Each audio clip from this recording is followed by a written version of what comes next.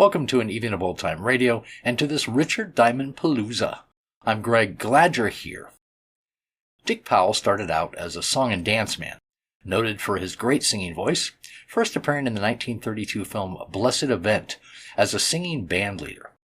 After that, he appeared in dozens of other films in the 1930s in similar nice guy musical roles, before signing with Paramount Pictures in 1940 and finally trying his hand at non-musical dramatic roles. Everything changed in 1944 when he was cast in Murder, My Sweet as Private Detective Philip Marlowe, the hard-boiled tough guy detective. The movie was a hit, and Powell successfully reinvented himself as a dramatic actor. He reprised the role in the Lux Radio Theater dramatization of the film that same year. Because of this, also in 1945, he got the lead role in the radio show Rogue's Gallery as Richard Rogue, Private Eye. And then 4 years later, his arguably most famous role in radio came along as Richard Diamond, Private Detective, on the radio show of that name. Just like as Richard Rogue, he was a slick, sophisticated gumshoe who tended to get knocked out quite often, and unlike Rogue, sang to his girl Helen Asher at the end of each episode.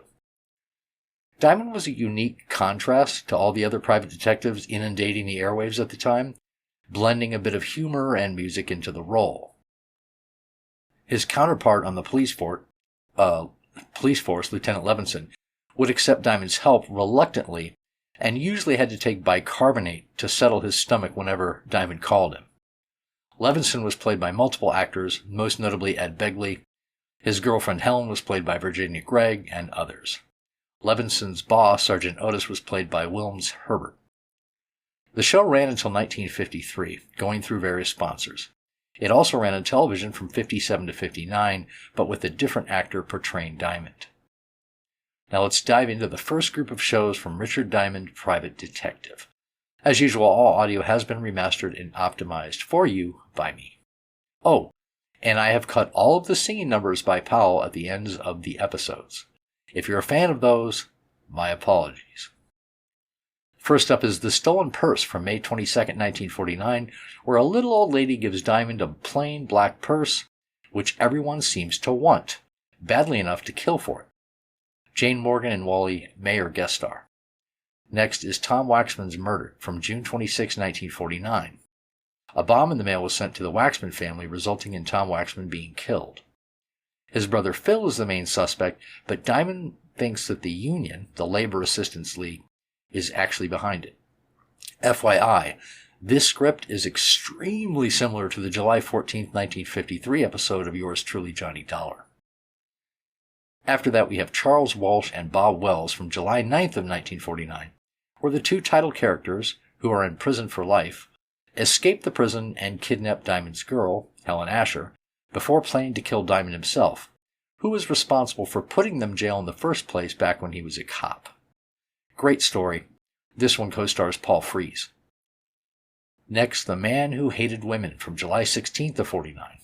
This is a really great episode about a serial killer on the loose who is murdering women right and left, and Lieutenant Levinson asks Diamond to help, as he will be fired if he doesn't solve the case within a week. Bill Conrad, Lorene Tuttle, and Jack Crucian also star.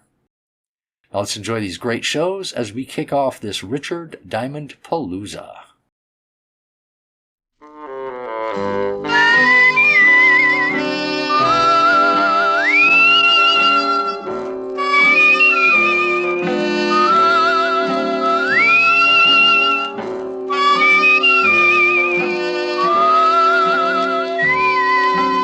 Here's Dick Powell, transcribed as Richard Diamond, Private Detective. My name's Diamond, and like a lot of working people, at 5 o'clock in the afternoon, I get pretty anxious for 6 o'clock to roll around, especially if I haven't had a client for the last 3 days. But even if I don't expect anyone to drop in before 6, I can't take a chance, so I stare out of my office window on 53rd Street just to kill time. I see the night starting to muscle in on the Broadway bright lights, and I wonder just how many prospective clients are out in the city. Who's getting in trouble, what kind of trouble, and will they come to Richard Diamond for guidance? Now, take the two hard-looking thugs in a downtown hotel room as they watch a pretty blonde hurriedly get into a flashy mink coat. They're going to need plenty of guidance. Where you going, Dottie? I got an appointment. Don't you think you ought to stick around just in case the contact comes in? If it ain't here by now, it won't be until tomorrow. Now stop looking like a couple of anxious bloodhounds. Relax. Sure, Dottie, sure. But you really cannot blame us for being a little disquieted. Don't she look classy, Al? Hey, who you gonna roll tonight, dollface? Your grandmother. Or ain't she out of Alcatraz yet? Hey, I don't like no cracks about my family. Well, what are you gonna do, Stan? People stop by the zoo every day. Now, please, no logomachy. Yeah, no, look, yeah. You keep running off at the mouth like that, baby, and you'll be spitting out all your teeth. Yeah, well, when you kick off, Stan, don't try to sell your body to science. I'll never get both heads in that bottle. Why, you... Please. I'm gonna hit... Please, please. Leave us, Dottie. And Stanley, you shut your big mouth before I shove my foot in it. Go on, Dottie. I think you had better make a hurried percolation. What? Beat it. Oh, Al, why didn't you let me mess her up a little? She's always acting like she's got a family background. I do not know whether her family had anything to do with it, but it is a very nice background to gaze at. Now shut your ugly face and let us start tailing her. Tailing her? What for? I think she is up to something. Yeah, well, sure she is, but I don't want to get booked as a peeping Tom. Stan, you are a melonhead. I think she is going to try a cross. Florida has never been late with the numbers before. You think she's going to pick up the bundle and skip? No. I just want to see what she does with her evenings. Oh, well, I can tell you that. Stanley, please. You arouse my irascibility. Oh, I'm sorry, Aloysius. Evening paper. Paper. Evening, Glenda. Oh, hello, Horace. Times. You look tired. Hard day at the office? I stayed home. My wife's swell. Here's the Times. Yeah, thanks. Good night, Glenda. Good night. Papers. Evening papers. Have you got a late edition? Why, yes, right here, dearie. You got it? Yeah, in the purse. Put it down on the counter and look through the paper. Okay. Paper. Evening paper. What do you want me to do with the purse? Keep it till I meet you at the train. Sure, honey.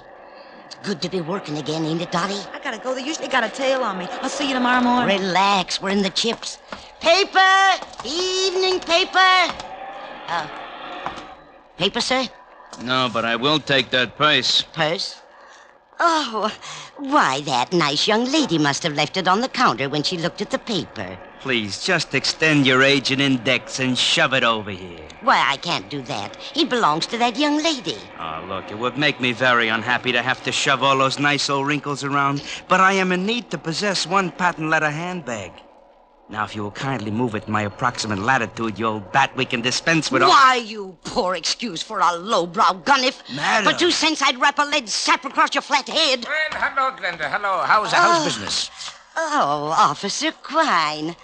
Aren't you on a little late? Yes, I've been changed to the 6 o'clock beat. Well, good evening, sir. Yeah, lovely. Good evening, officer. Say, haven't I seen you somewhere before? Hardly. I reside in Flatbush. Well, thank you, Mother. I do not see anything I want. There, goodbye. He doesn't see anything he wants. What does he think you're running? A drugstore there? Hey, Al, I saw a cop. I am proud of you, Stanley. Huh? Now let us hurry around this corner.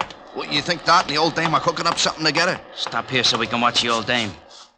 Stanley, to put it in your words, yeah, I think they are cooking up something.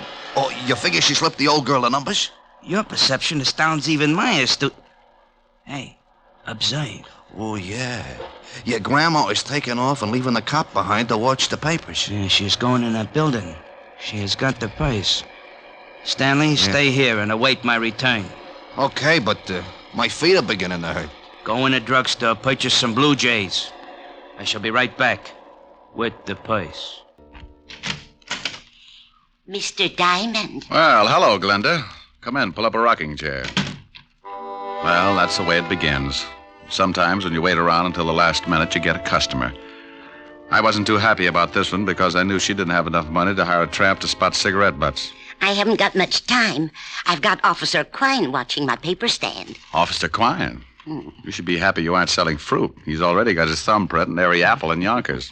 Mr. Diamond, I found this purse. Found it, Glenda? Oh, you know me, Mr. Diamond. I'm going straight now. I remember a snake that said that once. He broke his back. Honest, I haven't been doing that kind of business since I got out. Well, what can I do for you, Glenda? I'm broke. Oh, it's not a touch. I want you to find the owner of this purse and return it. Why don't you give it to Officer Quine? Well, there's no money in it. And with my record, he'd sure run me in for purse snatching. No money, huh? Oh, no. No, I didn't touch a thing. Just took a peek, maybe. Oh, yeah. A young girl left it on my counter. If you find her, you can ask her. I didn't touch a thing. Okay, I'll see what I can do. Oh, thank you, Mr. Diamond. Goodbye. Keep your nose clean. Oh, I will.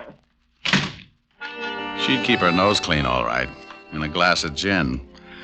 I'd known old Glenda ever since she started working bunco rackets and got put away for 2 to 5. I was sure she'd lifted the dough from the purse, but I opened it and went through it anyway. I was just kicking myself for telling her I'd try to dig up its owner when the door opened and an ugly-looking mug wearing alligator spats walked up to my desk. You should be ashamed, looking at someone else's purse. It's a bad habit, like not knocking on doors. Oh, it said on the door to come in. How long did you have to wait before someone came by to read it to you? May I please have the purse? Oh, is it yours? Yes. Well, I didn't notice the wedges. Give up high heels? You are a very poor comic. Now, may I have the purse, or must I make you bleed? Oh, it's like that. Well, sure, here it is. Thank you. And something to go with it. I caught him with one that made my arm feel good clear up to my shoulder. His eyes rolled back, and he went down faster than the celluloid collar on the flagpole. I looked at the black purse and started getting that lousy feeling again. I'd gotten into something, and it was beginning to smell already. So I called the 5th Precinct Police Station and an old friend, Lieutenant Levinson. Homicide, Sergeant Otis. Hello, Otis. Let me talk to the lieutenant. Is this Diamond? No, it's platoon number 3 of the Brownies, 300 strong. Now let me talk to the lieutenant. Hey, what are you going to do with all those tired jokes when you run out? Give them away to idiots. You want to start a collection? Nuts. Lieutenant Levinson. Hello, Walt. Diamond. Oh, wait a minute. Otis! Yeah, Lieutenant. Where'd you put the bicarbonate? In the top drawer, Lieutenant. Oh, hold it a minute, Rick. Get me some water, Otis. Yeah, Lieutenant. Go ahead, Rick. I can stand it for a second. Well, if you didn't get so excited, you wouldn't have to take that stuff. Here you are, Lieutenant. Never need this stuff until you call. Now, who's dead? Nobody, but there's a guy in my office lying on the floor. He's dead. He's got to be. No, he isn't, Walt. I just belted him in the mouth when he tried to get rough. Wait a minute. He's trying to wake up. Groan for the nice policeman. You hear him, Walt? Okay, so some guy got tired and went to sleep on your floor. What do you want me for? Hold it a second, Walt. He's getting a little too active. What did you do? Kissed him good night. What did you do that for? Well, I've seen him somewhere. I think he's wanted. Oh, well, hang on to him. I'll send the wagon down. The door will be open. I'll fix it so he doesn't get away. Wait a minute, Rick. Where are you going? Well, about 5 minutes ago, an old dame hands me a black patent leather purse and asks me to find the owner. Right afterwards, this cultured gorilla wanders in and says the purse belongs to him. Oh, what's in it? Nothing much. A compact, book of matches, and a handkerchief. Smells nice. No money? No? Oh, I got to stop by Helen Ash's for a minute, and then I'm going to find out what makes this purse so valuable. Say hello to Helen for me. Sure thing. Bye, Walt. Be a good boy. Goodbye.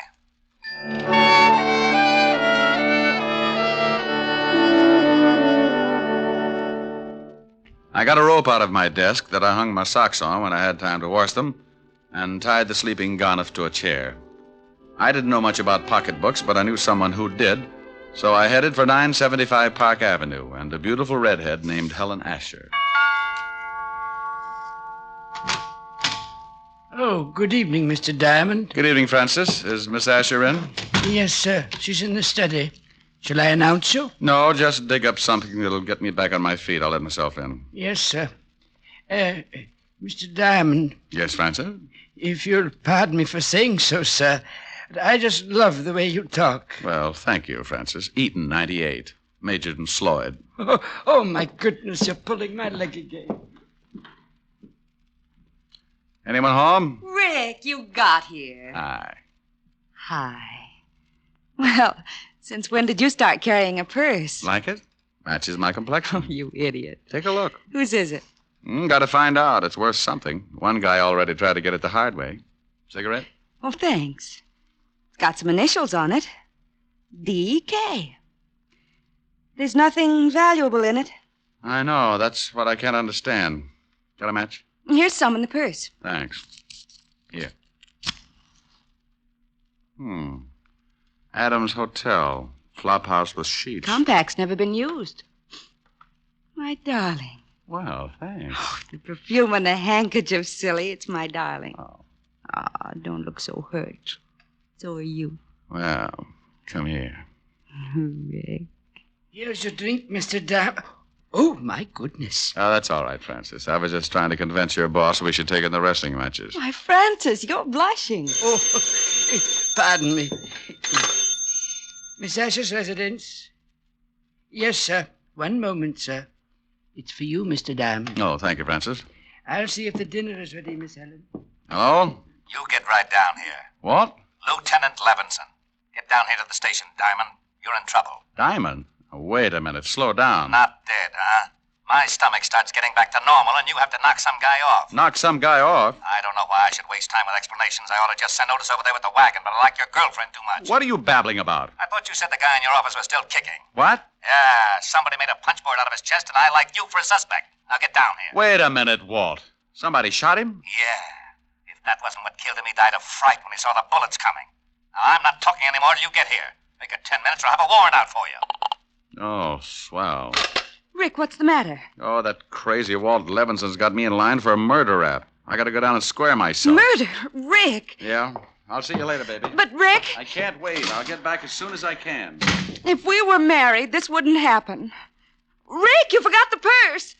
Francis! Francis! Yes, Miss Asher? Francis, Mr. Diamond forgot this purse. See if you can catch him. He's gone to Lieutenant Levinson's police station. Yes, Miss, I'll do my best. Rick just has got to stop this foolishness. Oh. How did you get in here? Who are you? I come in a back way, lady. Where's the shamus? You get out of here. No, just relax, baby. One yell out of you and you get hurt pretty bad. What? Where's the shamus? He went down to the police station. Okay. Where's the purse? I saw him bring it in. I don't know. Oh, come on, baby. Or do I shake it out of you? You stay away from me. You... Hood? What? Where's the purse? I told you I don't know. No, stay away. Okay, but you're making it tough on yourself. Stay away. You stay away from me.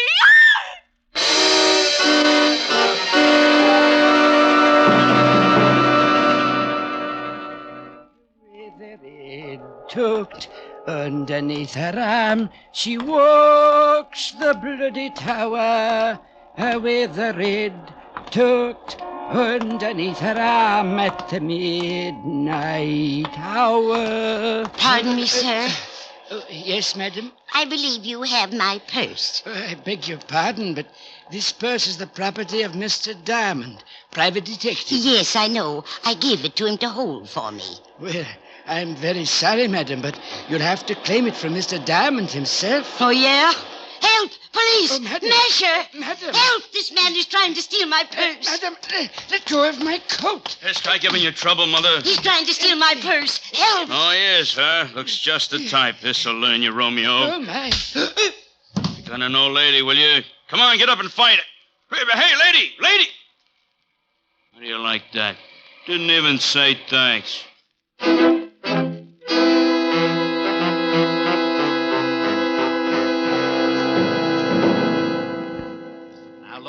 I don't care what you say. You told me you had a guy in your office. When my men got there, they found him tied in the chair with 3 bullet holes in his chest. He was making noises when I left. Some guys do that when they get shot. Oh, stop being an idiot. You know I didn't kill him. Yeah, I know it, but what do I tell the commissioner? That I let you go because you're a friend of mine? Used to be on the force? No, but you don't have to act like I rubbed out the whole West Side. Well, I'm mad. I want to retire in 5 years, and I want to do it with a healthy stomach.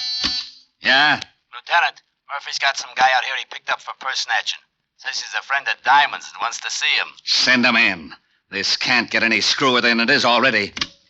I got a purse snatcher who says he knows you. Purse snatcher? Francis. Yes, Mr. Diamond. I don't feel so well. That's all, Otis. Isn't he your girlfriend's butler? Yeah. What happened, Francis? Well, sir, I was bringing that purse down to you. That's right. I left it at Helen's. Yes, sir. Well, a little old lady approached me on the street and claimed it belonged to her. What did she look like? She had white hair, and she was wearing an old shawl. I think she'd been drinking gin, sir. Cheap gin. Glenda. Glenda Bergen? Is she the one who gave you the purse? Yeah. And then what happened, Francis? When I wouldn't give her the purse, she started yelling and called me a masher. And some enormous gentleman arrived and clouted me in the jaw. Oh, it was disgusting, sir. And the old lady got the purse? Yes, sir.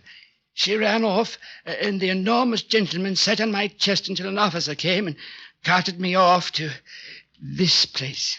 Was Miss Helen all right when you left her? Why, yes, sir. You don't think... I don't know. But if they knew I had the purse and spotted me going into Helen's... Here, Rick, use his phone. Thanks. Don't you see, Walt, this whole thing has something to do with that purse. Purse, schmurse. I've still got a stiff on my hands. Oh, my goodness.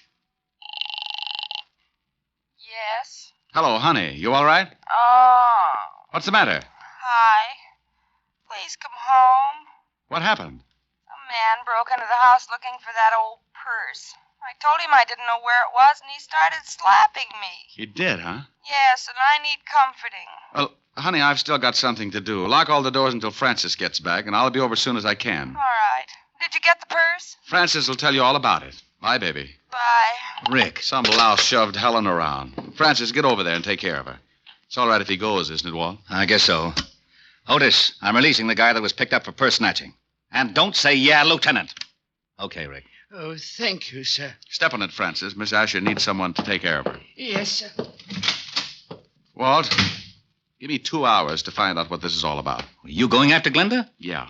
If she's tied up with this killing, I'd better send some of the boys along. Give me 2 hours alone. I want to find the guy who shoved Helen around. Okay, Rick. 2 hours, and I put in a general alarm for you and the old dame. You know where she lives? You got a shack over near the East River. Thanks, Walt. Otis, let Diamond go and bring me a tablespoon and some water. And Otis, shut up.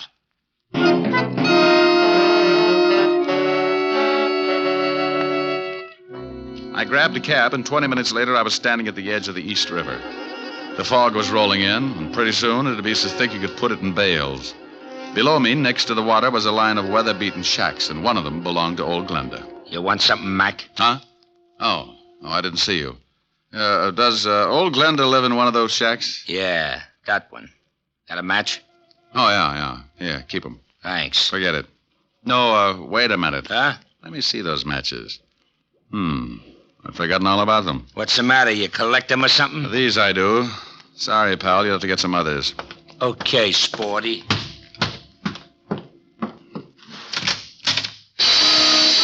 The inside of the shack looked like a hardware store after a good earthquake. Someone had torn it to pieces, and old Glenda had gotten the same treatment. She was lying on the wooden floor staring up at me. She couldn't close her eyes because a rope around her neck was squeezing them open. Is she dead? Huh? I followed you down. Well, hooray for you. The next time you sneak up on somebody, you're liable to end up with a skull fracture. Just wanted to see what was going on. Is she dead? Unless she can breathe through her feet. She's been strangled. Gonna call the cops? No. I thought I'd rub her wrists for a while. Now, here's a buck. Call Lieutenant Levinson at the 5th Precinct and tell him what's happened. Sure. Got a nickel? Yeah, here. And tell him I've gone over to the Adams Hotel on 28th Street. My name's Diamond. Good for you. Now step on it.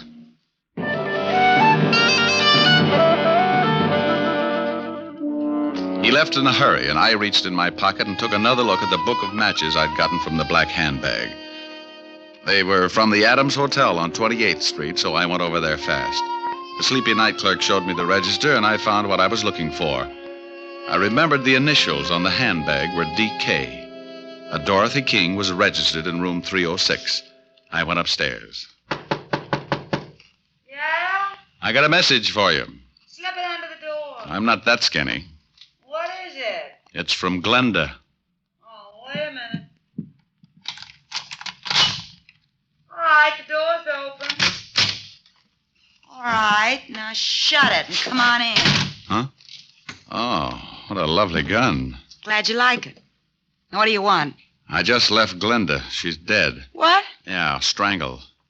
How'd you find me? Matches in your purse. They were from this hotel. I checked the initials on the bag with the register. DK, Dorothy King, room 306.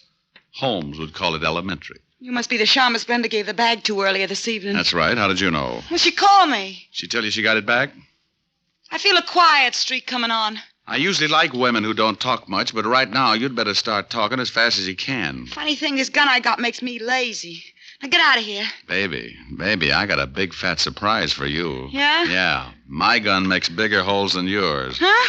What do you think I'm doing with my right hand, keeping it warm? Oh, don't give me that. You ain't got nothing but a big finger in that pocket. Oh! Surprise. Next time I make it count. Wait a minute. Sure. Drop it. Now that's better. Kick it over here. All right. Please, I didn't kill Glenda. Where's the purse? I ain't got it, honest. Well, who has? Now, look, baby, I'm in a bad mood. Honest, I don't know. That's right. She don't, mister. Stan. Well, you certainly know some pretty ugly company, Dottie. I don't know if I like that. You don't? Maybe I can word it a little different. Stan, he's a private cop. He come up here and tried to shove me around. Well, you should have done it, Shamus. Would have saved me the trouble. What do you mean, huh? Why, you no good, cheap double-crosser. Al and me saw you slip the bag to that old dame, and Al got killed trying to get it from the Shamus. I didn't kill Al. Nah, the old dame did it. I went up to the office and found him dying. He told me she done it. What are you going to do? Well, the organization don't like being crossed. I got the purse from the old dame and paid her off for killing poor old Al. Now I gotta pay you off. I got a surprise for you, too, Stanley. Yeah, you try anything, you'll have more holes on you than a fishnet. He's got a gun in his pocket. Well, look at his pocket, wise guy. Oh, gee, I wish Al was here. He'd know what to do. Oh, and shoot him. Shoot him. Stan's got it coming. Looks like it's a tie. No sense in both of us getting killed. Yeah, you plug me and I'll nail you before I go down. Don't listen to him. I think he's got a point. What are you going to do? That's up to him. Well, as Al would say, a hurried departure is in order. I'll take care of you later, Dot. Huh? Goodbye, all. Yeah, it's pretty good. Al would like that. Don't let him get away. Stop him. You stop him. All right, baby. Where's he going with that purse? If I tell you, will you give me a chance to get out of town? I can't do anything about that. When I leave, you're on your own. Technically, you haven't done anything the law could hold you for. I haven't? No, but that won't stop me from pushing you around. Now, let's have the story. If Stan hasn't been there already, he's headed for a locker in the subway station at 34th Street. What's in the locker? $100,000 in counterfeit bills. Oh, baby. Counterfeit. You have been naughty. Now, Papa, we'll have to keep you on ice for the cops. Get in the closet. Oh, please, give me a break. Sorry, honey. Get in. Ouch, you're hurting me.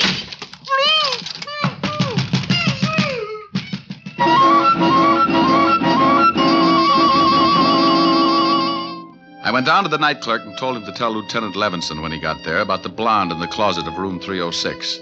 The subway wasn't far, but Stanley had a head start and he was in a hurry. I ran the rest of the way. I went down the steps. A train was just pulling out when I spotted him. He'd just taken a bundle out of one of the lockers, and as he turned to go, I walked up behind him. Hello, Stanley. What? What you got in the box? The Shamus. Here, you take it. Oh! He tossed the package in my face and started running for the exit. But a crowd of people blocked his way, and when he saw me come up with my gun, he changed his mind. He turned and vaulted the turnstile, and I ducked behind the row of lockers. He had a gun, too. I tried to get a clear shot at him, but there were too many people. And then the frightened little guy did a stupid thing. He jumped down on the tracks and started running up the tunnel. Oh, look at that fool man. He's jumped down on the tracks. Stanley, come back here. You can't get anywhere that way. You said it, Mac. He's running uptown on the downtown side. Here's a corny line. Stop or I'll shoot. You won't get me. Stan, look out. There's a train coming. Look out. No!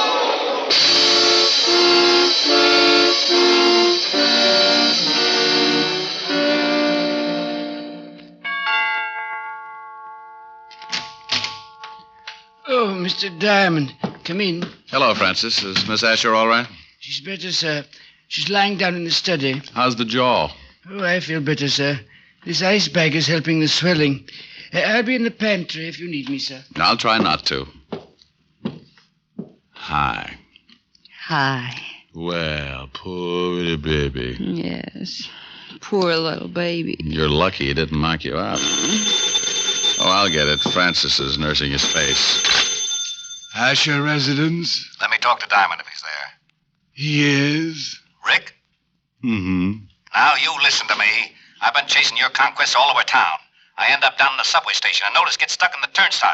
Don't you think it'd be nice to let the police department in on something once in a while? Oh, sure. Right now I'm at 975 Park Avenue, nursing a beautiful redhead back to health. Oh, did you find the blonde in the closet? Yeah, I got the whole story from her. You want to hear it? I guessed most of it. She was fencing for a counterfeit ring, and she tried to cross them. The key to the locker was in that purse. Yeah, in the compact, under the pancake makeup. She and old Glenda used to do a duet together before they both got sent up. When the blonde got out, she started working for a counterfeit mob. They'd stashed the dough in different subway lockers around town and used her to make the contacts. So she figured she could use the 100,000. Well, nothing like being in business for yourself. She was afraid to pick it up herself, so she slipped the purse to Glenda like she'd just forgotten it. Ricky. Yes, dear? Are you listening to me? I just stopped. Bye, Walt. What? Now, wait a minute. What is it, baby? I want some sympathy. Sure. What would you like, lover? Sing something. Oh, come on, baby. We can do without that. No, I want you to. I'm sick. An invalid should be pampered. Oh, let me rub your head or something. Afterwards. Well, what is that? Oh, it's that grouchy new neighbor. Oh, it is, huh? Mm-hmm. Hey, you want something, bud? Yeah, shut your big bazoo! Yeah, okay. That guy gets shell-shocked if you fried potatoes. Rick. What is it, baby? Come here. Oh. You do need pampering. You have just heard Richard Diamond, Private Detective, starring Dick Powell.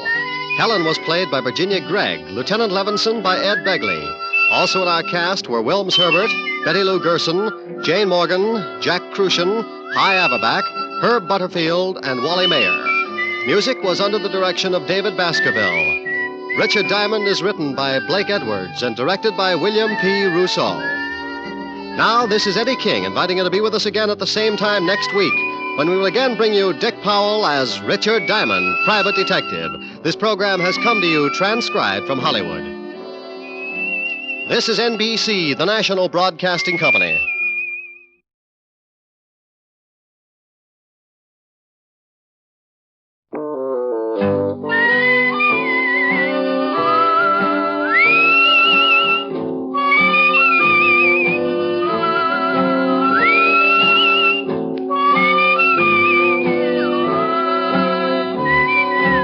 Here's Dick Powell as Richard Diamond, Private Detective. Hello there. I'm Diamond. Wonder if you've got any idea how much trouble a private detective can get into sometimes. Well, if you happen to have an office at Broadway and 53rd Street and the sign painted on your door reads Diamond Detective Agency, you're a setup for more trouble than a guy who goes bear hunting with a switch. I know, because I've got that office and the sign painted on the door. Sure, I've got a lot of idle time, and I use it up sitting around with my feet on the desk, waiting.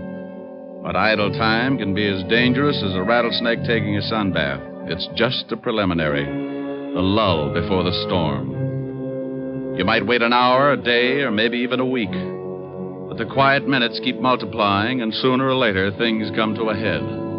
Like one day last week. I'd been working on an extra long lull that didn't look like it was going anywhere. But in another part of town, a union meeting was taking place. It was going to keep me jumping around like a hungry flea at a dog show. I wanted to talk to you men. It's time that we did something. The Laborers' Assistance League is already functioning in a great number of factories in this city. And it's getting a stronger foothold all across the country. It continues to expand and gain power because it operates best where there's growing unrest and discontent within the factories. Now, they cause trouble and make it look like the union's not doing a good job for the worker. I know for a fact that 4 or 5 men can sit in on a union meeting and cause enough trouble to make it look like the whole union is wrong. Now, this union is getting along fine. He's really out to make trouble tonight. Yeah, if he keeps it up, this is going to be a tough union to crack. He won't keep it up. We're going to take care of him. Oh, what good will that do? His brother Phil will be in from California next week. We can shut his brother up, too. Are you sure he planned this thing with his brother? Yeah. When he gets in from California, he's bringing enough information to put us out of business. Well, that just gives us a week. He's talked too long. Let's break this meeting up. Is doing just that. Yeah? How do we know you're not talking through your hat? Well, now, look, you all know me. I gripe as much as the next guy. But I know for a fact that this league is not only working like that all over the country, But now it's beginning to move in on our factories and our unions. Yeah, but how do we know it's such a bad thing? They're a bunch of racketeers. And if you don't believe me, you come to this meeting next week, and I'll give you the proof you want. Well, I guess you're right. He promised them proof in a week, and that's what his brother gets in. Don't worry about it. When he gets the package, he won't be able to give anybody anything.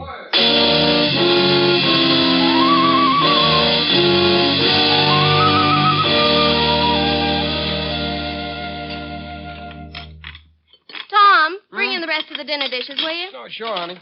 Here, Mama, let me wash them. You talk to Tom for a minute. He's going to another meeting tonight. Oh, meetings. Always meetings. Oh, Tom, you're working too hard. Don't worry, Mama. Phil will be home tomorrow. He'll help me. Oh, this is not a good business, Tom. The phone call, the threats. Come on, Tom. Tell Mama. No, I can't, Mama. It'll all be over soon. Now, come on. We'll help Marge. I told you to go sit down and relax.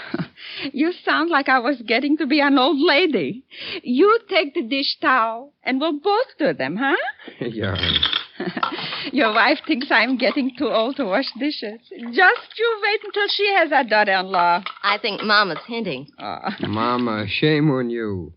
You give us the time to get the son first, then there's plenty of time for a daughter-in-law. Well, I had you and Phil by the time I was 18. Marge is 22, and you've been married over a year now.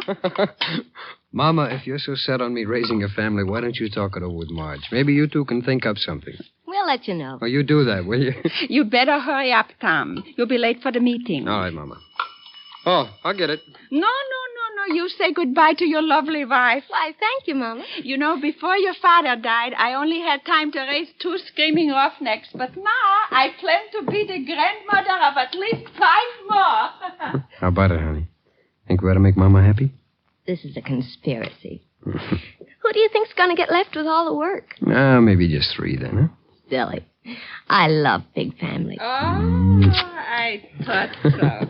Smooching when you ought to be on your way to the meeting. Can a guy even smooch with his own wife? Who was at the door, Mama? The mailman. He left our special delivery package for you, Tom. It's in the living room.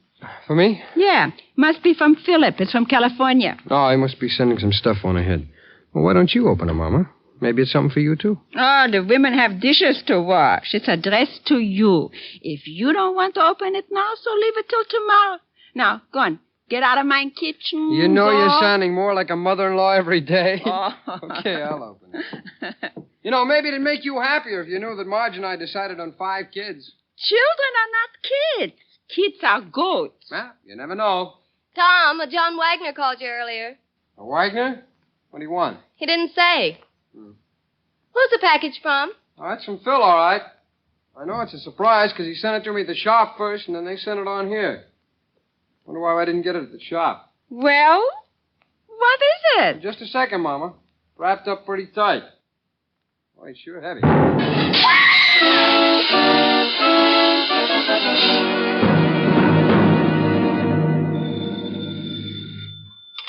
Diamond Detective Agency, murder solved cheap. We eliminate the middleman. Oh, by George, that was a good one. Is this Lieutenant Levinson, the homicide kingpin? Yeah. Rick, get down here, will you? What's up, lover? Something pretty nasty. Well, tell Otis to stop leaving his bubble gum under the seats. No kidding, Rick. This is something that you ought to know about. Well, stop sounding like an auctioneer at a mortuary and tell me what it is. You know the Waxmans? Mama Waxman? Yeah. Sure, I had dinner over there last week. Took Helen. What's happened, Walt? Last night, someone sent Tom Waxman a box with a bomb in it. What? I knew you were a friend of the family, and I've got to talk with you. Come down here, will you? You know it. I closed the office and grabbed a cab for Walt's precinct. All the way over, I kept thinking about Mama Waxman and her 2 sons. I'd known the whole family when I used to be on the force. Tom, who used to sing first tenor at the synagogue, had gotten hit in the throat with a baseball. Cantor Weinberg asked me to take over for him, so I sang that day in Tom's place. Mama Waxman heard me and asked me over later for the best dinner I'd ever eaten. We've been friends ever since. The cab dropped me off at the station, and I went in fast. Sergeant Otis was sitting at his desk reading the Police Gazette. Hello, Otis. Stop panting. They're just pictures. Oh, it's the comic gumshoe. Go on in, Diamond. The lieutenant expects you. Well, thanks, Sergeant. Oh, by the way, when are you going to get a haircut? You're beginning to look like Rasputin with a Tony. Hello, Walt. Sit down. I got a real headache. How much damage did the bomb do? Plenty. Killed Tom and put his wife and mother in the hospital. Mama Waxman's pretty bad. Oh, that's awful. Any line on the killer? Yeah, that's why I got this headache. We're, holding Phil Waxman, Tom's brother. Holding Phil? Are you crazy? Those two kids were inseparable. Tom's wife said that the box the bomb came in was from Phil. She heard Tom say so before he opened it. Well, she could have been mistaken. Someone could have copied Phil's handwriting. The story's got more holes in it than a fishnet. The package was sent from California, Rick. That's where Phil was. He got in this morning and we picked him up at the train. What does he say? I thought at first he was going to say plenty, but then some guy comes in and says that he's his lawyer. After the guy left, Phil shut up like a clam. He denies the crime, doesn't he? Oh, sure, but that's all. Can't get anything else out of him. Who was this guy who claimed to be his lawyer? I got it right here. Name is John Wagner. You check on him? Yeah, he's a lawyer, all right, but we can't find an address on him. Moved his offices about 3 weeks ago. Can I talk to Phil? Won't do you any good. But if you want to, have Otis take you over to the tombs. I won't have to hold Otis's hand, will I? Oh, go on. Get out of here.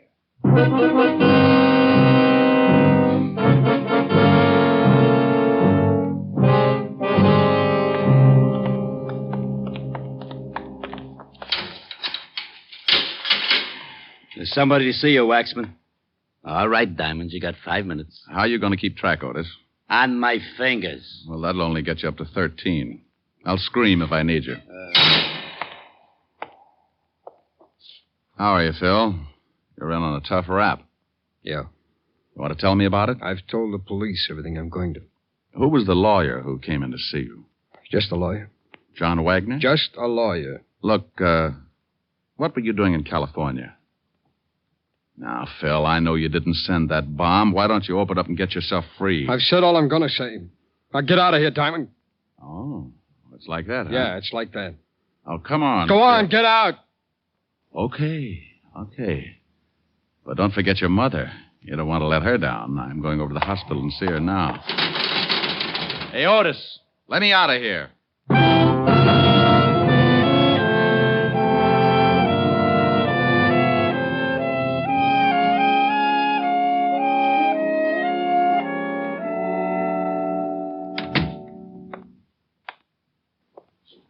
Hello, Mama.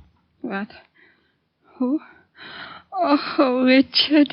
How's my big policeman? Fine, Mama. Did you know that one of my wonderful sons is dead? Did you know that, Richard? Yes, Mama. Now, you take it easy or the doctor won't let me stay. They killed my Tom because what he said was the truth. And that's why they are bad. Because they don't let people tell the truth. Who, Mama? My boy Phil knows. He will tell everything about them, and then they will be arrested. Sure, Mama, but who does Phil know about? I just saw him, and he won't tell me. Mama. I feel so sleepy. I'm tired. Mama. You'll have to leave now, Mr. Diamond. Is she asleep, nurse? Yes, we gave her an injection before you got here. Oh. Well, then may I see Mrs. Tom Waxman? For a minute, yes. She's in this next room. She isn't as serious as Mrs. Waxman, but she has to rest. I'll give you a minute with her.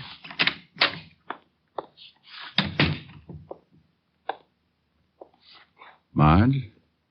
Yes? Who is it? Rick. Oh. Oh, now, come on. You got to help me out. I'm the guy that's supposed to make people laugh. I'm the cornball with the bad line of chatter, remember? Can't help it. Sorry, they gave me something to make me sleep, and things don't make too much sense. Look, dear, I want to help Mama, and I want to help you, too. But the nurse will only let me stay a minute. The police are holding Phil. I just came from seeing him. Did he tell you anything? Nothing. I made a mistake and told the police that the bomb had arrived in a package from Phil. I didn't think... They can't believe Phil would ever do a thing like that. He was helping Tom. Mama said Phil knows who did it. He doesn't know. He just knows who's behind it. I'm pretty sure I know, too. Who, Marge? Tom's been making speeches against an organization that call themselves the Laborers' Assistance League. I've heard of them. King-size bunco game. Yeah. Phil's been in California. He joined the league and found out a lot of things about it. He used to write Tom once a week. Your time's up, Mr. Diamond. You'll have to leave. Just a second. Marge, did Tom tell anybody what his brother was doing? I don't know. There was a man named John Wagner that called Tom all the time. John Wagner? He's a lawyer. Please, Mr. Diamond. Did he tell any of the men who work in the shop with him? Yes, I think so. Mr. Diamond, I'll have to call the doctor. Please, nurse. This may mean another man's life. Marge, who did he tell? Well, I can only remember one person. Ralph Pryor. Pryor. Mama used to fix Tom and Ralph dinner after work sometimes, but he was Tom's closest friend. Okay, Marge. Now, you take it easy, and I'll see what I can do. Please, Rick, find the men who did this. Yes. Well, I'll try. All right, nurse. I shouldn't have let you stay this long. What would I have to do to get you to take care of me? Have an accident. Well, I'll see what I can come up with. Bye.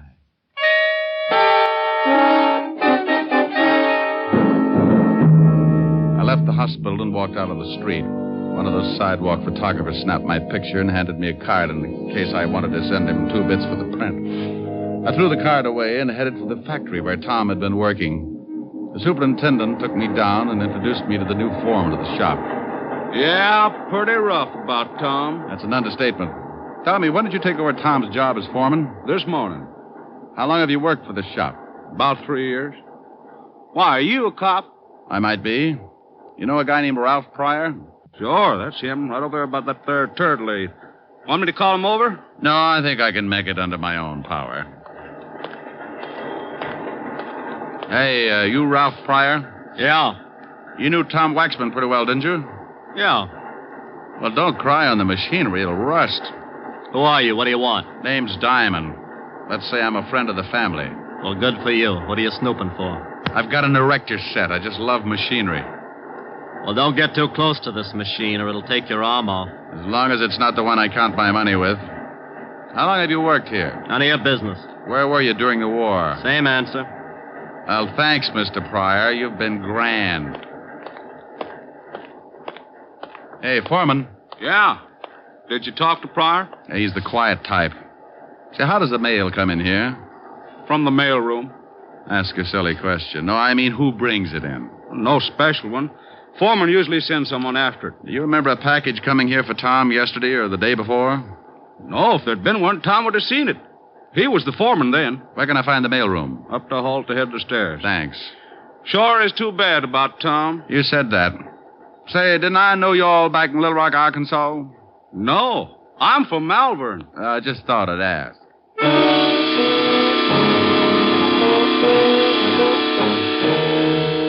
I went up and talked to the mailroom clerk, and he was a little more help. There had been a package for Tom. He told me that he'd sent it down along with some other mail, but he couldn't remember who'd picked it up. I was beginning to get warm, and I knew it.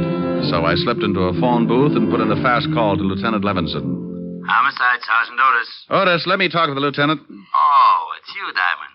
Why don't you stop playing like a detective? Why don't you buy the lieutenant a necktie for his birthday, a fuzzy green one? You think he'd like that? Sure, and if the clerk hasn't ever seen a fuzzy green one before, just show him your tongue. Now put the lieutenant on. Lieutenant Levinson. What? Did you find out anything about that bomb? Oh, yeah, Rick. It was dynamite. Highest grade. But I don't see how it could come all the way from California through the mails without the caps blowing the whole thing up. Neither do I. Do me a favor, will you? Pick up a Ralph Pryor. He works at the same shop that Tom Waxman did. What can I hold him on? Just pick him up for questioning. Since when do you need an excuse? Now, you wait a minute. If you know something about this I've case, just got a hunch. Pick the guy up, and I'll be down in a little while and tell you all about it.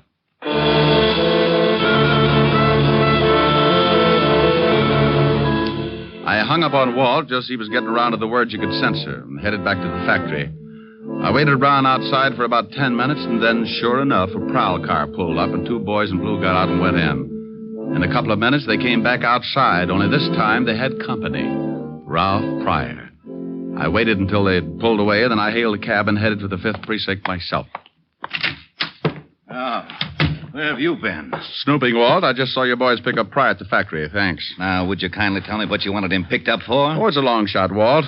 I found out he knew what Tom's brother was doing in California. What was he doing? Getting some information on a racket that's been trying to muscle in on Tom's local union. In California? Yeah, they're operating all over the country. You've heard of them. Labor's Assistance League. Oh, those leeches. Well, I still don't see what this has got to do with Pryor. Well, I think that bomb was sent from the factory here in New York. I found out a little while ago that in order to get hold of that package, the killer would have to be working in Tom's shop. You think Pryor did it? I'll tell you better when I see if anyone comes down to get him out. Well? Well, what? Well, what are we going to do? Sit here and look at each other? Well, that's a pretty ghastly thought. How about a fast game of canasta? Oh, you know it's a lousy two-handed game. Well, I'm just trying to help. We could play jacks, but twosies throw me. Yeah, what is it, Otis?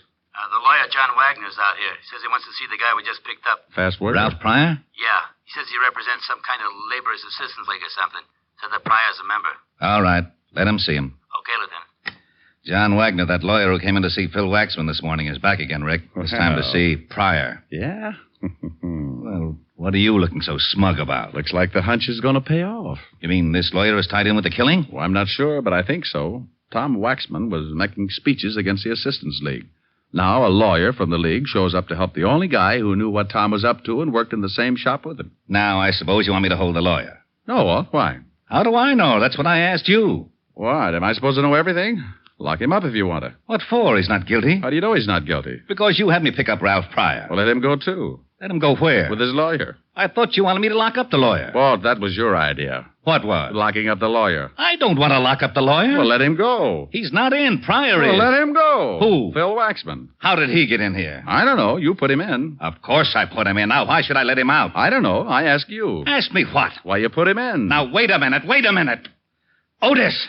Yeah, Lieutenant? Empty the jails and throw this idiot out of my office. Thanks, Walt. Bye. I went out in the squad room and spotted the lawyer just as Otis started back into Walt's office with a glass of bicarbonate. He was a little guy, dressed neatly in a Homburg, blue suit, and spats. I made sure that he was my man, and I went out in front of the precinct to wait. I hung around for about half an hour until he finally came out, and then I started the tale. He grabbed a cab, and so did I. We went across town, and I watched him as he got out and went into a big building on 38th Street. I went in after him. We rode the same elevator to the 8th floor. We both got out. I made like I was looking for a room number, and he went in the door with a sign on it reading Continental Shipping, offices in New York, California, and London. I got close to the door and could hear a phone being dialed. I'd have given my eye teeth, complete with the fillings, to have heard what the conversation was about. Yes, I just went down to see him. He'll be released in an hour. I've got him passage on the tramp steamer. When they release him, he'll meet me at a place I picked, and I'll give him the ticket. I'll tell him the police are up to something, and he'll have to get out of the country. Now, don't worry about that. He'll never get there. The captain of the ship is being paid to see that he doesn't. All right. Yes, everything is going as well as can be expected. Oh, one more thing. A friend of Waxman's, a private detective, is following me. One of our men took his picture coming out of the hospital after seeing Waxman's mother. Yes, well, don't worry about it. I can take care of him when the time comes. All right, goodbye. I waited until he came out of the building and the hunt was on again. I grabbed another cab, and it took my last $3 chasing him to a little waterfront dive on Canal Street. I followed him in and watched him sit down in a booth at the back of the room. I made like an unhealthy patron and took a table near the door where I could watch.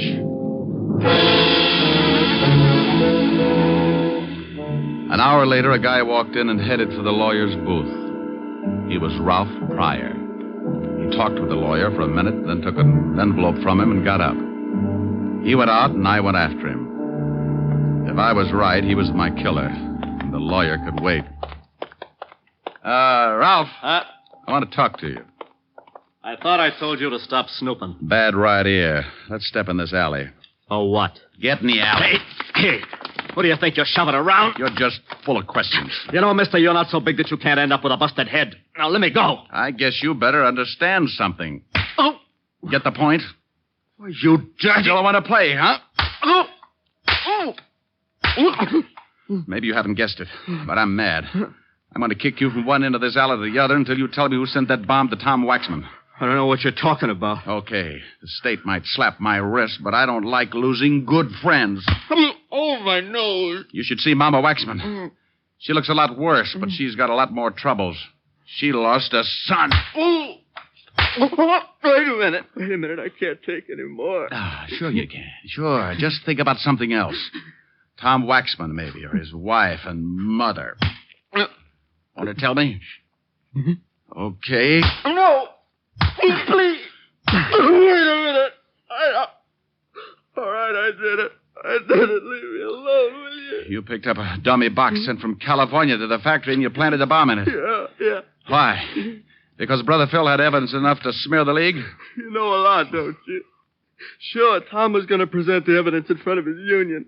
And the League sent an empty box from California addressed with Phil's forged handwriting. And I went up to the mailroom and picked up the box and put the bomb in it and sent it to Tom's house. You do it for the League? Yeah, I did it for them. Who's the boss of the League?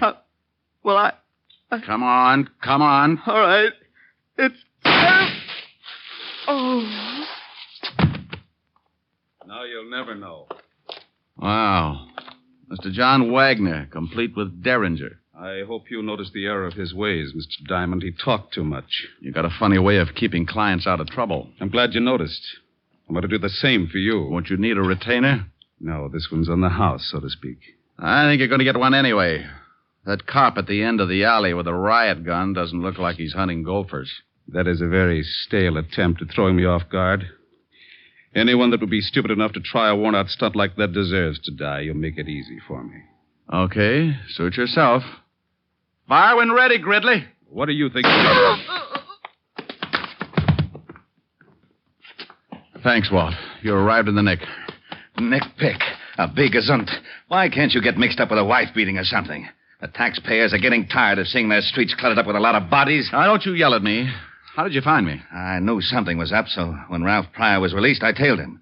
I saw you tailing Pryor. I saw the lawyer tailing you, so I tailed the lawyer. Well, if you'd had an 8-piece band, you'd have had a parade. Oh, nuts. Oh, what's the matter, Walt? You'd have had to shoot him. He was going to kill me. Oh, I'm not worried about that. Well, what is it? I forgot to bring my bicarbonate along. Oh.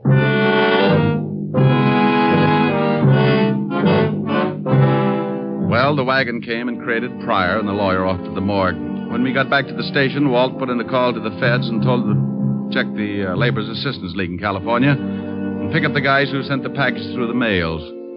Using the mails like that can be a tough rap. And 3 weeks later, the government closed in. They picked up the big wheel and threw the whole bunch away for 10 to 20. Tom's brother, Phil, was released, and he went in front of Tom's union and gave them the evidence he'd collected while he was with the League. Needless to say, the League wasn't represented that night or any night after that. About 3 weeks after Mama Waxman came home from the hospital, she invited me over for one of her famous dinners. I brought Helen, and her butler Francis came along to help with the serving. Oh, Mama, I'm stuffed. Oh, but Richard, you didn't finish up the cheesecake. Can't make it, honey. I can't move. Oh, the Helen's a good girl. She ate everything in front of her. You know what? You two should get married. Her appetite is the best argument against getting married I can think of. Keep working on him, Mama. All right. Now, let's all go into the front room. If I know my big policeman, he still likes to stretch out on the couch, huh? You are so right. Here, let me help you, Mama. Oh, thank you, Richard. Where's Francis? Oh, he's in making some coffee. Oh, he's been such a help. Before the accident, it was nothing to serve supper. You sit right here, honey. All right. Thank you. I won't have to eat another thing for a week. Here's the coffee, Mrs. Waxman. Francis, you must call me Mama, like the rest. Oh, yes, ma'am. Mama. Did you have enough to eat also, Francis? It was simply wonderful. You know, someday if Miss Asher doesn't mind, I'd like to stop by and, well, to swap recipes, as it were. Well, I think that would be wonderful, Francis. Why don't you do that? I'll give you some fine ones, Francis. Where's Phil tonight, Mama? He had to go to our union meeting. He's going to work in Tom's shop. He also asked me to thank you for singing at the funeral. Glad to do it, Mama. Richard, we always wondered where you learned to sing in Yiddish. Well, I used to pound a beat on the Lower East Side. Well, would you do me a big favor, Richard? Sure, dear. I'm feeling a little sad about my boy tonight. would you sing something for me? This song he liked you to sing. Oh, I'm a little full of dinner, Mama. Please, Ray. Oh, yes, sir. Please, Mr. Diamond. Well, all right. Mimi. A Yiddish Mädel, darf a Yiddischer Boy. It's pretty good for a shaker, sir, Mama. Fine. Du schöner Mädel, in es darf sein a Zoe. What does it mean? Don't tell her, Mama. Oh, that was wonderful, Richard. You know you would make a fine cantor. Well, thank you, Mama. How did you like it, Francis? Ha! Als een hazen bist der gitten Dishwasser. What? Francis. What did he say, Mama?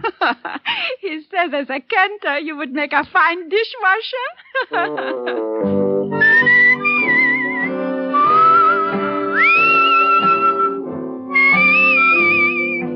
You have just heard Richard Diamond, Private Detective, starring Dick Powell. Hey, Eddie, you mind if I butt in for a minute? Not at all, Dick. Thanks. I just wanted to tell the people that next week our show is going to be on at a different time and a different day. The day will be Saturdays instead of Sundays.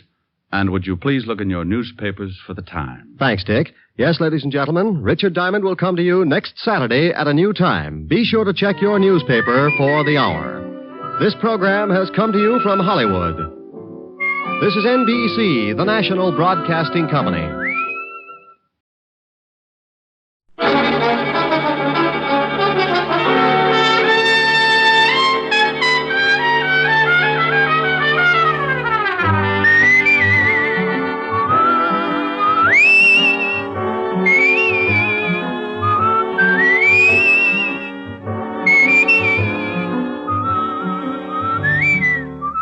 Here's Dick Powell as Richard Diamond, Private Detective.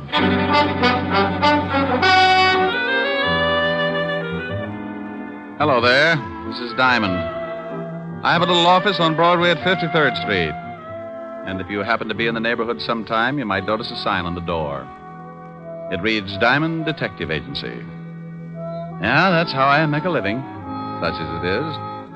I sit at my desk behind that door and wait for someone to come in and hire me.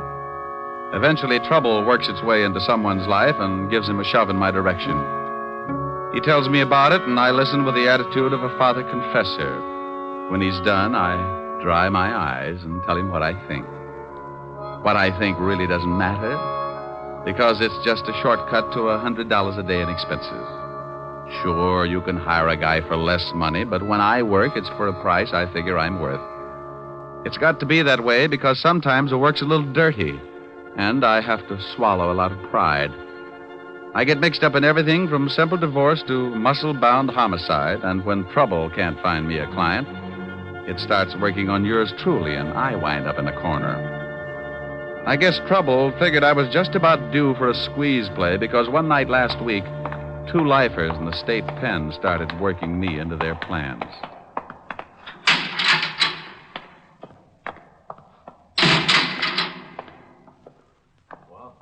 What about it, Walsh? Shut up. Wait until the guards pass.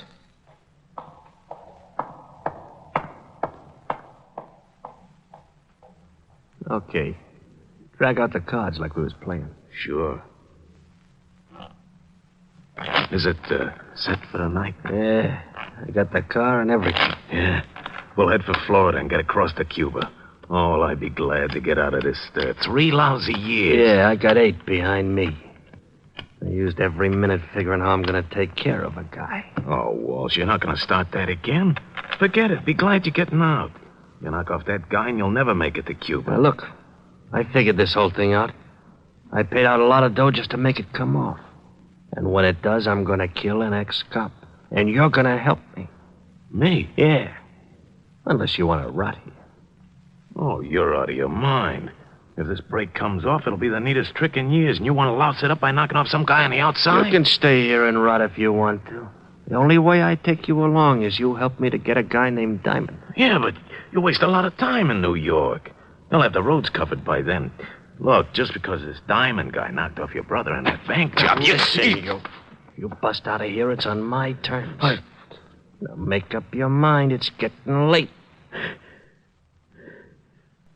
Okay. Give me the layout. Yeah, what is it, Otis? We just got a call, Lieutenant. 2 prisoners busted out of Sing Sing, killed 2 guards. Who are they? Big time. Bob Wells and Charles Walsh. Charles Walsh? Yeah, lifer. I know. Diamond helped send him up before I took over this department. Otis, get Diamond on the phone. Diamond? Yeah, Diamond. Who'd you think I meant? Little Red Riding Hood? Yeah, Lieutenant. Oh, Diamond, Otis. Bring me my bicarbonate, Otis. Someday I'm going to get good and sore. What did you say? Nothing.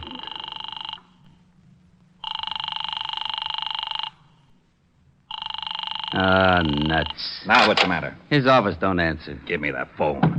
We've got to find him before Walsh does. Maybe he's over at Helen Asher's house. All right, Otis, stop standing on one foot. You can leave.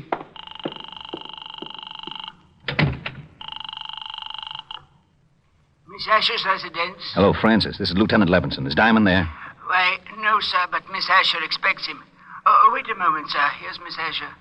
It's Lieutenant Levinson for Mr. Diamond, Miss Helen. Oh, thank you, Francis.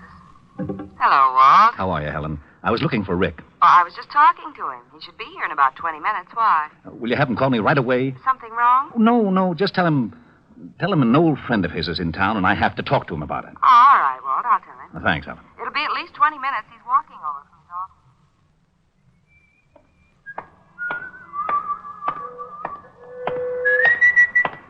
Okay, Diamond, hold it right there. Start walking over to that sedan. Don't you know it's not polite to point? Look, laughing boy, I got a big gun in my pocket. Well, I'm proud of you. I thought it was a crossbow. Get moving.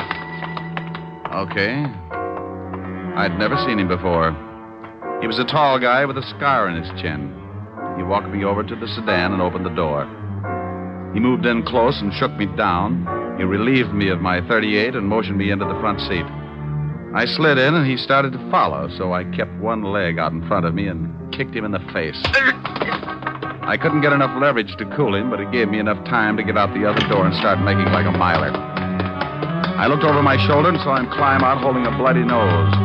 I knew he wouldn't take a shot unless he got close enough to make it count, so when he started after me, I ducked into the subway. I found a dime and went through the turnstile. A train was getting ready to pull out, so I pushed my way on just as the gonnet came down the stairs. He certainly wasn't happy to see me go. He didn't even wave goodbye. Wait a minute, you! Wait! Oh, nuts.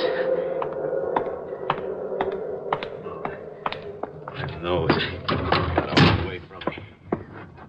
Will I call like that?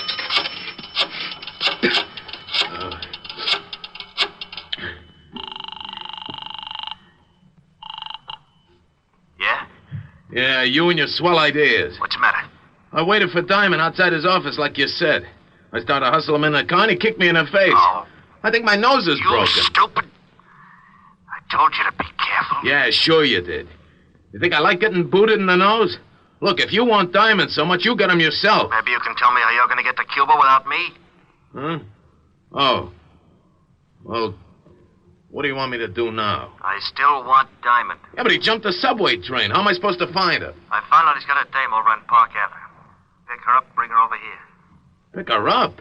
I'd give you the chair for kidnapping. I'll use her to get Diamond. Pick her up if you want to get out of the country. Yeah, but a now, snatch. Look, I busted you out of the store. I can bust you right back in. Oh, Now pick her up. Her name is Helen Asher. She lives at 975 Park. well, what if someone else is there? What if there is? You want me to stop over making a fourth for Bridge? Get him out of the way and bring the dame to me. Hello, Otis. Well, Diamond. Lieutenant's been looking all over the city for you. I bet you've been a nervous wreck. I wouldn't care if you fell off the George Washington Bridge, Shamus. Why, Otis? And after all, we've been to each other. Nuts. You better go on in and see the lieutenant. Sure. Hey, Sergeant. Yeah? When are you going to get some new shoes? If yours turn up any more in front, you'll have to ski to work. Hello, Walt. Rick, we've been looking all over for you. Why don't you cops get on the job? It's getting so it isn't safe for a citizen to walk the streets at high noon. What are you yakking about? Well, I leave my office to go to see Helen, and some goon tries to hold me up. Well, you're lucky you didn't get it right then. Do you know who busted out of jail last night? Go on, scare me. Charles Walsh. He swore if he ever did bust out, he'd get you. Wow. That explains something. Why, what happened? This character tries to hustle me into a car, so I shoved my foot in his face and beat it into a subway. But it wasn't Walsh. Might have been Bob Wells. He busted out with him. I can tell you in a minute. Got a file on him? Sure. Otis, bring in the file on Bob Wells. Right away, Lieutenant. Oh, Walt, do you mind if I use your phone? Now, go ahead. I better call Helen. Tell her I'm going to be a little late. Well, I just talked to her and asked her to have you call.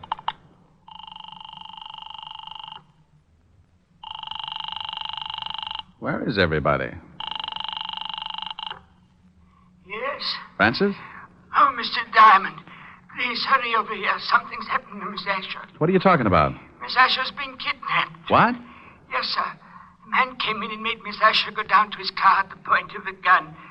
He also hit me over the head. Was he a tall man with a scar on his chin? Yes, sir.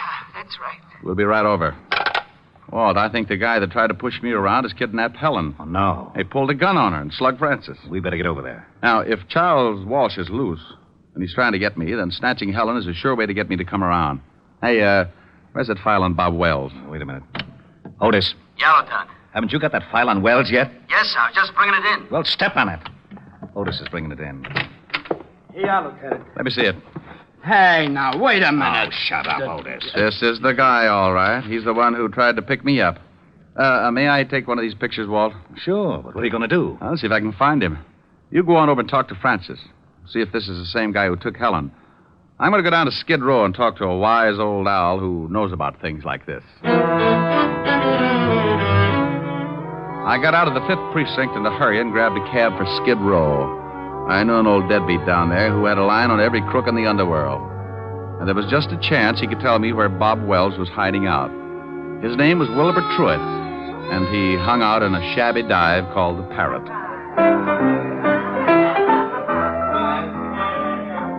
Hello, Wilbur. What?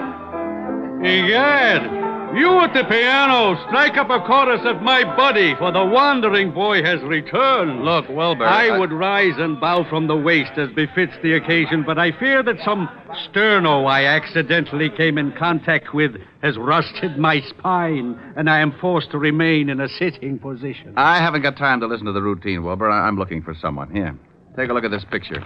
Ever see this guy? Unless I have my morning constitutional, Buck, I can bring nothing into focus but a large bottle and a straw. Oh, waiter. Waiter, give me a bottle. You have arrived in the nick of time. I get that wonderful warm glow when you ask for a whole bottle.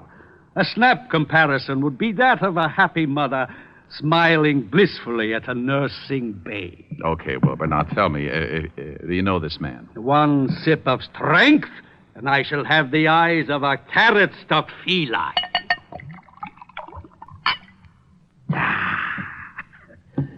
Now, yes, I can see the gentleman clearly. In fact, my vision has so greatly improved it begins to take on the functions of an X-ray. For instance, I can readily perceive that the man in question is addicted to false stimulants, and his low brow and squinty eyes tell me that he is indeed a person of some doubtful character. You're looking in the mirror. Yeah? No, here's this picture. Oh, yeah. Mr. Bobby Wells. The description is flexible. Know where I can find him? Up until yesterday, he was residing at an institution upstate. Sing Sing, I believe. It is very possible that he is hiding out in one of his old haunts on 23rd Street, but I couldn't say for sure. Oh, why not? This bottle you purchased entitles you to one of my best guesses. To be absolutely accurate, I would need further inducement. It's the risk, bucko. Bring me another jug, bartender. Ah, bless you. Try looking in a rooming house at 533 West 23rd Street. Now, if you don't mind, I shall forget the necessity for long conversations and begin to concentrate on the work ahead of me. Goodbye, bucko, and stop in again. Say tomorrow morning if you wake up feeling charitable. I left Wilbur trying to figure the best way to parlay the two bottles and headed for the address he'd given me. It was a typical apartment house of the district, a 4-story building with a high premium insurance policy. I asked the landlady if a Bob Wells lived there, and she told me a man answering his description had taken a room there that morning.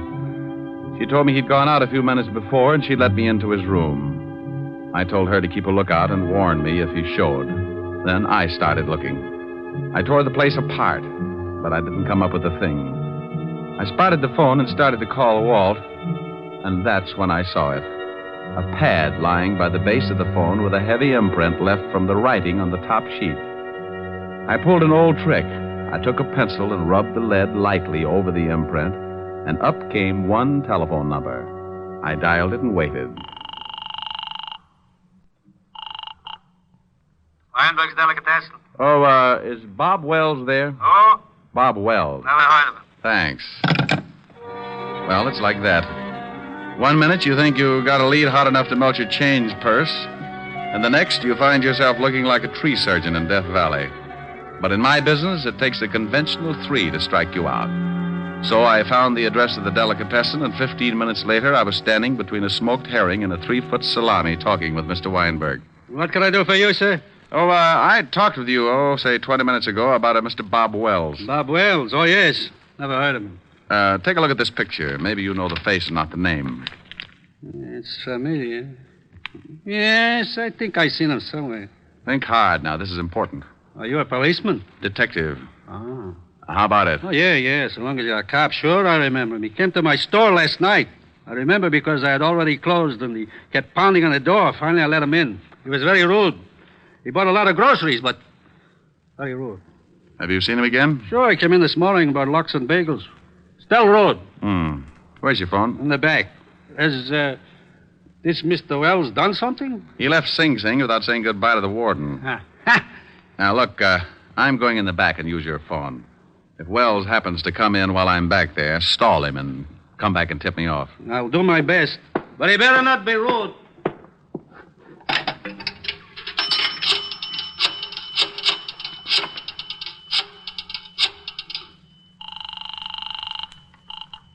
Homicide, Lieutenant Levinson. Hey, Walt, I'm in a delicatessen over on 24th Street. Yeah, Rick. I traced Wells this far, found out he's been buying food here, probably for Walsh. You think Walsh is hiding somewhere in the neighborhood? Yeah, that's my guess. They probably took separate places so they could move in a hurry if one hideout got hot. I'll be over there right away. Good. Make yourself comfortable, honey, but no yelling, or I'll have to stuff up that pretty mouth. I don't understand this. Why did you kidnap me? I've been having a hard time getting in touch with your boyfriend, Diamond. Figure if his girl's in trouble, he'll come looking. I don't have a boyfriend. Sure. Play it straight. But you watch. Tonight I call your butler and tell him we got you. If Diamond wants you alive, he comes to a spot I got picked out. And he comes alone. I don't know any Diamond. Ain't she cute, Bobby? Yeah, cute. Want me to fix her so she forgets how to lie? No, I don't care if she claims Diamond's her uncle. Go on down to the delicatessen and get some food. I'm getting hungry. Okay. But I still think we ought to be getting out of town. In 1 hour, I call this dame's house. At 12 o'clock, I meet Diamond in the park. Then we get out. Why do you want to see this Diamond? Oh, we're old friends, baby. He set me up for life. And he shot my kid brother full of holes. I just want to see that Diamond gets everything that's coming to him. You talk too much. You've got some bad habits yourself. Now get that food. And if you're too lazy to walk downstairs, I'll show you a shortcut. 3 floors, straight down. You can jump for it. Okay.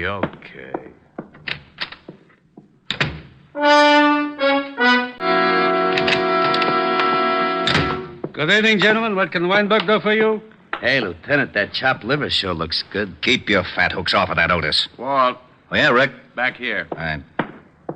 The storekeeper's watching out for Wells. If he shows, he'll come back here and tip us. I parked the squad car 2 blocks over. I didn't want Wells or Walsh to think something was up. Where's Otis? Otis! I'll be right with you, Lieutenant. I'm just buying something to nibble on. His nibble would grind up a whole cow. If Wells comes in and spots a cop, he'll take off like a jackrabbit. Hold it, Walt. What's the matter? That guy coming across the street. Looks like Wells. Oh. Otis, get away from that door. Huh? I can't hear you, Lieutenant. Our man's coming in the store. Get away from the door. He is? You want me to hide? No, you idiot. Just play it smart like you didn't know him. But get away from the door so he'll come in. Oh, okay, Lieutenant. Leave it to me. Walt, duck. Good evening. What can Weinberg do for you? I'll have a couple of sandwiches. Hey, try the salami. It's great. Huh? Oh, yeah, thanks. Yeah, make it salami. Coleslaw. Pickle beer. Nice night. Listen to that idiot. Yeah, sure. Mustard. He's doing fine, Walt. Relax. You live around here? Huh? No, just seeing a sick friend. Yeah. Maybe that salami ain't such a good idea if your friend's sick. You know, I had an uncle with ulcers. He couldn't touch the stuff. It's too much garlic. Ketchup? No. My friend's got a cold. Oh, well, then I don't guess it'll hurt him. But, you know, the best thing for a cold is a good mustard plaster. And now you take the plaster. Here's your sandwiches, sir. 60 cents. 60? Here you are. Thanks. Hope your friend gets better. Yeah. Yeah, come on. How did I do, Lieutenant? Well, one thing is sure. He thought you were too stupid to recognize him. Can you still see him, Rick? Yeah, he crossed the street and he's starting to walk west. I'll tell him. He knows you. Good. When you spot the place, call me here. Think I should throw a net around the neighborhood? Not till we spot the hideout. Right. Hey, Diamond, they got your girl. How you going to get her out? They'd probably use her for a shield. That's a good point, Sergeant. Believe me, I've been thinking about it. Here's the sandwiches. Swell. Hey, you only got 2. Oh, there was a cop in the delicatessen. A cop?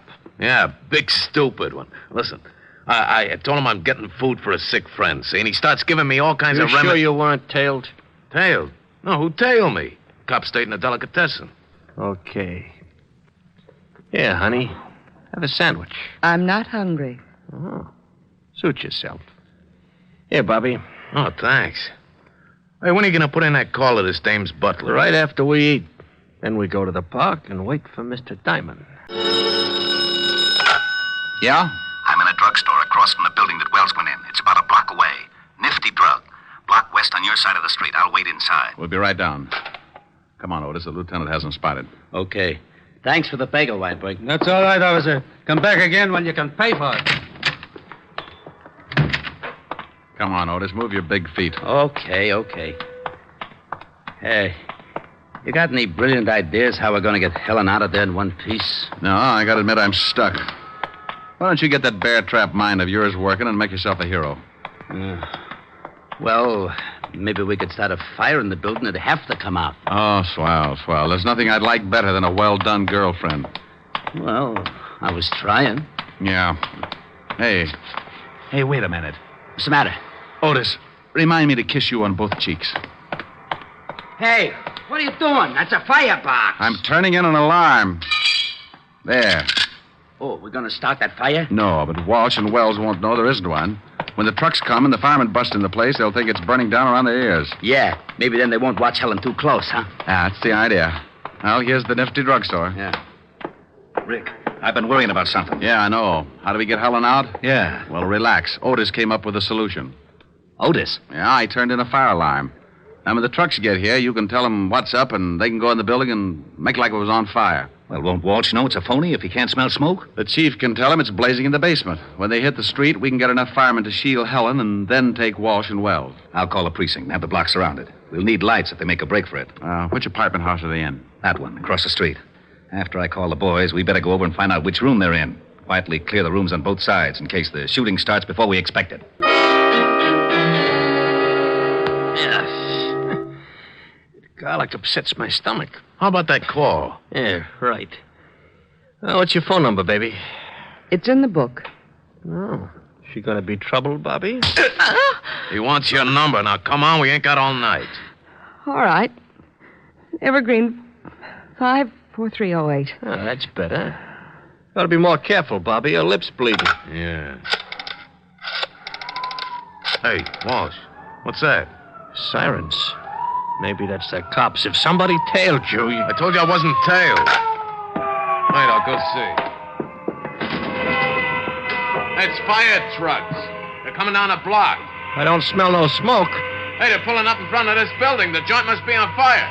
Let's get out of here. Oh, maybe it's the building next to us. No, they're bringing the hoses right in front of the door of this joint. I'm getting out. Sit still. Maybe it ain't a big one. We can't go busting out in the street. Well, maybe it ain't a big one, but if it is, I don't want to end up like a pound of spare ribs. Shut her up. Why, you... All right, now, come on.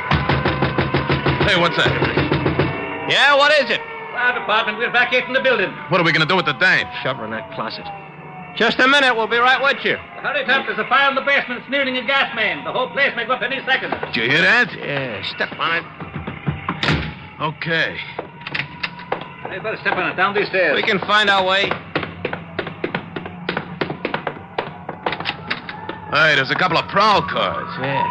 Separate. We'll meet at the other place. Okay, Walsh, that's far enough. It's the shamus. Get him, Walsh. Don't reach for it, Walsh. I owe you something, Diamond. You all right, Rick? Yeah, Walt. He's a worse shot than his brother. Where's Wells? He made a break for it, but he won't get through. All right, Welsh. You can't get through. Drop your gun. You won't take me, copper! Well, that's that. What about Walsh? He's pretty dead. Come on, I want to find out what happened to Helen.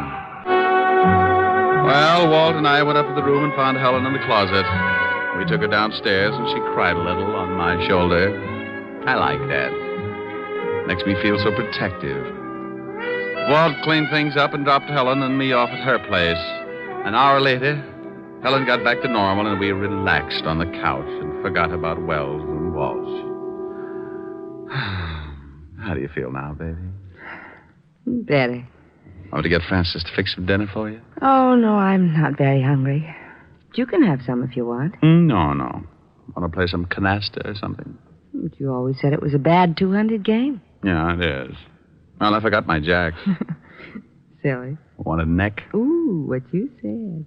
Come here. No. Helen. No, I'm mad. Mad? What for? Because those two thugs ruined a wonderful evening. What's the matter? Want me to go? Oh, you idiot, of course not. I had a big surprise planned. You did? Yes. Believe it or not, I had 2 wonderful seats for South Pacific, and now it's too late to go. Oh, no. Oh, yes. Oh, well, I'm sorry, baby. I'd love to have seen it. Me too.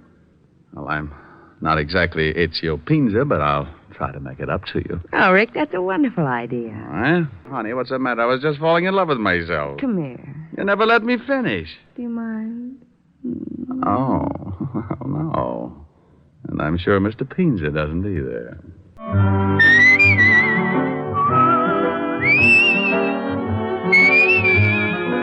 You have just heard Richard Diamond, Private Detective, starring Dick Powell.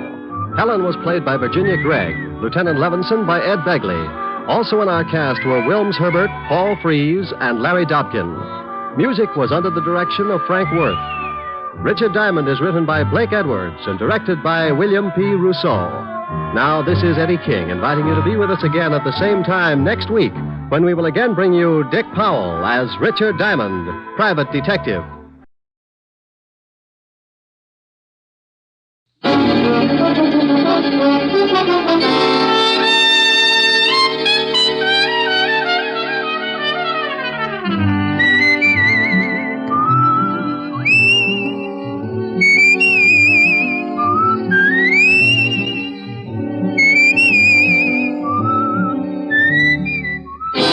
Here's Dick Powell as Richard Diamond, Private Detective. Hello there. This is Diamond. Hey, what about this heat? I can think of a lot of times I've been uncomfortable, but this runs itself right up to the top of my list. But the only thing good I can say about it, get your laundry dry in a hurry. I usually wash a few things out in my office because the soap's free. Come to think of it, I was scrubbing a pile of things the day we had that big wind. 97 degrees in New York, and we get a tornado to cool us off. I had so much dust in my office, I could have supplied mud pies to the whole neighborhood. And after it was all over, the cigarette ad on Broadway was blowing smoke rings through the trap door of one of my scattered longies. The waves in Long Island Sound were so rough, a friend of mine capsized, and when he came up, he found 3 terrified herring hiding in his nose. Oh, it was swell. One minute it was so hot you couldn't move, and the next, a 58-mile-an-hour wind was doing the moving for you. Then, to top it off, I got mixed up in one of the grisliest cases I'd ever worked on. It all started one evening. The car was moving down a lonely road, 2 people in it. In a couple of minutes, one of them would be pretty dead. What are you stopping for? What are you doing? Let me go. Get your hands off me. No, help! Please, please.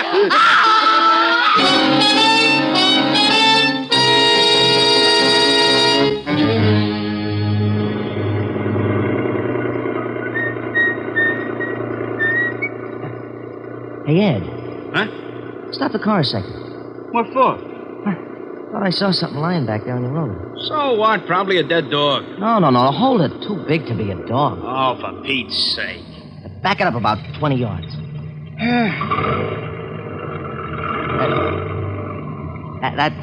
That's good. Okay, where is it? Right over there. Yeah. Hey, come on. Hey.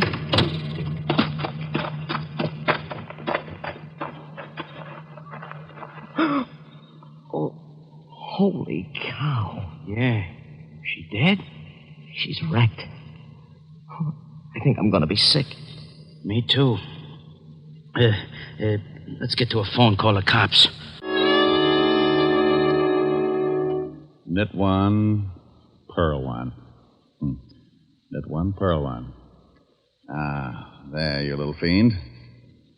Now, what does it say about the heel? Mm-hmm. Turn the heel. Oh, I dropped a stitch. Now I gotta go back and pick it up again. Yeah? Rick, what's the matter? Oh, Miss Asher? You and your bright ideas. What did I do? You did plenty. I'm a nervous wreck. What from? You remember you said I ought to take up something to keep me busy in the office? Yes. You remember you mentioned knitting? Oh, no. Oh, yes. I've dropped more stitches than a cross-eyed surgeon. You idiot. I was only fooling. Well, I wasn't. I did it up right. Book of directions, enough yarn to wrap up King Tut and all his handmaidens, and 2 of the finest bone needles and gimbals. Now, don't laugh. I was making Francis a pair of screaming argyles. Keep with it, Strongheart. You'll win out. Yeah, you darn right. Oh, what I said. Darn. Get it?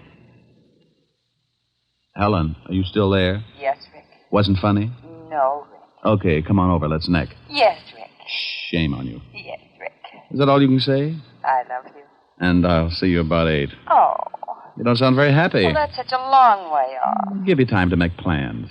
Bye. Bye. Now, let's see. I gotta take out 1, 2, 3, 5 rows. Yeah, what is it? Rick? Oh, how are you, Walt? Very unhappy. You should see me. I gotta take out 5 whole rows just to pick up 1 lousy stitch. What? Oh, forget it. What are you unhappy about? I'll tell you about it when you get down here. The 5th precinct's 20 blocks. Can't you give it to me over the pipe? I wouldn't ask you if it wasn't important, and I'd rather not say anything over the phone. Okay. Stop making like Portia facing life. I'll be down as soon as I finish this heel. Heel? Yes, if you must know, I've taken up knitting. Coming from you, I am unmoved. I don't care if you're building Sergeant Otis a fur-lined money belt. Get down here as fast as you can. All right, Walt. But you'll be sorry when it starts getting cold again, and I won't knit you a sweater to cover your little old blue stomach. Oh. Bye, Walt. Getting Walt's goat was a sport with me, and whether he'd admit it or not, he got a kick out of it, too. Sometimes I wouldn't stay on the rib as long as I usually do, but that was only because Walt always starts sounding just a little bit worried. Then I know it's time to lay off and get serious. Don't misunderstand me. I never lay off entirely, and I never get completely serious. Those are 2 habits that don't help find the solution any quicker. They just fit you with a mess of ulcers, and you still end up too worried and too serious. I closed my office and headed for Walt's precinct. When I walked in, I spotted Sergeant Otis leaning back in his chair with his number 12s resting on the desk. Hello, Otis. Well, how's the big private detective today? Just fine, Otis. And how is the flash of the 5th precinct? Don't you worry about me, Diamond. I'll get along. Better go on in and see the lieutenant. He wants to see you. Hey, what's it about, Diamond? You need someone to help you from the police force? You know, Sergeant, you've got a fine head on your shoulders. Well, I'm glad you noticed. The one under your arm isn't so bad either. Hello, Walt. Rick, why don't you leave that poor guy alone? After you leave, he comes running in here and cries all over my desk. Otis? He wouldn't shed a tear if he was standing in an onion warehouse watching his grandmother set fire to herself. Yeah, well, give him a rest for a while. I got a big problem I want to talk to you about. All right, Walt. What's on your mind? Well, I don't know quite how to give it to you. It isn't strictly kosher for the police force to go around asking for help. Now, wait a minute. I don't want any apology routine. If you want a favor, you came to the right boy, and you know that goes without saying. Yeah, I guess I do. But this is a pretty big favor, Rick. The commissioner's on my back. So is everyone else that's got anything to do with this city's government. Sounds rough. What did they do? Find out you were hiding a chimpanzee in a cop's uniform and calling him Sergeant Otis? Oh, now be serious for a second, Rick. Sure, if you'll get to the point. All right. Guess you've been reading about these homicides we've been having for the past 3 weeks. Yeah, pretty messy. Well, the powers that be say solve 'em or turn in my badge. Oh, well, now, wait a minute. Don't they know that this is the toughest kind of a killing? The killer's obviously got a lot of screws loose, and a maniac doesn't need a motive to kill. Don't those swivel chair bigwigs know that a crime without motive is the toughest job in the world to crack? Sure, they know all that, but the public and the press is yelling its head off, so the pressure is on. Well, what do you want me for? You've got one of the best departments in the state. When you were on the force, it was the best department in the state. Now you stop that. Then stop twisting my arm. What do you want? I want help. I've got to crack this case by next week or I'm out of my ear. You're the best detective we had on the force, and you're the best private gumshoe in the city. Oh, that's better. Now, what about these killings? Now, each time they find some dame looking like the last of a hamburger sale... Oh, excuse me a minute, Rick. Yeah? Lieutenant? No, Jack the Ripper. What do you want, mallet head? We just got a report from a guy out in the River Road. Another one of them butcher killings. What? Yeah, some dame all hacked up and lying beside the road. Okay, get the car out. I'll meet you downstairs. Oh, did you hear that, Rick? Mm-hmm. Well, come on. You want me along? Of course. I can brief you about the whole setup on the way over. Oh, I don't know whether it's such a good idea to get mixed up in this. Why not? Well, it looks like whoever gets close to this killer doesn't have much of a future. Well, you can't live forever. Oh, aren't you the sweet one? No, that's not what's worrying me. What is then? When I go out, I want a nice, comfortable place to lie down in. The way this nut goes to work with a knife, I might end up in a freezer.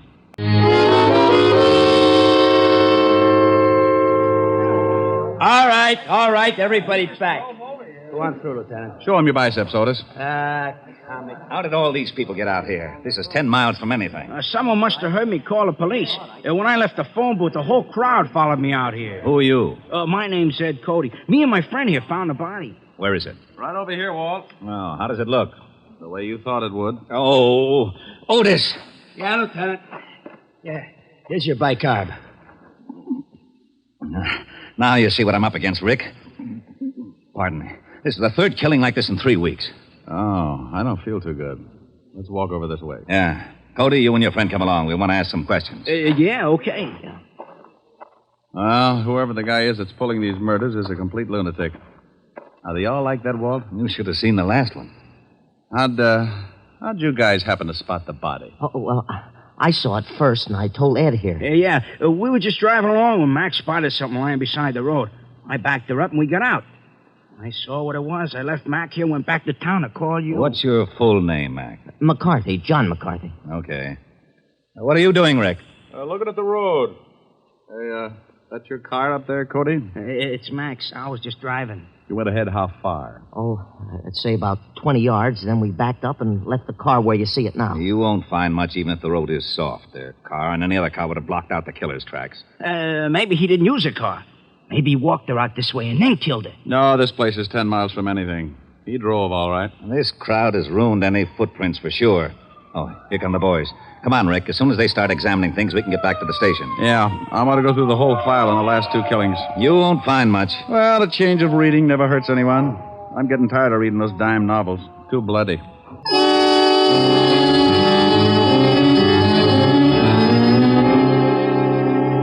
Well, that's the whole mess. No leads at all, huh? Not a one. I'm getting nearsighted from looking at all the lineup. We've picked up everything from drunks to safecrackers. Not a lead. Same type of crime in every case. This killer's got a crazy streak as wide as Broadway. Oh, wait until the commissioner hears about this one. Walt. Yeah? Give me a pencil. Now, tic-tac-toe is out. I got a headache. Stop waving your gills and give me a pencil. Here.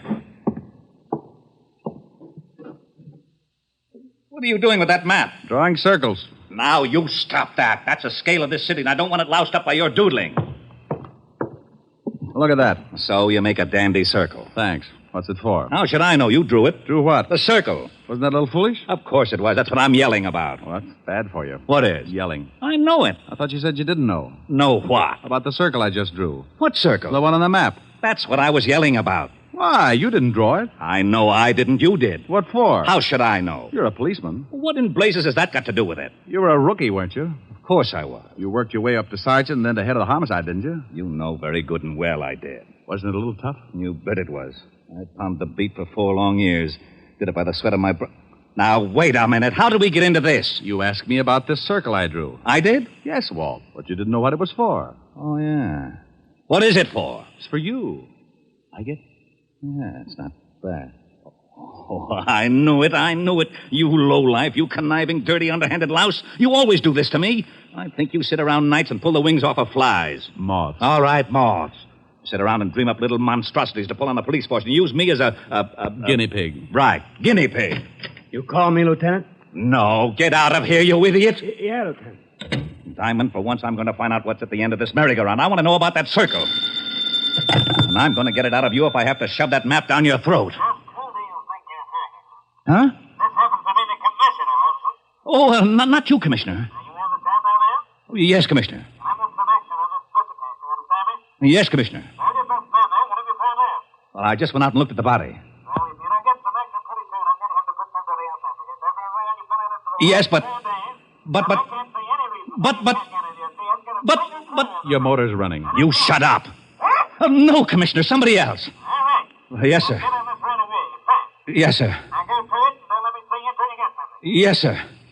Oh, Who was it? I am not talking to you. Don't you want to know about the circle? No. Fine. When I was looking over the reports on the killings, I noticed something. You don't say. Say what? Okay, if you don't want to play, be a sorehead all your life. Well, I noticed that all of the killings, including the one we looked at this afternoon, were within at least 10 miles of each other.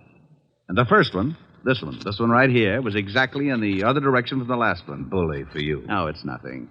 Well, using the first and last homicide for the edge of the circle, we find that the other killing also falls within the sphere. Okay, so what?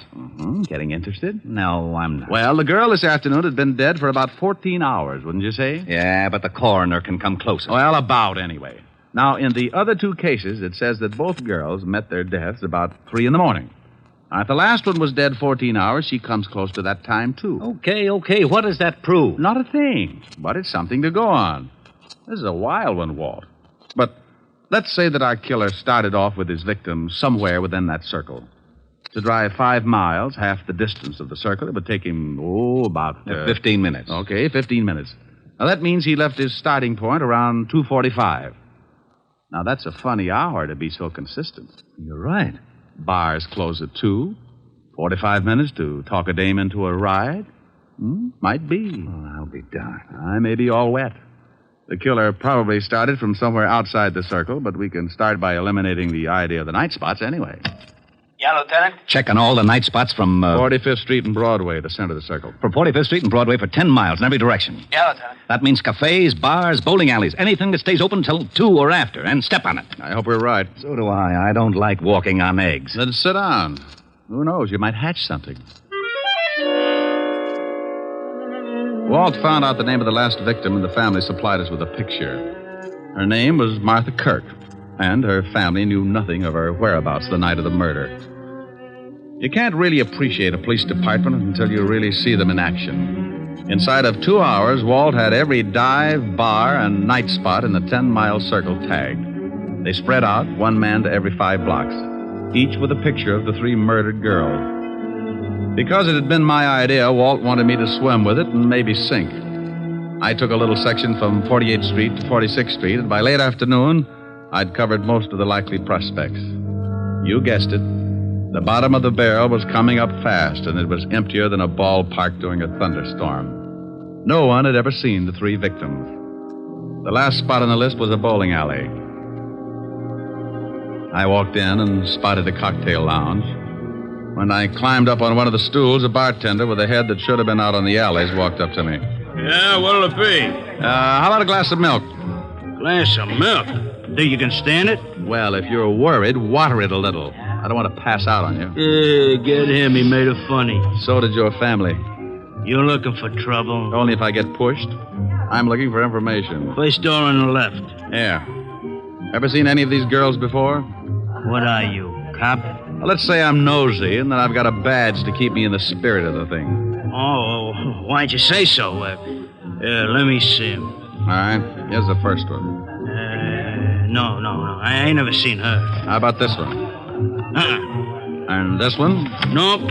Hey, wait a minute. Sure, I know this one. Comes in here about twice a week. Was in last night. Gets lushed up, cries about how tough a family is on her. Name's, Kirk? Yeah. Martha. Martha Kirk. Nice looker. She was. Huh? Did she ever come in with a man? No, but sometimes she leaves with one. Same guy every time? No. Do you remember her leaving with a man last night? Yeah. Come to think of it, she did. What time? No, about 2:15. We stopped serving at 2 right on the dot. That we do. That you do, yeah. Okay. Think you'd know the guy if you saw him again? Oh, sure. He comes in a couple times a week, too. I seen him pick up a couple of strays. I guess you call him a wolf. Yeah, with a hatchet. Huh? No, forget it. Where's your phone? Right over there. Hey, here, use a slug. It's on the house, officer. Thanks. Hope nothing's happened to Martha. She was a rotten drunk. What a wonderful kid. She was, huh?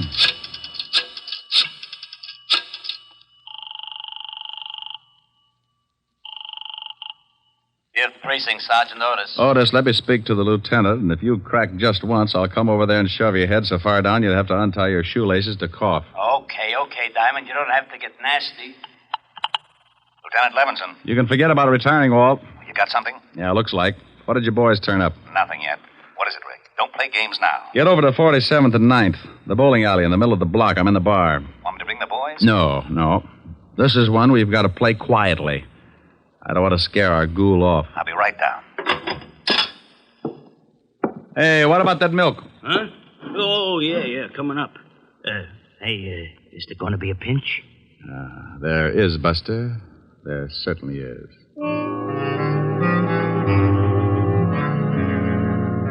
Walt romped in about a half hour later, and he talked to the bartender.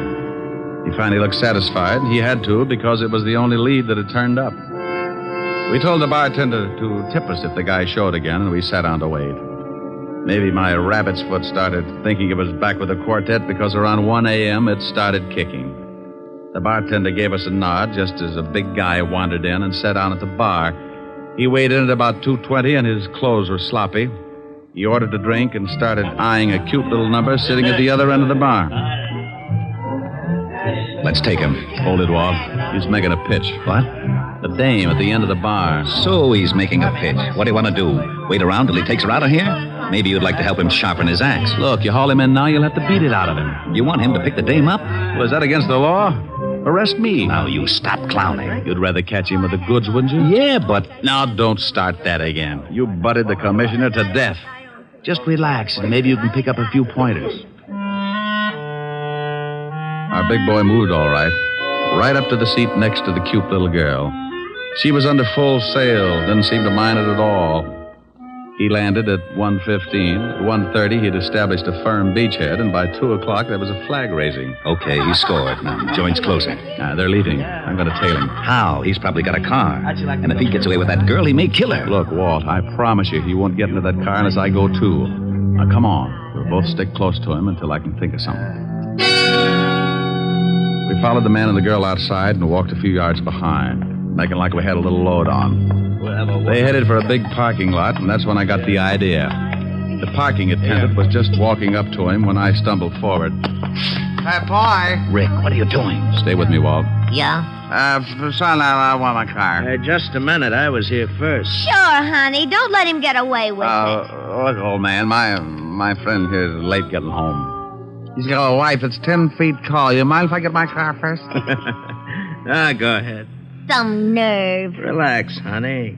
They're going to take a little drive, huh? Yeah. Okay, let's see your ticket. Well, I gotta hear someplace. Come on, we'll walk up. I know where the car is. Okay, but you gotta have a ticket. Rick, what's going on? Keep walking. Hey, I thought you was loaded. Keep going. We're the police. Huh? That's right. Oh. What's wrong? Which one is that guy's car? You mean the guy back there with the dame? Yeah. He gave me his ticket. Right over there, the coupe. Rick, come on. I'm going to climb in that trunk, and you're going to put in a general alarm, Walt. Then you're going to get in your car and tail us. But stay far enough behind so that he doesn't spot something. Okay, but I think you're crazy. Is the trunk open? Yeah. Now get going. Well, they'll see me coming back. Tell them you forgot something in the bowling alley and that I passed out my car. All right. And, son. Yeah? Don't let on that anything had happened. We think that man is a killer. Oh.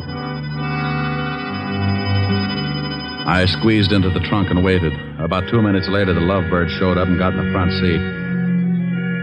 We rode like that for about 15 minutes, and it wasn't bad until we hit the dirt road.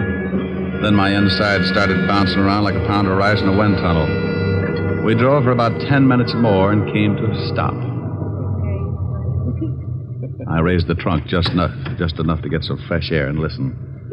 I didn't want to climb out because they'd feel the movement up in front. I was sure they could hear my breathing. What are we stopping for? Well,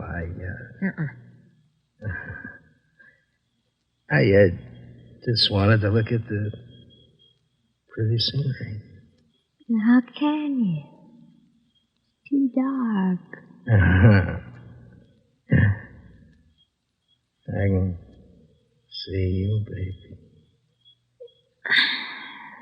You're nice. Thank you. So, how you? They went on like that for another half hour, and I started thinking I'd picked the wrong guy. Then the conversation changed. What's the matter? What's so funny? Don't you know? No, and I don't like the way you're acting. Women. That's what's funny. They're all the same. Huh? Just like my wife. She was like all the other women. Hey, let's get out of here. You're talking funny. Funny? Yeah. See a man and you like him. Any man. You're all alike. Now you stop that. I just came along Come because... here. No, you let me go. You ain't no different. Come here. No, stop that. Let me get out of the car. Sure. Go ahead. I don't want no blood stains on the seat anyhow. Go on, run. I'll catch you. That tore it right down the middle. I rolled out and didn't forget to take my 38 along. I spotted him in the moonlight, moving after her like a big animal. He was laughing. I could see something in his hand. It was a knife. She tripped and fell, and he moved in. He gave me goosebumps bigger than grapefruit. When he was nearly on top of her, I closed in. Okay, hold it! You shut up! Drop the knife! I'll kill her! I'll kill her like the rest of them! I'll kill her, too.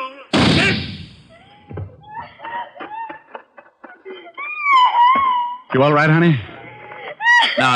No. Just take it easy. Take it easy. It's all over. I'm so glad you got here. Come on now. Let's get back to the car. Easy. You sure you're all right, dear? You know something? No, what?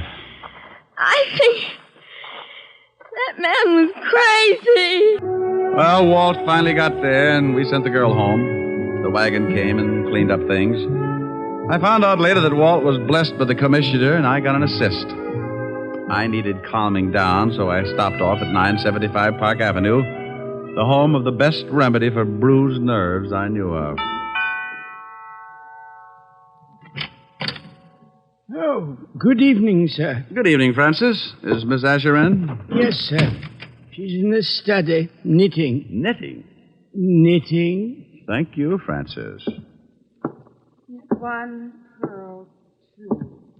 Knit one, purl two. That's like taking stupid pills. Rick. Hello, baby. Oh, look what I've gotten into. I'm a nervous wreck. Oh, that'll teach you. What are you building?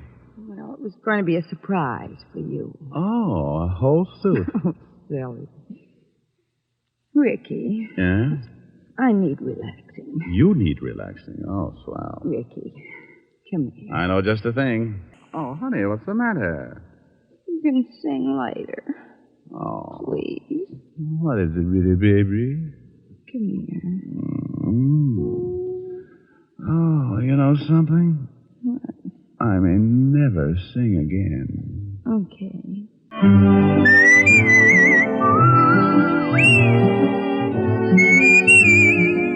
You have just heard Richard Diamond, Private Detective, starring Dick Powell. Helen was played by Virginia Gregg, Lieutenant Levinson by Ed Begley. Also in our cast were Wilms Herbert, Bill Conrad, Lorene Tuttle, Jack Crucian, and Sidney Miller. Music was under the direction of Frank Worth. Richard Diamond is written by Blake Edwards and directed by William P. Rousseau. Dick Powell will next be seen in the motion picture Mrs. Mike, based on the best-selling novel Mrs. Mike. Now, this is Eddie King inviting you to be with us again at the same time next week when we will again bring you Dick Powell as Richard Diamond, private detective. This is NBC, the national broadcasting company. Continuing on with former episodes from our Richard Diamond Palooza. First up, the Martin Hyer case, originally broadcast on July 23rd of 49. June Hyer hired Diamond to follow her husband, who she claims she suspects of having an affair. In reality, she's the one having the affair, and her lover are planning on getting rid of their respective partners, and hiring Diamond is part of their plan. A complex and intriguing case, co-starring Joan Banks and Stacey Harris. Next, the Gene Cooper murder case from August 20th of 49, where a young woman, Gene Cooper, is run over by a car in Central Park, and a man, Tom Cook, is the suspect. Powell doesn't believe he's the killer, though.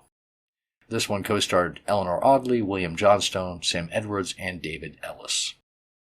After that is the Harry Baker case, originally broadcast on September 3rd of 1949. Diamond and Helen see a woman shoplifting in a department store and then find out she commits suicide afterwards. Except Diamond doesn't really believe she did.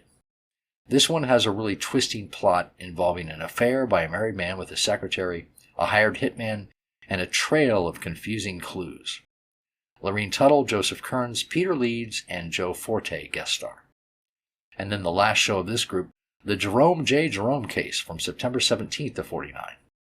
A man who appears to be as nutty as a fruitcake, Jerome J. Jerome, walks into Diamond's office wanting to be his bodyguard and claiming he knows where a murdered body is at. Maybe he isn't as nutty as he appears to be. This one co-starred Joseph Kearns again and Stanley Waxman. Enjoy, and I'll see you in a little bit.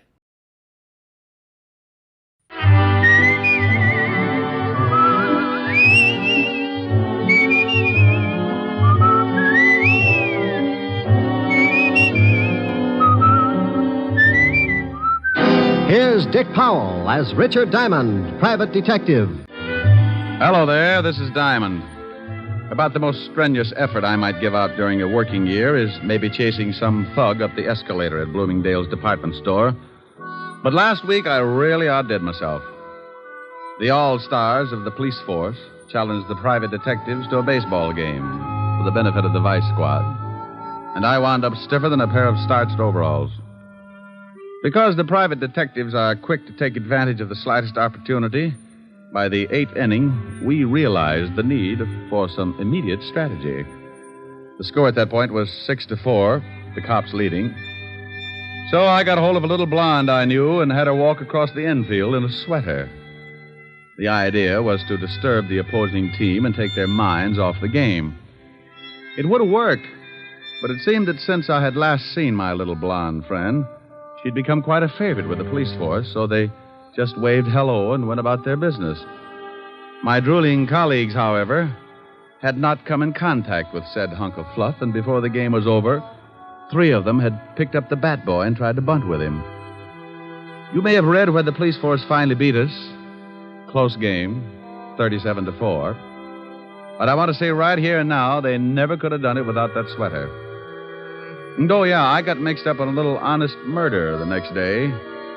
It all started in the back booth of a middle-class nightclub. A couple of people were busy trying to think up the fastest way to make a homicide billiard. Oh, that's the 3-cushion variety. Killing to frame up to the electric chair. Leon, are you sure this will work? You want to get rid of that old man of yours, don't you? You know I do. Well, I got a wife that I want to dump, too. This letter from her is going to fix it so we both end up very unmarried. Are you sure they'll blame it on Martin? Sure, I'm sure. When they find him with this letter and his own gun and the dead body of my dear little wife, they'll slap him in the chair so fast he won't know what happened. Who's going to find him with the body? That's your job, baby. I'll get the letter to your husband, and you swipe his gun and get it to me. And you go get yourself a private detective and tell the shamus that you suspect your husband of running around with another girl. You and the shamus tail your husband. I'll have it timed so you catch him with the goods right after the killing. Well, all right. I hope it works. It will if you want it to, baby. I want it to. Because I want you. Yeah. Yeah, and all that nice money your husband's going to leave you. Leon. Come here, June. Yeah. Come in. Mr. Diamond? That's right. I want to hire a private detective. Well, good for you. Sit down. Thank you. What is your fee? What's the matter? Oh, stand up and sit down again. They're 52 gauge, Mr. Diamond. Like them? Oh, you'd look good if they were sweat socks. I don't think they'd go with a high heel. You've got a point. Now, what were you saying? I wanted to know what your fee is. Oh, $100 a day in expenses. Isn't that a little high? I stopped eating at the automat 6 years ago. All right, I'll give you a retainer. Oh, wait a minute now. Wait a minute. What's the job? I think my husband is running around with another woman. What do you want me to do? Hustle him off to the nut house? Oh, aren't you nice? I want you to go with me as a witness. You know, any other time I might get shy, but I'm really interested in seeing a girl who could beat your time. When do I start? Meet me in front of my house at 10 minutes to 8. My husband leaves around 8. What's the address? 521 East 58th Street. My name is Hyers, Mr. Diamond. June Hyers. All right, June. I'll see you at 10 to 8. Now, excuse me, but about that retainer. Oh, yes, that. Here's $100. Is that enough? It'll keep me interested. What's your husband's name? Martin. I'll see you this evening, Mr. Diamond. Oh, one more question. Yes? Why haven't you and your husband been getting along? A lot of reasons. By the way, Mr. Diamond, how old are you? No. Oh, well, I'm frisky, but I passed the foolish mark when I was 3.5. Did you? Goodbye, Mr. Diamond. I wonder if I did. Diamond Detective Agency, with men who know the corpses best, it's Diamond 2 to 1. Rick. Oh, Helen. Hello, baby. What are you doing? What gauge nylons do you wear, dear? 52. Why? No, nothing. Oh, Rick, are you going to buy me a present? Oh, you never can tell. I was just looking at a pair a few minutes ago. Rick. Yeah? Where were you looking at them? What kind of a question is that? A very good question. Have you got a girl up in that office? Helen. Don't you Helen me, have you? Well, I give you my word I haven't. All right, was there a girl in your office? Was there? Well, a client. I got a $100 retainer. I don't care if she gave you the George Washington Bridge. You were obviously looking at her leg. Well, I couldn't help it. She sat on that way. Now, look, honey, she's just another client. With 52-gauge nylons. Would you count the threads? Oh, can you do that? Oh, you wolf. Yeah, but you're the only one who gets the benefit of my talents. You can put the soft soap away. When am I going to see you? I got some business at 8. I'll be over later. Well, I'm going to stay mad until you get here. And you're going to tell me all about those nylons. I'll be sure and do some research. Bye.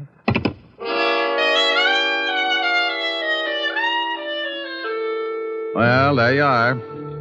You sit around and wait for a meal ticket to come in, and just because it happens to be fitted with curves, your best girl digs up the green-eyed monster. I don't know why gals get sore at a guy just because they catch him panting a little. After all, it's hot in New York. I spent the rest of the afternoon trying to hit a big horsefly with a rubber band and some paper clips, and by 6 o'clock we shook hands and called it a draw. I closed the office and went home. I got into some clean clothes and grabbed a bite to eat at the corner drugstore. At 10 minutes to 8, I was sitting in June Hyer's car, parked across the street from her front door. Mr. Diamond, how did you ever get to be a private detective? Mrs. Hyer, how did you ever get to be a housewife? You think things up in a hurry, don't you? Only when I got competition. You like competition? Up to a point. After that, I get tired of the struggle. I feel like I was back in college, sitting in a parked car with a good-looking man. Your education must have been pretty tame. I haven't moved once. Well, I really started to study after I graduated. Oh, I bet you got straight A's. Must you top everything? I play around with a lot of trouble, Mrs. Hyer, and I've got to stay one step ahead of it. Do I look like trouble? When's your husband coming out of that house? Any minute now. You didn't answer my question. I'll tell you as soon as I see your husband. Well, how will that tell you? If he's wearing a beanie with a propeller on it, I'll know you've been giving him a lot of trouble. So I've been giving him trouble. That mean I'll do the same for somebody else? What's the difference, a husband or a private detective? They both got their names from a guy named Adam. Oh, look. A cab pulled up to the front door. Yeah, I see it. And here comes Martin. He's getting into the cab. Well, what do you know? What's the matter? No beanie. We both sat and watched while Martin Hyer got into the cab and it pulled away. Mrs. Hyer put her car in gear and we started the tail, keeping it a safe distance. He led us across town to a middle-class apartment house and we stopped the car and waited up the street. He's getting out and going into that building. Come on. Oh, what for? Shouldn't we let him get up there first and then... Look, baby. Do you know who this gal is? No, of course not. Well, then come on. I want to see what door he goes in. But, won't he see us? Honey, I don't tell you how to put your lipstick on. Now, don't tell me how to make it like a bloodhound. Oh, the lobby is empty. Now, watch the elevator. Oh. It's stopping on the 4th floor. Hadn't we better go up? Look, lover. The 4th floor probably comes equipped with a lot of doors. Now, if you want to just knock on any of them, go hire yourself Humphrey Bogart. Well, then what do we do? You stand by and watch like you... make like you knew what I was doing. See, the little old elevator's coming back down. Now, you just hold it there while I look at the mailboxes. Mrs. B. Callahan. Mrs. Lillian McEdward. Mrs. Mike. Well... and Miss Sally Maxwell. Okay, now we push the button for the 4th floor and away we go. Fun? How do you know where to go? I got the name off the mailbox. But you said yourself there must be a lot of people on the 4th floor. Elementary, my dear girl. Process of elimination. We're lucky this time. Only one single girl on the 4th floor. Sally Maxwell. Come on. It's 406. What if there'd been more than one single girl? So I make some new friends. Now stop asking questions and stick close. I'd love it. Now, here it is, 406. Now hold it down. Can you hear anything? No. Yeah, somebody's moving around. Oh? Duck. What? Too late. What? June. Good evening. I represent the Great Nothing Life Insurance Company. What are you doing here, June? I might ask you the same thing. Do you mind if we come in? I'd like to interest you in our indemnity clause. Stop pushing. Get out of my way. Oh, you don't know what you're missing. You get $3 million if a python bites you in the middle of Times Square. You can't force your way in here like that. You... Oh, now you've hurt my feelings. Take your hands off me or I'll strike you again. Sure, but you need 2 more to put you out. Here, have one on me. Now, the next time you go striking people... Mr. Diamond, look. I looked past the little guy and spotted the body.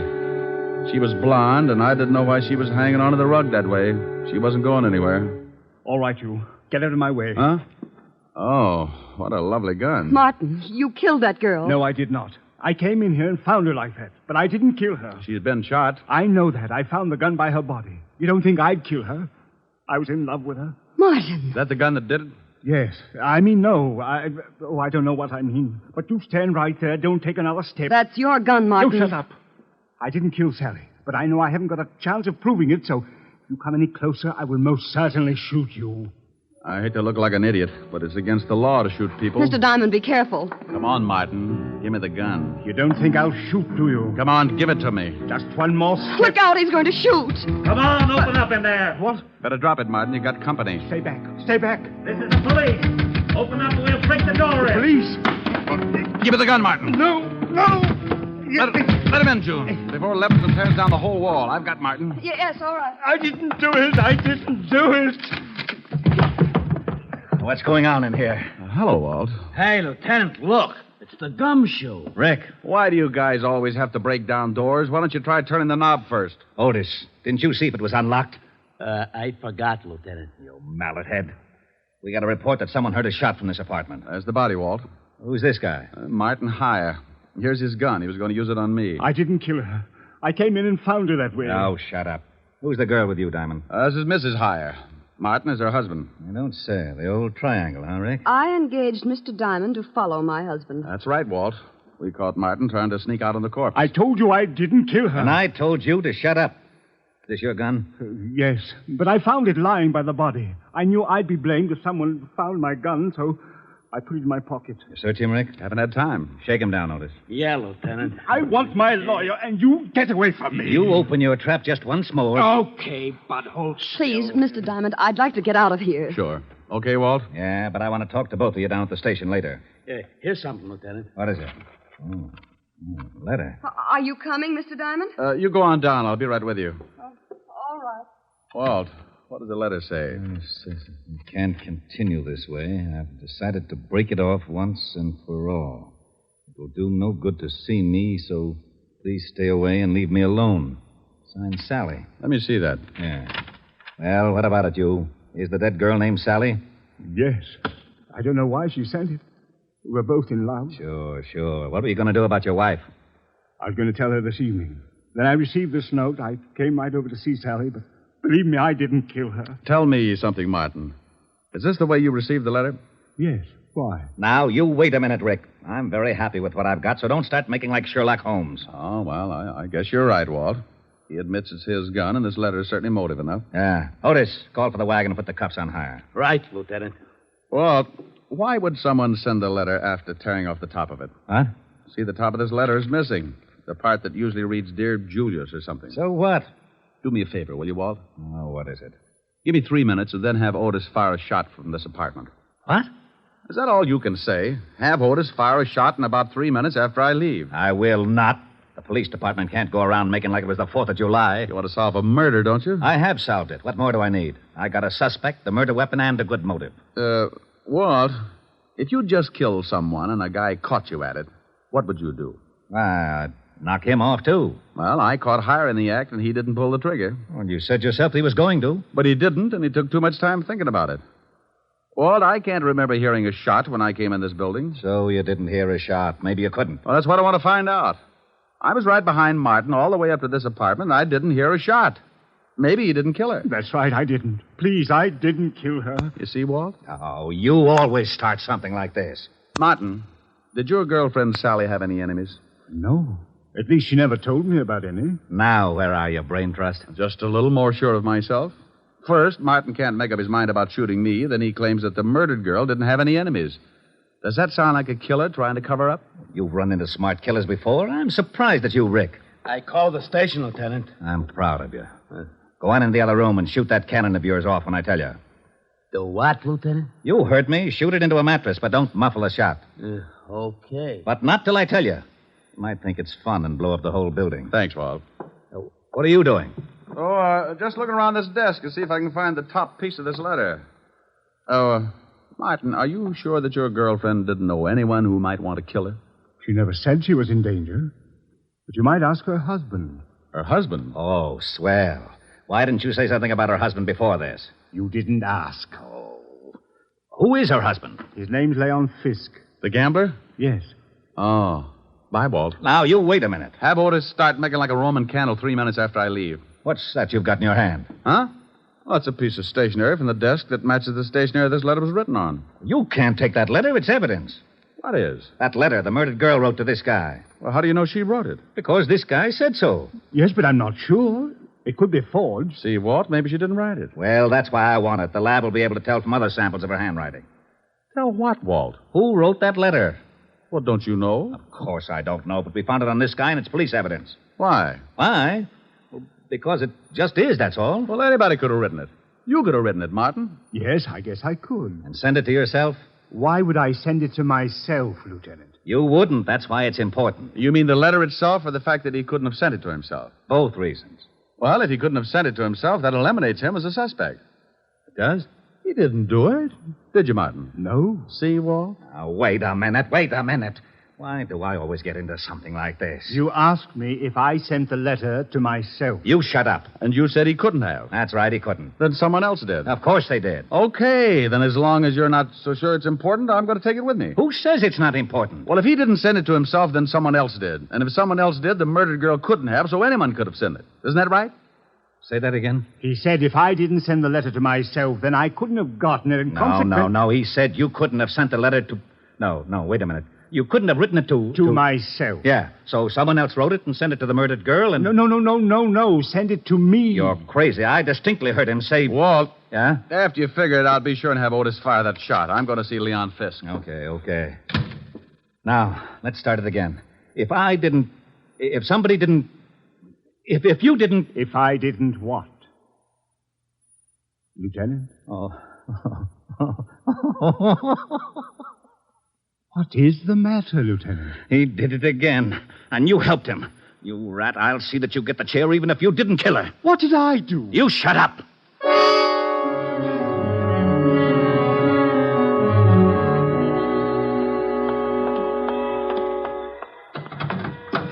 Well, what took you so long? I had to get a merry-go-round started. Can I drop you somewhere? Just relax for a second. I've got to think something out. Well, I didn't ever think Martin could kill anyone. Yeah. What was that? Just a backfire. Look, drive me across town. I want to talk to a guy named Leon Fisk. Leon Fisk? Yeah, runs a nightclub with an iron claw in the back room. What's the address? 222 East 45th. I remember it because when I was on the force, I used to raid his place for exercise. Thinking of doing some gambling? That's the way it'll probably end up. Let's go. She drove me across town, and 10 minutes later, we pulled up in front of a low building with a flight of steps leading down to a basement door. A large sign over the door read Cellar Club. I got out and thanked June for the lift and watched her drive off. I went down the steps and through the door. Something I can do for you? Yeah, I'd like to see Leon Fisk. Maybe you don't want to see her. What's the name? Just tell him Diamond. Okay. You got a phone booth? Yeah, right over there. Thanks. I found the phone booth and went in. In my business, you work with hunches, and sometimes they pay off. I knew that the torn letter had to be sent to someone the dead girl was going to slough. I didn't think it was Hyer, so the next best prospect was her husband, Leon Fisk. I didn't have a thing to pin on him, but a good bluff can open a lot of doors. I took out the letter and copied the handwriting on the other piece of stationery. I wrote the name Leon at the top and then the words, "We can't continue," so they'd correspond with the first part of the original. Yeah? What was you writing? What's it to you? You don't have to get sore. I just thought maybe you was getting a tip on the horses, and I sure could use a winner. The nags have been beating me to death. Oh, no tip. Okay, the boss will see you. That door right over there. Thanks.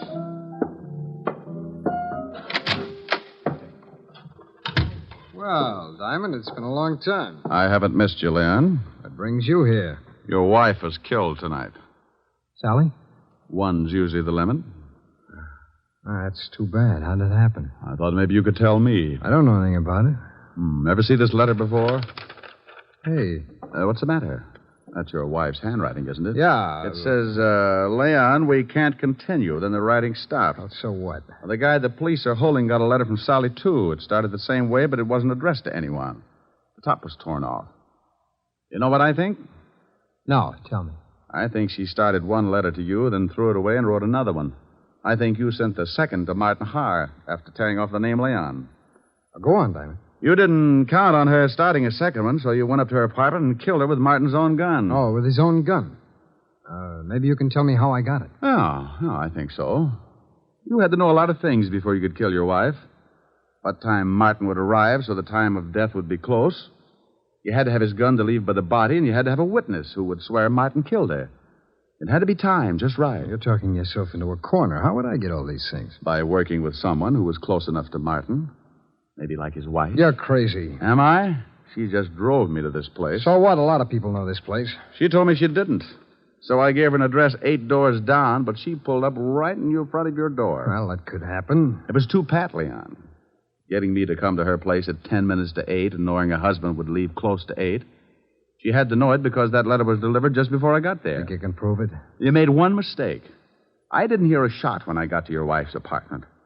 I found out later that you could hear one all the way down in the street. Your wife was killed before Martin went into that building. Probably when you saw his cab pull up. Well, anyway, it's enough to hold you on, and I think we can prove later on that you've been seeing June Hyer. You're a pretty smart shamus, Diamond. Oh, you mean you admit it? Okay, baby, come on in. June, come on out of there. Leon, are you crazy? Well.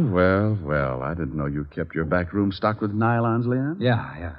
I guess you two don't need any introductions. Why did you have to drag me into this? You heard what Diamond said. He knows all about it. You got the car out back? Yes, but what are we going to do with him? Diamond? Well, he's going swimming with a barrel of cement. Lieutenant Levinson wouldn't like that. He knows I came here. You're lying. Wait a minute. Maybe he isn't. Diamond was upstairs with him for quite a while. Okay, so we'll have to hurry things up. Leon, you can't shoot him. Yeah. You should know it's not polite to point. I'm not going to knock him off here in the office. We'll take him in the car and do it later. No, Leon. What do you mean, no? It was your idea to kill your wife. I just helped get the gun. I'm not going to be along if you kill Diamond. You're going to be right with me, baby, because you're in this up to your pretty neck, and I need that car. I'm not going to do it. Oh, yes, you are. Oh, you and Diamond go swimming together. Leon! Give me that gun. You... Let me go. Come on, drop it. You go to the devil. June, come back here. I'm getting out. You got me into this mess. Come back here, you dirty little tramp. Don't you take that car. You're not going anywhere, Leon. You want to bet? I'll fix you, Diamond. He hit me with the butt of his gun, and I went down like the price of wheat in July. As I picked myself up, I watched him run for the back door. June, wait for me. You're not going to leave me here to take the rock. I got my gun out and stumbled over to the window and looked out just as the car started up. I spotted Leon with a gun in his hand. He looked mean enough to start shooting with it. He did. He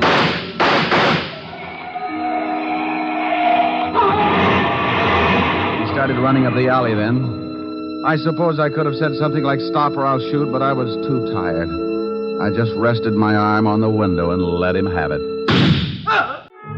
Well, Walt finally showed and cleaned things up. I was bleeding again, so I headed for 975 Park Avenue and my usual first aid station. Yes? Hello, Francis. Miss Asherin? Oh, my goodness, Mr. Diamond. Come in, sir. Come in. You've been hurt again. I guess you'll have to answer the door a little quicker after this, Francis, or build a first aid station in the hall. The usual, sir? No, you can forget the plasma, Francis. I had liver for dinner. I can stand the loss. Just as you say, sir. Miss Asher is in the study. Oh, thank you. Why don't you go to bed? You look tired. Yes. Good night, sir. Boo. Oh, Rick. Yeah. Isn't it awful? Oh, what happened to your chin? Oh, I got it caught in a .38. Want me to go? Want you to go? Why? Well, I thought maybe my poor little face scared you. Oh, I like your poor little mussed-up face. Well, thanks, Sporty. How about some music? Oh, I'm too tired. Turn on the radio. All right. Now, let me look at that chin. Oh, that's soothing. Hey, shut that radio off. I'm trying to sleep. Now, what is that? Oh, it's that crabby old neighbor. Oh, it is, huh? Now, Rick, don't get mad. I'll turn it off. You want something, Max? Yeah, some sleep. Is that too much to ask? Well, stick your head in a closet. Now, look, Bud. You look. That radio wouldn't wake a 2-year-old. Well, just pretend I haven't stopped teething, wise guy. All I want is some sleep. Oh, you do, huh? Sleepy time, gal. You're turning night into day. Rick. Oh, that guy upsets me. All right, he upsets you. That's too pretty a song to sing like that. No. Now, you do it right, or I'm going to be mad. Well, honey, then that's the last thing I want you to be. Now, cuddle up on the sofa. You comfy? Mm-hmm. Helen. Helen. Well, how do you like that? She snores, too. Hey, you! Max! Yeah, now what do you want? How about a game of gin? I'm lonesome.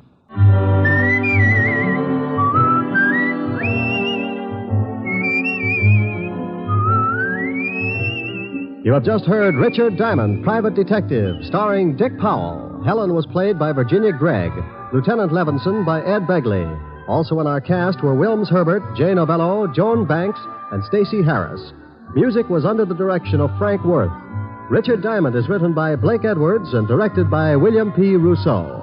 Dick Powell soon will be seen in the screen version of the best-selling novel, Mrs. Mike. Now, this is Eddie King inviting you to be with us again at the same time next week when we will again bring you Dick Powell as Richard Diamond, Private Detective. This program has come to you from Hollywood. This is NBC, the national broadcasting company. Here is another in NBC's great parade of new shows.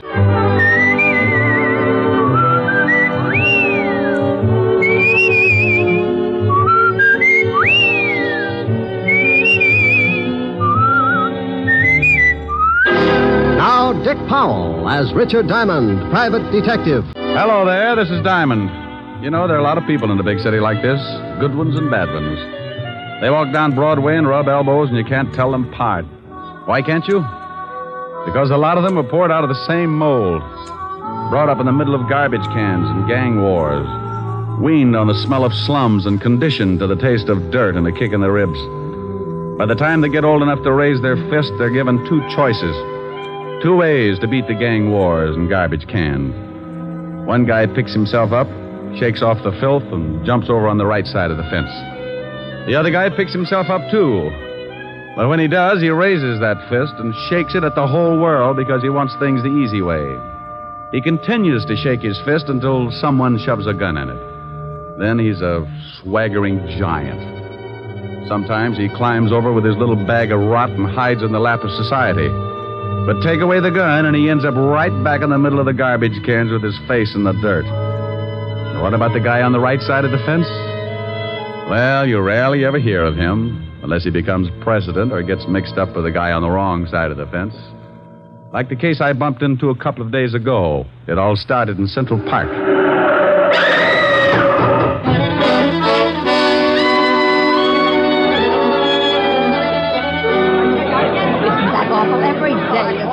What happened? Some girl got run over. That young guy over there ran over her with his car. I came up right after it happened. He was leaning over her and crying. A little late for crying, I'd say. Says he didn't kill her. Says someone pushed her in front of his car.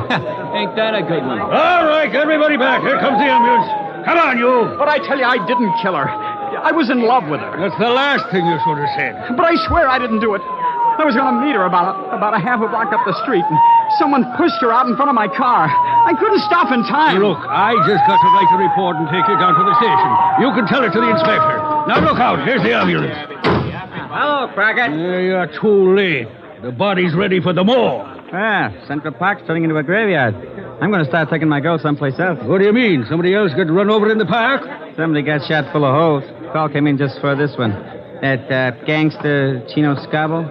Scabo got knocked off. He was due, wasn't he? Please, officer, can't I get to a phone? Shut up. One of the biggest gangsters in town gets rubbed out, and I got to show up at the station with you. You know, Sonny, I'm not pleased with you at all.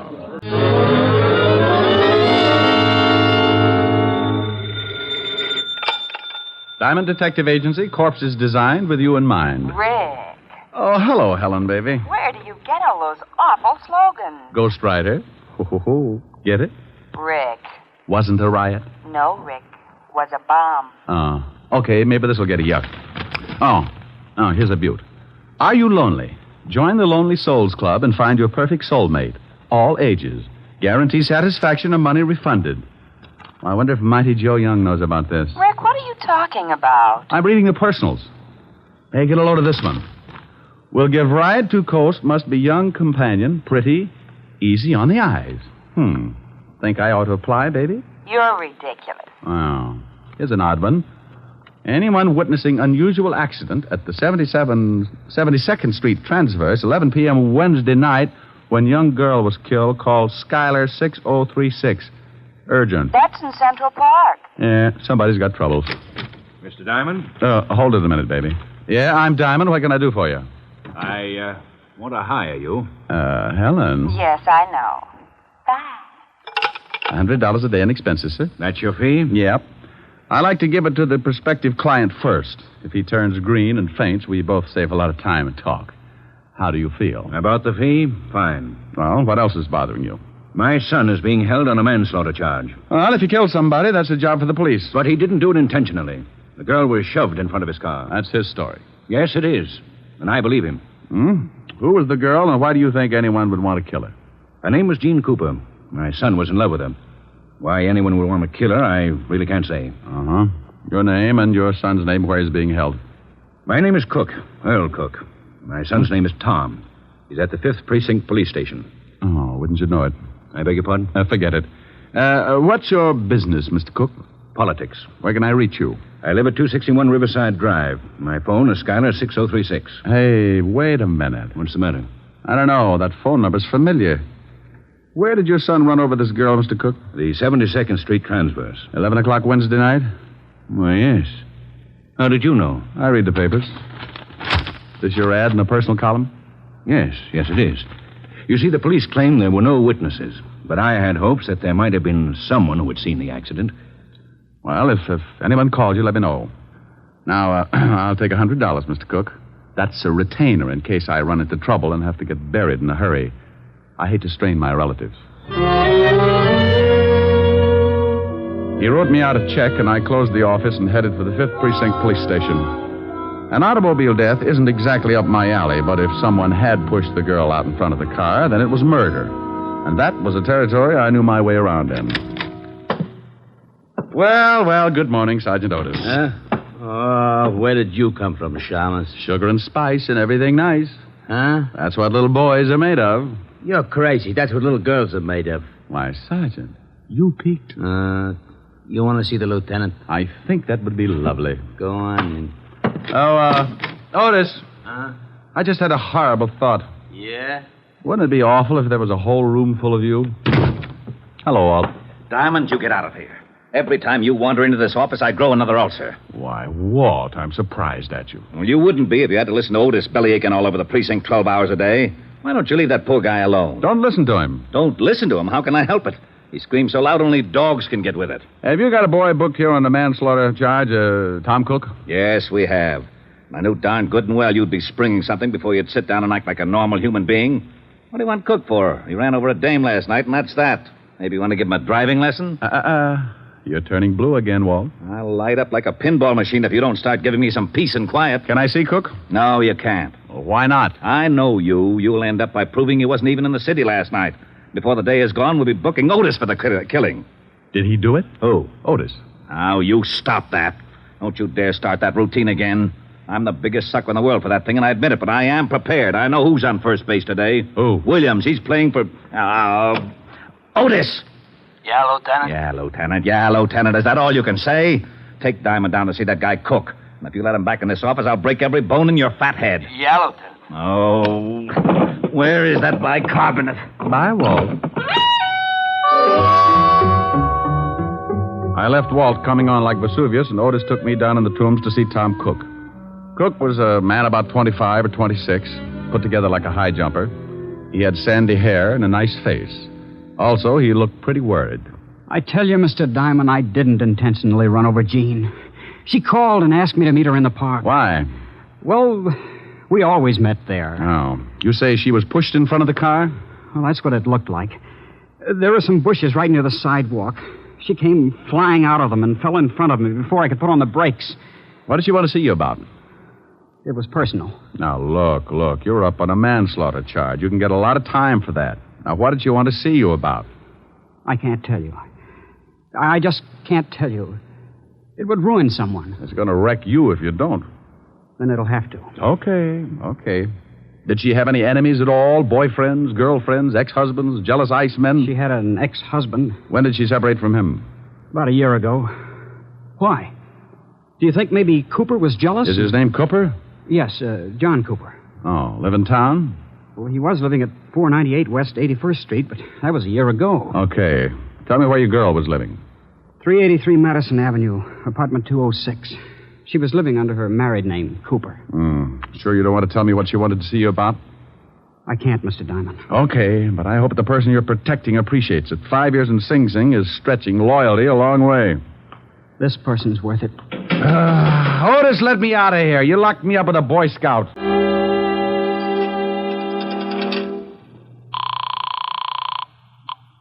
Yes? Mr. Cook? Yes? Who's this? This is Diamond. Diamond, I'm so glad you phoned. Oh? Remember my ad in the personal columns? Yes? Well, I just received a call from someone who claims he saw a man push a girl in front of my son's car. Oh. He said he was in a hurry, so he didn't wait around to see the rest. Can you imagine that? In too much of a hurry to stay round. No, I can't imagine it unless he was running away from something, didn't want to be caught. Did he tell you anything else? No, I asked his name, but he hung up. Oh. Well, if you hear from him again, call Lieutenant Levinson of the 5th Precinct. And I'll call you later. All right, Mr. Diamond. But now I'm sure my son is innocent. Well, I hope I can come up with more than your confidence. I knew a guy who yelled frame all the way to the electric chair. They fried him like a lean pork chop. I left the phone booth and took off for John Cooper's apartment. I found the place and gave my rabbit's foot a pat on the hock. The little bunny was still with me because a John Cooper was listed on the mailboxes. I took the steps two at a time. Yeah, who is it? The name's Diamond. I don't want any. I'm selling a homicide, complete with samples. You better open up.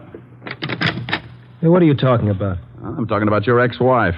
She was killed last night. What? Mind if I come in? No, come on in. Jean dead. How did it happen? She was run over by a car. Oh, that's awful. Are you from the police? You got a gold star. Where were you at 11 o'clock Wednesday night? I was right here in my apartment. You can prove it? Well, I didn't leave. I don't guess I can prove it. I hope you don't think I ran over Jean. I know who ran over. I'm trying to find out who aimed her. I don't understand. She was pushed in front of the car. How do you know that? Why shouldn't I know that? Well, I don't know. I guess you should. When was the last time you saw your ex-wife? Oh, about 8 months ago. We didn't get along, so we didn't speak after we split up. You haven't seen her since? No. Or were you jealous of her new boyfriend? Jealous? Why should I be? Good question. I'll see you later, Mr. Cooper. Yeah. I hope I've been at some help. You've been dandy. I left Cooper pinning up his gold star and headed for the dead girl's apartment. I knew the law had already been there and that it would probably be locked tighter than a wine truck on Skid Row. I found the landlady's door and gave it a jolt. Yeah? Oh, what do you want? I'm looking for the landlady. You want an apartment? We got one coming up in a couple of days. The dame that was in it croaked. You can pay in advance if you want it. Can I take a look at it? Nah. Lousy coppers told me not to let anyone in. You got my word, it's a good one. Oh, well, then you'd better let me talk to your mother. My mother? My old lady's been dead for 20 years. She has? Aren't you a little young to be running an apartment all by yourself?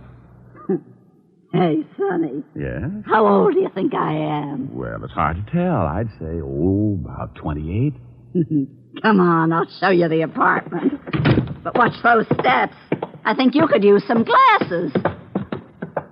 Right up here, handsome. Was the poor girl who died married? Used to be, but she got divorced. Here it is.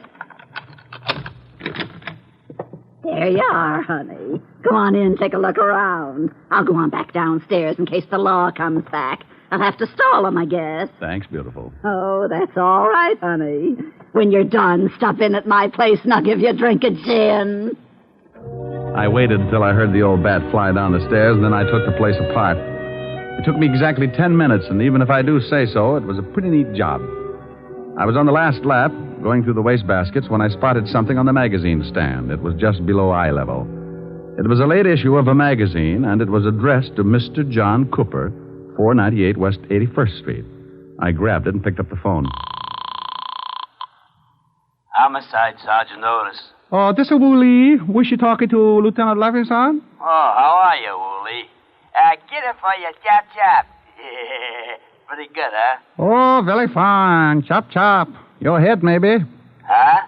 Wooly say very fine. You speak very fine Chinese. Oh. Lieutenant Levinson. Oh, this is Diamond, Walt. It is. I told Otis I didn't want to talk to you. He said Wu Lee was on the pipe. Oh, this is Wooly, too, Walt. Oh, that lame brain, Otis. Oh, what is it now, Diamond? I got a liar in the balcony, Walt. What are you talking about? I've spoken to 3 people about the girl that was run over. One of them lied to me. Now, I believe the kid's story. I think she was pushed. So she was pushed. I can't be bothered with that right now. I'm all tangled up in the Scarborough killing. We found the gun that did the job lying in the bushes in Central Park. Wait a minute. In Central Park? Yeah, we traced it to a pawn shop, and the pawnbroker identified one Louis Spiegel as the one that bought the gun. Walt, what time was Scarborough knocked off? Shots were heard about 5 minutes to 11. Hey, that's just about the same time that Cook ran over the girl. You are so right. And Scarborough got killed on the other side of the park. About 5 minutes to run to where the girl got run over. Now, what are you getting at? If you know something about this Scarborough killing, I Walt, want you... some guy called Tom Cook's father and said he saw the girl shoved in front of the car. He wouldn't tell his name because he said he'd get in trouble. Probably a crank. No one would duck out on a deliberate murder. Unless he just rubbed out New York's biggest gangster. Hey. Yeah. Have you got Louis Spiegel on tap? No, he's hiding out. Oh. Well, do me a favor. Check your files and see if you've got a record on a John Cooper. The dead girl's ex-husband? Yeah, then I'll call you back. I've got a guy who might show us where we can find Louis Spiegel and the guy who pushed the girl in front of the car. Killed 2 birds with 1 stone. It's quite a billiard shot, but give my little stool pigeon 2 bottles of fermented grape juice and he can run the table. I left the apartment and slipped by the landlady's door. I knew she was building a party because I could smell the 100 proof clear out in the hall. I ducked out on the street and headed for Skid Row in a place called the Parrot Club. When I went in, I spotted my man sitting in his usual spot at the bar. His name was Wilbur Truitt. Ah, greetings, Bucko. You have come just in the nick. Not having the necessary funds to purchase another bottle of strength, I asked yon bartender to put it on the cuff. Wilbur, Whereupon he handed me this can of rat poison. It turned out to be rather soothing in a toxic sort of way. Bucko, you know me. I do not wish to deprive the little rodents of their daily constitution, so I would much rather nurse on the succulent end of a bottle. Wilbur, I'm looking for someone. I have been looking for someone all my life, preferably a brewery owner. Bartender, bring me a bottle. Oh, noble sir, your overkindness doth wring tears from me. I do embrace your offer. Now, you don't wrap your hooks around this jug until I find out where Louis Spiegel is. That is indeed a difficult problem. Mr. Spiegel carried a rather large gun under his arm. Then if I sit here and gaze at that bottle for any great period, I shall become cotton-mouthed and surely choke to death. Mr. Louis Spiegel might be found in the freight yards, hiding in an old shack at the end of 50th Street now, Bucko. I'm rusting. Here you are, Wilbur, and thanks. Farewell. Lord knows when we shall meet again. I have faint, cold fear thrills through my veins. But no matter. I have never let a cork confuse me before. Bartender, a corkscrew, and bring the cat. I owe him a drink.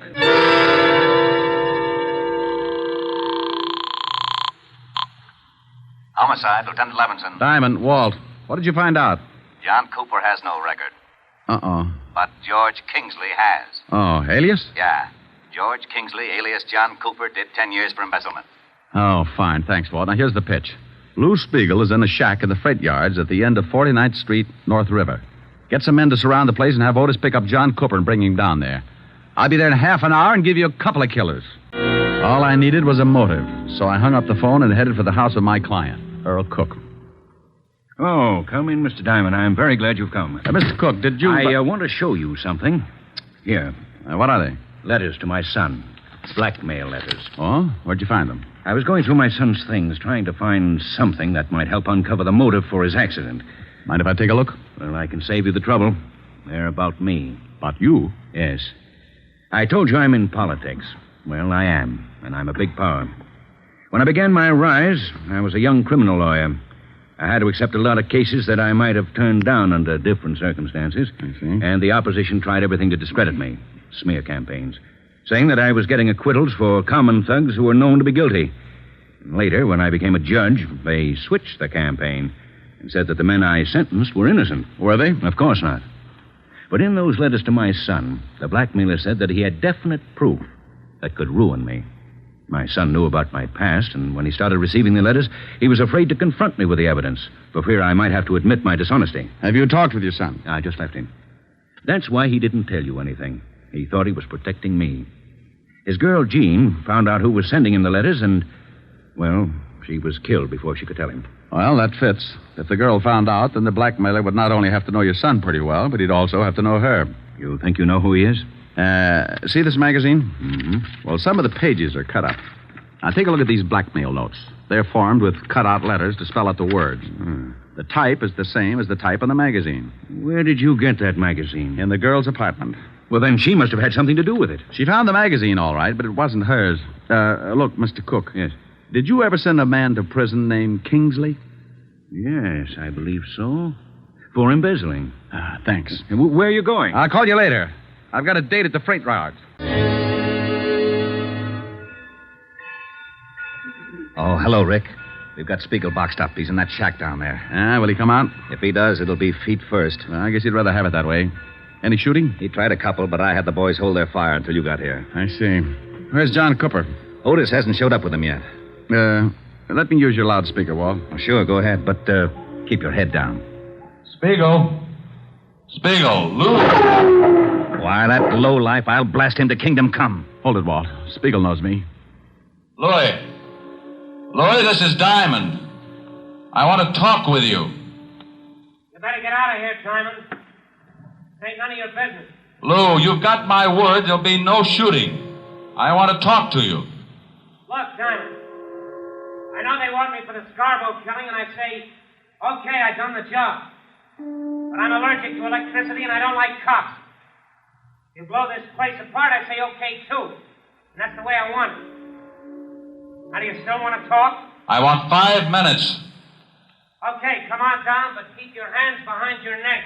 Walt, no shooting, huh? Okay, but I think you're crazy. He kills guys for practice.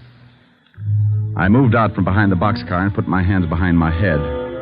I started down toward the shack, and I could see Spiegel looking at me over the barrel of a .45. One bad move from any of the men stationed around the yards, and I was going to get dead quick. I walked up to the shack and went in. That's far enough, Diamond. You've got 5 minutes. It won't take that long, Lou. Keep your hands where they are. Oh, I thought you might want a cigarette. Oh. Yeah, as a matter of fact, I'm all out. Yeah. Keep the pack. Just one. I got a date. Yeah. Light? I can make it. 4 minutes, Diamond. Did you see a girl shoved in front of a car the night you knocked off Scarborough? Yeah. I called some guy and I told him about it. I read his ad in the personals, but I couldn't do anything about it. Yeah, because then the law would know you were in the park. Looks like it don't make much difference now. The kid who ran over the girl is in on a manslaughter rap. You'll get 5 or 10. It's tough. You got 3.5 minutes. Lou, did you get a good look at the man who gave the girl the shove? Sure, I'd remember him. Rick? What do they want? I'll see. With your hands up, you'll see. Sure. What is it, Walt? Otis has got Cooper. Lou, will you do me a favor? I don't know. I want you to tell me if the guy they've got up there is the one who pushed the girl. Sure. But I can't see him from here. I'll have him brought down. I hope you ain't up to something. I don't want to see no kid get sent up on a bum rap. But if you get funny, you get holes.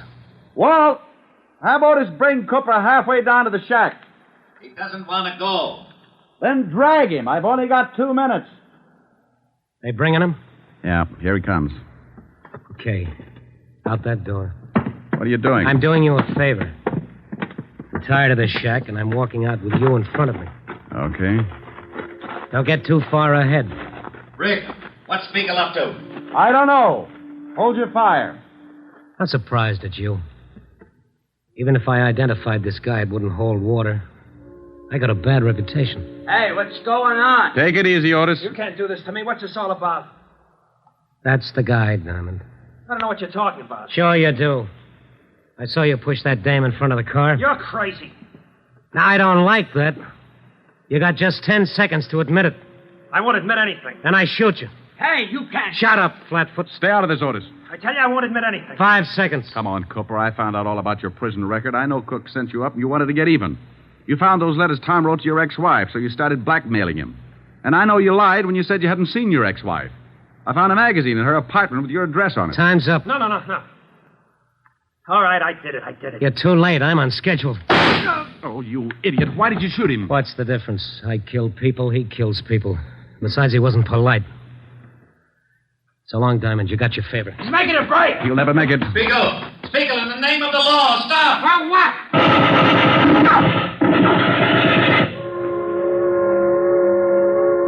Yeah, they got him. They sure did.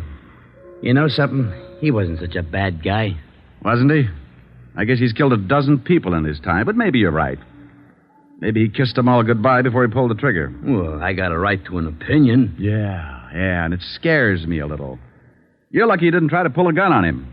You'd look pretty silly telling everybody what a nice guy he was after he'd shot off the top of your head. Rick, how do you want it? Lots of lemon, honey. What's that you're playing? I don't know. It says on the sheet music for kazoo and voice. You idiot. Here, see how this tastes. That's wow. But can't you drop a mussel in it or something? Now, that's plenty strong. Oh. The last time you complained about my weak drinks, Francis had to carry you home piggyback. Yeah, remind me to buy him a saddle. I hear they let the cook boy out of jail this evening. Well, how the dickens did you know that? Never mind, I find out things. You have been snooping. Well, you won't tell me anything about your cases. How did you find out? Helen? No. You'll be sorry. Okay, now, make like a truth serum, or I sing 20 courses of McNamara's band. Well, I was looking for you, so I called Walt Levinson. He told me all about it. Very elementary, my dear Diamond. Oh, get her. Do I look smug? Close your eyes and let's see. Now, that's silly. Why do I have to close my eyes? Close your eyes. Oh, that's better. Rick, aren't you nice? I certainly am. But people always notice my dimples first. Come here. Helen. You're looking smug again.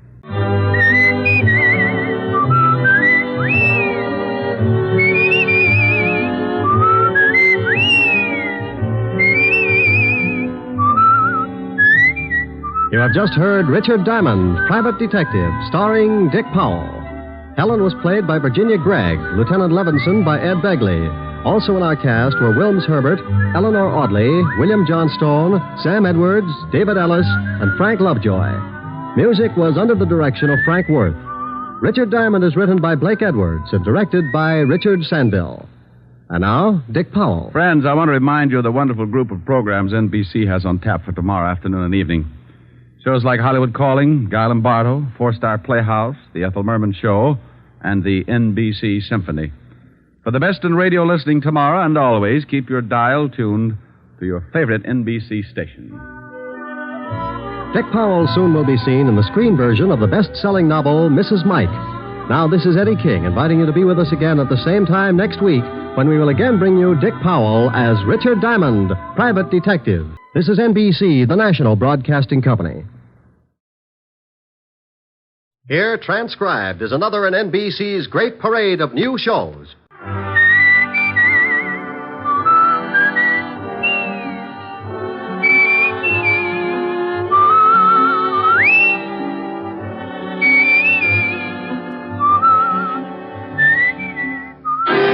And now, Dick Powell as Richard Diamond, Private Detective. Hello there, this is Diamond. If you happen to wake up some morning and spot something walking in front of your house and it looks like Santa Claus with jaundice, don't turn the hose on him. He's not on fire. He's just wearing the newest thing in men's fashions. They call it the bold look, and it's supposed to be the masculine answer to Dior's new look for women. It's an answer, all right. Like walking up to your best girlfriend and slicing her down the middle with a broadsword. Now, if you haven't seen it yet, just close your eyes and try and picture yourself in the bold look. Imagine walking down Fifth Avenue, very casual, decked out in a new, bright purple, non-shrinking suit, pastel shirt, yellow maybe, hand-painted tie, and argyle socks. Got it? What do you think? Pretty bad. About the only thing I can think of that's more gruesome is that little murder I got mixed up in last week. It started in a house out on Long Island. A guy named Harry Baker was getting involved with his private secretary. Here are the papers you wanted, Mr. Baker. Oh, thank you, Connie. What time is Mrs. Baker going shopping? She didn't say. This afternoon sometime. Where is she now? In her room. Come here, Connie. Harry, no. Supposing she comes down. I didn't see you last night. I missed you. I got hold of the man you wanted. His name's Nat Fox. He wants $500 for the job. Oh? Well, what's the matter? That's what you wanted, wasn't it? Connie, I had a lot of time to think last night. And? Well, I'm not sure. I don't know if this is the thing to do. You don't know? Oh, Harry, we've gone through this a dozen times, and I won't go through it again. If you haven't got the backbone... Oh, my dear, you know it's not that. No, I do not. I'm sick and tired of living this way. Not being able to be seen with you, watching you being pushed around by that old shrew. Oh, I'm not going through the whole thing again. Please, Connie, can't we wait for a while? My wife's well past 60. Sooner or And later... in the meantime, you live off the skimpy little allowance she doles out to you. No, Harry, no. I want us to live like two normal people. And if you're going to start changing your mind just when it looks like we can have all these things, I'm through. Now, Connie, wait a minute. No. If you want me, then you've got to go through with it. Well? You know I want you. I love you more than anything in the whole world. And get that old biddy out of the way, or I promise you, you'll never see me again. All right. Oh, don't look so worried, darling. Nothing's going to go wrong. I already fixed it with this Nat Fox. He'll be in the department store the same time as your wife. Oh, Harry, think of the wonderful life we can have. All that money's going to be ours. We can go to Europe and live the way we should. Yes, I don't know. I'm a little worried about this Nat Fox. I'll give him the $500, but if he finds out what happened, he'll be in a good position to blackmail us. Don't you worry about Mr. Fox. He's my affair. You just leave everything to me.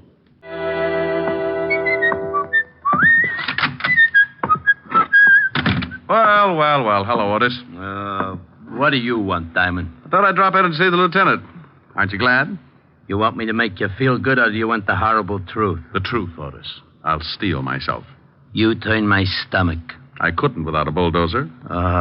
Very funny. When are you going to go on a diet, Sergeant? You're beginning to look like Dumbo with a goiter. Hello, Walt. Oh, no. Who's dead this time? No, don't be silly. I just came down to talk to see how you were. I don't believe it. Say something without corpse in it. Your smile is like the first dawn of an Indian summer. You said Indian. So what? If you said it, he's dead. All right. If that's the way you feel about it, goodbye and good luck. Oh, now, wait a minute. Stop being an idiot. That's all right, Walt. I understand. Now, come back here. You know very well I'm glad to see you. And you think just because I come down to see you, I've gotten mixed up in some kind of a murder. Oh, a fine friend. Now, you stop acting like that. You're a worse ham than Otis. That did it. I'll never send you a good dead body again. Is that a promise? Is what a promise? That you'll never send me a good dead body again. Oh, want me to break the law, huh? Hold out police evidence. Of course not. You know I was only kidding. Just like the police force, making fun of a corpse. I have never made fun of a corpse. So that's what's the matter. What? Too serious. That's what's ruining your stomach. Oh, now stop that. You know what's wrong with my stomach. I've been working too hard, that's all. So the next time I find a corpse, you'll want to take a vacation. This precinct is more corrupt than I thought. What do you mean, corrupt? Just what I said. I find you a corpse and you won't even look at it. You want to go on a vacation. I don't want to go on a vacation. I'll look at the corpse. What corpse? The one you wanted me to look at. There you go, acting like I've gotten mixed up in another killing. Trying to make it look like the corpse is mine. What? Well, it's not my corpse. It isn't? No. Well, whose is it? Well, you know. You tried to frame me with it. I did not. Don't you try to shove that body off on me. Yeah, what is it? Oh, hello, Helen. It's for you, Rick. Thanks. Hi, baby. I'll hold it a minute. Walt, you better do something about that body. Oh, yeah. Otis, put in the general alarm. Diamond's found another killing. Oh, wait a minute. No, Walt, it's your killing, remember? Oh, yeah. Forget about the general alarm, Otis. I've got... Oh, Diamond. Sure, Helen. I'll meet you at the store. Oh. Sure. I love you. Bye.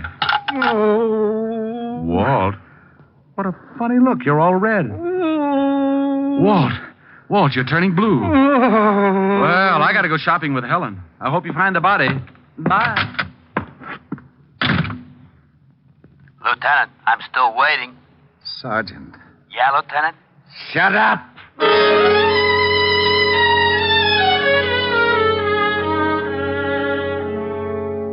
I don't know why I do that to Walt, but I always get such a kick out of tying him up in knots. When he takes the bait, he goes for it hook, line, and sinker. It's a good thing Helen called and asked me to go shopping with her, or he might have blown a fuse. I don't generally like the idea of shopping, but she said it was Francis's birthday, and any kind of an afternoon with Helen could always work its way into a wonderful evening.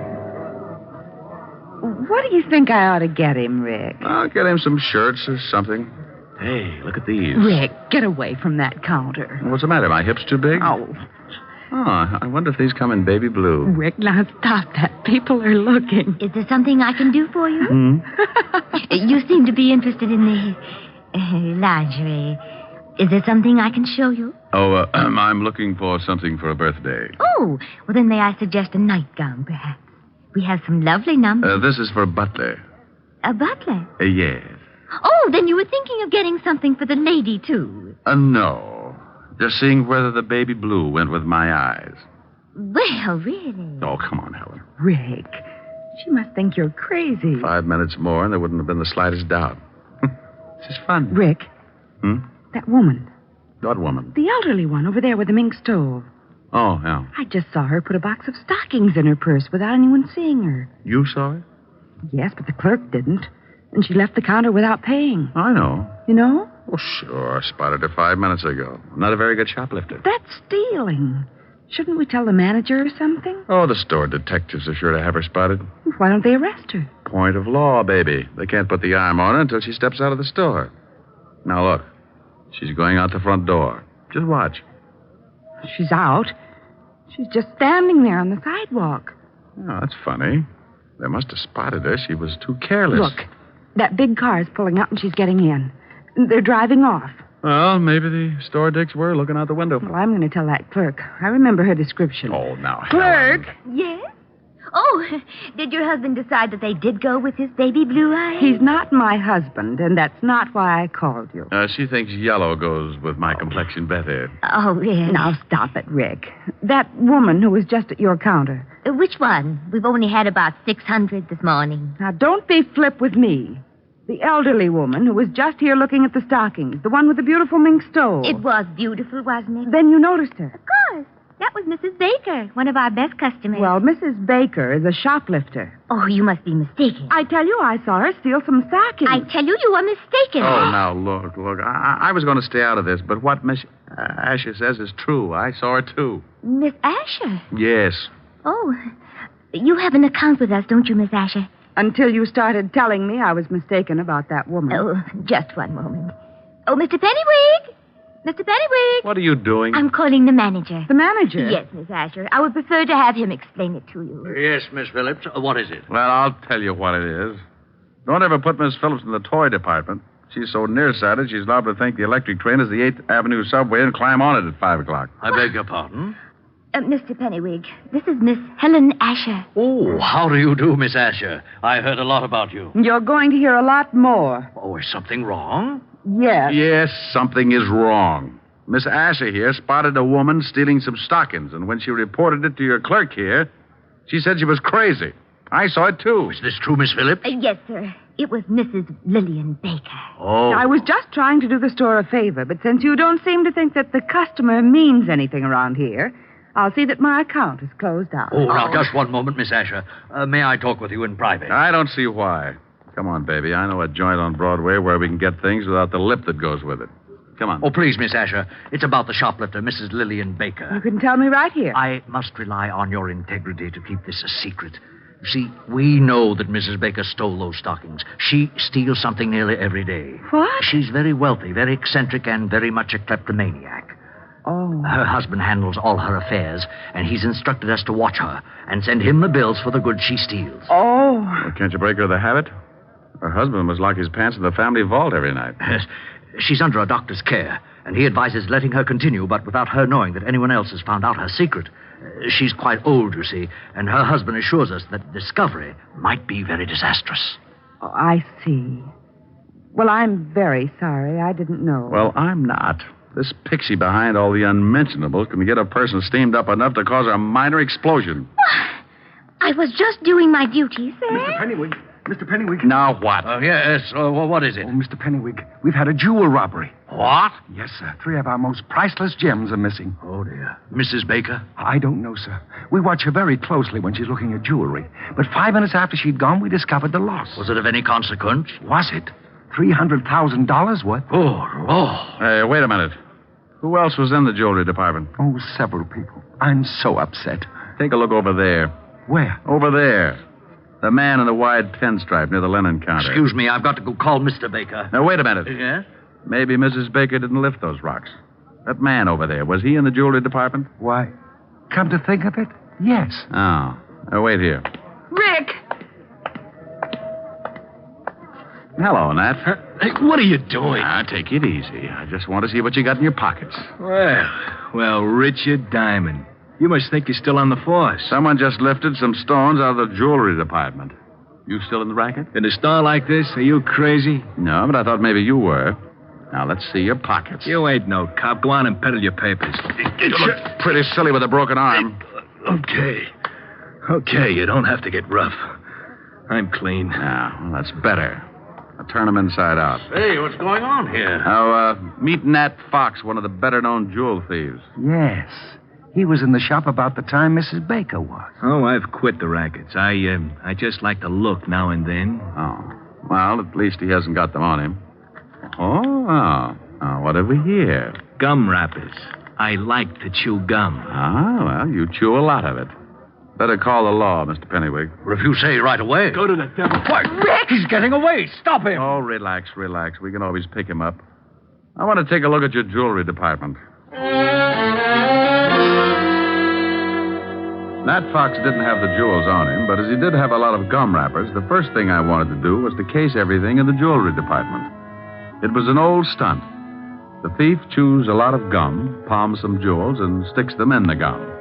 Then he sticks the gum under something, and a Confederate comes along later and scoops it up. If the thief gets spotted at the scene, he's clean, just like Fox was when I searched him. Well, I looked under everything, on everything, in everything. There was a lot of gum, all right, but no jewels in any of it. Rick, couldn't someone have picked it up already? Well, that's the only thing I can come up with, unless this Mrs. Baker really did steal them. Well, the police will be here in a few minutes. No, clerk. Yes, sir?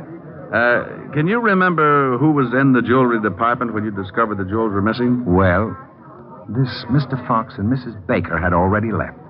But I believe there were several women. Yes, there weren't any men, just several women. Well, thank you. Come on, Helen.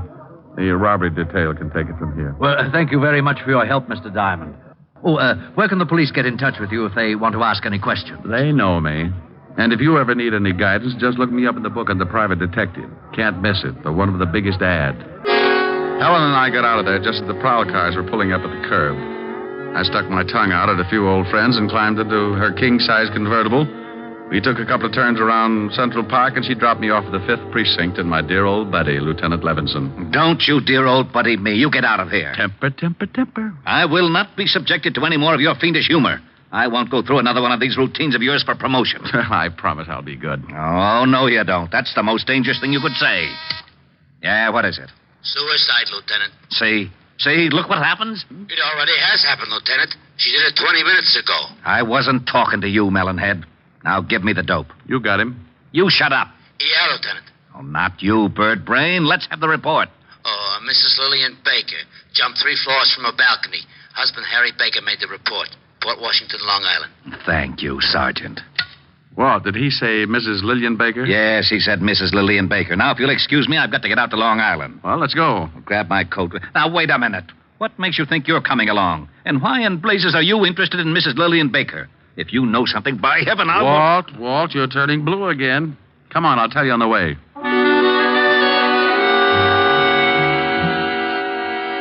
I briefed Walt on what had happened back at the store when Helen and I saw Mrs. Lillian Baker lift the hosiery. We reached the Baker estate about 3 o'clock in the afternoon and drove up a long circular driveway to the big house. The husband, Mr. Harry Baker, met us at the door. Oh, please come in, gentlemen. Thanks. You'll have to forgive me, gentlemen, but I'm still a little upset. My wife was a sick woman, but I never expected her to do anything like this. Where's the body? Out in the garden. Right this way. Have you any idea why your wife committed suicide, Mr. Baker? Oh, yes. There's the body. You don't mind if I go back inside, do you? I want to ask you some questions, then you can. I understand that your wife was a kleptomaniac. Is that right, Mr. Baker? Why, yes. How did you know? Mr. Diamond here saw her steal something from the store today. You mean the jewels? No, I mean the stockings. Did she steal the jewels? Why, yes. I found them under her mattress after the store called and told me of the loss. She was a sick woman. She's been stealing things for years, but she didn't think anyone knew about it. I had an arrangement with the stores that I could take care of all the things she took, but those jewels were too much. I had to confront her with the evidence. And she broke down completely when she discovered we knew her secret. Harry. Oh. Wow. This is my private secretary, Lieutenant Levinson. Richard Diamond. Oh, Miss Constance Loring, Lieutenant Levinson, Mr. Diamond. How do you do? Well, pretty good. I'd like to tell you about it sometime. Don't dead bodies make you a little nervous, Miss Loring? What? Miss Loring was here when my wife jumped. She's already gotten over the initial shock. Oh. She's been in the library calling some of my firms to tell them I won't be at work for a while. How long has she been here? Why, all afternoon she's been taking some dictation. With her hat on? Oh, well, you see... forget it. Tell me, did your wife jump from that balcony, Mr. Baker? Yes. 3 floors. About a 4-foot railing around the balcony. If you think that there's been any foul play, you can check with her doctor. He'll tell you she could easily take her own life if her secret was discovered. I'd like to talk to him. What's his number? Evergreen 54469. Dr. Leonard Bischoff. Thanks. While you're calling him, Rick, I'd like to see those stolen jewels, Mr. Baker. Certainly.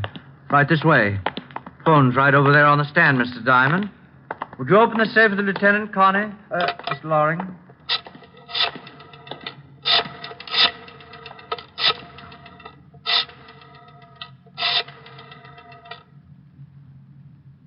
Dr. Bischoff, please. Richard Diamond. Yes. Hello. Dr. Bischoff, this is Richard Diamond. Here they are, Lieutenant. Now, you can easily see why I wouldn't, or should I say, couldn't pay for them. Is the store coming over to pick them up? No, I told them I would bring them down. What's this all over them? Well, I don't They're all know. sticky. Got something all over them. That's probably gum, Walt. Gum? Yeah, the kind you chew. Oh, by the way, Baker, you were right. Dr. Bischoff says your wife was a sick woman, but he didn't think she'd carry it to such extremes. Well, we never know what we will do under such stress. No, I guess we never do. Walt, can I use the car for about an hour? It'll take it that long to clean up things around here. Well, you got something? Yeah. Mr. Diamond, if you think... I don't think, Mr. Baker. I find out. Oh, Walt. Yeah? Bye. I went out fast and climbed in the prowl car. I grabbed the two-way radio and put in a call to Sergeant Otis. He gave me the address I wanted, and 10 minutes later, I was rolling up in front of an old brownstone where Nat Fox, the not-so-ex-jewel thief, was now living. I went up and knocked on his door. Well, there was nothing like finding out. Well, what do you know?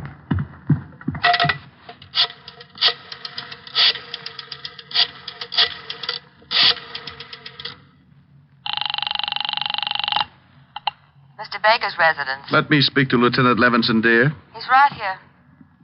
Hello? Walt, I'm over at Nat Fox's place. Now, don't say anything. Right. You remember I told you I spotted him right after the theft and shook him down? Yeah? Well, he's through giving the police department headaches. What do you mean? He can't explain the 2 bullet holes in his head. I called the station and had them send over the wagon, then I took off for the department store. I was sure that Mrs. Baker hadn't jumped, and I was pretty certain that whoever had knocked off Nat Fox was in on the Baker killing. Oh, hello again, Mr. Diamond. Have you heard we found out who stole those jewels? Nat Fox? Why, no, it was Mrs. Baker after all. Mr. Baker called us back and said that he'd found the stones.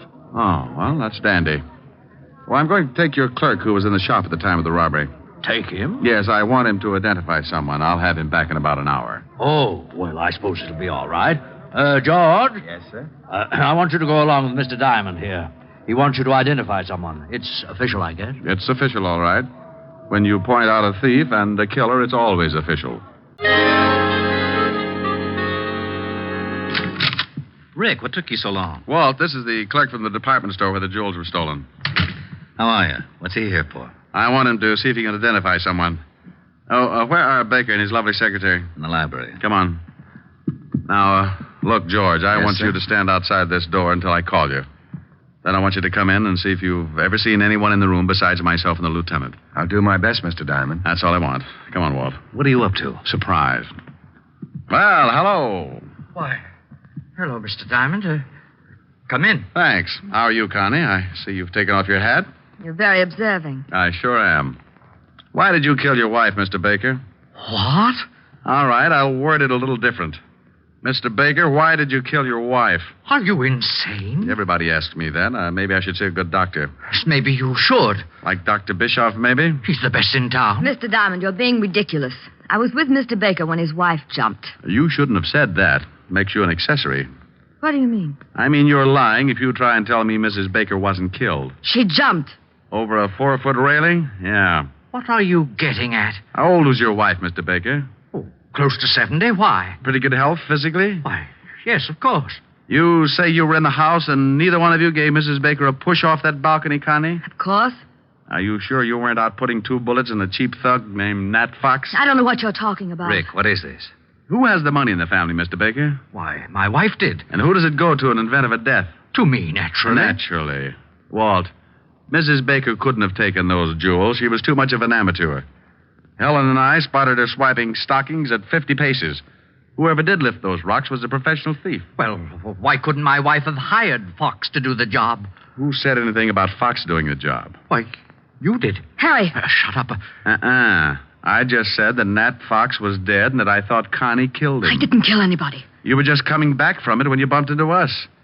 You hadn't even taken your hat off, and you were still carrying your purse. I was just going out. Let me see that purse. You stay away from that. Anything in it? Yeah, well, no gun, but she probably threw it in the river. Nice handkerchief. I'll sue you, Diamond. Look at the handkerchief, Walt. It's sticky. Give me that. Sit down, lover. Oh. Oh, I'm sorry. I thought there was a chair there. It's sticky, all right, Walt. That's gum. And gum on the jewels. She must have picked them up. Yeah, right after Nat Fox stuck them somewhere. Oh, you're both crazy. She was here with me all day. Yeah. George. Yes, Mr. Diamond. Who's this person? You just relax. I want to find out what's going on, too. Well, George? Yes, sir. That girl was in the shop right after Mrs. Baker. That's a lie. I wasn't. I didn't kill anybody. One of you hired Fox to steal the jewels, then you picked them up and brought them to Baker here. You killed Fox to keep his mouth shut. I did not. Yes, she did. Harry! We might as well tell them.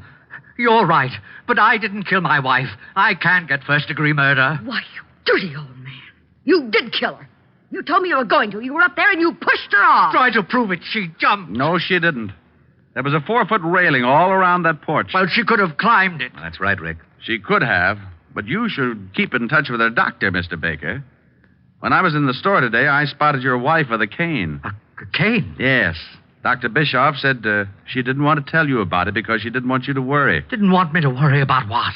She had arthritis, Mr. Baker. And Dr. Bischoff said she could barely walk upstairs, let alone climb over a 4-foot railing.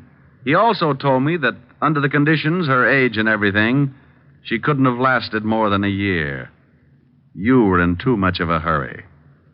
Okay, Walt, you run with the ball from here on. I got a date. Rick, you didn't tell me what you did after you left me this afternoon. Oh, I just fooled around with Walt for a while to kill the time. By the way, what did you finally get for Francis? Oh, I got him something in the newest fashion. It's called the Bold Look. What? It was pretty ghastly, but he loved it. Oh, tell me what you got him. Well, a purple suit. Non-shrinkable. Yes, how did you know? It figured. Go on. A green shirt, one of those hand-painted ties. Rick, where are you going? Oh, I can't stand it. What is it, Rick? What is it? I thought you were supposed to be bugged on South Pacific. Oh, is that what it's from? Yep. Goes on next to closing, right after Fink's Mules. It does? You better get those tickets again. See what it's all about. Well, give me a preview. You'll hate me in the morning. There's an answer for that. Yeah. Hey, what's that? What? That standing in the corner. Oh, Francis. That's Francis, Rick. What are the odds? Oh, yes, sir. It's me. Now, Rick, be careful what you say. That's the new Bold Look. Well, turn it off. It's getting bilious. Don't you like it, sir? Now, Rick. No. Well, Francis, I think it's... yes, it certainly is. I think it's rather gay, don't you, sir? The gayest. Oh, my goodness, I forgot something. Does it look like a stomach pump? Forgot something? Yes, miss. The outfit wouldn't be complete without them. Well, hurry up. I'm going to black out any minute. What did you forget, Francis? The spats. Spats? Yes, sir. Seersucker spats. And they were lovely. You have just heard transcribed Richard Diamond, Private Detective, starring Dick Powell. Helen was played by Virginia Gregg, Lieutenant Levinson by Ed Begley. Also in our cast were Wilms Herbert, Lorene Tuttle, Joseph Kearns, Peter Leeds, and Joe Forte. Music was under the direction of Frank Worth. Richard Diamond is written by Blake Edwards. Dick Powell soon will be seen in the screen version of the best-selling novel, Mrs. Mike. Now, this is Eddie King inviting you to be with us again at the same time next week when we will again bring you Dick Powell as Richard Diamond, Private Detective. This is NBC, the national broadcasting company. Here's another in NBC's great parade of new shows.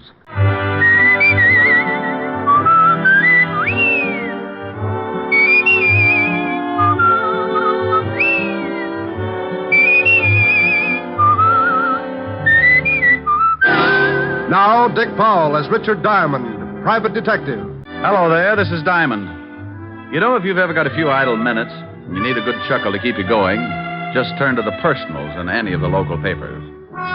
Now, I'm a guy with a strange sense of humor, and it really takes something right out of left field to get a spasm out of my funny bone. But just listen to this one out of the Little Rock Bugle. Oh, yeah. Bachelor, sincere young man, 4 feet 10, 190 pounds, handsome, out of work for a year, desires to meet woman who can straighten him out.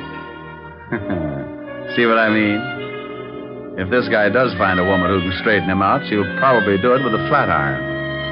Oh, and get this one. Young man with large personality desires to meet woman with big bank account and small sense of humor. Object, murder. Oh, excuse me, that's merger. Oh, and here's a real whizzer. Attractive, intelligent girl, 30 years old with bubbling enthusiasm for life. Neither smokes, drinks, nor stays up late. Vegetarian and hates comic books. Would like playmate who enjoys active recreation. There'll be a month of fasting after that one. Oh, yeah, I knew I had something else. That case I got mixed up in last week. If you think those personals are silly, well, you hear about this. It all started about 11 o'clock one morning in my office. Mr. Richard Diamond, private detective? I was out with a hula dancer last night. Wait, I'll look in the mirror and tell you. Come on in so you can see, too.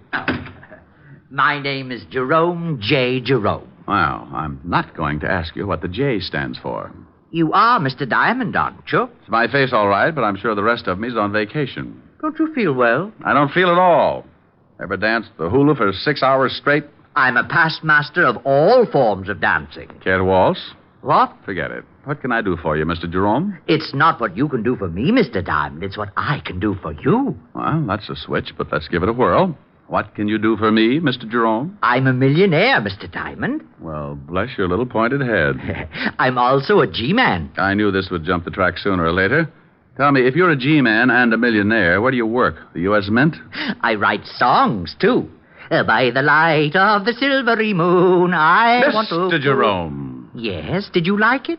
You didn't by any chance write Swanee River? No, I believe Stephen Foster wrote that. You don't say? Yes, he stole the melody from me. I think we'd better waltz after all. Oh, Mr. Diamond, that's ridiculous. I'm glad somebody noticed. But you take a good zippy foxtrot now. Oh, now, wait a minute. Hold it! Hold it! Oh, you follow beautifully. Oh, I went to Vassar. Now, slow down before I pick you up and stuff you into a bottle. Oh, I'm sorry. Yeah. Now, would you mind telling me how long you've been hiding out with the squirrels? Squirrels? Oh, I have a mink farm. You should do well. Look, Mr. Jerome, I think maybe you better go soak yourself in some hot tar or something. I came here to do you a favor, Mr. Diamond, and I do not intend to leave until you hear me out. Oh, well. Okay, what is it? You need a bodyguard. Operator, give me Bellevue. Mr. Diamond, please, there's no need to call Bellevue. Oh, stop being so narrow-minded. They'll give you a nice, quiet room, all by a little old lonesome. Well, go ahead and call them if you want to, but it will do you no good. Why not? They'll just think you're crazy. I'm on the staff there. Oh, yes, I should have known. I think you're making fun of me. I came up here because I knew of your reputation as a detective, and I want to help you with your work. You get in trouble, don't you, all the time? Habitually. Well, I want to protect you. Now, that's nice, but I really don't need a bodyguard. Early stages of schizophrenia, also a slight persecution complex. Have you seen a good psychiatrist, Mr. Diamond? It's certainly a thought. Well, when do I start work? Well, you see, it's like this. I'm awfully sorry, but I have my own nutcracker. Oh, no. I mean as your bodyguard. I'm afraid the requirements are too tough. What are they? Well, first you have to find a freshly murdered corpse. It's kind of like a treasure hunt. Oh, I've got that. You got what? A freshly murdered corpse. That's one of the reasons I came up to see you. I thought you'd like to know. Oh, well, now, I'll tell you what you do. You go back and see if the corpse is still there. If it is, call me at once, okay? All righty. I'm off. Amen. Mr. Diamond? Yes? Remember, hopping hot toads have no hair. Oh, no. Mr. Diamond? Huh? Oh. I thought you'd better know something. I can only be your bodyguard for a week. I'm getting married. Congratulations. Who's the lucky girl? It's Miss America. But don't breathe it around. I want time to check her measurements. I'll send you a fruitcake. Just bring it in. You're invited. Goodbye. Diamond's Rest Home. We specialize in nervous disorders, ingrown scalps, and the world's largest bowling alley. Oh, don't laugh. If you'd seen what just walked out of here, you'd go back to yo-yos. Well, what did just walk out of there? I'm not sure, but he had lovely blonde hair. He did? Yeah, all over him. Rick, what in the world are you talking about? I'm talking about nothing in the world. Come on, tell Helen. Well, I've got to get it all straight first. If I figure it out, I'll come over and we can throw sesame seeds at each other. Oh, I'd love to.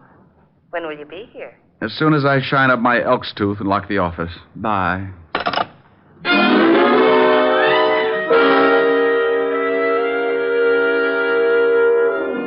Well, I usually get some screwy ones, but this one was the topper of the season. I had a hunch that Jerome would be back, so I locked the office and did a quick sneak down the back stairs. I grabbed a cab, and 10 minutes later, I was sitting in Helen Asher's study at 975 Park Avenue.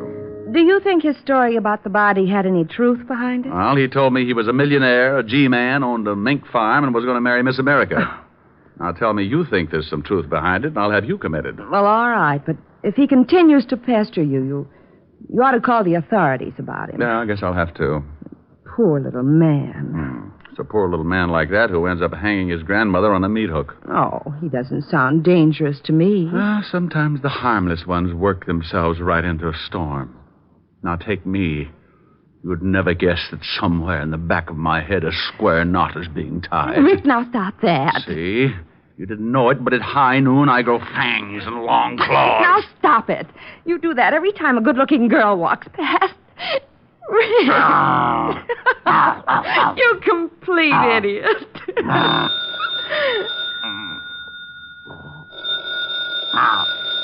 Rick, the phone's ringing. Oh, I hope it's happy.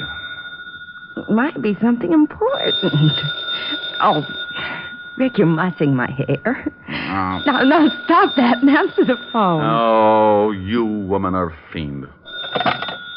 Harold Appleknocker's Happy Home for Hogs. Rick. Who is this?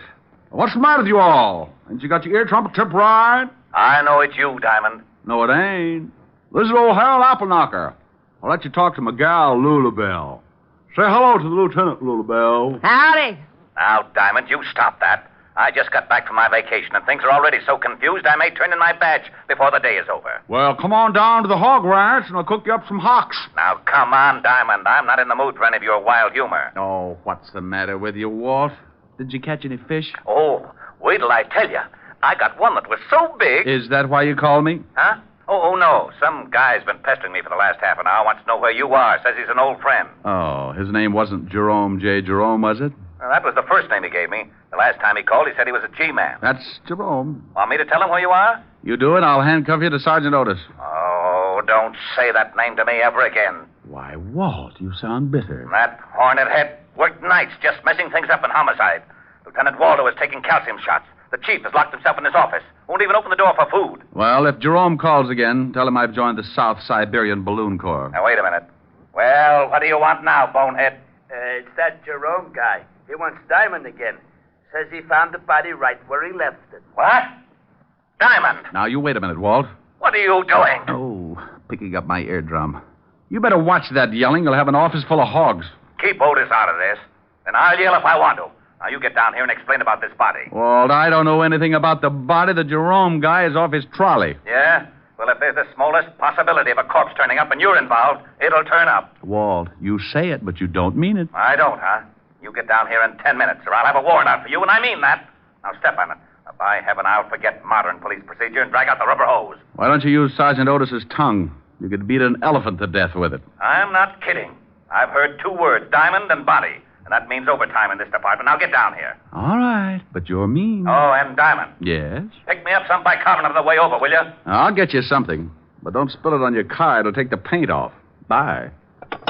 Rick, what was that all about? Oh, Levinson's got heartburn again. That nut that wandered into my office told Otis about the body he says he's found. Oh, Walt didn't believe him, did he? Walt's been a cynic ever since we were introduced. I'll see you later this evening, honey. All right, Rick. What do you want to do? Helen. What? What you said.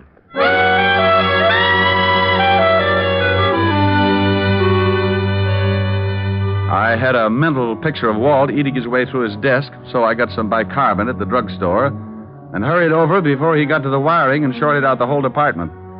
As usual, the king of the forest met me in the squad room. Well, you're in Dutch, Shamus. I guess you're right, Sergeant Otis. How about lending me your wooden shoes? Oh, what do you mean, wise guy? They ain't wood. And why do you use a crowbar instead of a shoehorn? Yeah, very funny. You better go on in. Lieutenant's liable to start breaking things. I hope he doesn't use his bare hands. Yeah? Why? Well, your head's liable to get in the way, and you'll be crippled for life. All right, Walt. Stop chewing on that desk. Here's your bicarbonate. What are you talking about? Now you listen to me, Diamond. That's like telling a man to turn up his hearing aid in a bombing. You can stop being cute. That guy, Jerome phoned just before you came in, and he sticks to his story about the body, but he won't tell us where he is. You don't really believe him, do you, Walt? He's nuts. Well, he did say something about playing quarterback for Notre Dame, but if you're mixed up in this, I can't take any chances. Oh, don't be an idiot, Walt. This little guy, Jerome, came waltzing into my office this morning, and... Lieutenant. Oh, what is it? That guy Jerome's on the phone again. He wants to talk to Diamond. Rick, pick up that phone and find out about that body. Oh, now, come on, Walt. You can use the extension in here. Go on. I promise you you'll be sorry. You pick it up and say hello. Not to this guy, you won't. You'll come back with hopping, hop toads have no hair or something. Hello, Jerome. Oh, Mr. Diamond. Good. I've been trying to get you for some time. The body's here, all right. Where, Jerome? Anyone here? No, Jerome. Well, I thought maybe they had the line tapped. They do that, you know. Yes, Jerome. Now, where are you? I'm at the Osterham place. And if you don't want this corpse, I'm calling in Hawthorne of the death squad. Jerome, please. Now, where are you? The Osterham place on 74th Street. I'll be right over, and don't let the corpse get away. Oh, it won't. I'm sitting on it. Oh. Well, did you find out where he is? Oh, he said the Osterham place on 74th Street. What the devil's that? The Osterham place? That's old man Hoster Osterham's home. You know, the eccentric old millionaire that died last year? Oh, how did Jerome get in? It's been turned into kind of a museum. The old boy had quite a collection of rare antiques, and when he died, he left the house to the city as sort of a showplace. You mean he's open to the public? Yeah. Well, let's go. Jerome's probably found a mummy for us. On the way over, I told Walt about Jerome's sweet little visit in my office, and the lieutenant was all for stopping off for a straitjacket. When we got there, we looked out of the squad car at an old three-story brownstone. But more interesting was the sign that hung from the door. Closed Saturdays. And you guessed it. It was Saturday. We got out of the car and went up. Well, don't just stand there. Try the door. I'm with you. Got an axe? Ring the bell. If Jerome's in there, he'll probably answer. Oh, anything to make the police force happy. Mr. Diamond. What is that? That is Jerome, over in the window. You will have to climb in here. Come on, Walt. We can't do that. Who's that with you, Diamond? Oh, this is Lonely Levinson, Jerome. He collects bodies. Oh, good. He'll just love this one. Climb in. Coming on? Oh, go ahead. If there's a corpse in there, it's in the line of duty. I'll give you a boost. I can make it. What you read, old Fairberry? You shut up. There. All right, Red Heart, you're next. Up, and away! Oh, I'm glad to see you both. I was getting tired of sitting around with her. The conversation was so one-sided. Sitting around with who? Her. Rick. Yeah. Do I qualify, Mr. Diamond? Young girl. Been dead quite a while. Jerome. Yes, boss. Oh, Ricky, how you found her? Well, this room is supposed to be sealed up. Sealed up? Yes, the building is a museum. Not a very good one. I have much better things in my apartment. We're losing him. Jerome, how you found her? Oh. Well, when the building is open to the public, they take you on tours. When we passed this room, we noticed it was sealed. I asked why, and the guard said it was because the late Mr. Osterham had stipulated in his will that the rest of the house could be shown, but not this room. It was his private study. And he said if he ever wanted to come back, he didn't want a lot of people cluttering it up. Who broke it in? I did. You did? Don't they have burglar alarms in this museum? Mr. Diamond, Lonely Levinson has an extreme case of supersensitivity. Does he always snap like that? Only when he hasn't been fed. Why did you break in? You should be careful, Mr. Lonely Levinson. You bite someone. Have you been checked for rabies? Now you listen to me. Walt. Jerome, why did you break in? Well, it's perfectly obvious. When the guard told me the story, I played along with him. Of course, I knew it was just a trick to throw me off. Of course. Oh, would you mind turning your head? It's much better if you just chew on that curtain. Well, I waited until they closed the place. Then I came back, jimmied this window, and found the body. Then I came to you, Mr. Diamond. Simple? Oh, sure. Rick, what are you doing? Oh, just looking at the dead girl. Come here. You find something? Yeah. Got on an anklet. Name is, strike a match, will you? Oh, wait a minute. There. Oh, Adelaide. Looks like she's been dead quite a while. Yeah. Jerome, when you found... Hey, Jerome. What? He's gone. Oh, we're a couple of swell sleuths. He's not out on the street. Must have climbed out and run for it. I'll send out a general on him. Yeah, I would if I were you. A guy like that shouldn't be running around loose. He's liable to wind up on Stromboli. Well, Walt put out a general alarm on Jerome and then called in the rest of the experts to give him the dope on the dead girl. I didn't wait around because I had a hunch that Jerome would find me again. I was right, because at that moment he was sitting in my office behind my desk. Diamond Detective Agency? Rick? Who is this? Oh, now stop clowning. This is Helen. Never heard of you. Why don't you dames leave me alone? By the light of the silvery moon. I guess I'll have to write some new lyrics. Oh, dear. Yes, what is it? Well, you sure got there in a hurry. Who is this? Now, you stop that, Diamond. You know very well who this is. What do you want, stupid? Stupid? Yeah, rhymes with Cupid. Could do a song on it. Like to hear my latest? I've been working on the railroad all the livelong devil day. is this? What kind of a song do you suppose I could write with Stupid and Cupid? Oh, hello, Mr. Diamond. What's going on? Well, hello, Jerome. Taking my calls for me? Yes, and wait till you hear the pixie I've got on the line. Here. Thanks. Hello, Walt. Rick? Yeah, you were talking to Jerome. I just came in. I might have known it. Don't let him out of your sight. Of course not. Now, what did you find out? Oh, yeah.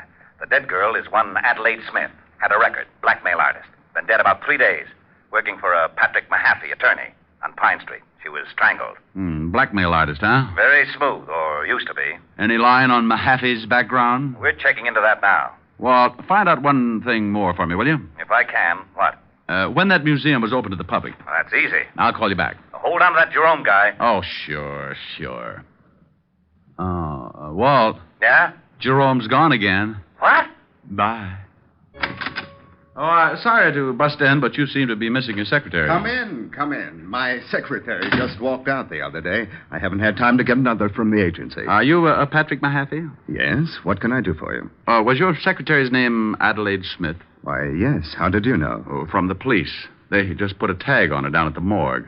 Good Lord. She isn't... She certainly is.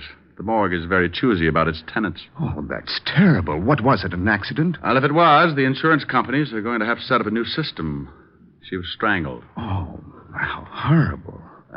Yes. You're an attorney, aren't you, Mr. Mahaffey? Why, yes. Are you from the police? I just left them. What kind of an attorney? Why, just general law. Ever do anything you could be blackmailed for? What? Why, of course not. Ever have any business with the Osterham estate? No, I never handled any of the Osterham business. Why? Nothing. I'll see you later, Mr. Mahaffey. Homicide, Lieutenant Levinson. Walt Diamond, what did you find out about Mahaffey? Rick, there's something fishy. You got to stop going to these cheap restaurants. Oh, be serious. That Mahaffey guy was executor for the Osterham estate. What? Yeah, funny coincidence. Coincidence, my shoulder holster.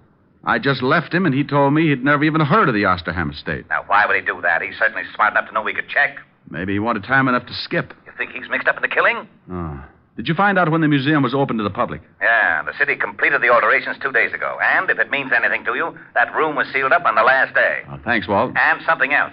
We checked in the dead girl's bank account. She had $22,000 in it. A lot for a secretary, huh? Yeah, but not too much for a high-class blackmailer. Do one more thing for me, Walt. Find out if Osterham had any heirs. Now, what good will that do? I want to find out just how many people would know about that sealed room before the public got wind of it. Okay, I'll have Mahaffey picked up right away. No. Don't do it yet. I want 10 minutes with him. Where's his house? I got it right here. 93rd Street, West End Avenue. But I don't see why you won't let me grab Mahaffey. We know he's lying. You just check on that will. I'm going to throw you a killer. I left the phone booth and headed for West End Avenue and Patrick Mahaffey's residence. Strangely enough, it was on the west side of town. And when I got there, I spotted a green sedan in front of the house. I started up to the front door, and Mahaffey met me halfway. He had a suitcase, and he was in a hurry. Oh, it's you. Your memory's getting better. Come on, you don't want to leave right now. Let's go back inside. But I have to catch a plane. I'm leaving town on business. Oh, I'll bet you are. Let's go. Now, wait just a minute. You have no legal right. Do I have to show you my biceps? Well, all right, but make it brief. I'm late as it is. Now, just what is this all about? I thought you said you didn't have any business with the Osterham estate. Why, that's right. I checked. Oh. Just exactly what was your capacity? Well, I handled the incomes on the trust account. I was also the executor of the will. You wouldn't be handling it now, would you? When Mr. Osterham died and I executed his will, my job was done. Were there any heirs? 2. Neither of them were able to hear the reading. Who did hear it? Just an official from the city. Why weren't the heirs present? Because one of them couldn't be found. The other one was in a kennel. In a kennel? A cocker spaniel. He received $10,000. Oh, I bet he rolled right over on his back. Who was the other heir? Mr. Osterham's nephew. He hasn't been heard from in 10 years. He went to France to study hat designing, but hat jobs were very scarce, so he just vanished. He was rather eccentric. Oh. Now we come to the jackpot question. What you got in the bag? What? You look a little green. Open it up. Now, look, you can't do this to me. It's against the law. Where's your warrant? I got a fistful of them, see? Oh. All right. There. Dump it out. But I've got to catch a plane. If I dump all this... Dump it out. Well. Yes. It's a lot of money, isn't it? Sure is. Isn't it lovely? Well, I'm glad you like it. Go ahead. Take half. I was hoping you wouldn't say that. Why not? Because I'll hate myself for the next 2 years. Put it back in the bag and let's go. But I'm offering you $100,000. You must be a fool. Oh, this is a very elementary deduction. Come on, you can figure it out in Sing Sing. I don't think so. You should have looked in my pocket, too. Oh, I hope that's an old pipe you're pointing at me. I hate to disappoint you. It's a 38. Now you're turning green. Now, you better answer it. It's the police, and they know I'm here. All right, but you say one thing wrong, and I'll have to shut you up permanently. Yes? Is Diamond there? Yes. Let me talk to him. All right. You were right. It's for you. Go ahead, talk to him. But I warn you again. Hello? I'm getting tired of dialing. Everything all right? Just dandy. What did you find out? There were 2 heirs, and get this. One of them was a... Cocker Spaniel. Yeah, how did you know? What else? Well, that guy Mahaffey's a crook. We checked and found out that there's only about $10,000 left in the trust fund. The bank says Mahaffey had power of attorney, and he'd drawn out about $200,000. You got him there with you? Yeah, but it's all in the way you look at it. Oh, it's like that, huh? Let's see if you can stall him. There ought to be a prowl car nearby. Goodbye, Walt. Did you get the information you wanted? Yeah, you killed the girl. Probably because she found out you were dipping into the till. You paid her $10,000 and got her over to the museum and strangled her. I took the money, yes. But you're just guessing about the murder. No one else but you knew about that closed room until after it was sealed and the public was told. The girl was killed the day before the room was sealed. You figured she'd never be found, but a little guy named Jerome Jerome went in and found the body. And if I'm right, little Jerome is really the missing heir. Impossible. Wasn't the museum rigged with a burglar alarm? Yes. Well, we found Jerome inside and the window open. He'd climbed in, but the alarm hadn't gone off. Simple. A member of the family might still have a key. He found the alarm and disconnected it. I don't believe it. But you must, Mr. Mahaffey. What? No, it can't be. Oh. Well, you really throw a beautiful left jab, Mr. Diamond. Oh, thanks for turning his head, Jerome. Now, would you mind telling me something just to sort of clear things up a little? You mean, am I really cracked? No. Like Mr. Mahaffey said, just a little eccentric. You see, I found out the money was missing, so I looked up the girl. She told me for $20,000 she'd show me the thief. She told me to meet her at the museum that night and the thief would be there. When I got there, she was dead. Well, I knew I couldn't solve the case myself, and if anyone found out who I really was, I might be held. So I became Jerome Jerome and hired Richard Diamond. Correction, I was not hired. Correction again. You'll receive a very substantial check as soon as the estate is settled. And thank you. Thank you. Oh, you might do me one more favor. If you know anyone who would like to buy a hat, I have got some dillies. I'll speak to Hedda Hopper in the morning. Rick. Mm-hmm, yeah. Well, it's lovely, but... But you don't like it? Well, yes. Well, what's the matter? I don't know what it is. You don't know what it is? It's a hat. A hat? Certainly. Here, give it to me. Now, look, you put it on this way, see? What are you laughing at? Oh, no. Oh, yes. I might even do a Hildegard if I got the right bookings. A pair of long gloves. All of a sudden, my heart sings when I remember little things. The way you Rick, used now to... stop it. I will not. I may have found a way to make $1 million. You're just jealous, that's all. I've got the hat and I'm pretty. Just sing a song. Well, there you are. I finished it. Are you happy? Well, yes, but where did the band come from? Did you like it? Yes, it was great. Well, if it's great, don't ask questions. Thank you, Von Monroe. Honey, the name is Diamond. Oh, Mr. Monroe, I just love your record. No, baby, the name is Diamond. Mr. Monroe, ever since the first time I heard you sing, Come here, I want to tell you something. Racing with the moon, sailing through the midnight blue. You have just heard Richard Diamond, Private Detective, starring Dick Powell. Helen was played by Virginia Gregg. Lieutenant Levinson by Ed Begley. Also in the cast were Wilms Herbert, Joseph Kearns, and Stanley Waxman. Music was under the direction of Frank Worth. Richard Diamond is written by Blake Edwards and directed by Richard Sandville. Dick Powell soon will be seen in the current screen version of the best-selling novel, Mrs. Mike. Now, this is John Storm inviting you to be with us again at the same time next week, when we will again bring you Dick Powell as Richard Diamond, Private Detective. Coming up on hour number 4 of this Richard Diamond Palooza, glad you're tuning in and enjoying the shows. A reminder, if you are, please give the video a like so it appears on more people's feeds. And leave me a comment letting me know what you think of the shows. I appreciate it. Okay, first up in the next group of shows, the Gibson murder case from October 8th of 49. As you can tell, by the way, I'm presenting the shows in chronological order, oldest to newest, although not sequentially, so you can see how the show kind of evolved over time. In this one, a corpse is found in a room where the door was locked from the inside. Blackmail, unrequited love, and murder combine in this really cool story. Georgia Ellis, Tony Barrett, Joan Banks, and Norman Field also co-star.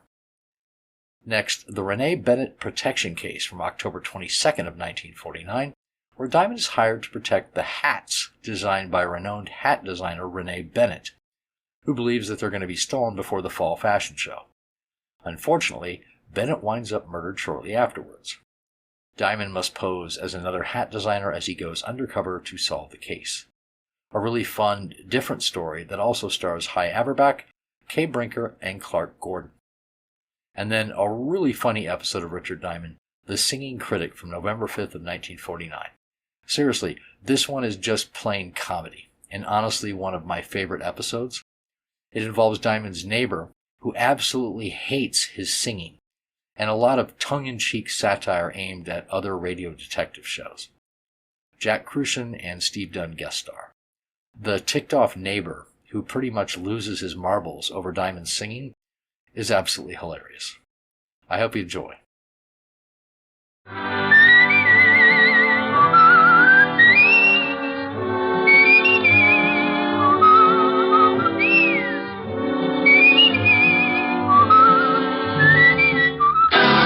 Now, Dick Powell as Richard Diamond, Private Detective. Hello there, this is Diamond. You know, this business I'm in can get pretty silly sometimes. I can go along for a whole month and get by on nothing but meals at the automat and a dozen laughs a day. The funny ones usually pay just as well as the tough ones, but eventually somebody starts something that's about as funny as an open grave. So then I put on a long face and start carrying my .38. I don't worry about those times because I don't think about them. I just know they'll be around, and I know I won't have to bother about it unless I get my 100 a day in expenses. That's the equalizer. As long as I get that ever-loving loot in my little hot hand, Lucifer can walk in with a machine gun and I'll arm wrestle him for the price of a hot dog. Last week I stopped in the middle of a real yocker and realized that I'd been giggling overtime. That's right. The cycle had caught up with me, and the label on my future had changed from fun time to trouble.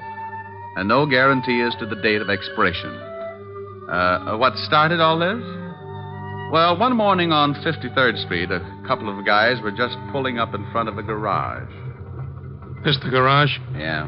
Go on, drive in.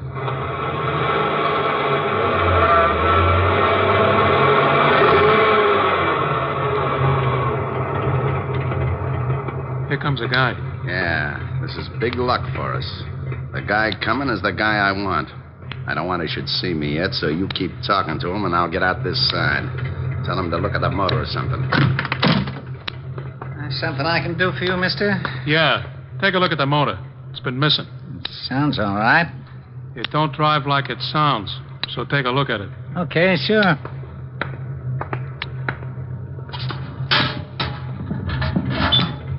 Race it once. Huh? I said race it once. He don't hear so well. Huh? Hello, Billy boy. Where did you come from? How did you get here? One at a time, Billy. I came in the car, got out the other side. You're looking good, Billy, real good. What do you want? How did you find me? Can't you ask just one simple question? You get so all mixed up, Billy. Look, leave me alone, please. Sure, Billy, I'll leave you alone. All alone, you louse.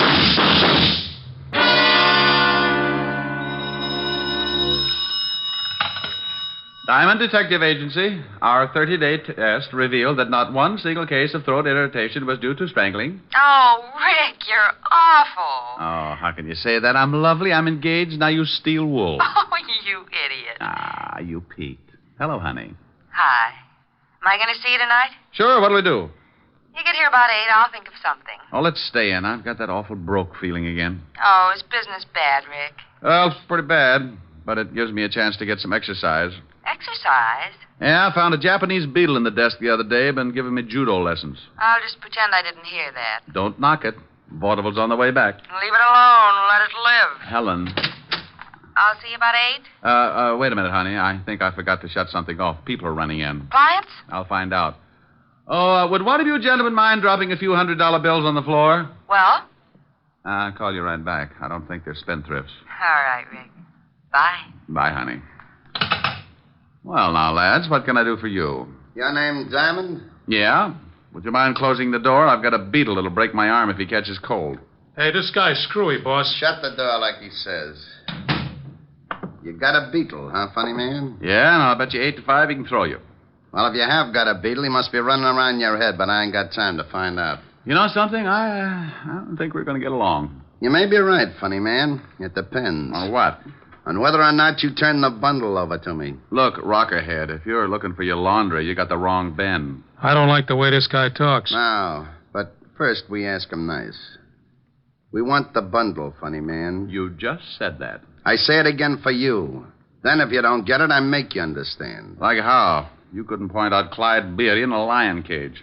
Here it is. Now try hard. I want the bundle. I know this'll throw you, but what bundle? He's going to be difficult, boss. Shut up. Look, Shamus, some of my friends think I'm kind of good-natured, but sometimes I fool them and get nasty. You should be ashamed of yourself. You want to know what bundle? I tell you. Maybe you snap out of it. The bundle the dame gave you, the 200,000. 200,000? 200,000 what? Girdles? That does it. Vern, see why the Shamus is lying. Now, wait a minute, Buster. You go on the muscle with me, and I'll tear off your biceps and stuff them in your fat face. Vern. Yeah? Oh, nuts. Why is it a 38 always changes my mind, and I wanted to be so virile? I'm going to use this gun unless you tell us where you got the 200,000. Now, this is getting silly. No, it ain't. It's getting bloody, see? Hey, now, what's going on? I told you, funny man. I want what you got. Well, what I got hurts, and you're welcome to it. You sure asked for it. No. Come on. You save your head from getting squashed, and me and Vern save a lot of time. Where you got the dough? Look, I didn't know what you were talking about when you started, and I'm just as stupid now. You are that, funny man. Vern? Hey, wait. Now, A gun barrel can cut you up pretty bad. You want to see how bad, or do you want to tell us? You think I like the massage? I tell you, I don't know what you're talking about. I don't like to be kept waiting, you. I don't like it none, see? Now you spill your guts, so my boy chops you up like hamburger. Open your yap and sing. Sing, you hear me? Okay, but you won't like it. I can't begin to tell you. Close his lousy mouth. Close it good. Oh, I knew you wouldn't like it. Oh! Now, funny man, you got a wisecrack? You gonna still make like a hero? Answer me, funny man, or I step on your face. Boss. Shut up. But, boss. Yeah. What do you want? He don't hear you. He's out. Huh? Oh. Well, what did you sap him so hard for, stupid? Maybe you turned him off for good. Nah. He'll be around in a couple of minutes. Then I can work on his ribs. He'll tell us where he's got the dough. I don't know. You don't know what? He's got the dough, you sure know that. Yeah, the dame says she give it to him. You think maybe she crossed you? You think she skipped? I think maybe we better find out. This Shamus is pretty stubborn and pretty clean. I think we find out. How? You watch. I'll search the joint, then we'll get out of here. What about the Shamus?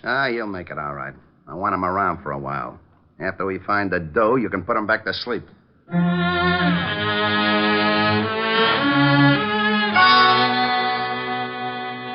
Diamond. Mr. Diamond. Mr. Diamond, wake up. Oh, it's all right, honey. I'm not coming in. Mr. Diamond, wake up. Oh, what a nice sweater. How do you feel? Well, a quick comparison might be a garter snake and a log jam. You don't look very comfortable. Why don't you sit up? Afraid my eyes might fall out. Oh. Better? Yeah. Know any shaggy dog stories? I could use a laugh. How did you get like this? It wasn't easy. How long have I been here? I just came in. I was going to call the police when you started mumbling. Mumbling? Yes, you said something like, "Oh, it's not so late, honey. And can I come in for a drink?" You must have been dreaming. I'm glad I woke up. She probably didn't have a drink in the house anyway. Pardon me, honey, but I gotta run some water over my bumps. You don't look so bad, considering. Oh, considering what? Do people get run over by trucks every day? When you start feeling better, I'd like to talk business. Well, with business, I straighten right up. What's on your mind? Oh, that sweater. I want you to guard something for me. Why? You're the type that goes bear hunting with a switch. Is that supposed to be nasty? Well, take a guess. I just get mauled up by two gorillas, and before they get nasty, they mention some dame and some money, and you know anything about it? Why should I? Well, I wake up, and there you are. I thought maybe you stopped by to see if the boys get a gold star for the work. I don't know anything about it. Now, do you mind if I sit down? No. I'm sorry, I haven't got anything more comfortable. The termites just walked out with my couch. What do you want guided, lover? I can't tell you what it is, but it's in a locker at the 42nd Street subway. I want you to pick it up and keep it with you until I call for it. I get $100 a day in expenses, and I don't know what I'm doing. The fee looks like a skyrocket. Here's $500. When I pick up the item, you get $500 more. Ooh. And I'll be back in 2 days. Well, I was going to start looking for the guys who gave me this headache, but $1,000 makes me impatient. You, got the key to the locker? Yeah, right here. By the way, do you work nights, Mr. Diamond? Well, not in the office. Don't you think I ought to know your name? You get the item, and I'll introduce myself in 2 days. And I do keep a drink in the house, Mr. Diamond. She got up then and walked out of the room like Eve with half an apple. I put some iodine on my face and headed for the 42nd Street subway. All the way down, I kept thinking about those two mugs who'd worked me over, and for the life of me, I couldn't guess why. I didn't know it then, but if I could have guessed, it probably would be for the life of me. I reached the subway and went down. I found the locker, opened it, reached in, and pulled out a small black leather bag with a lock on it.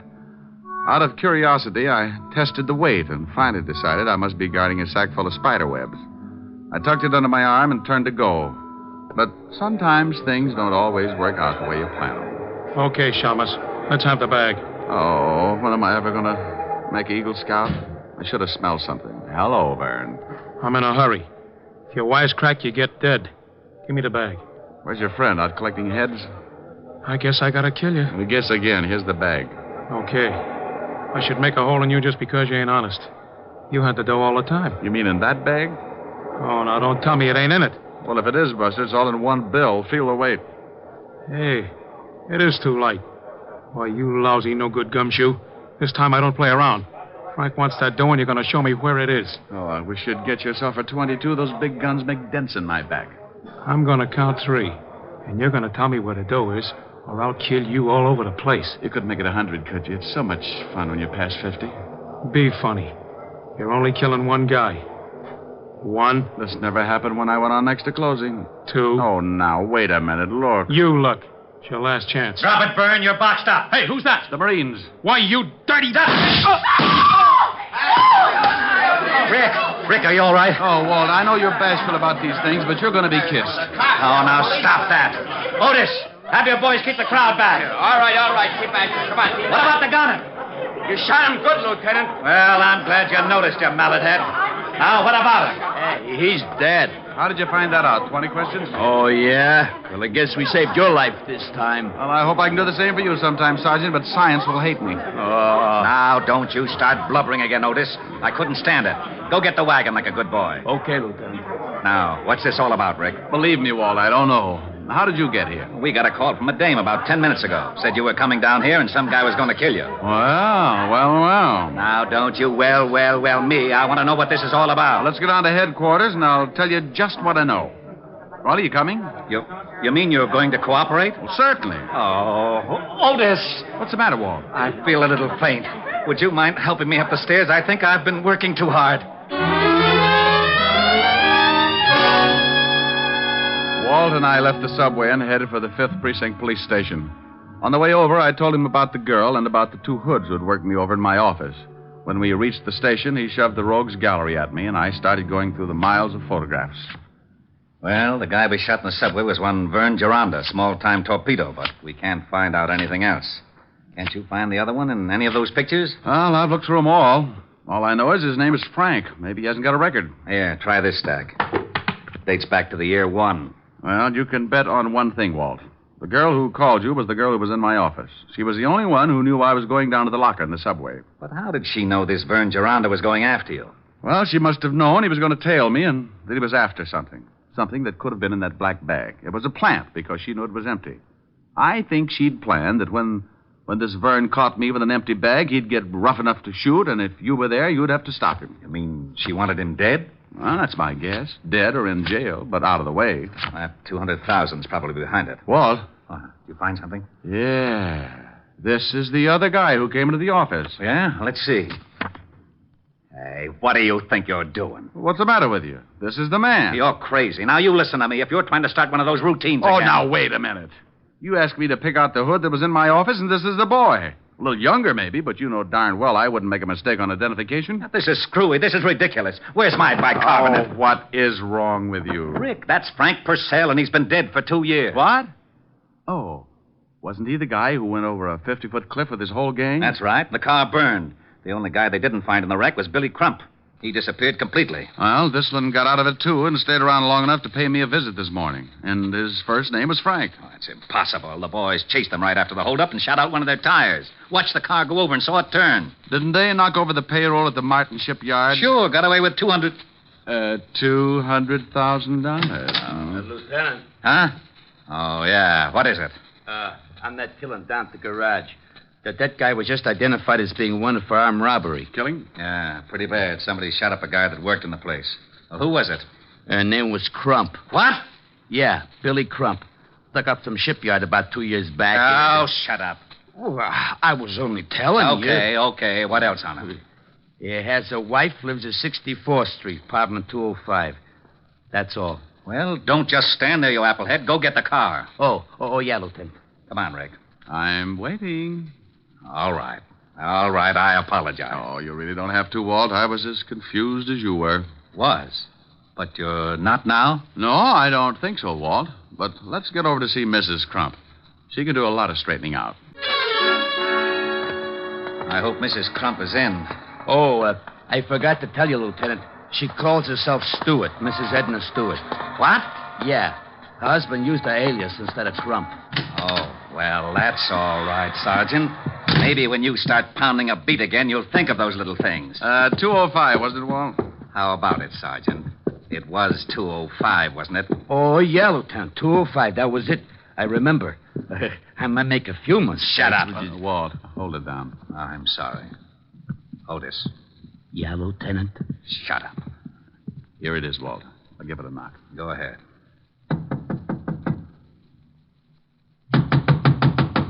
Looks like no score. Try the door. Why, Walt, without a warrant? Now, don't you start that again. If Frank Purcell is still alive, we're going to grab that 200 grand. We've got to work fast. Besides, I'm not trying the door. You are. Well, it's open, unstained, and honest. I suppose you'd like me to trip you just so you can say you fell in by mistake? Oh, come on. Pick up your big feet, Otis. That would be hard, even for Samson. Oh, yeah. Now, you listen to me, wise guy. I'm getting sick and tired of... Ooh, holy cow, Lieutenant. It's a body. Rick, how about it? Quite. Mrs. Crump. Mrs. Crump, Mrs. Stewart, the girl in my office this morning, no difference. I figured she might be the one in your office when I heard Crump had a wife. She must have had the 200 grand, and Purcell killed her for it. Well, you can bet the cash wasn't in the apartment because she was too smart to keep it here. Well, there are no signs of a struggle. From the way she's lying, she was probably sitting at this desk. Writing pad on the desk, Lieutenant. Keep your paws off of it. She was writing something. Went through to the bottom sheet. Yeah, numbers. Otis, start casing the place and have a conscience when you pass the icebox. Okay, Lieutenant. Too many numbers for a phone. Walt, what are we looking for?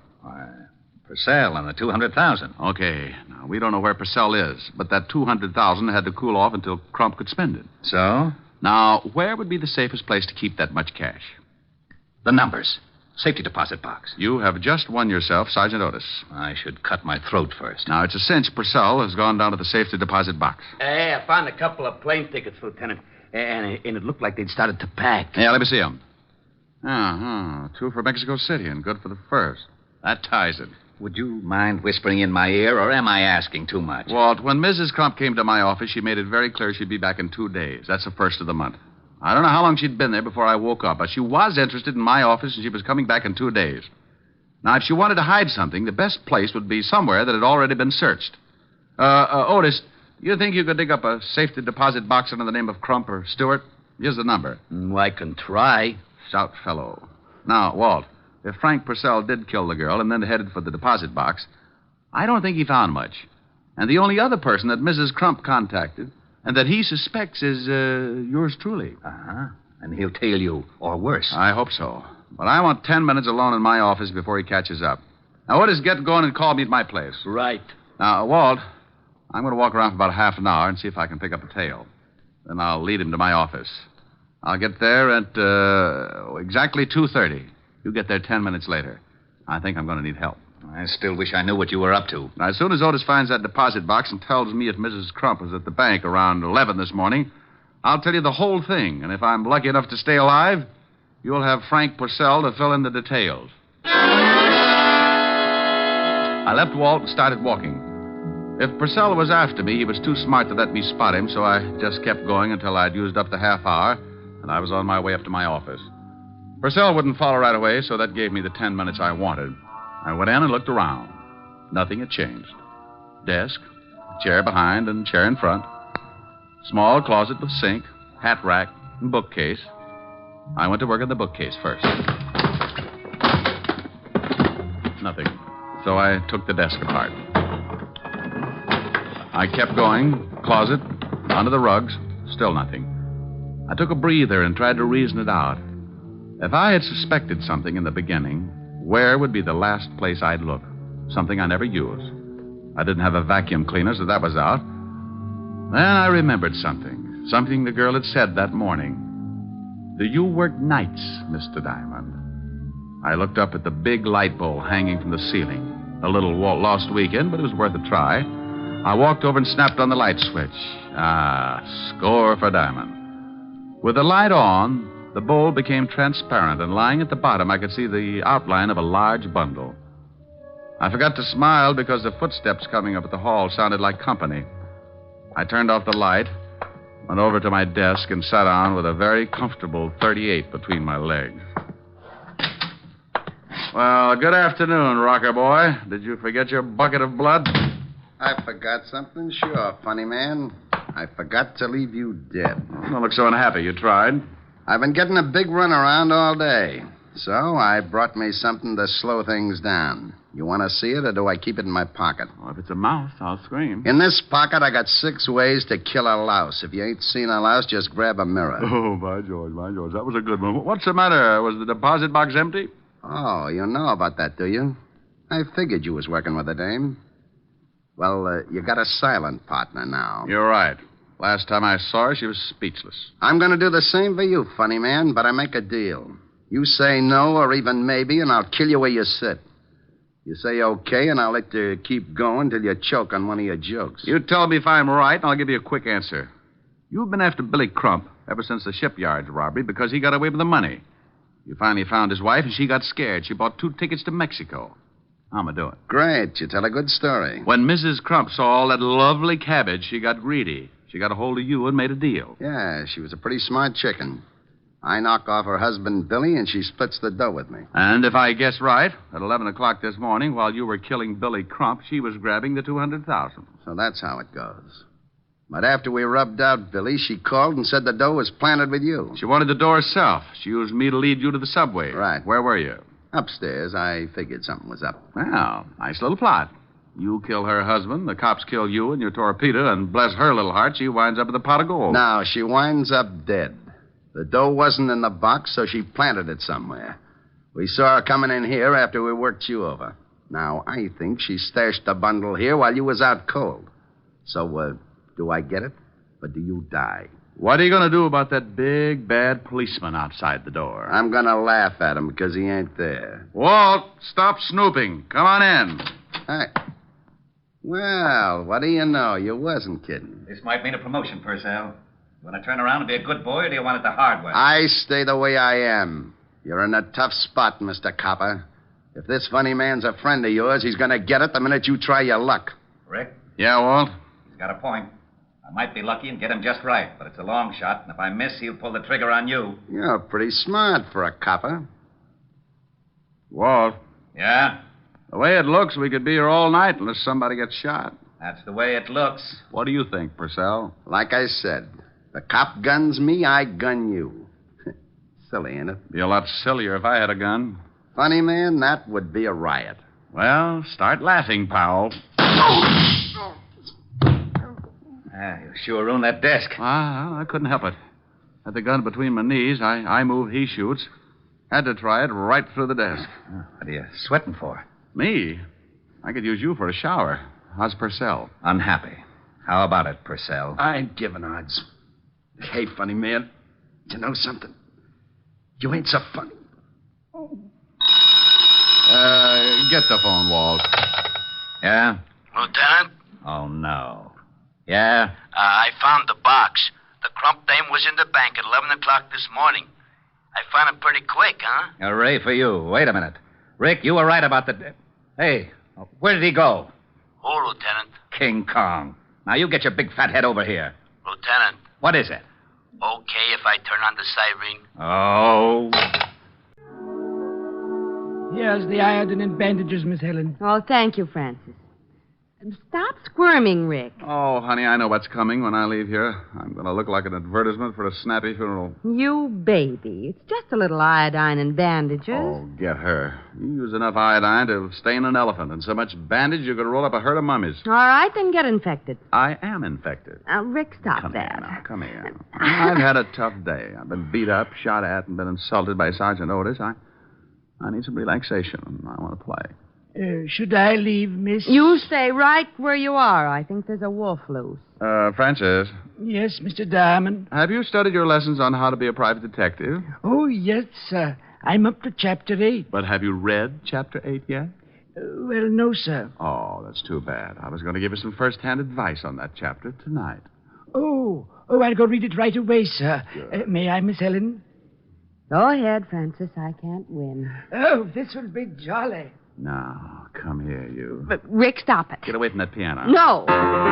You are my sunshine, my only sunshine. You make me happy. Well, you know what they say about music soothing a savage beast. If you don't like it, you sing something. Oh, what for? You don't even look a little wild. Sing something. I'll get as wild as you want. Oh, now there's a statement. Go on. All right. Come here. A little wilder. There There you go. Mr. Diamond, I'd like to ask your opinion. It says in Chapter 8 that homicide... Oh. Well, look at that. And I'm not blushing. Oh, I must be getting used to it. You have just heard Richard Diamond, Private Detective, starring Dick Powell. Helen was played by Virginia Gregg. Lieutenant Levinson by Ed Begley. Also in our cast were Wilms Herbert, Gene Bates, Robert Carroll, and Ted DeCorsia. Music was under the direction of Frank Worth. Richard Diamond is written by Blake Edwards and directed by Richard Sandville. Now, here is Dick Powell. Ladies and gentlemen, if you've been enjoying our show, and I sure hope you have, be sure to listen on Monday evenings beginning October 3rd instead of Saturdays. Did you get that? Beginning October 3rd, we will be heard on Mondays instead of Saturdays. And check your local paper for the exact time. Dick Powell soon will be seen in the screen version of the best-selling novel, Mrs. Mike.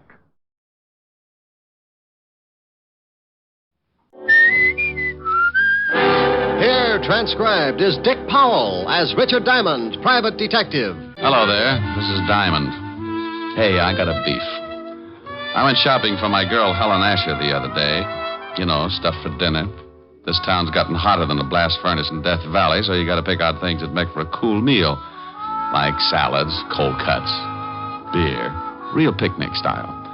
Well, I figured I could whip up a fancy tossed salad or something. Until I got around to the tomato counter.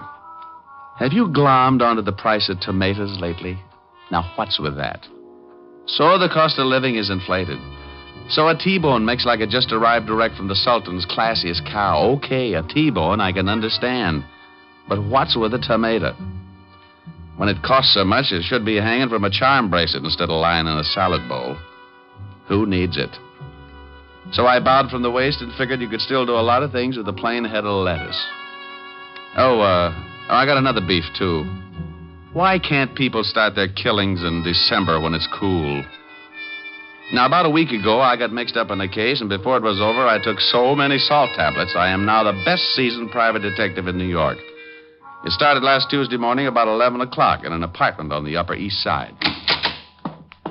Ginny? Yeah, genius. No cracks. No cracks. We're both waiting for old Gibson to turn us into the cops, and you say no cracks.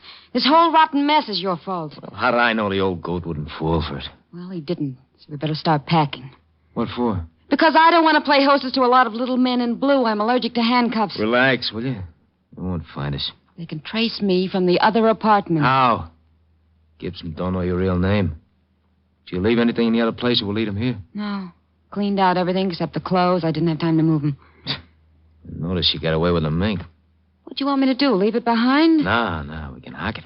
Hock it? Yeah. You want to blow town? Takes cash. Cash I ain't got. You're telling me. Look, baby, if Gibson does go to the police, I'll have to hock the court so we can blow this joint, see? All right. You go get rid of it, and I'll start throwing some things into the suitcase. Who's that? How would I know? Maybe it's the landlady. Oh, I forgot. They're painting this floor today. Yeah, I saw the painters in 206. They'll probably start on this room in a couple of hours. Okay. Duck that coat. I don't want the landlady to spot it. Yeah. Yeah, what? Gibson. So you really are married, huh? Who is it, Harv? Hello, Virginia. Mr. Gibson. Yes, I waited around in front of the other apartment and followed you here. I wanted to be sure to send the police to the right place. Look, Mr. Gibson, look. You look, whatever your real name is. I don't like being blackmailed or threatened. But please... No, Virginia, my mind's made up. In a way, I'm sorry for you, but you didn't think about me. I'm past 60, and I'm tired of being made a fool. Look, why don't you give her a break, Mr. Gibson? Now, I'm not asking for That's me. very noble of you. You should have thought about that a few hours ago when you accused me of making love to your wife. You're not really married. Why, There is no need of displaying your indignation. There'll be plenty of time for that when the police arrive. Harv? Yeah. Come in here. Only how dare you? Take your hands off me. Look, you ain't calling nobody. You gonna listen to me? You take your hands off me. What are you going to do, Harv? I'm gonna change his old goat's mind about calling the cops. You can't threaten me. No. Oh, you struck me. How'd you guess? Harv, take it easy. He's an old man. Your concern is misplaced, my dear. I can take care of myself. What? Why, you... Give me that can. I'll be glad to give it to you across your shoulders. Give me that. Harv, be careful. Hit me with a can, will you? No, young... I'll shut you up for good. Harvey! Harvey! You idiot. Huh? You big, stupid idiot. Look what you've done. All right, so what? No better next time. Throw some water on him. Well, did you hear me? Throw some water on him. What's wrong? Come on, Gibson. Come on. Holy cow. Listen. Yeah. Oh, shut up. Gotta get him out of here. Why'd you have to hit him with that cane? Now you're in trouble. I'm in trouble. We're in trouble, baby. We. Stop that crying all over the place. Help me get him out of here. How are we going to do it? It's broad daylight. Yeah. Can't get him out of the building like this. We'll have to wait till the night. We can't leave him in here. Why not? The painters. What do you mean? What? They'll be here in a little while. Oh, yeah. Oh, yeah. Now what genius. Shut up, will you? I gotta think. Diamond Detective Agency, murders financed while you wait. Oh, you idiot.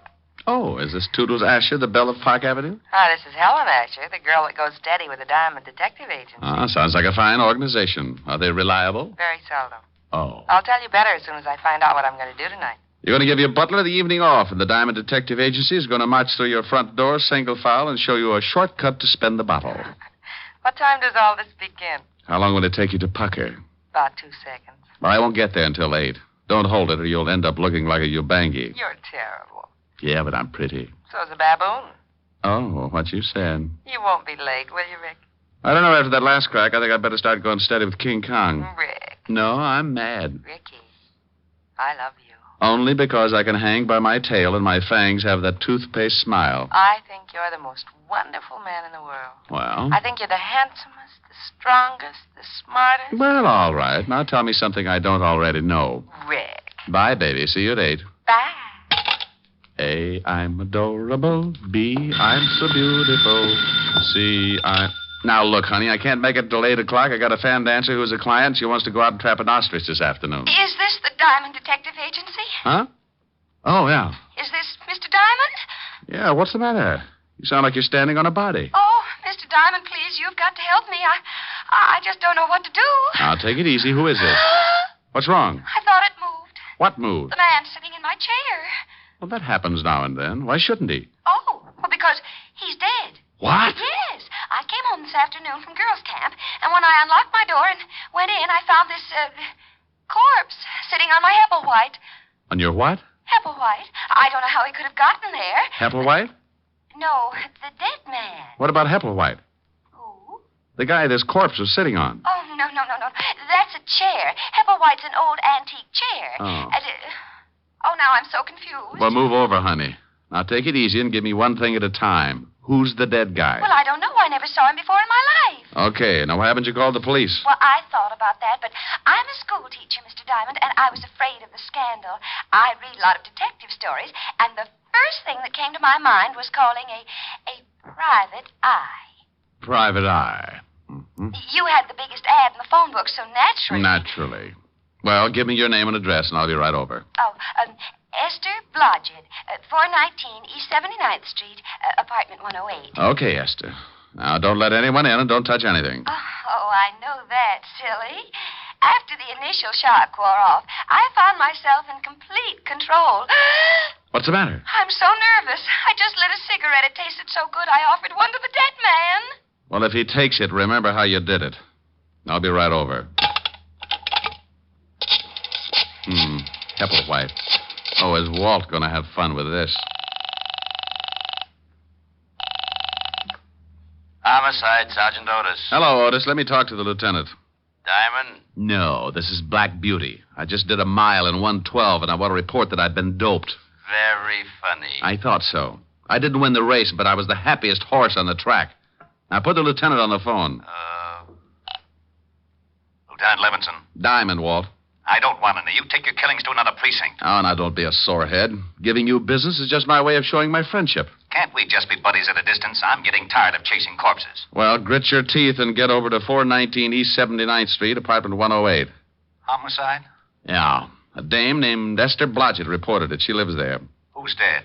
Well, I don't know. Oh, yeah. A guy named Hepplewhite.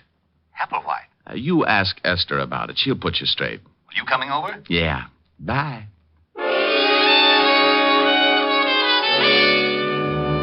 As I went out of my office, I thought about Esther Blodgett and wondered how mad she would be when the police turned up. I had to call them whether she wanted a scandal or not, because homicide comes first in my book.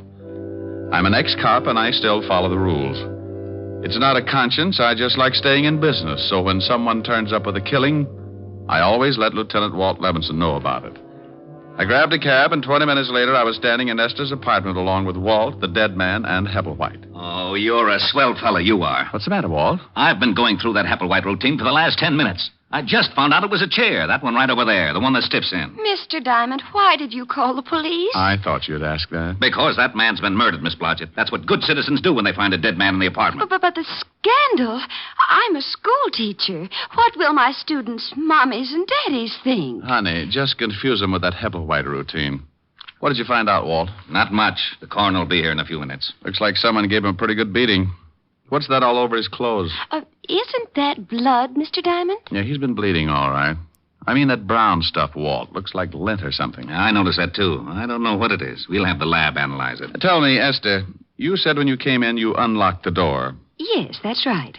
Are you sure it was locked? Why, yes, it has a catch lock. Besides, you have to turn the key and then use the other hand to turn the knob. Did you touch anything? Open any windows? I touched nothing. Oh. Well, there's a good one, Walt. Yeah, a corpse sitting in a room with the door and all the windows locked.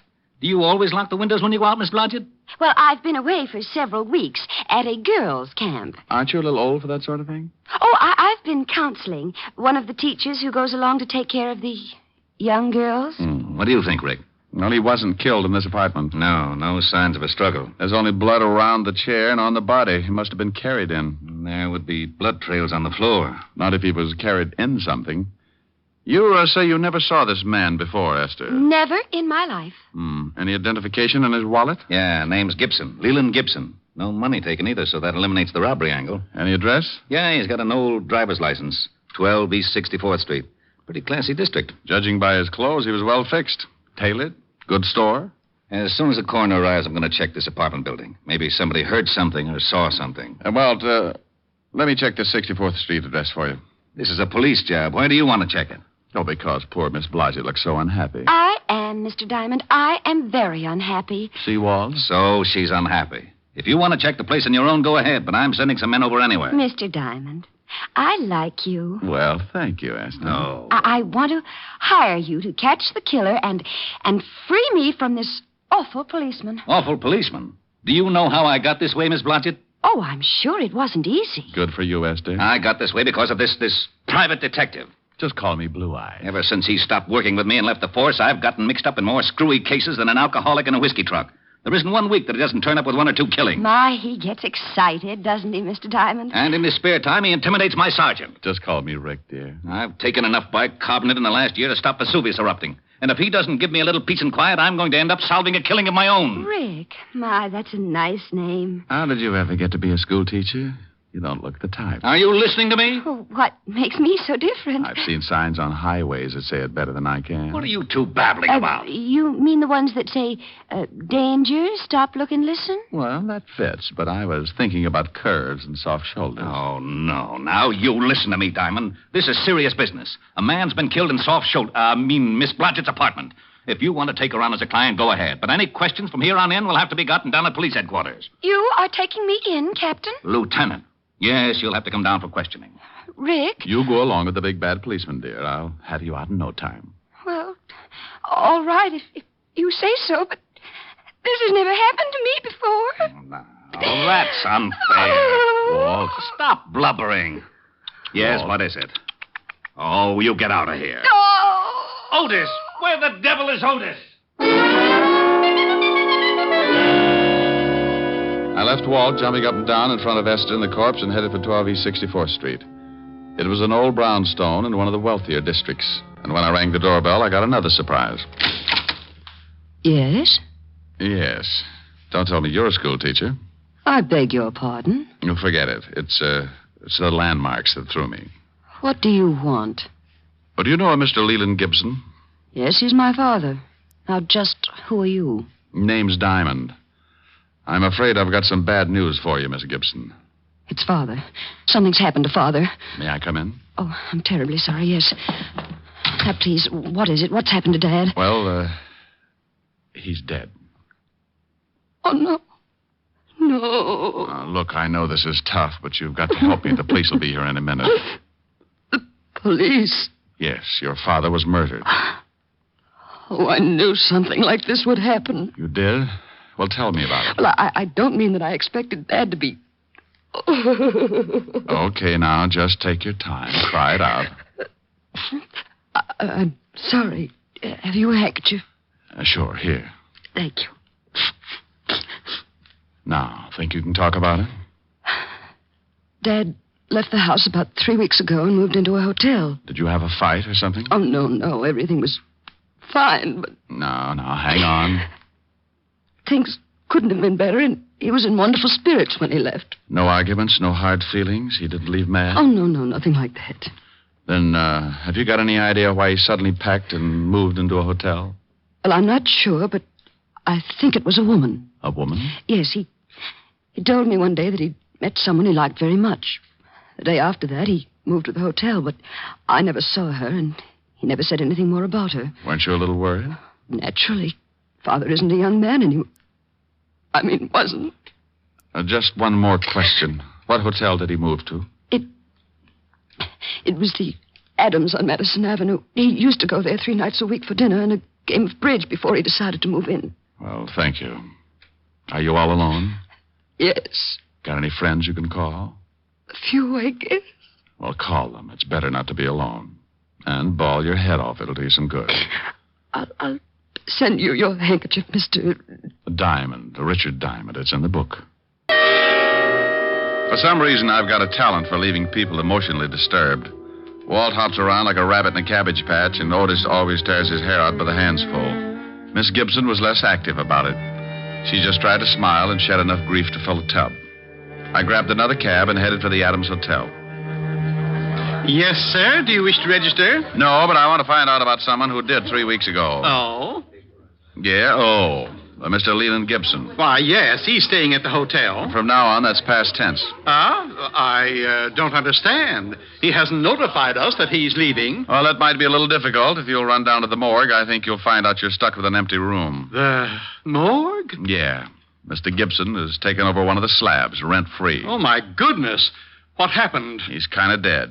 When did you last see him? Early this morning. He left the hotel around 10. Know where he was going? Why, no. Do you remember him having any visitors in the last 3 weeks?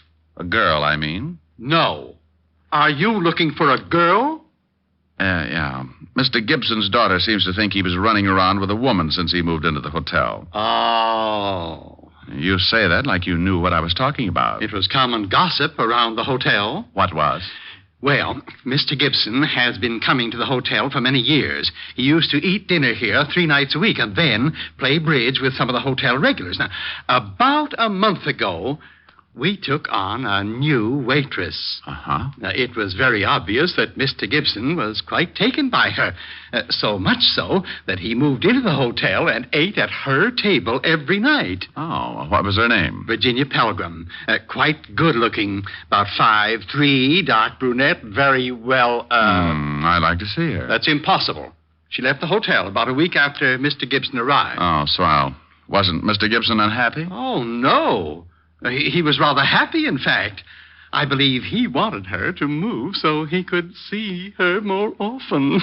Now, what makes you say that? Some of the things she said in the kitchen to the other girls. Do you know where she might have moved? No. But, you might check with the flower shop. Mr. Gibson used to send flowers every day. Well, thank you. Well, I wasn't sure just where I was going, but Virginia Pelgrim was my best lead, and maybe she could tie the Gibson murder up with a silk ribbon. I talked to the flower clerk, and he gave me the address that the flowers had been sent to every day. It was a nice apartment in the village, and the landlady stuck her nose out like she was trying to smell me instead of see who was calling. Yes? I hope that door doesn't slam shut sometime. You'll have a bloody nose for weeks. What do you want? Roll out an eye with that nose, and I'll show you my badge. Aren't you cops ever polite to anyone? Well, there's a face that goes with it. I'm looking for a girl, about 5'3", dark brunette. You're in the wrong place. Her name's Pelgrim. Oh, hush. Lives upstairs. She does, huh? Is she in now? No. Went out this morning. Hasn't come back. And she probably won't. She have many visitors? Only a couple. Men. That figures. Ever see an elderly man, gray hair, about 60? Sure, every day. Know his name? No. You said she had a couple of visitors. Who else? Another man. Younger, kind of greasy. Only came around a few times. Old man was there this morning, had an argument. Could you hear what they said? I don't snoop. Anyone else? No. Who paid her rent? She did. Cash. Mind if I take a look at her apartment? Got a search warrant? No. Then you can't. Okay, thanks. You've been charming.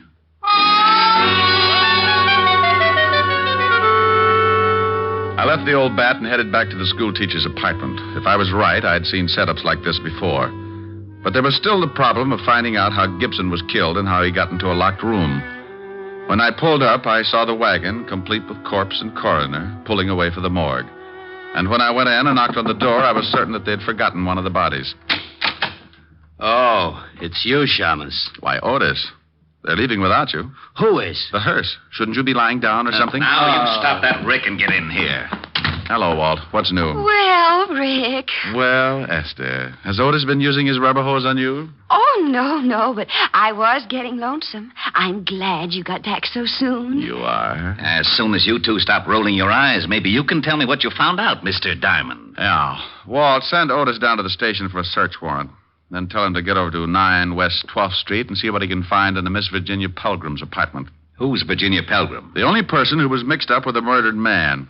There was another man who used to see her, but I can't find out who he was. All right. Otis, go get the warrant. Yeah, Lieutenant. Thanks, Diamond. A pleasure, Sergeant. What did you find out, Walt? There were 11 people in the building at the time of the killing. None of them ever saw the guy before. Here's a list of the names. 3 people on this floor, 5 on the second, and 3 more on the third. Have you talked to the landlady? Certainly. She doesn't know any more about it than the rest. What about that funny brown lint on the dead man's clothes? We're checking on that right now. The lab said they'd call me. Did the landlady say she had a key to this apartment? Sure, but she hasn't used it but once since Miss Blodgett was away at girls' camp. When did she use it? 3 days ago, when she had let the painters in.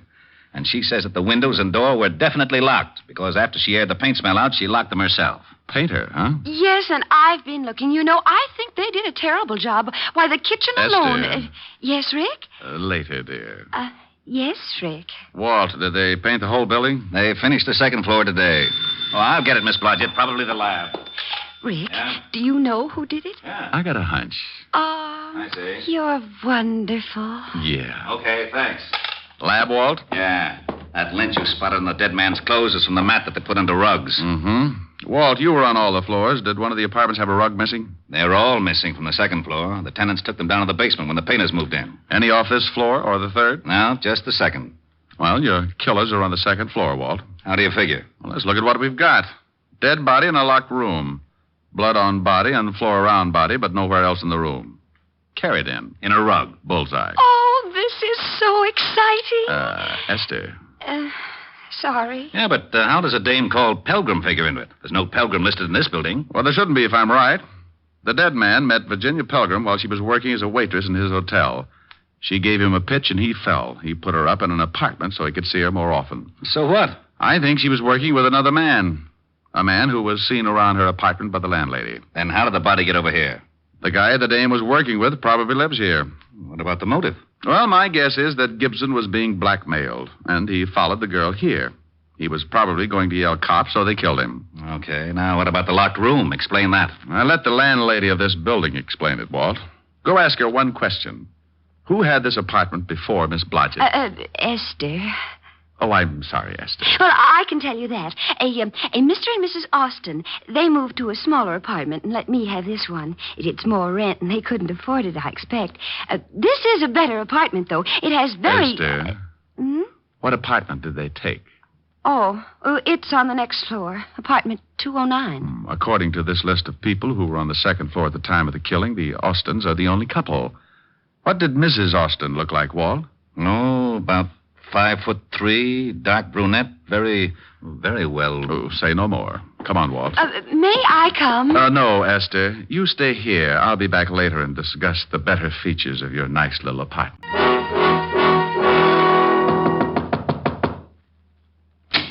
Yeah? I want to talk to you again, Mr. Austin. Why? Told you everything I know. Where's your wife? In the back. We're coming in. Okay, you don't have to shove. Who is it, Ha? Them cops again. Well, hello, Virginia. Do I know you? Where's your rug, Mr. Austin? What? It's down the basement. Miss Pelgrim, how long have you been married to this man? About 3... Hey, how'd you know Shut up. Know your name?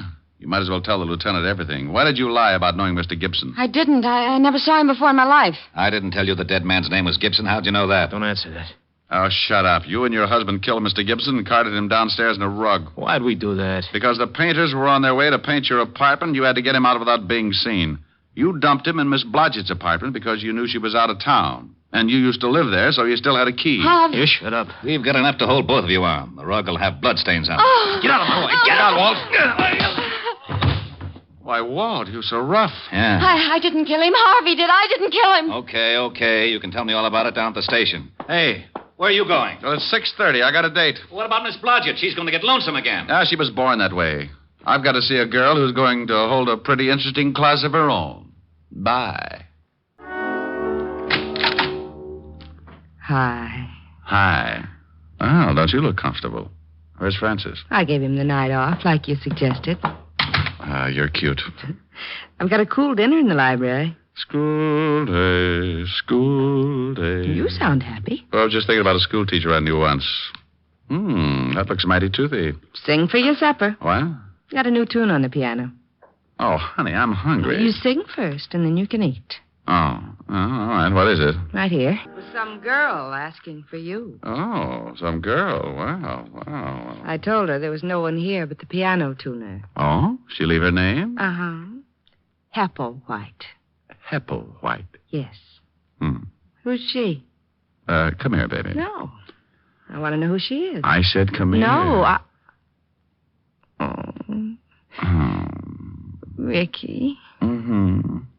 Who's Hepplewhite? Oh, just a chair, baby. A cute blonde chair. You have just heard Richard Diamond, Private Detective, starring Dick Powell, transcribed. Helen was played by Virginia Gregg, Lieutenant Levinson by Ed Begley. Also in our cast were Wilms Herbert, Georgia Ellis, Tony Barrett, Joan Banks, and Norman Field. Music was under the direction of Frank Worth.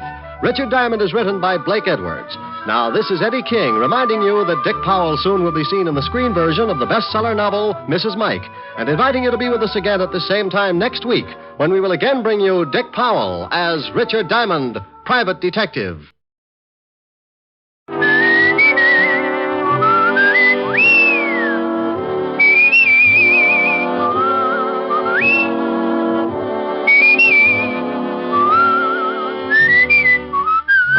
Here's Dick Powell as Richard Diamond, Private Detective. Hello there, this is Diamond. You know, I like to say that. Hello there, this is Diamond. I don't know why. Maybe it's just because I say it all the time. Hello there, this is Diamond. You know, I think it sounds kind of, well, pretty bad. Of course, I'd rather say, hello there, this is I've got a sponsor, Diamond, but that's silly, too, because if I had a sponsor, I wouldn't have time to say, hello there, this is Diamond. I'd be overshining his shoes. Confused? Well, so am I. Want to get really mixed up? Let me tell you what happened last week. This is real silly. So silly, it wound up with murder. I was sitting in my office thinking about June Allison when the phone rang. Diamond Detective Agency. No other corpse can make that statement. Oh, Rick. Don't believe it? Just listen to what one of our satisfied customers has to say about Diamond. I've been buried now on 30 years. Rick. Hello, Helen. You idiot. What are you doing? I know this will throw you. Nothing. No washing today? Finished an hour ago. Oh, by the way, I got a beef. A beef?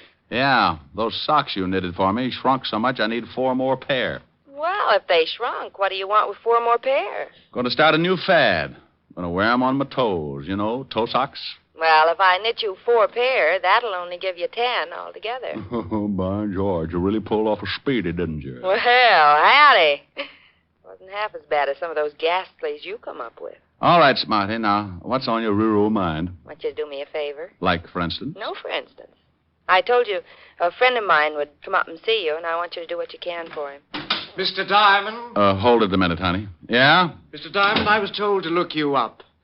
I am Rene.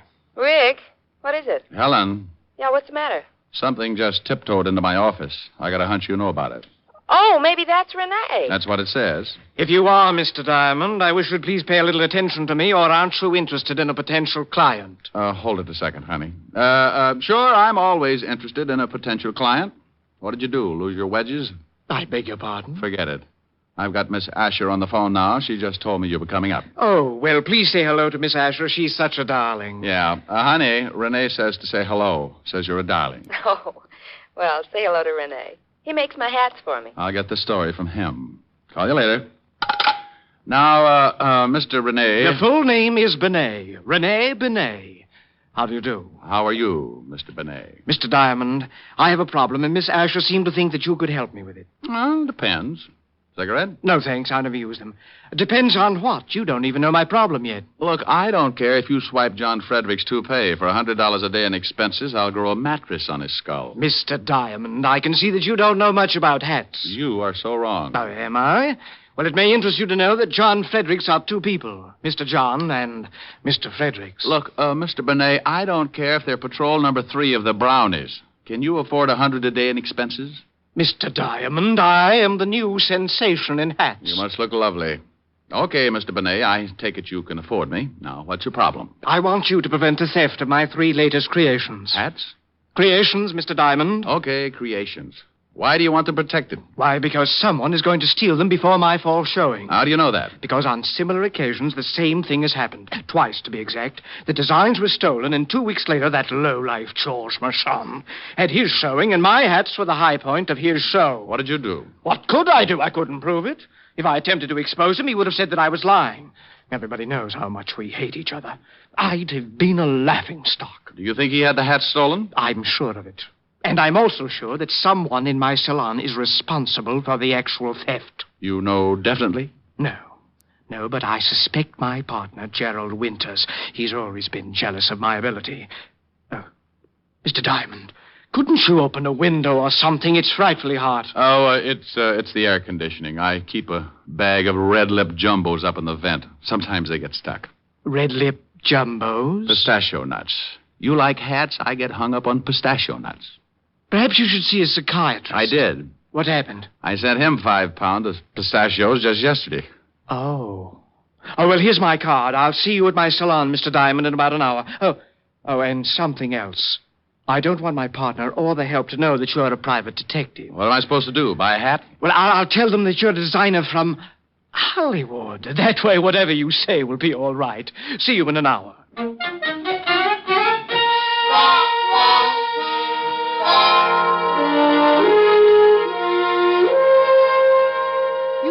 Richard of Hollywood is coming here to look at our new line. That's correct, Lillian. Never heard of him. Well, that's not so surprising, Gerald. There are a lot of people I'm sure you've never heard of, especially the more famous ones. I don't like that. Oh, don't you?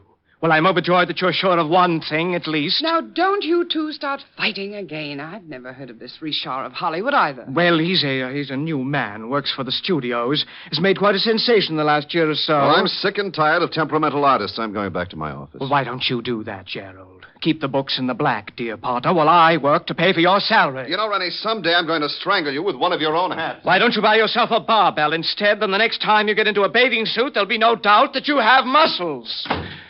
Oh, this boy. How can you two continue like this? It's frightful. Lillian, my love, I would rather join forces with a cobra than to keep on with Gerald. But he has an iron-bound contract that assures of him of at least $50,000 a year. I'm helpless. Yes, come in. Oh, Richard, come in.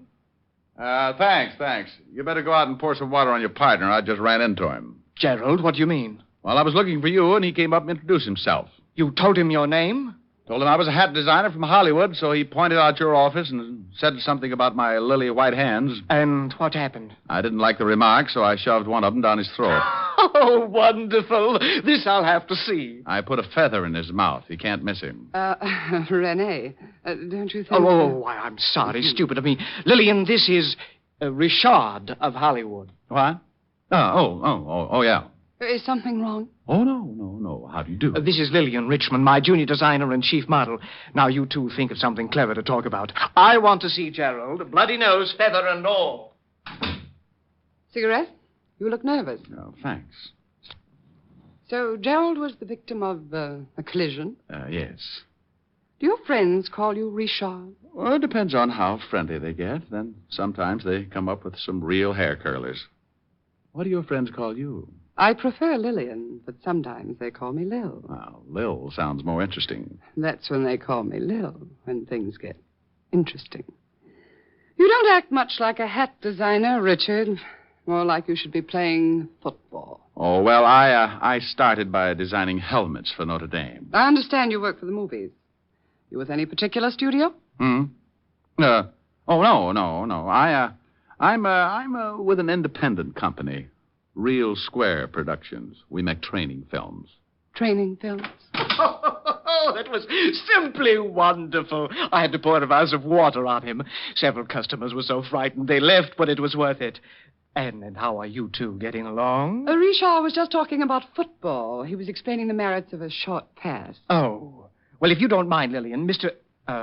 Richard and I have some business to talk over. Not at all. Get him to tell you how he started by making helmets. Maybe you'll get some new ideas, Rene. Helmets? Oh, my goodness. See you later, Richard. I'll wear my muzzle. Isn't she lovely?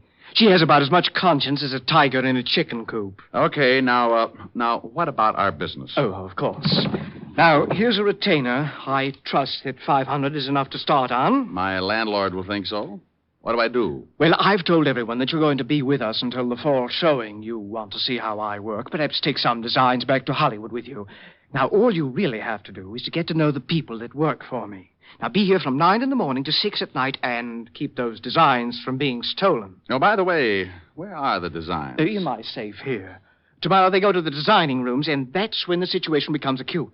We'll have nothing to worry about until tomorrow, so I'll see you tomorrow in the morning at 9, Mr. Diamond. Okay. Oh, in case you need me, here's my card. I'll write my home number on it. For some reason, when I get a client, they always run into silly little things like murder or something. You just might need me. See you in the morning. I left Rene and headed for my apartment. I had suddenly found myself in the horrible position of a man with a steady job. 9 in the morning until 6 in the evening. Now, I'm a guy who can get along without too much sleep, especially when the situation calls for it. Like the little blonde dancer that works over on 52nd Street. There was a situation. But this time, I figured a good night's rest wouldn't do me any harm, so when I got home, I fixed a bite to eat, took a hot shower, and climbed into my little old shack.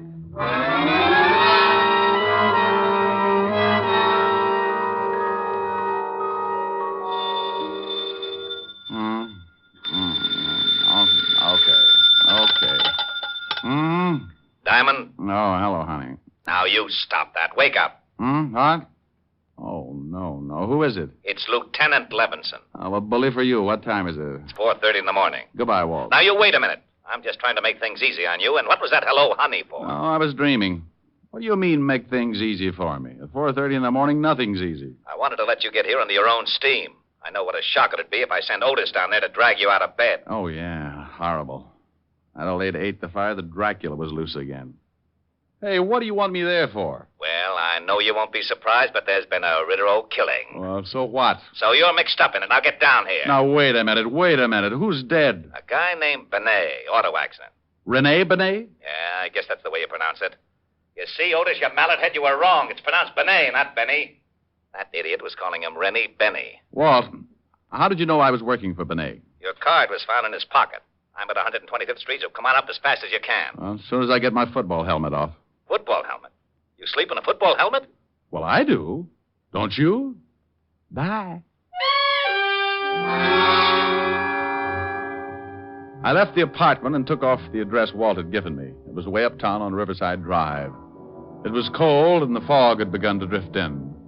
I found Walt over near the prowl car, and he briefed me. Rene Bennet had been killed in an automobile accident. His car had crashed over a 100-foot viaduct. He went through the guardrail up there, Rick. Oh, wonder what he was doing way up here. Certainly wasn't headed home. Maybe he was going to see someone. Well, maybe. Better check and see if he knew anyone out this way. Now, you wait a minute. You think something's wrong? Could be, huh? He had a partner who might want him out of the way.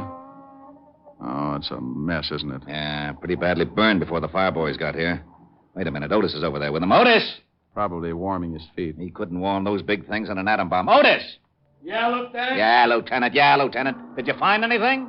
Yeah, there's been a fire. Oh. Get over here. Walt, what about that card you found in his pocket? Why didn't it get burned? It was in one of his suits over at his apartment. I put in a call, checked his license plate, found out who he was, where he lived, and sent a couple of boys over. They came up with your card. You know how they all love you. Anything else in the apartment? Nothing yet. We'll get a report. Here I am, Lieutenant. He's getting smart. Oh, hello, Shamus. Otis, get the car started. We'll go back to the station and wait for a report about this accident. Yeah. Lieutenant. No. No? That's right. You touch that siren and I'll throw you out of the car. Oh, guy can't have any fun anymore.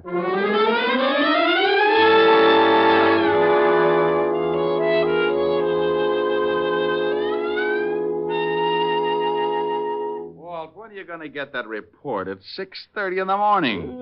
I know it's 6:30. I always yawn like this when it's 6:30. Oh, maybe this is it. Yeah? I got that report, Lieutenant. Take the marbles out of your mouth. What did you say? Oh, yeah, sorry, I'm a little sleepy. Maybe you'd like me to sing you a lullaby. Oh, that'd be silly. Well, then make sense. I got that report. Benny... Bennet. Okay. He died from the fire.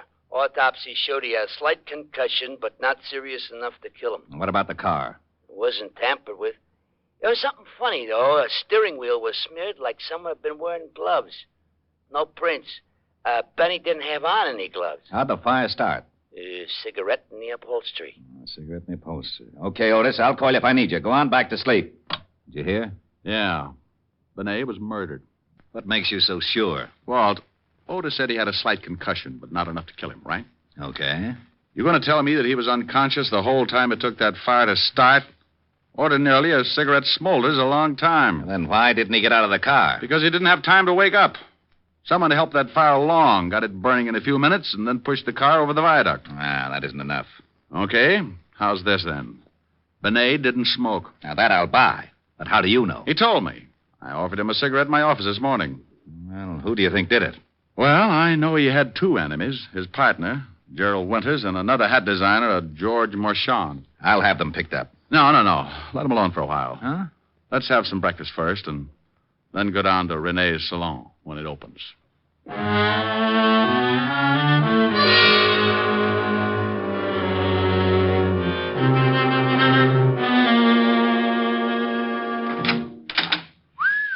Quite a store.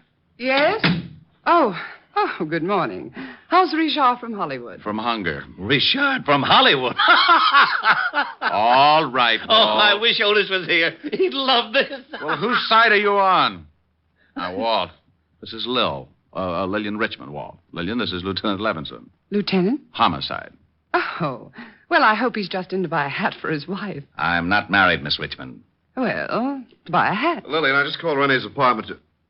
Oh, what do you want? Walt, this is Gerald Winters. Who split his lip? He ran into a fist. Where were you between 3 and 4 o'clock this morning, Mr. Winters? What do you want to know for? Gerald, this is a lieutenant from Homicide. I think maybe something's happened. What could have happened? I was in bed from 11 o'clock till 8. Besides, what's a policeman doing with the great Richard from Hollywood? Did someone see one of his creations and strangle to death? Where were you around for this morning, Lillian? Also in bed, but I can't prove it. Why? Bernet's been killed. What? You don't seem too upset, Mr. Winters. No? Well, you're right. As a matter of fact, I'm not. How did it happen? Car went over the viaduct. Burned to death. Well, then why ask us where we were? It was an accident, wasn't it? No, it was not an accident. Mr. Winters, what happens to you now? You take over the firm? Well, yes. It all goes to me. I think you'd better come down to the station. Answer a few questions. Oh, no. You don't... Well, this is absurd. I hated Rene, but I'd never kill him. Rick, do me a favor and go over to this George Marchand. Talk to him until I can send Otis down to pick him up. You aren't a hat designer, are you? Bingo. You win another split lip. No, not... Lay off him, Rick. Come on, Mr. Winters. Let's go. I knew he wasn't. I just knew that man couldn't be famous in Hollywood or anywhere else. Well? Mm-hmm. Police? Private detective. The name's Diamond. Mm-hmm. Did you ever play football? Yeah. Stop back after you see Marchand. I'd like to find out more about the game. Strong line and a good backfield. You've played it. Good morning, good morning, good morning. What can I do for you? George Marchand? Yes. Well, I'm from the police, Mr. Marchand. The police? Your competitor, Rene Bennet, was killed last night. What? He was burned to death in his car. Oh, but this is horrible, horrible. But what has Rene's death to do with me? Well, we think he was murdered, and we're trying to find a good motive. Mr. Diamond, it's true that Rene and I were enemies. Everyone knew it, but to think that I would take his life is utterly absurd. Yeah. Where were you about 4 this morning, Mr. Marchand? Well, I was in bed, asleep. Everybody sure had a dull evening. How well do you know Gerald Winters, Rene's partner? Oh, just slightly. How about Lillian Richmond? By reputation only. One more question. When's your fall showing, Mr. Marchand? In 2 days. Well, be sure to be around for it. The police get very unhappy if a murder suspect catches the first plane for the border. Murder suspect? See you later, Mr. Marshall. I left Marchand counting his pulse and wondering just how much I did know. And if he could have seen what was going on in my little old mind, he might have grown a few white hairs. I grabbed a cab and headed for the 5th Precinct Police Station in Walt Levinson. Needless to say, he was not happy. Oh, now, you wait a minute, Diamond. I'm satisfied with Gerald Winters. He's the only one who had a motive. The only one who had a motive that you can see. Too many things point to someone else. Give me a for instance. Oh, you always want a for instance. Well, hang it, you're trying to convince me that Winters isn't the killer, aren't you? Yes, I am, Walt. Then I want a for instance. I want to know your reason. Well, Winters and Rene hated each other. Even as partners, they really wanted each other out of the way. Are you crazy? You just gave me the best reason for hanging on to Winters. Walt, when Rene was killed, he was 10 miles away from his apartment going in the other direction. So what? Did you find out if he knew anyone who might live out that way? Even if he didn't know anyone out that way, I still say so what? The killer went for a drive with him, got out there, hit him over the head, poured gasoline on the seat, and dropped a cigarette. Pushed him off the viaduct. And Winters smokes. I know. I sent a whole carton down to his cell to make sure. You're right about how the killer did it. But do you think Rene would have taken a drive like that with a man he hated, knowing how much a man hated him? Huh? And another thing. It was pretty warm yesterday and last night, wasn't it? It certainly was. Lousy weather. Okay. The killer wore gloves. Isn't that a little strange on a warm night? So he slipped on some gloves. Didn't want to leave any fingerprints. No. The killer was driving. The report said there were absolutely no fingerprints on the steering wheel. If Rene was in the driver's seat, there would have been a few of his anyway. We couldn't tell whether he was in the driver's seat. He could have been thrown aside when the car crashed. But I don't get this glove angle. You want to catch a killer? Oh, what kind of a remark is that? Well, come on. Oh, where are we going? Down to Rene's shop. We can get in through a window I noticed in the alley. There are some designs in his safe, and Walt, the killer has to get them out tonight. And there you are, Lieutenant. It's Jimmy. Rick, I don't like this. Busting into a place without a warrant. Oh, go on. Climb in and watch out for the burglar alarm. All right. Come on, Otis. Okay. Here, I'll give you a hand, Diamond. Oh, well, that ought to be easy for you, Otis. Yeah, why? Well, you could hold on with the other 4 and still have one left over to grab me. Oh, is that so? You two lay off. Come on, Rick. Show me where to go. Right over here, in Rene's office. What makes you think the killer hasn't already stolen the plans? I wouldn't have done it the night of the murder. That would have shown a motive. Wouldn't have done it today. Too many people in the shop. Go on in. Gee. Spooky. I can't see a thing. Walt, watch this. Boo. For Pete's sake, Shaw. Now, lay off, Otis Diamond. And where do we hide? Just sit down anywhere and be quiet. The first person through that door is our killer.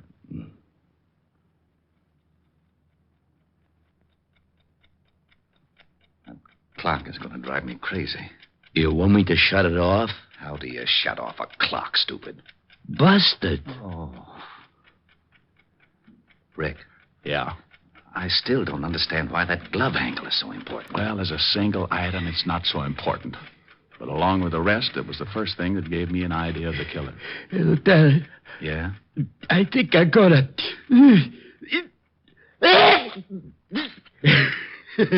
I did. Oh.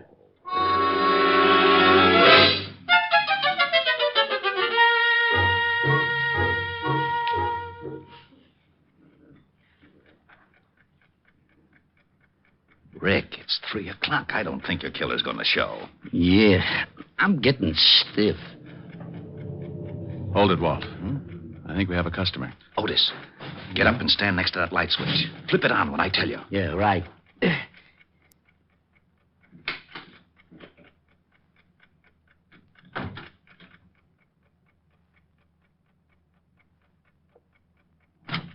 Okay, Otis. Oh, hello, Lillian. Oh, you startled me. What's this all about? What are you doing here? Waiting for you. For me? I don't understand. I was just coming over to pick up some of my sketches. I forgot them this afternoon. So you waited until 3 in the morning? I had a date. Yeah. Otis, go out and drag in her date. Now, you wait just a minute. I don't know what this is all about, but Go you've ahead, no Otis. right to... All right. Mr. Diamond, would you mind telling me what this is all about? Sure, Lever. Point by point, it goes something like this. Rene Bennet was killed by someone he knew and trusted. He never would have gone for that riot otherwise. Bennet didn't smoke, so the killer was an amateur and started the fire with a cigarette. The killer wore gloves, and it was too hot that night for a man to wear them without looking suspicious. Are you saying that you think Did you kill Bennet? Sure you did. Come on, you get in there. Take your dirty hands off of me. Here he is, Lieutenant. This is the guy in the car. Lil, what is this all about? You better ask Mr. Diamond, although I don't think he'll make much sense. He just accused me of killing Rene. What? Good morning, Mr. Marchand. I thought you didn't know Lillian. Well, prior to this evening, I did not. I called her because I wanted to talk to her about Rene's death. Ah, you're lying. Today at your shop, you called me Mr. Diamond. How did you know my name? Well, you told it to me. Oh, no. You're fibbing again. I just said I was from the police. Only one person who knew both of us could have called you, and she also knew I was on the way over to your shop. Didn't you, Lil? The name is Miss Richmond. Now prove that I killed Rene. You've got no motive. Well, the designs are enough to start with. You probably suspected I wasn't a hat designer. And you knew you had to work fast if you were going to get those designs to Marchand here before this fall showing. That's not true. Lillian never gave me any designs from Rene. You know, of course, Mr. Marchand, that if we stick your girlfriend with a murder rap, you're an accessory before and after the fact. What? Sure, maybe you'll get to sit in a nice electric glove seat and hold hands. Oh, but I had nothing to do with the murder. Well, you knew about it, and you knew who did it. That's enough to put you away for 20 years. Being mixed up in the actual motive might get you life. No. She was the one that did it. She knew Winters would be blamed for it. George! Yes, she stole the designs for me because she wanted to ruin Bennet and take over his salon, but I did not know she was going to kill him. Why, you dirty little man. You did know it. You You helped me plan it if I got the best sketches for you. I'll tear your eyes out. Get her away from me. Come on, lady. Let's go. Okay, haul them both out to the car. Rick, I don't know how. Rick. Oh, no. Rick! Oh, why does he always disappear like that?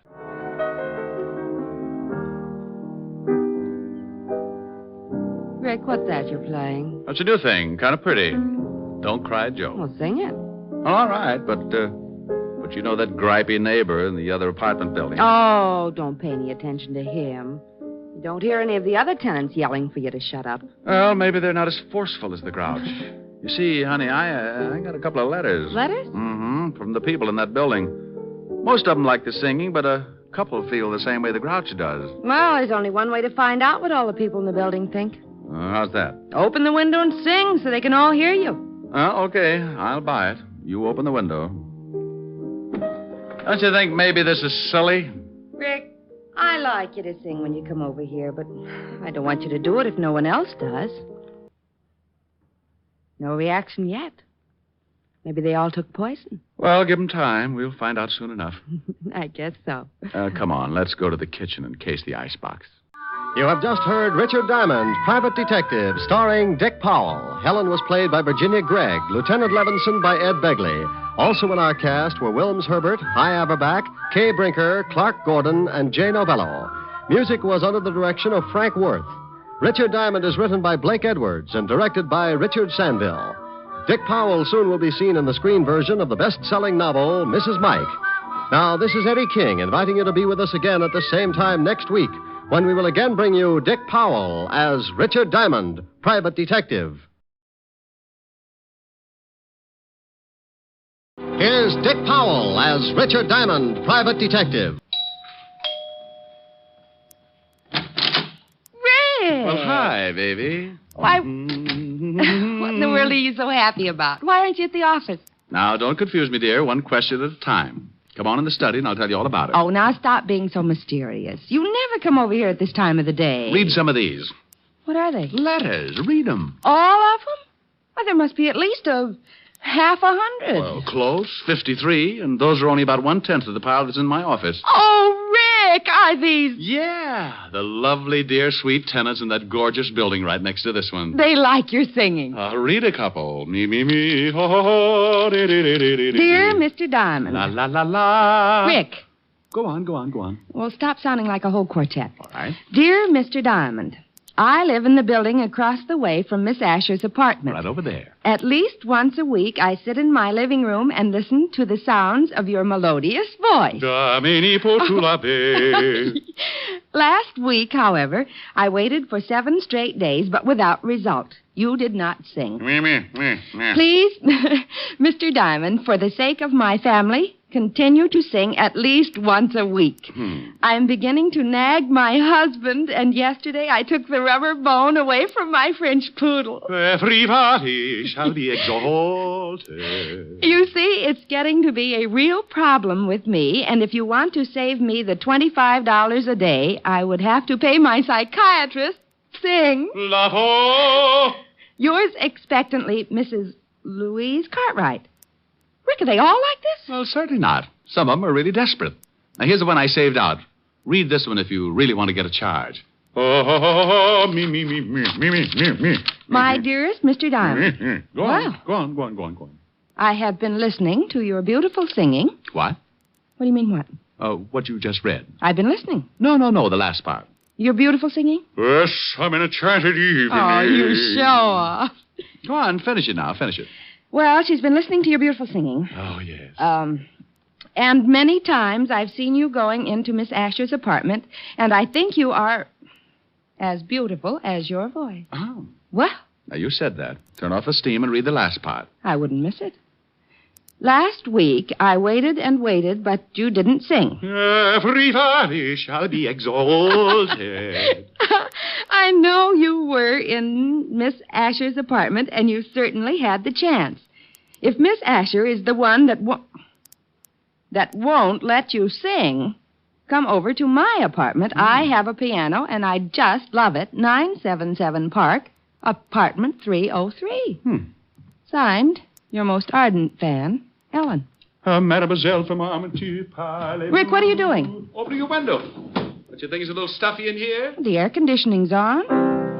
Rick, now stay away from that piano. No, I knew it. Ellen's right. You really don't want me to sing. At 11 o'clock in the morning? No. I want you to sing tonight when it's more romantic. Oh, shame on you. Me? Yes, you. You want to deprive those poor, discouraged people of a little honest, simple pleasure? You want that woman to take her dog's bone away again? You idiot. Oh, no telling what'll happen. Those people might not leave their apartments for days. It'll get to be like a prison camp. Think of it. No food. They won't leave the building even to go out and get an orange or a lime or something. And you know what? What? Scurvy. Oh. They'll be dying like flies. Well, go on. What's the matter? Dying like flies. I wonder who thought up that bright little simile. I've got a big green fly in my office. It's so tough he carries a man-swatter. Oh! Well, you think it's funny, do you? Think what'll happen if those poor people stay in that building, withering up with scurvy, you fiend. I know it. Yes. It's just that, well, I don't want to share your tonsils with anyone. I'm selfish. Me. You're more than that. You're antisocial. All right. You mean? Yes. Sing. Stout fellow. That's my little honey bun. Rick. Yes? Did you hear something? Oh, I think so. Try it again. All right. Pound of fun. That's... Rick. Yes? I heard it. That's that grouch. Rick. Yes? There's an enemy in the camp. Well, what do we do? We can't just let those people die over there. Sing him. You mean? Yes. Sing. It's your duty. You're right. It's no longer a matter of personal pride. I must defeat the grouch at all cost. For those 1,000 starving tenants. 1,000? Big rooms. Stand back. Good luck. Thank you. You are my sunshine, you are my sunshine, you are my sunshine, you are my sunshine. He's weakening. You are my sunshine, you are my sunshine, you are my sunshine, sunshine. He's nearly down. You are my sunshine. You are my sunshine. You are my sunshine. You are my There he goes. You are my sun. Rick, Victory? decidedly. Bull Run was never like this. All right. Now sing Honey Bun and save those poor people. Honey Bun. Rick! Good grief. Bun! Rick, what happened? I don't know. I can talk all right, but the minute I go up, something happens. I hope you didn't hurt it. La, la, la, la, la, la, la, la. Oh, Rick! Oh, now isn't that ridiculous? I can't help laughing, but it isn't really funny. Come on, let's go get you some warm milk or something. Mimi, Lord, I'm off. Oh. Now stop that. Give it a rest. Oh, if that grouch only knew, I may never bother him again. Well, he's the only one that doesn't like it. Poor guy. Poor guy, now, that's a silly thing to say. Well, honey, he doesn't like it, let's face it. He'll probably get so desperate he'll have to move. Okay, let him. I wonder what he's doing right now. I'll bet he's planning something fiendish. You think he's going to start shooting burning arrows? I wouldn't put it past him. Now, let's take care of that throat. Well, sometimes silly things like that happen. I come on like a big baritone and lose my voice. Helen has to feed me hot lemon juice and honey for about 3 hours, and the grouch across the way in the next apartment starts thinking up the 10 best ways to eliminate Diamond. Think I'm kidding? Well, let me tell you. I didn't know it then, but that fast course of You Are My Sunshine with my own lyrics started more trouble than a hopped-up mouse in a herd of elephants. While Helen fed me the tonsil cure, old Grouchhead was dreaming up a cure of his own. Oh, what am I going to do? I work in the daytime, try to sleep at night. He sings at night. I switch to the night shift. He sings in the daytime. Oh, I'll fix him. I'll fix that Diamond. Yeah, phone book. Detectives.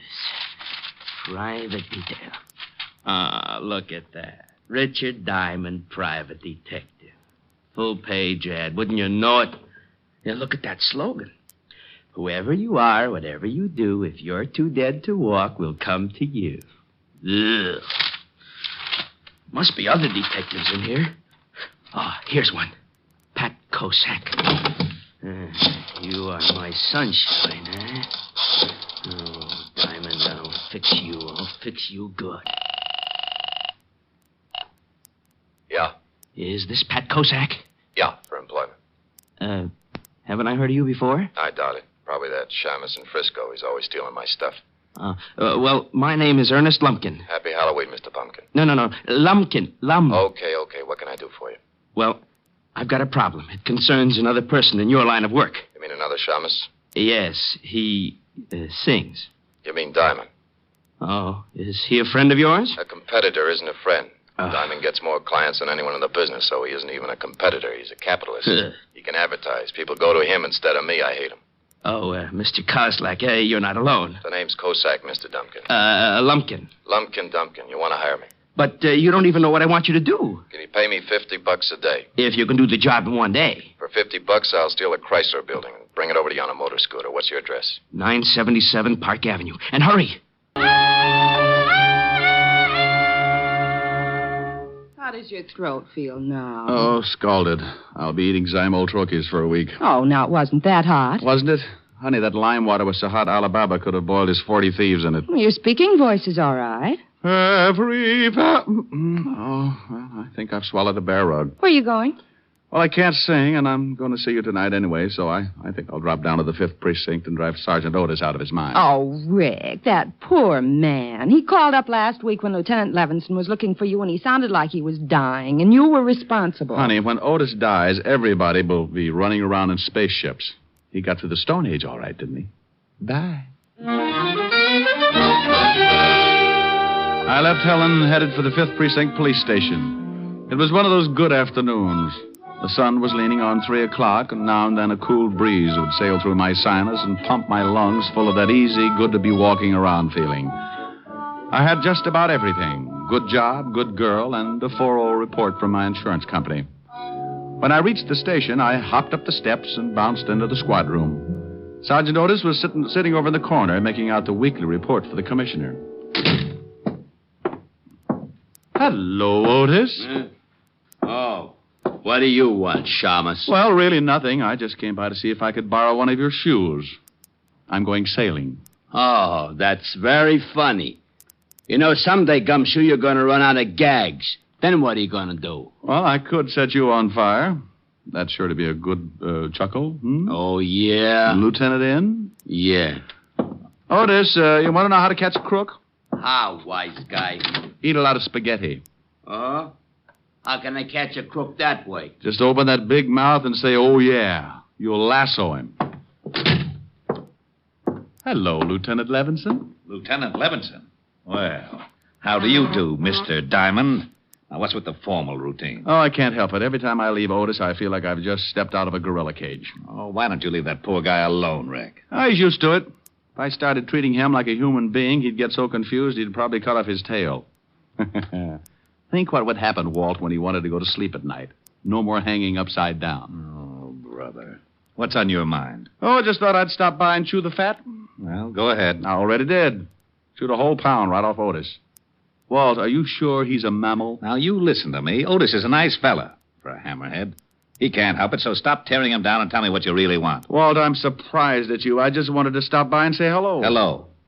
Where's the body? Now, look, there's no body, just a nice chat, that's all. Okay, but I warn you, I won't stand for any routines. And if you're mixed up in something and I have to find out the hard way, so help me. I'll put you away so far they'll have to pipe air into you. Walt, you do. Do what? Love me. Oh. Would you like to wear my Sig Alf pin? Rick, for Pete's sake, what's the matter with you? You've been growing poppies in your office? Wait a minute. Yeah, what is it, Otis? Miss Asher on the phone for Diamond. Okay. Phone for you, Rick. Helen. Oh, thanks. 5th Precinct. Remember our motto. A corpse in the morgue is worth 2 in your basement. Oh, no. It's true, Walt. It's true. Oh, I bet Walt just jumped out of the window. No, honey, there's a caste system around here. When Walt feels like jumping out of a window, he throws Otis out first to see if it hurts. Ouch. How are you, baby? Hi. Rick, Mr. Jones called and said it was very important that he see you at once. Said it was a matter of life and death. Jones? First name John? Well, he didn't say. Just gave me an address and asked you to come over immediately. 137 River Street. He called me at your apartment? Uh-huh. Hey, I never thought of that. How'd he get the number? No telling. Well, I'll go on over. Maybe he'll turn out to be a good client. Call you later, baby. How's your throat? Oh, la dynamo. Goodbye, Rick. Hey, you really sound terrible. I'll see you later, Walt. Huh? Oh, well, thanks for the brilliant conversation, Sporty. Walt, just because I didn't have a corpse hidden out someplace, you get mad. All right, see if I care. Oh, now, wait a minute. No, I understand. Well, you can just get someone else to play jacks with. I'll send you Sam Spade. Now, Rick. Oh. Otis, Yeah, Lieutenant. why haven't you got that report in here? I've been eating spaghetti. Spaghetti? Yeah, and that Diamond's a liar. I can't lasso nothing. Maybe you have to be a cowboy.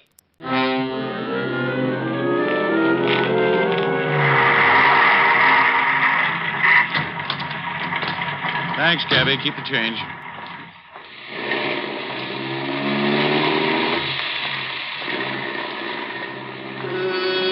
"137 River Street," the address Helen had given me over the phone, was an old deserted warehouse. Now, I want to stop right here and say I admit it was pretty stupid to wander into an empty warehouse like that. But I figured that this Jones guy must be in some kind of trouble to leave a message like that with Helen. The place was as empty as a fairground in the winter. I put my hand on my .38 and kept moving toward the back of the building. Then I saw a door. A sign on it said, "John Jones. Enter." And wouldn't you know it, I did. Hey, what's going on? Where am I? Let me out of here! Come on, Mr. Lumpkin, let's get out of here. Let me out of here! But I don't understand. He's liable to stay in there forever. I don't want him to stop singing like that. Somebody will come along, I promise you that. I just want him to stay in there for a half an hour, that's all. And now, wait a minute. I want to know just what this is all about. You want him to lose his voice, don't you? Oh, I love it. Well, when he went through that door, he started losing it. How? What's behind that door? An ice box. Come on, Mr. Grumpkin.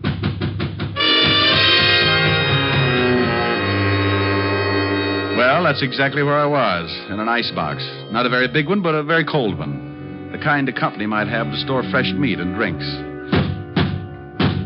I tried breaking down the door, but it was a foot thick. I struck a match and looked around. Lots of ice, no way out. So I turned up my collar and sat down to wait. I don't know how long I sat there, but I guessed it to be about 20 minutes. I could tell because my feet had frozen up about 20 minutes worth. Then I heard that lovely sound. Rick, you in there? Yeah. Hand me an ice pick. I want to get my feet uncrossed. How in the devil did this happen? Well, I think one of the frozen food companies got a new idea. What's the matter, Diamond? Forget your sleigh? Shut up, Otis. You think you can walk, Rick? Yeah, sure, but I might squeak a little. Ooh, got a Bunsen burner handy? Otis. Okay. How did you find me? We got a call. From a guy named Jones? Yeah. Said he was in danger and that you were coming down to meet him at the warehouse. Said he saw 2 guys lock you in this icebox. Oh, dandy. Did he say where he was? Yeah. Here's the address. Thanks. Hey, where do you think you're going? Well, I feel better now. I'm going over to find Jones. Well, you might get in trouble. Well, if I can find the 2 guys who locked me up, you can bet on it. Well, I'm going to send Otis along with you. Otis? I thought you wanted me to keep out of trouble. Oh, now, wait a minute. I can keep you out of trouble, Diamond. Oh, Otis, you couldn't find an elephant in an elevator. But come on and bring your head with you. This is the address where that Jones guy said he'd meet you. I'm Mandelbaum, Swedish massage. This guy really picks out some great places to hide out. Come on, Otis. Feet first, or the rest of you'll never get out of the car. Oh. Hey, Diamond. You think while you're talking with this guy Jones, I might get me a rub down? Otis, to rub that stomach of yours, it would take a gallon of baby oil and an octopus to get anywhere.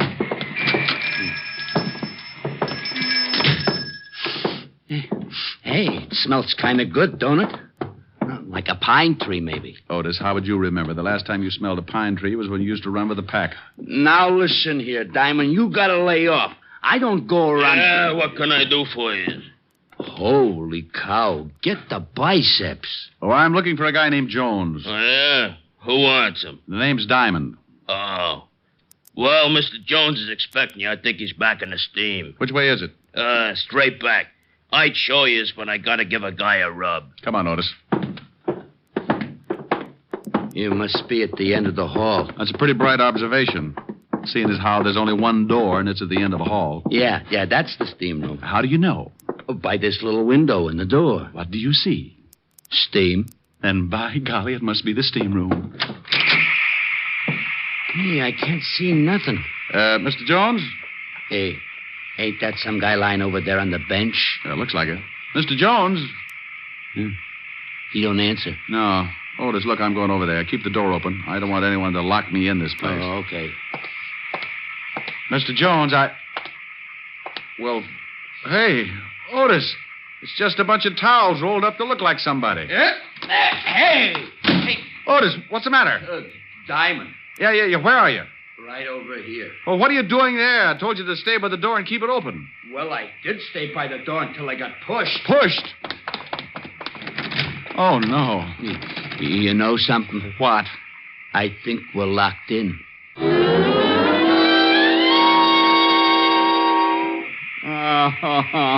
Oh, shut up, Otis. But I don't feel so good. What are we going to do? Oh, why don't you be happy? It's the only chance you'll ever get to sweat off some of that blubber. Yeah, you want I should look like one of them atrocity pictures? Otis, you could lose 300 pounds and still weigh in with King Kong. Yeah, there's no time to get nasty. Well, relax. Read a magazine or something. What do you mean? Just what I said. Read a magazine.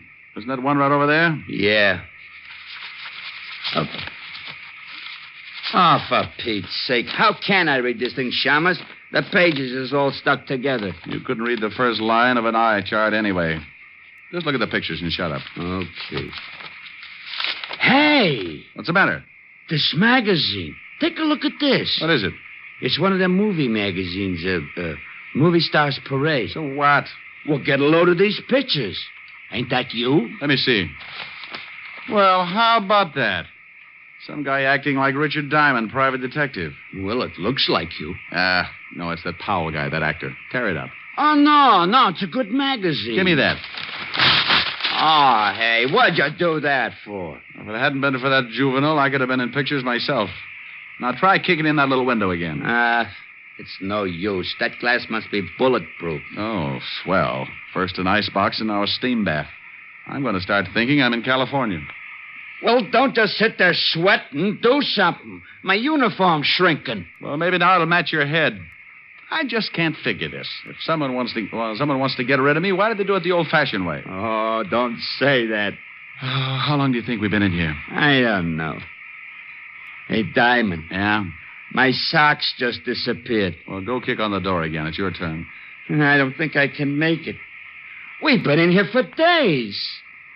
Hey, look at your watch. It's all steamed up. I can't tell. You think there'll be anything left? Just your shoes, Otis. It'll take a blast furnace to get rid of those. Oh, wait a minute. What's the matter? I thought I heard somebody outside. Yeah? Hey, help! Help! Shut up. Hey, what's going on in here? Who closed the bolt on the door?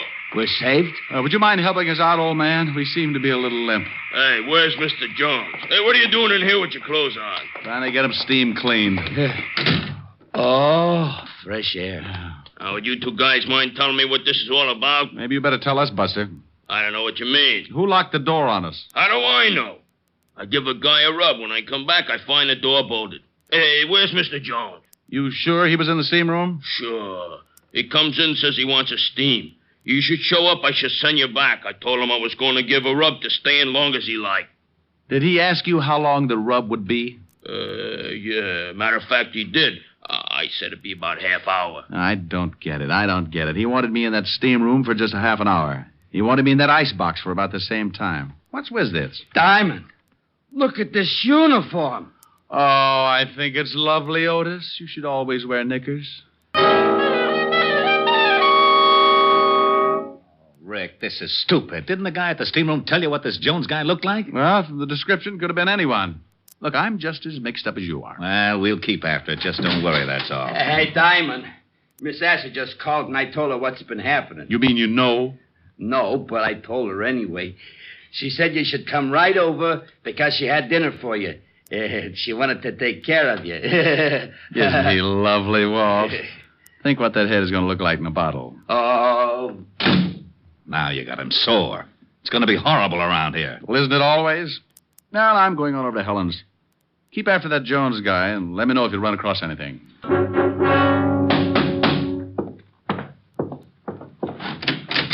How are you, Mr. Klumpkin? Lumpkin. Okay, how are you? Come in. Well, what happened at the steam bath? Diamond and a friend boiled for a while. You think it did the trick? Look, when Pat, Cossack. Yeah, Cossack. Well, when I do anything, the results are guaranteed. I just tailed Diamond from the station. He went into his girlfriend's apartment across the way. Oh, goody. Let's see what happens tonight. I'm staying home from work just to hear him not sing. Yeah. About my $50. Oh, look, he's never in that apartment more than 10 minutes before he starts singing. If he goes over 15, you get your 50. Come on. What are we going to do? Raise the window. I don't want to miss the lovely silence when he opens that big bazoo. Okay, so I look funny. I'm sorry, Rick, but your clothes have shrunk so much. You should see Otis. I'm sorry. Well, you should be. Don't know what I've been through. Oh, yes, I do, and Mommy's going to make it better. Here's a nice drink. No, I don't want a nice drink. Oh, it's strong enough. Well, put it in a dirty glass. You just drink it. Okay. Oh, wow, my throat. You hear something? No, why? Nothing. Your throat's still pretty bad. Don't know. Me. Oh, hey, it's pretty good. That sounds great. Oh, no! Now, I heard something then. Yeah, so did I. It's that grouch again. Give it to him. Oh, you bet. I feel mean. That does it! Hey, what's going on over there? You're Cossack! Okay, but don't hit me again. You can keep the $50. And he wouldn't sing again, huh? Said you fixed it. Well, I'll fix you. No, not that. Put down that chair. Go on, get out of here. That vulture's singing better than ever. Okay, only don't hit me again. Helen. Yes, Rick? You know, that ice box and that steam bath were the best things in the world for my throat. Yes. After you lost your voice this morning, I didn't think anything was going to help. But that ice box and that steam bath really did. Diamond! Oh, hello, Mr. Lumpkin. Did I hear you say you lost your voice this morning? That's right, Mr. Lumpkin. Then didn't think I was going to get it back either. Good night, Mr. Diamond! You have just heard Richard Diamond, Private Detective, starring Dick Powell. Helen was played by Virginia Gregg, Lieutenant Levinson by Ed Begley. Also in our cast were Wilms Herbert, Jack Crucian, and Stephen Dunn. Music was under the direction of Frank Worth. Richard Diamond is written and directed by Blake Edwards. Dick Powell soon will be seen in the screen version of the best-selling novel, Mrs. Mike. Now, this is Eddie King inviting you to be with us again at this same time next week, when we will again bring you Dick Powell as Richard Diamond, Private Detective. We're back with more great shows in this Richard Diamond Palooza collection. First up in the next group, William Carter loses his memory from November 26th of 1949. William Carter disappeared 5 days ago and was found wandering around unable to speak. His psychiatrist thinks something traumatic happened to him on that night and that he is blocking it subconsciously. He hires Diamond, the psychiatrist, to try to figure out what happened, and then Carter suddenly confesses to a murder. Joan Banks, Sam Edwards, and Norman Field co-star. Next, the Ruby Idol case from December 3rd, 1949, which is another very unique and funny episode. In fact, Diamond says about it, "This is the hokiest case I've ever been on, and the dialogue is bad." It all begins when Diamond takes a case from Leland L. Leeds, who appears to be downright crazy. Peter Leeds, Yvonne Patey, Steve Dunn, and Jack Crucian co-star. Next, the John Blackwell case, originally broadcast on December 17th of 49. This one starts out with a wild premise right from the beginning, when a man comes to see Diamond and tells him that he's going to commit a murder. And he has the victim, the opportunity, and the method all lined up, but he needs Diamond to help him so that he isn't tripped up by police procedure, because Diamond used to be a cop. It co-starred Hans Conried, Grace Albertson, Sidney Miller, and Hy Averback. Great story. After that is the March 26, 1950 episode, Photographer's Card. As Diamond's on his way to the office, a man jumps out of the crowd, takes his picture, then hands him his card and tells him to hold on to it until he calls him.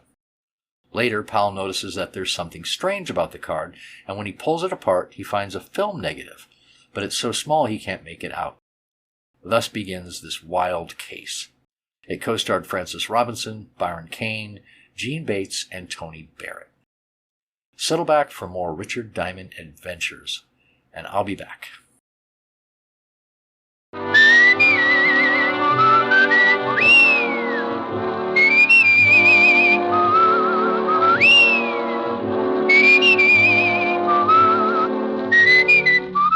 Here's Dick Powell as Richard Diamond, Private Detective.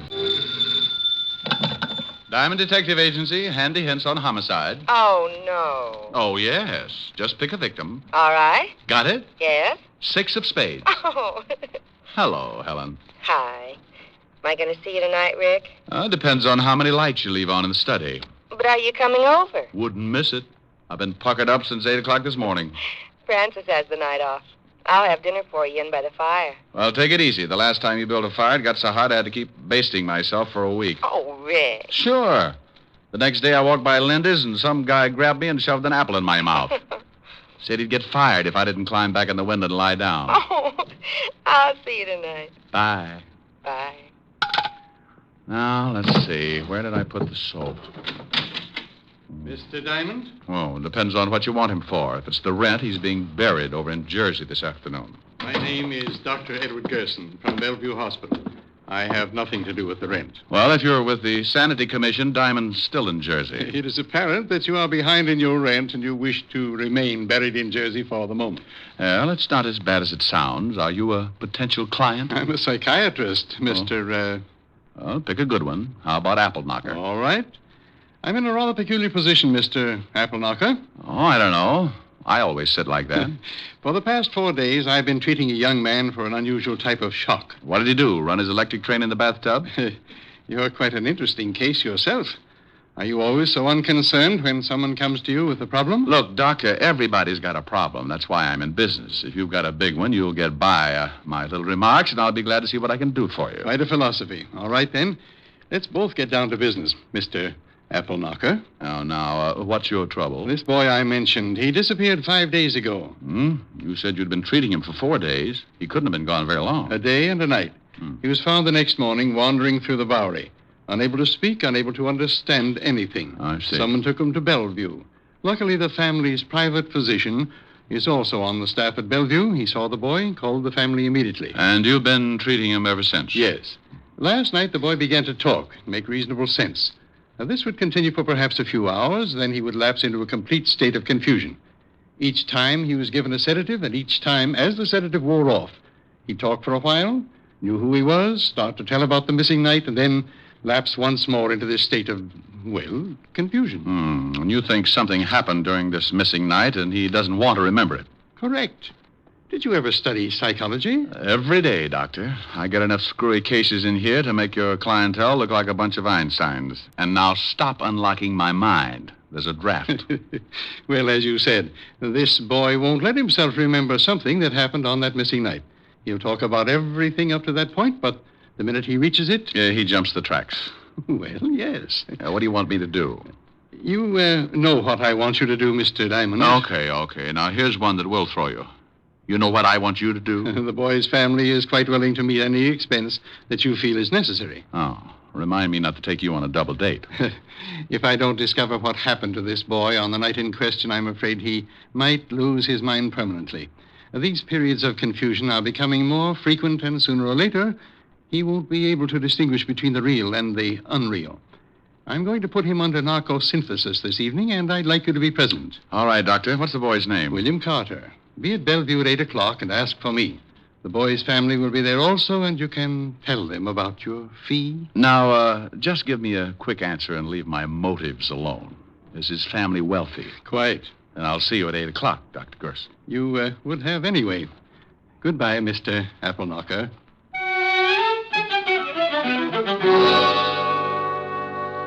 You know, you can feel pretty silly when a guy like that walks in and answers all your questions before you got time to think them up. Anyway, I remembered my dinner date with Helen and put in a fast call to the little redhead. She was unhappy, naturally, but she said something about me holding the pucker and to drop around whenever I had the time. At 8 o'clock, I was standing in the long hall at the Bellevue Hospital. Dr. Murray, report to the second floor desk, please. Dr. Murray to the second floor desk. Good evening, Mr. Diamond. Oh, hello, Dr. Gerson. What's the matter? You look a little nervous. The hospitals bother me. That's very interesting. The family is at the end of the hall. Let's go down. Tell me, Doctor, just what exactly happens when you put William Carter under this narcosynthesis? It's an intravenous injection. It unlocks those little doors in the back of his mind. Gets him to talk. You'll see. It's really very amazing. Right here. Oh, good evening, Doctor. Mrs. Carter. How's the boy? Not much change. This is Mr. Diamond, Mr. and Mrs. Carter. How do you How do? do you do? How do you do? Mrs. Carter, Dr. Gerson wants me to find out what happened to your son the night he was missing. Have you any idea? He said he had a date, and when I asked him who it was, he wouldn't tell me. That's all we know. I think William will be able to recreate what happened for you, Mr. Diamond. Now, I'll leave you to discuss business. And when you are through, stop at the desk. They'll show you where I am.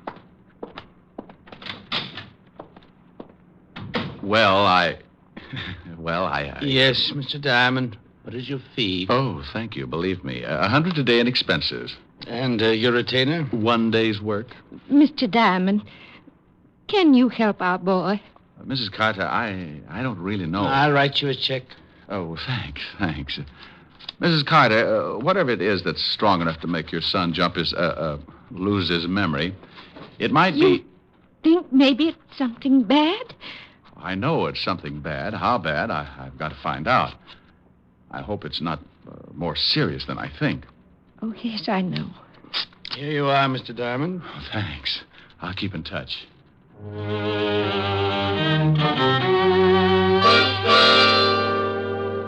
I left the Carters with that lousy feeling in my stomach. I looked at the check. $200. For what? Maybe a down payment on a man's sanity.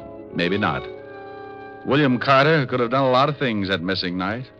Maybe that $200 was going to be a mortgage on murder.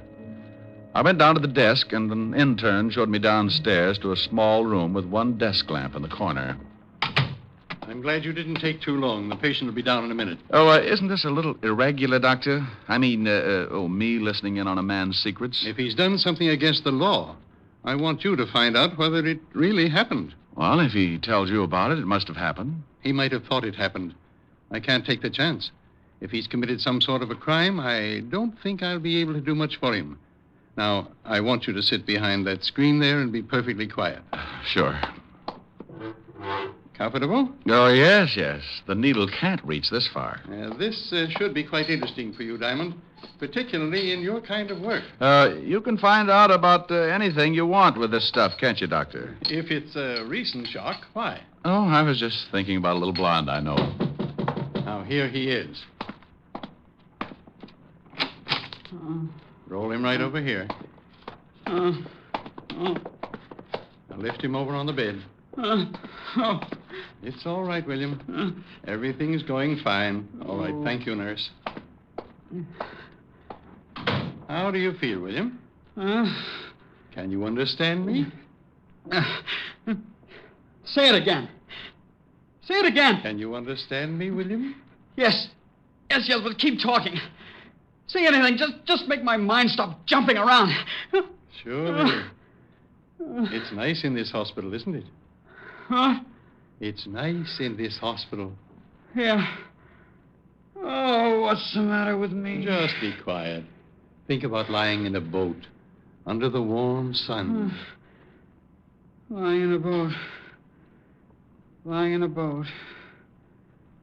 Lying in a boat. Uh-huh. Just lying in the sun, rocking back and forth. What are you going to do? This won't hurt. You're going to have a nice, long sleep. Oh, yeah, please.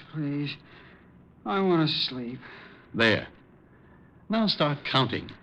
Do what? Do what? Tell me again. Start counting. 1. 1. 2. 2. You're doing fine. Keep counting. 3. 4. 5. 6. 7. 8. 9.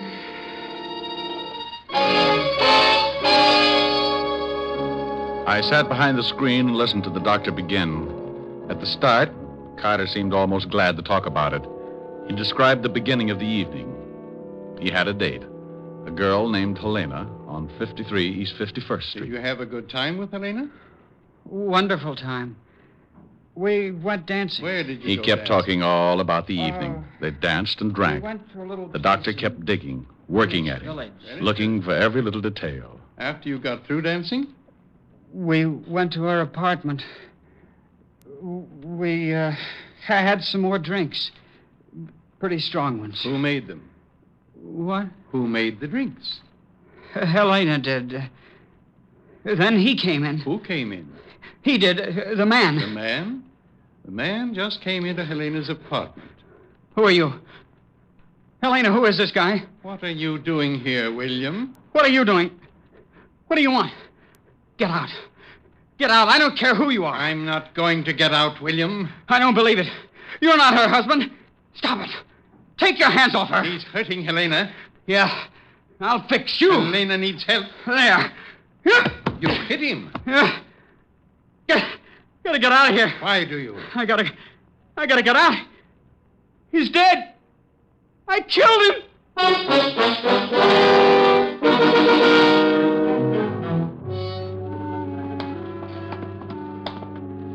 Well, Diamond, did you hear enough?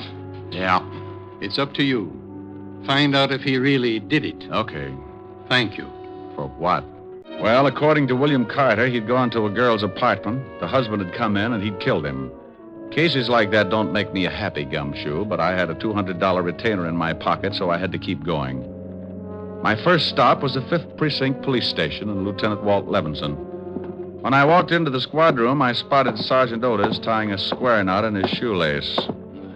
I'll be right with you, Gumshoe. Hey, Otis, what happens when you break one of those shoelaces? Oh, what do you think happens? I get a new one. For those shoes? What do you use, a mooring line off the Queen Mary? Oh, why don't you lay off? I thought we was pals. Is the lieutenant in? Yeah, go ahead. Hey, Otis, if your shoes wear out, why don't you do like the Dutch do? Oh, what's that? Wear wooden ones. Just go out and rent yourself a couple of rowboats. Oh.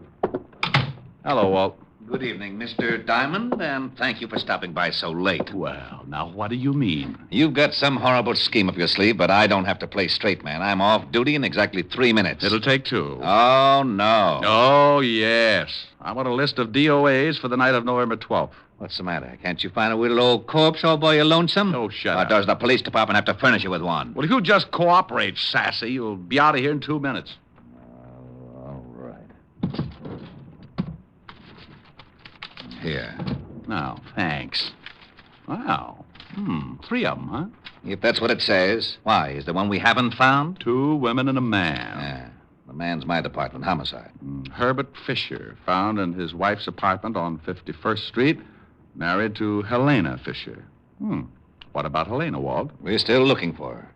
Neighbors say she and her husband hadn't been living together for several months. The old boy must have come home, found her with another guy, and got heated up. Either the wife or the other guy killed him. Huh? How do you know there was another guy? Well, the neighbors say a young guy started seeing her about a week before. Came up with her that night. We haven't a line on him yet, but we're checking. What killed him? Poker from the fireplace, beaten over the head. Oh.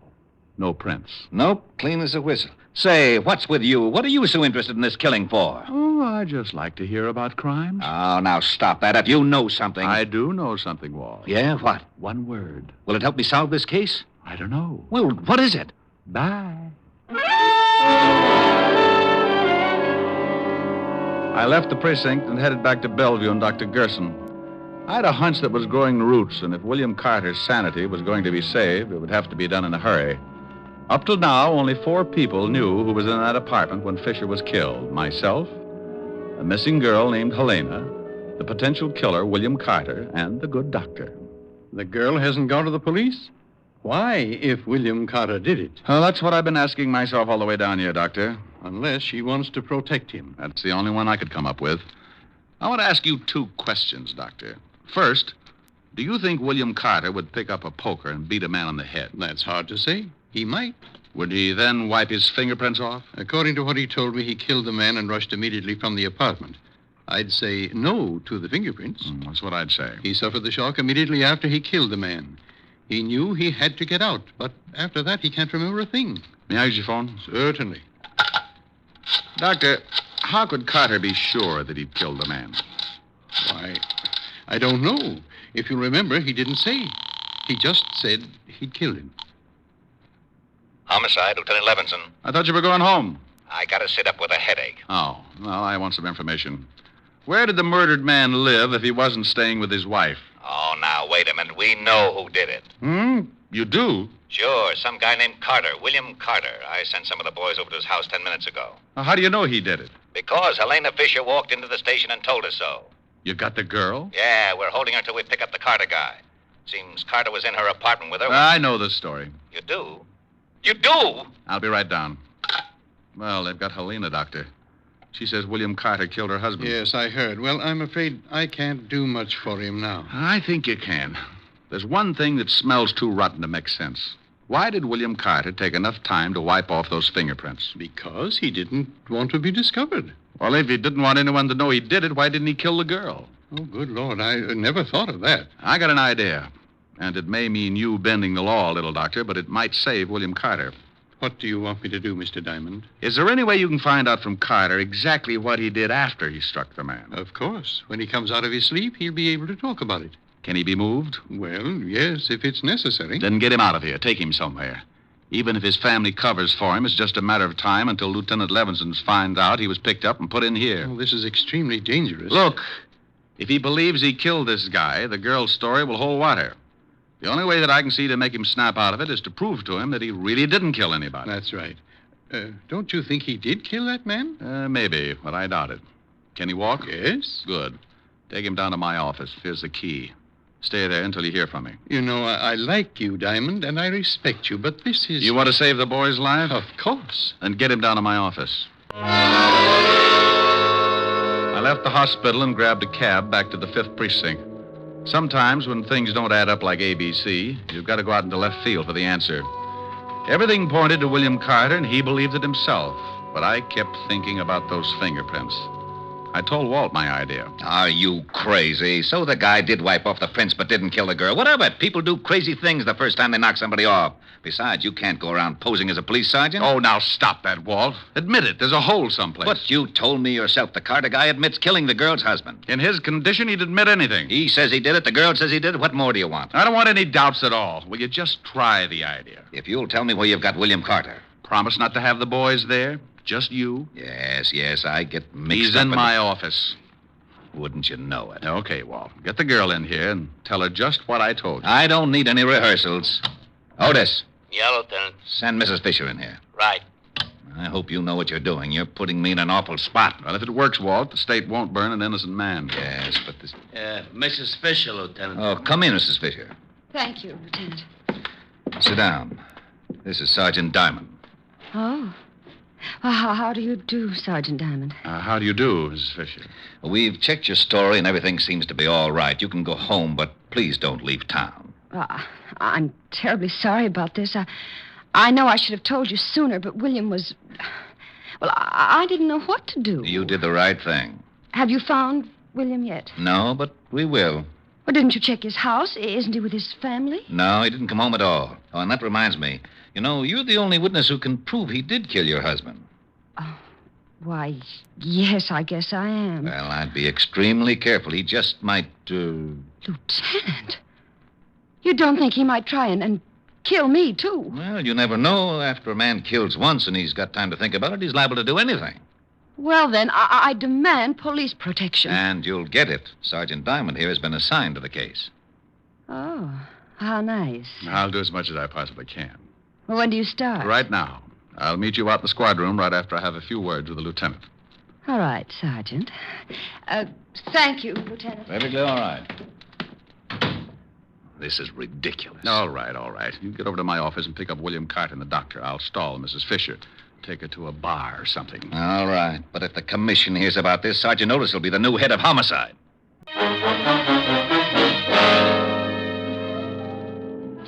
Oh, this is nice, Sergeant Diamond. Do you always guard people like this? Just the pretty ones. Oh, thank you. If you really think William might try to harm me, you'll have to stick pretty close, won't you? Mm-hmm. Do you mind? Not at all. What time is it? 11:30. Getting tired? Yes, a little. It's been a hard day. I'll bet it has. What if William comes to my place in the middle of the night? Where will you be? Watching the front door, baby. He won't get in. Watching the door from inside or outside? Outside, baby. Sorry.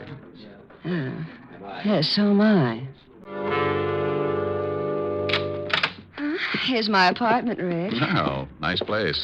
I don't like it very much since... Look, couldn't I stay in a hotel? Oh, no. Too many ways for a killer to get in. Do you really think William might try and get me? What's he hiding out for? Well, he could be scared. All the more reason. Men like that don't hide out for a week if they're going to give themselves up. And if William isn't going to give himself up, he'll probably try to get rid of the one person who knows he did the killing. But William isn't like that. He wouldn't... Wouldn't what? I was just going to say he wouldn't kill anybody. But he did. He knows he did. Yes. Well, I'm going out in front and check the building. I'll be back. Oh, do you have to go? That's a good idea. You just take it easy. But William has a key. Oh, well, then you better give me one, too. I'll be right out in front. Oh, all right, here. Don't be too long, Rick. I can't stand this place long if I'm alone. Sure, baby.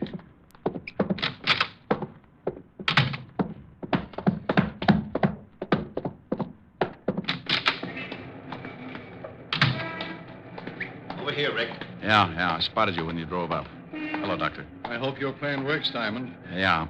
Well, hello, William. He can't hear you. I put him into a deep sleep. He'll only answer my voice. There's only one way that we can get him into that apartment. Well, let's go. Mrs. Fisher is scared stiff. William? Yes? Get out of the car. Come on, Walt. You got to be there to hear it.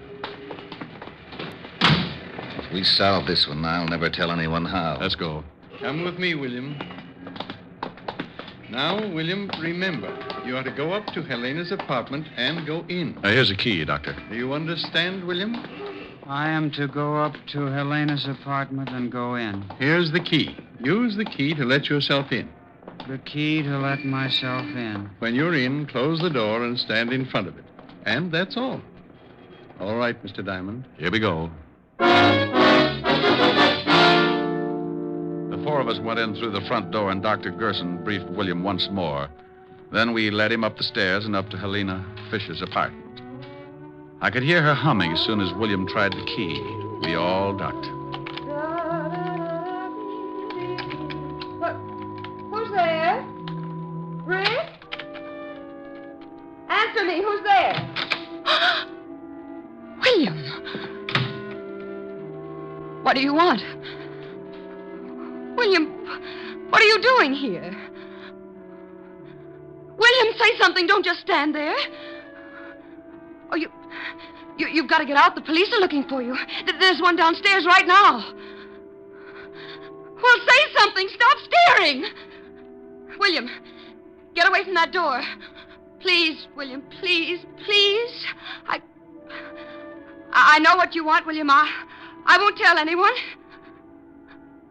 William, say something. Don't look at me like that. You're going to kill me, aren't you? Look, William, you didn't do it. I killed him. I just told you he was dead after you hit him. When you left, I killed him with a poker. William, please! All right, Helena. Craig. Oh, he was going to kill me. Oh, sure. Like he killed your husband. How's William, Doctor? I'll wake him up when he gets back to the hospital. He'll be all right when he reads Mrs. Fisher's confession.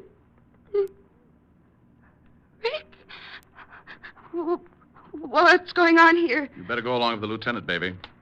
Why? We heard your whole confession from outside the door. What?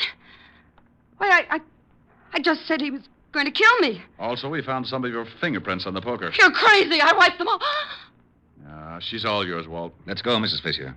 You tricked me. You tricked me into saying that. Come on, lady. I don't want to get rough. I'll kill you, too. I think you can take her along now, Lieutenant. Holy cow. Why, Doctor. Well, I've never hit a woman before, but this one made me very unhappy. Well, you're a good doctor, but you're certainly no gentleman. You should have kicked her. Rick, what kept you out so late? It's after midnight. Oh, I had to stick around and watch Otis turn into a pumpkin. Now that's Cinderella. Yeah.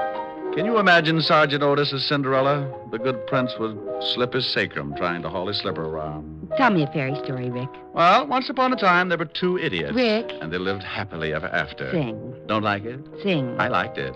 Sing. I'll do as I please. Rick? Well, how was that, honey? Well, Harold Appleknocker. Where'd you pick up that there song? Well, my hometown, Mountain View, back up in the hills of Arkansas. Oh, that sure was mighty fine. Well, Lulu Bell, I'm glad you liked it. Mind if I bust you up with another 8 bars? Nope. Bust away. Well.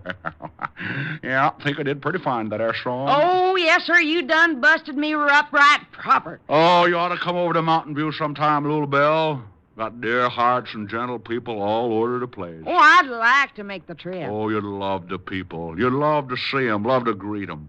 How would you greet them, Lulu Bell? How would you greet them? What would you say? Howdy. Oh, they'll love you, Lulu Bell.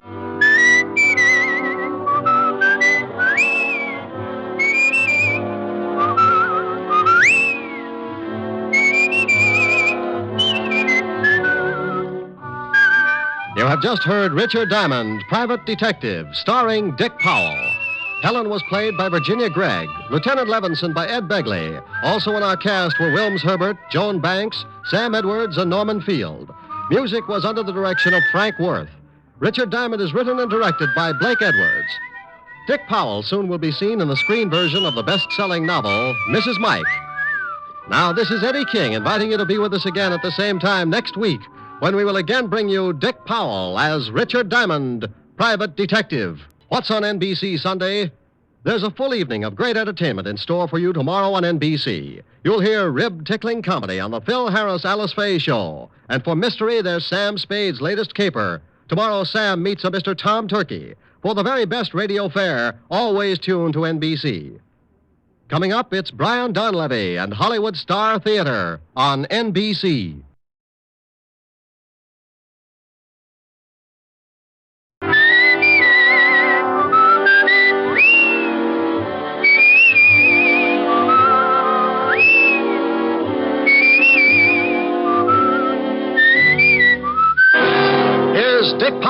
as Richard Diamond, Private Detective.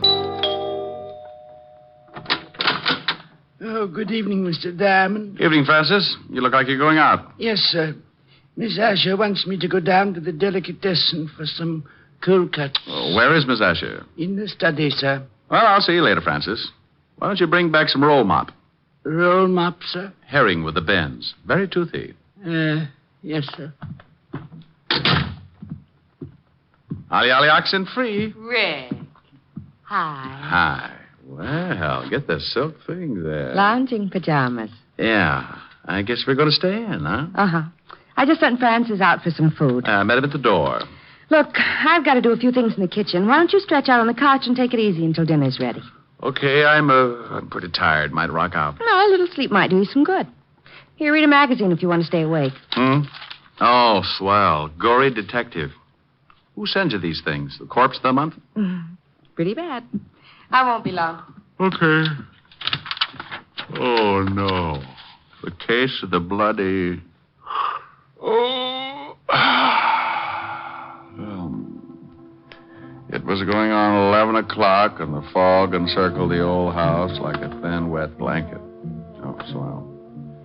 The figure of a man crept stealthily across the gravel of the garden path. These riders really dream it up. Mr. Diamond? What? How did you get in here? I followed you from your office. Shh. You left the door unlocked when you came in. Well, now, look. I know I shouldn't have come into someone else's house, but this is a matter of life and death. Hey, stop pulling down the blinds. I don't want anyone to see us talking. Well, you're on the 8th floor. Who's chasing you? A herd of monkeys? Please, you must listen. Now, look, if you got troubles, come to my office in the morning. Tomorrow morning may be too late. I'm supposed to die tonight. Try breathing. You expand your chest, take a lung full of air. No, Yes, it does wonders. Keeps you around for days. You better get out of here. Please, Mr. Diamond, don't give me away. Please. Yeah, baby. Wait a minute. Duck under that desk. Oh, bless you, Mr. Diamond. Yes. I thought I heard you talking to someone. Talking? Oh, no. Must have been reading out loud. This is swell literature. The case of the grisly ghost. Oh. I like to keep up on the exploits of a private detective. You don't tell me anything about your cases. I'm modest. Hey, you got your coat on. Where are you going? Oh, Francis just called. He's had a flat tire. I'm going to pick him up in the other car. Don't you want me to do it? Oh, I'm not going to let you out of this house. I'll be right back. Okay. Read The Grizzly Ghost. It's not bad. Bye, baby. Bye. Okay, Spider-Man, you can come out now. Oh, thank you. Now, what the devil's going on? I told you my life's in danger. I need help. Tell me about it. I haven't time now. Come to this address in about an hour. My name's Leeds. Leland L. Leeds. Oh, for Pete's sake. I must get back before they miss me. I don't want them to know I got out. Say I called you and told you to come over. Here's the address on this card. Please don't fail me, Mr. Diamond. Now, wait a minute. My fee's $100 a day and expensive. Of course. I'll have a check for you. Goodbye. He went out like an undertaker stealing a can of embalming fluid, and I poured myself something just about as strong. Helen would scalp me for leaving, but for some reason, nutty little guys like that interest me. I left Helen a note saying I'd be back later and took off for the address Leland L. Leeds had given me. It was out of town about 10 miles, but after hunting around for a while and running up a good-sized taxi fare, I finally found the house.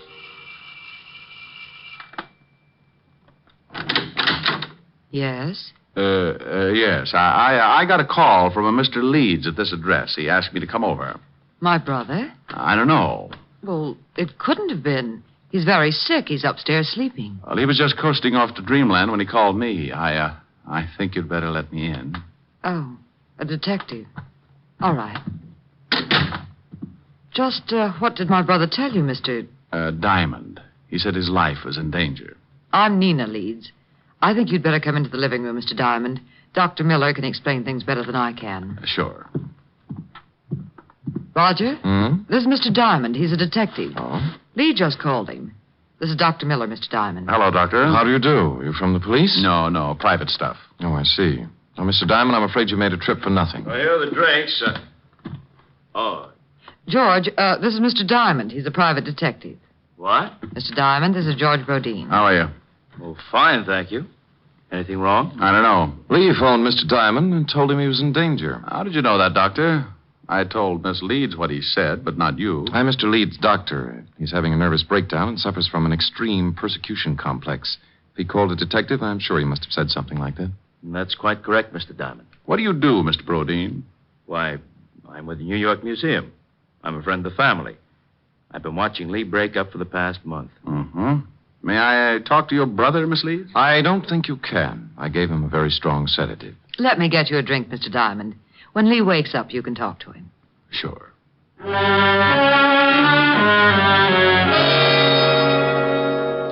We went into the bar, and she got out a big bottle and 2 glasses. I forgot all about Leland L. Leeds for a while and started concentrating on his lovely sister. It was easy. Champagne? Sure, but I've run out of slippers. I've got a small foot. Might take you a long time to get enough. I drink fast. It's the open toes that bother me. I like the patter. Where'd you come from? Same place you did, lover. Experience Alley. What do people call you after they get to know you better? Oh, different things at different times. For now, you can call me Rick. And later? Oh, you'll think of something easier. It's like that when you haven't got much time to talk. Here's to later, Rick. Yeah. What does the doctor specialize in? Roger's a brain specialist. Mental disorders, mostly. It's Lee. He's off again. Maybe he's been listening to Sam Spade. Come on. You'd better stay down here, Nina. I'll take care of it. I'm going up. Lee needs me. George, get my bag. It's in the hall. Right. You'd better not come in, Mr. Diamond. I think I'd better. Nina. Lee, what is it? I saw the blood again. Oh, Mr. Diamond, I'm glad you came. Now, calm down, Lee. Everything's going to be all right. Get away from me. He thinks I'm insane. You all do. You want my idol, and you stop at nothing. Now, there's no sense in this much self-indulgence. Here's your bag, Roger. Thanks. What are you going to do? Just give you something to make you sleep. I don't want to sleep. I'll wake up and see the blood again. There's no blood. It's just your imagination. You're overwrought. You think I'm crazy. But I saw it. I tell you, I saw it. Now, this won't hurt. No, I don't want to sleep. Please, Mr. Diamond, help me. Lee, do what Roger tells you for my sake. Come on. The injection should take I'll get up. Just a minute. I won't go to sleep. Lee, please. Then leave Mr. Diamond with me. I want to talk to him. Well, I guess it'll be all right. Don't stay too long, Mr. Diamond. I want him to rest. Okay, Doctor. Remember, he's not at all rational. Come on, Nina. I'll see you downstairs, Mr. Diamond. Hey, what's the idea, Leeds? I'm locking the door. I don't want anyone coming in. Pardon me for walking around in circles. I got to stay awake. Uh-huh. Those people downstairs are trying to drive me crazy. They must have been working overtime. They're after my idol. Your what? My idol. That carved image standing on the night table. Oh, yeah. Here, look at it. Look at it. Well, that's dandy. How many box tops did you have to save? Mr. Diamond, at this moment, you are holding $100,000 in your hand. I am? Last month, my grandfather passed on and left his entire estate to my sister and me. Among the effects was that idol. It was left to me. What is it, platinum? Oh, no, Mr. Diamond. That is the lost idol of King Tut. I always wondered what happened to it. Oh, then you know the legend. Well, I'm a little hazy on it. Maybe you'd better bring me up to date. Oh, of course. It was supposed to have been buried with King Tut. However, the story goes that a slave absconded with it before they sealed the tomb. And that makes it worth $100,000? I guess so. You guess. You don't know? I only know what my grandfather told me before he passed on. He told me its value and said there was a curse on it. What does it say? Crime doesn't pay? Well, Mr. Diamond, it seems that on the first night of the new moon, after one has gained possession of the idol, he will die. Next week, Tom Swift and his electric grandmother. You don't believe me? Oh, sure. No, you don't. You're just like the rest. But it may interest you, Mr. Diamond, to know that 1 month after the idol was uncovered and my grandfather gained possession, he died. It was a new moon. How old was he? 74. Oh, well, that couldn't be it. Now, relax and tell me why you came to me. What about your fee? Oh, forget it. You can just buy me a broom to ride around on. Good night, Mr. Leeds. Remember, Mr. Diamond, it's a new moon. You don't have much time. Oh, brother. Did you talk to her, Mr. Diamond? You might call it that. Now do you understand? Your point's well taken, Doctor. What about that hunk of stone? Maybe if you gave him a teddy bear? Oh, the idol he's got is absolutely worthless. His grandfather had the same unusual ideas about it. Is there such an idol? Well, there's a legend, but no one has ever found even the slightest clue that it's a fact. Now, I've examined Lee's idol, and it's certainly not worth any more than the granite it's carved from. Well, I'll be saying good night. I hope he gets better. Can't I get you another drink, Mr. Diamond? You certainly deserve something for your trouble. No, thanks. Goodbye, Doctor, Mr. Rodin. Thanks, Miss Leeds. I wish I could make this up to you. I'll take a rain check. It'll be raining a lot this month. Yeah. Well, good night, Miss Leeds. Good night. I went out and got a cab. As far as I was concerned, the frightened little man in the nightshirt was going to end up modeling straitjackets, and the private detective would only add to the confusion. It was 8 o'clock, and I told the cabbie to take me to 975 Park Avenue. Helen would be angry, but it was worth going back to.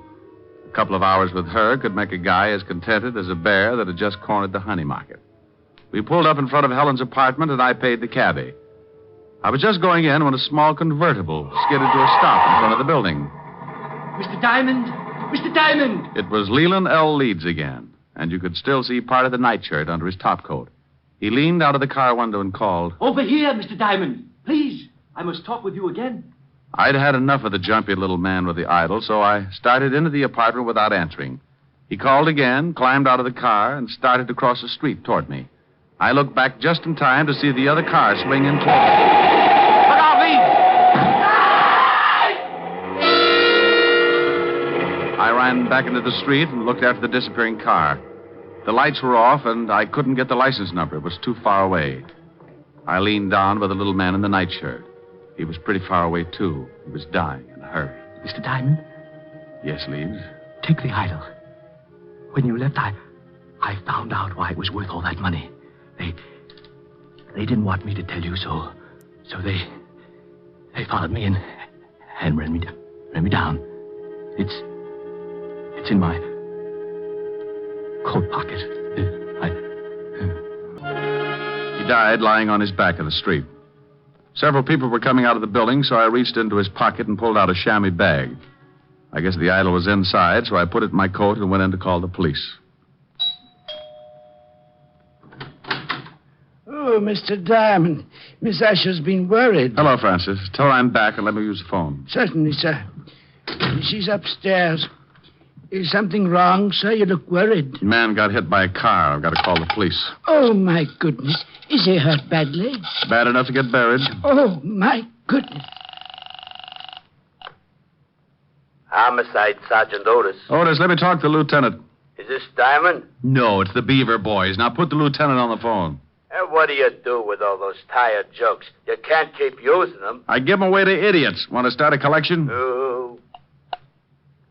Lieutenant Levinson. Walt, this is Diamond. I got a body for you. I go off duty in 20 minutes. Call back then. Lying out in front of Helen's apartment, 975 Park. Rick, my stomach is bothering me. Why can't you be a good boy and stay out of trouble? Take some soda and get over here. Take some soda. Every time you call, I end up taking enough to give an elephant the hiccups. Well, you're a fine one. Oh, I'm sorry, Rick. I didn't know you were on the phone. Wait a minute, Walt. Hello, baby. I'm talking to the lieutenant.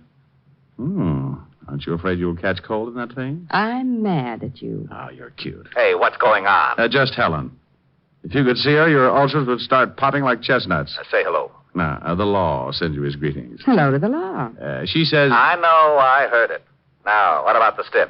His name's Leland L. Leeds. He got belted by a car. It was too far away to get the number. What makes you think it's a job for homicide? Get over here and Helen will give you the story. I've got some work to do. But wait a minute, Rick. Oh, you're getting lazy. What's the matter? Don't you want to find out things for yourself? Rick, what happened? Francis told me some man got hit by a car. Right on your doorstep. Oh. Let's go into the other room, baby. I'll tell you all about it.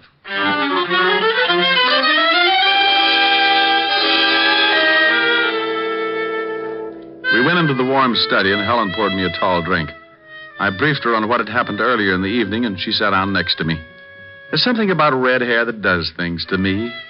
It smelled fresh and clean, and with her that close, I could have been sitting in the middle of the Arctic and still kept my temperature above 102. Rick, do you have to go back out there? Well, somebody's got to tell his sister, and in a way, I feel a little responsible. Are you going to give her the idol?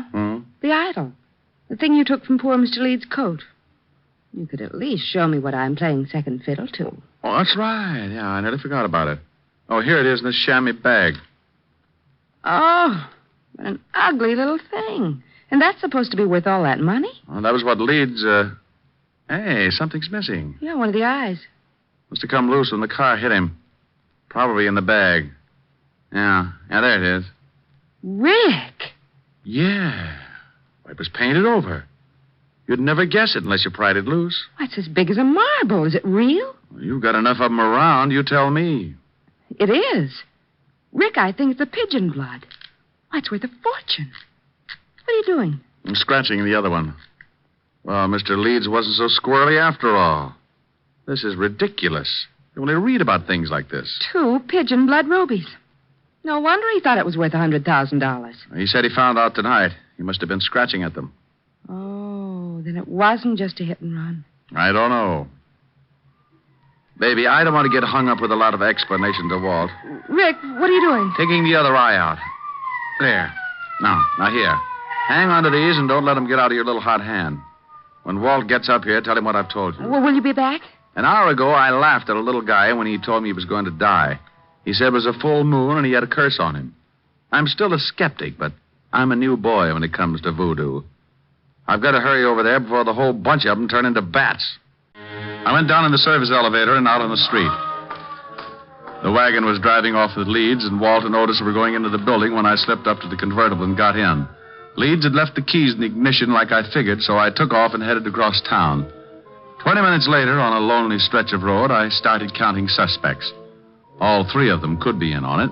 Dr. Miller, who said Leeds was insane.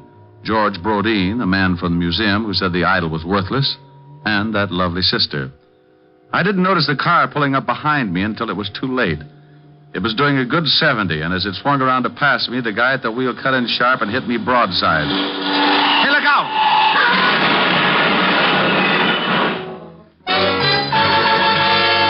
I went through a white fence and over an embankment. The car rolled, and somebody dropped the night on my head. I went to sleep. I don't know how long it was before I started coming around, but when I tried to shake myself back, it was like pulling my head out of a barrel of molasses. It stuck to my eyes and plugged up my ears. I tried to claw the stickiness away, but my hands were like 2 baseballs. I moved my shoulders and felt the stiffness in my back. It spread out to my hands and down to my feet. I opened my mouth and took in a lot of air. I finally made it.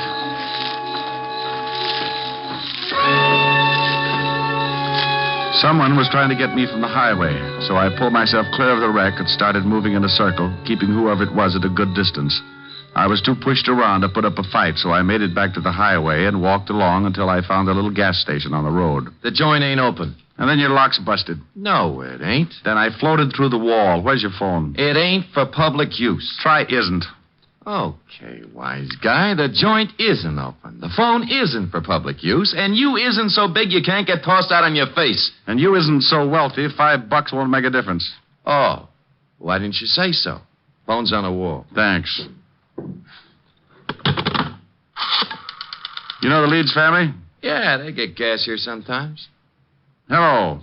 Evergreen 34369, operator. How far is the house from here? I'm a little turned around. About a half a mile.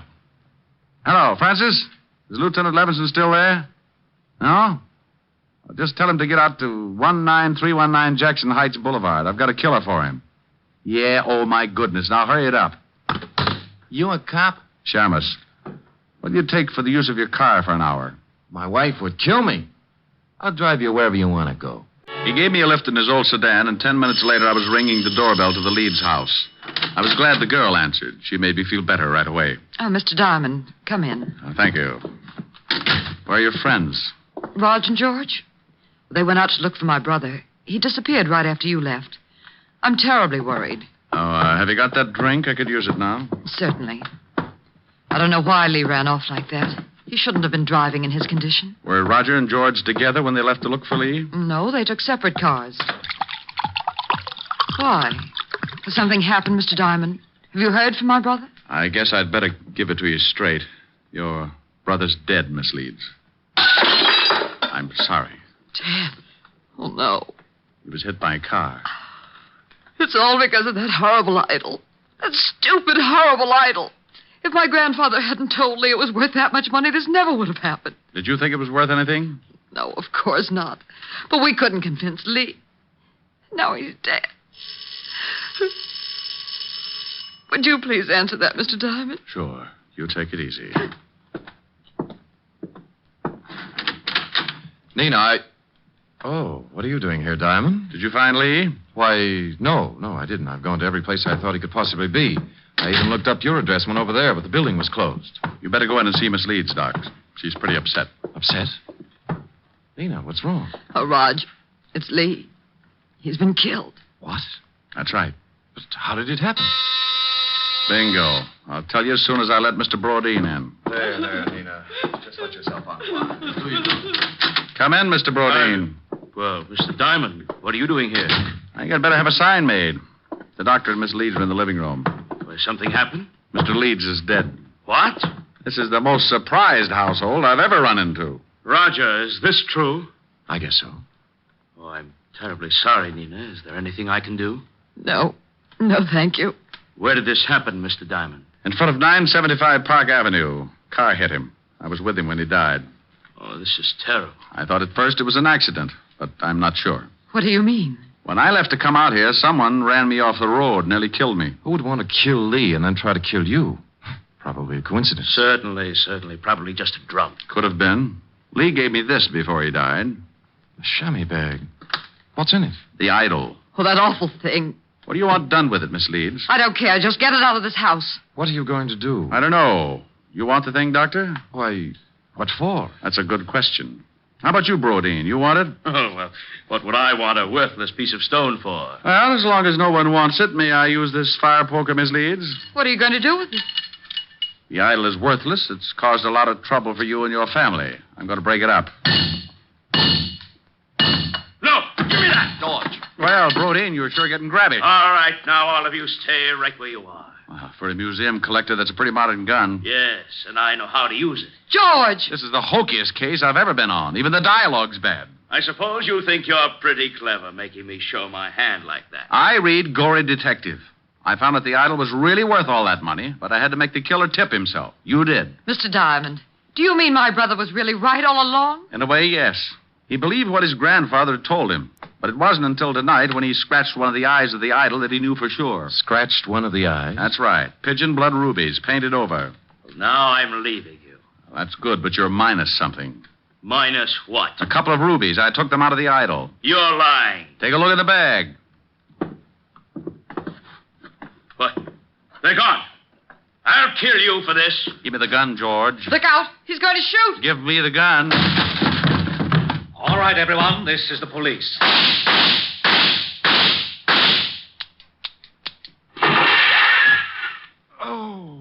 You killed Mr. Diamond. He shot Diamond, all right, Lieutenant. Put the bracelets on him, Otis. Sure. Come here, you. Not him. Put him on Diamond for disturbing the peace. Pin the medal on the other guy. No. Sure thing. How do you like that, wise guy? Oh, no. Rick? I'm dying. Ricky? Oh. Rick, wake up. All right, George. Drop the gun. Rick, you've been dreaming. Oh, Helen. Oh, you were having a big, fat nightmare. I came down from upstairs and you were asleep on the couch with Gory Detective. Oh, well, I started reading some story and I got mixed up with Egyptian idols and the rubies. I got shot. That's the case of the ruby eyes. That was the craziest dream. I solved the crime and got shot 6 times for my trouble. Oh, Lieutenant Levinson and Otis came in and arrested me for disturbing the peace. After you were shot 6 times? Yeah. Otis loved it. That wasn't in the magazine. I worked out my own ending. Where the breeze seems to say, don't you worry. Hey. How do you like that, wise guy? Oh, that's really awful. Yeah, well, maybe you know how I feel when you open that big bazoo of yours. You mean I sound like you do? Look, Diamond, what do you think the rats keep jumping out of my window for? Well, maybe if you had some plastic surgery. And your crummy jokes are as bad as your crummy singing. So please, save the world from a horrible fate and cut your throat or something. Oh, yeah? Well, let me tell you, old boy. I'm sitting high on a hilltop, tossing all my trouble. Hey, you! Shut up! We want to hear Diamond. Yeah, shut your big bazoo. Yeah, shut up! What's that? You heard us. We want to hear Mr. Diamond. No. Rick. Yeah, my dear public. You have just heard Richard Diamond, Private Detective, starring Dick Powell. Helen was played by Virginia Gregg, Lieutenant Levinson by Ed Begley. Also in our cast were Wilms Herbert, Peter Leeds, Yvonne Patey, Stephen Dunn, and Jack Crucian. Music was under the direction of Frank Worth. Richard Diamond is written and directed by Blake Edwards. Portions were transcribed. Dick Powell soon will be seen in the screen version of the best-selling novel, Mrs. Mike. Now, this is Eddie King inviting you to be with us again at the same time next week when we will again bring you Dick Powell as Richard Diamond, private detective. What's on NBC tomorrow? Detective story fans will want to hear Madeline Carroll and Basil Rathbone in the detective melodrama The Amazing Dr. Clitterhouse, tomorrow on Theater Guild on the Air. And for more detecting, listen tomorrow for The Adventures of Sam Spade. He'll present his most humorous caper of the season. Yes, you'll enjoy both Theater Guild and Sam Spade tomorrow on NBC. Next, it's Free Ride to Danger with Dorothy McGuire on NBC.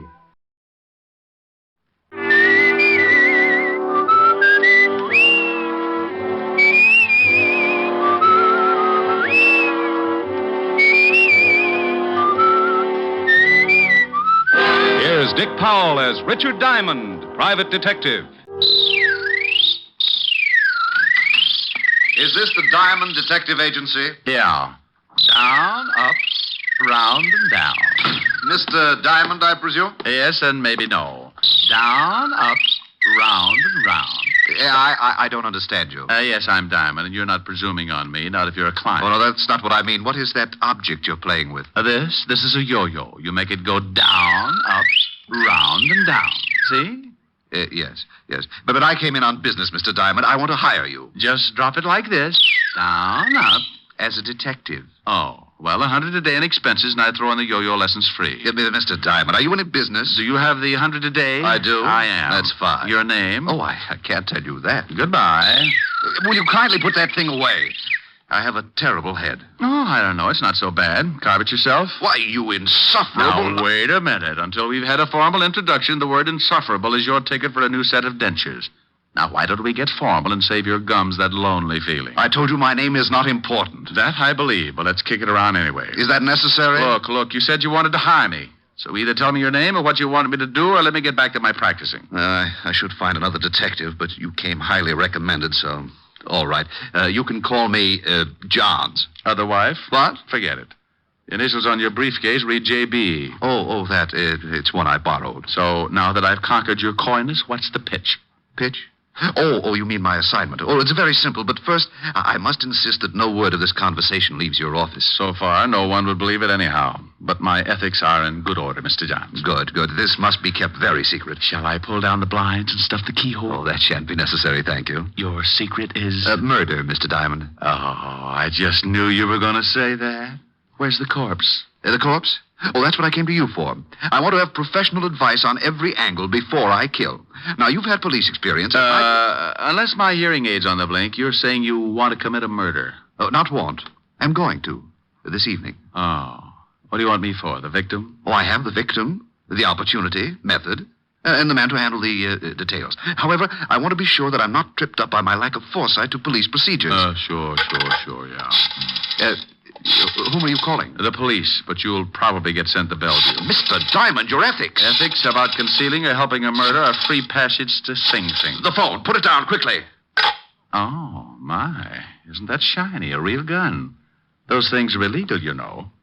Must you shake it so much? Sorry. I'm a little nervous. Oh, swell. You're nervous. Quiet. I'm thinking. This visit has obviously been an error, but perhaps not a fatal one. Let's see. I have it. Into the closet. What?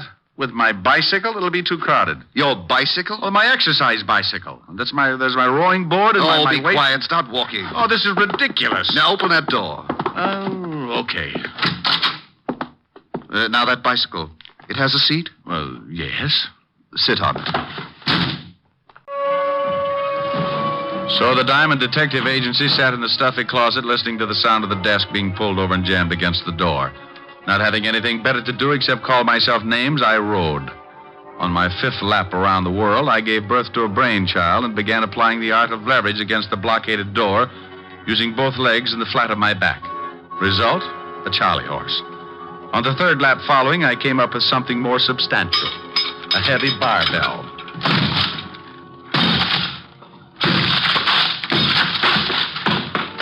Four smashes and 3 torn ligaments later, the thin door collapsed over the desk, blocking it. I picked my way over the debris, trying to focus my eyes to the light.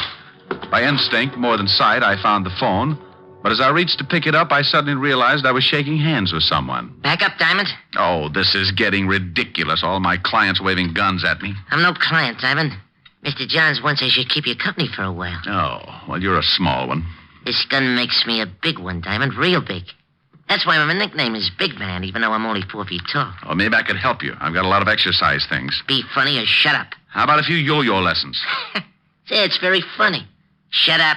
Big Man, what would happen if I took that gun away from you? You want to try? I was giving it a thought. But on second thought, no. Yeah, smart shamus. I can empty this magazine in your stomach before you make 2 steps.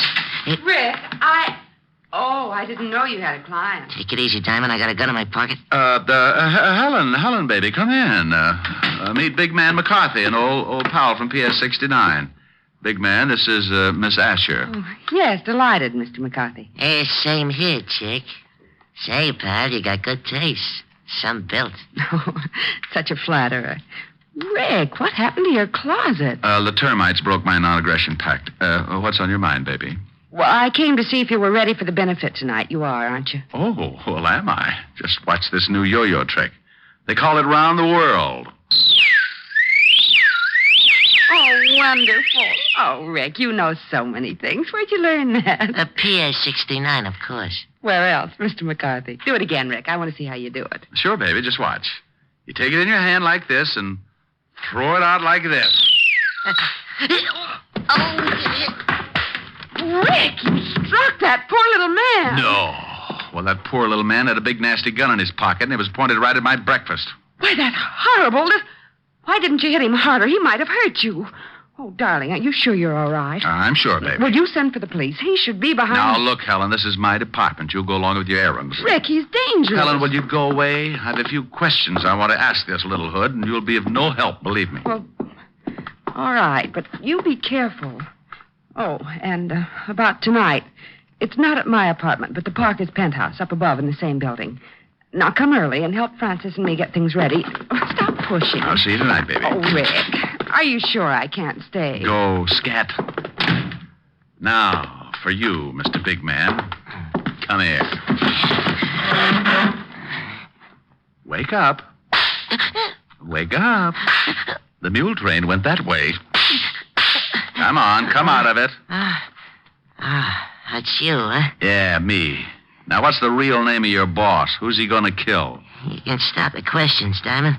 I'm not going to talk. You want me to wring it out of you like a wet wash? Who is Mr. Johns? You know, there's a big advantage in being Little Diamond. Yeah, you can hide under smaller rocks. Who's your boss? There's another advantage, too.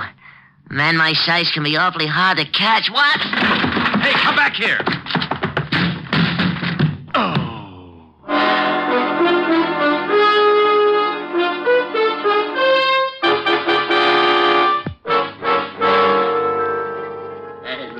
Look at the shaman. He never looked so good. Shut up, Otis. He's really been worked over. Wonder what gang did this to him. Rick, snap out of it. Oh. Rick, what happened? Oh, it just came through the door. Oh. What? Coming through the door couldn't wreck you like that? Oh, without opening it? You mean... Oh, no. You got that shiner by running into the door? Shut up, Otis. Okay, Rick, where's the body? Beside you. Now, that's Otis. I mean, where's the corpse? The corpse isn't a corpse yet. Otis, get my bicarbonate. Yellowton. Go on, Rick. The corpse isn't a corpse. Tell me, what is it, a ghost? Exactly. Otis? Yellowton. Now, Rick, do me a favor. Please tell me what you're talking about. Oh, you aren't trying, Walt. All I said was that the corpse isn't a corpse yet and that it's a ghost, because I don't know who's going to be the corpse. Rick, before I go stark raving mad, will you tell me what you're talking about? Well, a man came into my office this morning, said he was going to commit a murder. Threw a gun on me when I started to call you. Locked me in a closet. I broke out only to find he left this little man, Big Man, the midget who just ran out of here. Stop, please. So Helen came in. I turned the tables on Big Man. She left. I asked questions, drew a blank. Big Man started to run. Why didn't you nab him? He ran through the door. I ran into it. You're up to date. I'm up to date. Get him. I'm up to my ears in confusion. So we've got a man who's going to murder someone. All right, what's his name? He said Johns, but it's a phony. Initials on his briefcase read J.B. Say, Shamus, what do you look like? Otis, do you have a son? Oh, you know I don't. Well, that's what he looked like. Rick, are you sure this J.B. is planning to kill someone tonight? Well, if he isn't, he sure took a lot of pains for nothing. Let's get down to headquarters. I want to check the files. Well, okay, but we don't keep files on ghosts. Oh, by the way, why did you come up here? Helen called. Said you were holding a pigeon for us. Oh, lovely girl. I'll say. Can I have a dance with her at the benefit tonight? No, Otis. I think I better fix you up with Francis. Swell. Otis, you gravelhead. Francis is a butler. Oh, it's all right, Lieutenant. I like them foreign dames. Well, that's all the pictures, Walt. I've looked them all. Johns doesn't have a record, neither does Big Man. Well, they wouldn't. The one time we get a chance to stop a murder before it's committed, and we've even got a good description of the potential killer. Walt, this J.B. was no bum. Not even an ordinary working man. His clothes are expensive, and the briefcase he carried probably cost more than your weekly salary. Now, it's an even bet he belongs to the social upper crust. That or close to it. Well, that would narrow the field a lot, but still... How about the newspapers, Walt? They have society reporters who know anyone who is anyone. It's a long shot, but name me a better. You could go through the newspaper logs. They might have a picture of some... No, Walt, no pictures. I'm nearly blind from looking at pictures now. Thanks, but I'll try the reporters with a description. Sounds like you're going to search for a needle in a haystack. Oh, Otis, please. Your cliche is showing.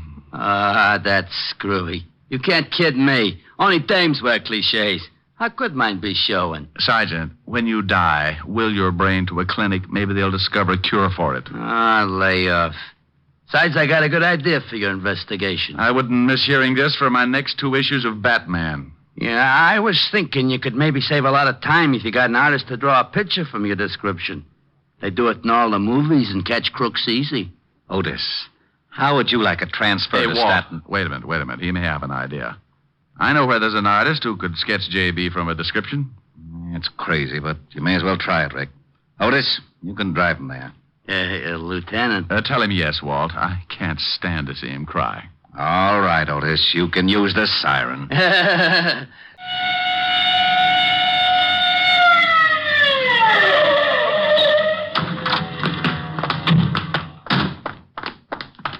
Come on, Otis. It's right at the head of the stairs. Who is this guy? Name's Vladimir, and be careful. He's temperamental. Oh, that's okay. I've been vaccinated. What? Open up, Vladimir. Wrong address. Go away. My name Patrick O'Brien. It's Diamond, not the landlord. Comrade, come in. Stallion. No, Vladimir, that's Sergeant Otis. Oh, what a startle he gave me. Vladimir, can you sketch a man's face from a description? Can I sketch a man's face from a description? Can I sketch? Did I not once sketch the whole Russian army? And with one pencil? Okay, Vladimir, but can you do it? Comrade, you doubt it? I am the greatest artist that's impossible. I can draw... Comrade, you are paying cash money. Cash money? Oh, for that I can draw you Siberia and never miss a salt mine. I'm such a genius, I can't stand myself. Another man, Vladimir. Can you sketch the man's face? I think so. Okay, but make it fast. I'll give you the general idea and correct you as you go. Corrections you can make. One criticism, I go back to my shave cream signs. Come with me to my hizzle.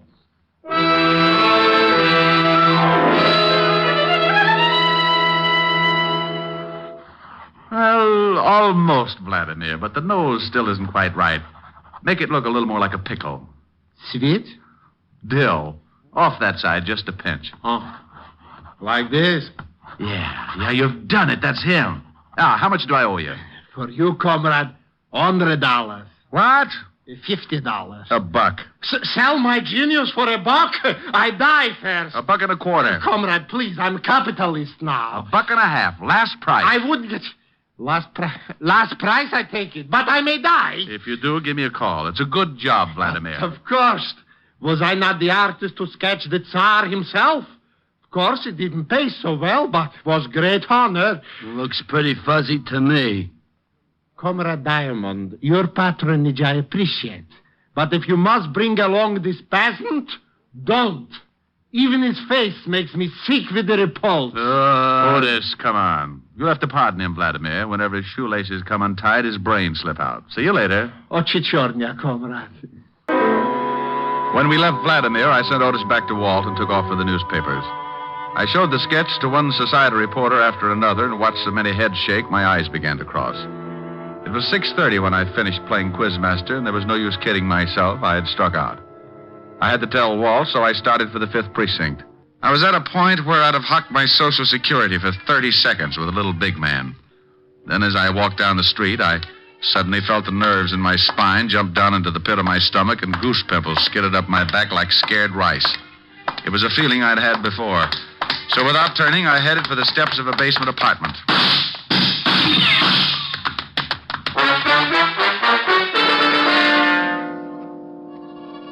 Well, I got my meeting with Big Man all right. It came within inches of being a vamp into a Gabriel solo. Big Man apparently thought his shots hit pay dirt. But when I peeked over the top of the stairs, he was in his car and going. I took in the torn knees of my pants, said a few messages to the spirit world that would have barred me from any seance, and hauled what was left of the Diamond Detective Agency to see Walt Levinson. Well, you can have it, Walt. This is getting ridiculous. Beating my brains out, getting shot at, and for what? Shot at? That's right. I said shot at. You can have the whole stupid mess. I like to get fees for playing post office with slugs. And if a guy gets killed, call me. I'll help with the embalming. But nothing. It's 7 o'clock, and I'm not sticking around to split a 3-way crying job over a killing that may already have happened. I'm going to Helen's and get a drink. Oh, all right. Go ahead, Rick. There's nothing more you can do anyhow. I'll see you later. Right. And you stop looking like a panda with a bellyache, Otis. No, what did I do? Oh, shut up. Hey, where you going? I'm going out and punch the first little guy I can find right in the nose, just on general principles. I left the precinct and headed for Helen's party. I remembered that the benefit was being held in the penthouse and went on up. I was surprised to find Helen's butler, Francis, opening the door. Good evening, Mr. Oh, my, did you have an accident? This day has been an accident, Francis, but if you mean my clothes, I was playing spin the bottle with a bulldozer. You do look a little battered, if I may say so, sir. You ought to see the bulldozer. What are you doing opening the door up here? Oh, the Parker's butler was taken ill, sir. As I was helping Miss Asher with the decorations anyway, I remained to take his place for this evening. Is she here? Yes, she's in the living room, sir. Thanks. I'll go on in. Rick, over here. Hello, baby. What? Hit you a bus? Just a door and a sidewalk. The bus I get later. Oh, Rick. And just look at your suit. It's ruined. Now, what's with the concern over my suit? You lobbying for my tailor? I wanted you to look your very best tonight. Here, let me see those knees. Come on, sit over here. That's it. Now. Oh, well, they're not as bad as I thought. Oh, cheer up. Maybe they'll get infected. That'll help. Who did this to you, Rick? Our sweet little friend of this morning, Big Man, or I should say his boss, J.B. He's the one who sent Big Man after me. J.B.? A specter. Sent to haunt me for my past sins. He hired the little killer you saw me sock with my yo-yo. Your yo? Oh, you haven't lost your yo-yo, have you? Oh, Helen, baby, your Ricky's nearly been killed. Must you worry about my yo-yo? I'm sorry, but it is all right. In my pocket, here. See? Good as new. Oh, that's fine. Now, what about this J.B. person? Why did he send Big Man to kill you, Rick? Because I know he's going to commit a murder tonight. Maybe doing it right now. Wait a minute. You said Big Man. Did you let him go this morning? Yeah, I let him go. And I've worn my feet off up to my eyebrows trying to find out who his boss is and who's on the spot to get knocked off. Oh, poor Ricky. I wish I could help you. It's not me that needs help now. I quit. It's the guy J.B. is after. J.B., are those his real initials? Yeah. No, we've had lots of things to go on. Initials, descriptions, even a sketch of him.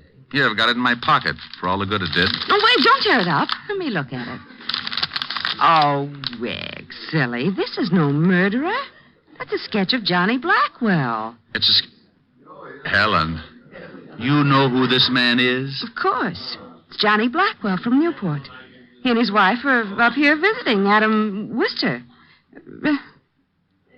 Rick, what is it? You're all turning blue. All day long, when you were in my office, you could... Oh, if I'd only asked. Helen, Yes, Rick? give me some cyanide, no water. Oh, but you must be mistaken about the sketch. Johnny Blackwell can't be a murderer. Well, I'm getting out of here. Where can I find him? If you'll just sit still, he'll come to you. Adam Wister's bringing him and his wife to the benefit tonight.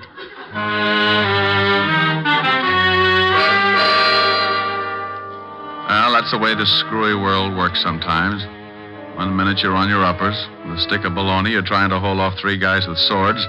Then Kismet makes a switch and tags your side for a gain and you're living. I called Walt to pass on the good news, and in 8.5 minutes by the clock, he joined me with Sergeant Otis in the kitchen, from where we could peek out at the growing crowd. Let me take a look, Rick. Has Blackwell come in yet? Stay back. I'll let you know. Otis, get out of that icebox. Oh, I'm hungry. You heard me. Oh, there's fried chicken, Lieutenant. Fried chicken? I haven't had... Otis. Oh. Walt, come take a look. There's Blackwell. Where? Over there, just sitting down. The man with the sandy hair. Yeah, I see him. Who are those people with him? Well, the woman must be his wife. Oh, but get a load of the little weasel. That's Big Man, the guy who got away from me this morning. Oh, and the other man? Must be Adam Wister. Helen said he was bringing the Blackwells. Well, he did, so now we wait for the play. Well, we waited and watched the Blackwell party settle down to enjoy itself. Big Man acted like he hadn't eaten for a week and made hors d'oeuvres vanish in his mouth like marbles down a manhole. After what seemed like weeks, the situation grew, suddenly took shape. On Blackwell's urging, Big Man rose to dance with Mrs. Blackwell. Mrs. Blackwell was a dark-haired honey with curves right out of one of my better dreams. But my mind was on her husband and Wister. As soon as they had the chance, they got up and headed out of the room. Watch them, Rick. They're headed for the library. Come on, this way. Through this door and down the hall. Well, Adam, it's nice to be visiting you again. We're glad to have you, Johnny. We're sorry to hear about your losses in the market last year. The story here was that you were cleaned out. Hey, Diamond, what's he saying? Shut up. Oh, I still have a little money, Adam. In fact, I'd like to buy back in with you as a partner. You don't have that much, Johnny. And your wife won't give it to you. She may, Adam. She may, and quicker than you think. Walt, come on. We've picked the wrong victim. Let's find the Big Man.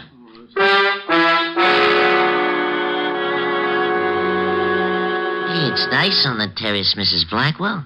Yeah, real nice out here. I don't like it. It's chilly. Oh, it'll warm up, Mrs. Blackwell. No, I'm going back in. Better not. I don't like the way you're acting, big man. Get out of my way. Get back and shut up. How dare you talk to me like that, you little... Now I'm big, Mrs. Blackwell, real big. A gun? What in the world? I'm gonna kill you. Kill me? Yeah. Only it'll look like an accident. Oh, this is ridiculous. What kind of a joke is this? It's no joke, Mrs. Blackwell. Your husband don't think it's no joke. He wanted me to tell you he was real sorry. Now I'm gonna kill you. You mean it? You really mean it? Yeah, sure, Mrs. Blackwell. Mr. Blackwell needs your dough, bad. Back up. He can have it, all of it. Only don't kill me, don't. Sorry, Mrs. Blackwell, too late. Now start back. Please, please. Over to that wall. You're gonna play Humpty Dumpty. Oh. That's right. Now get up on the wall. No. I'm a guy who's willing to help you. Me too. Diamond, why you... Catch the girl, Walt. Big Man's mine. He was going to kill me. All right, Mrs. Blackwell. Take her inside, Otis. Rick, you okay? Yeah, getting my hands on this little rat was better than a year's vacation. Well, we sure heard enough to give both him and Blackwell a long vacation on the state. Keep him on ice. I'll collect the other one. I'll be delighted. Oh, my jaw. Oh, waking up? What a shame. What a lovely party. I do love these informal get-togethers, don't you, big man? It was short but very sweet, the wind-up of the No One Was Murdered case. The score was the kind to make you forget you didn't get a fee. 2 killers caught, no victims. When I saw Walt take the little big man, not so big without his gun, and his boss Blackwell off to the Bastille, my worries melted like a snowman in a blast furnace. And speaking of melting, the lovely Mrs. Blackwell showed signs of being upset. So, what could I do but console the pretty little thing? Oh, Mr. Diamond, I think you were so wonderful and brave. Oh, you show a few nice points yourself, Mrs. Blackwell, and call me Rick. You saved my life, Rick. And call me Rita. You can get to the point quick. Why, Rita. Oh, there you are, Mrs. Blackwell. I know you must be terribly upset. Oh, Rick has been a great comfort to me. I'll bet he has. But I've arranged for Francis to take you home. Now. Now? Oh, well, thank you, Miss Asher. And Rick, Yes? don't worry about the name calling. Just say, hey, you. I'll know what you mean. I think I know what you mean. By you. Well? So help me, I'm innocent. With lipstick on your collar? That Otis, I've warned him to be careful with my shirts. Mm-hmm. Mm-hmm. Well, time for my yo-yo act? Your act. Oh, Rick, about that... No, now, look, I've worked my finger to the bone practicing. Don't tell me. Why, you specifically asked me to be here tonight. I know. And come on with me over to the bandstand. Oh, no, you don't. I'm an artist tonight, not a singer. No sing, no yo-yo. You mean if I sing, I can do my yo-yo act? If you make it pretty. It's blackmail, but I'll do it. Well, you stay right here. I want to talk to the orchestra leader. Okay, I'll practice.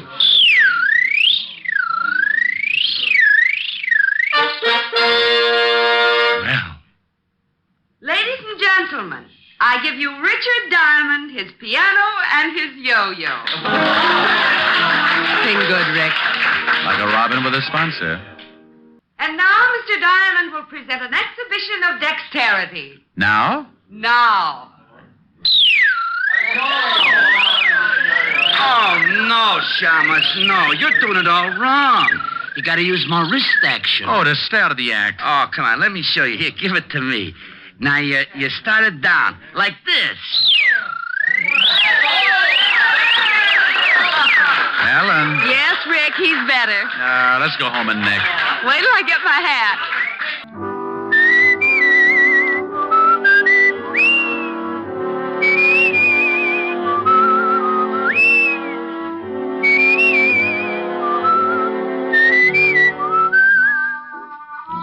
You have just heard Richard Diamond, Private Detective, starring Dick Powell.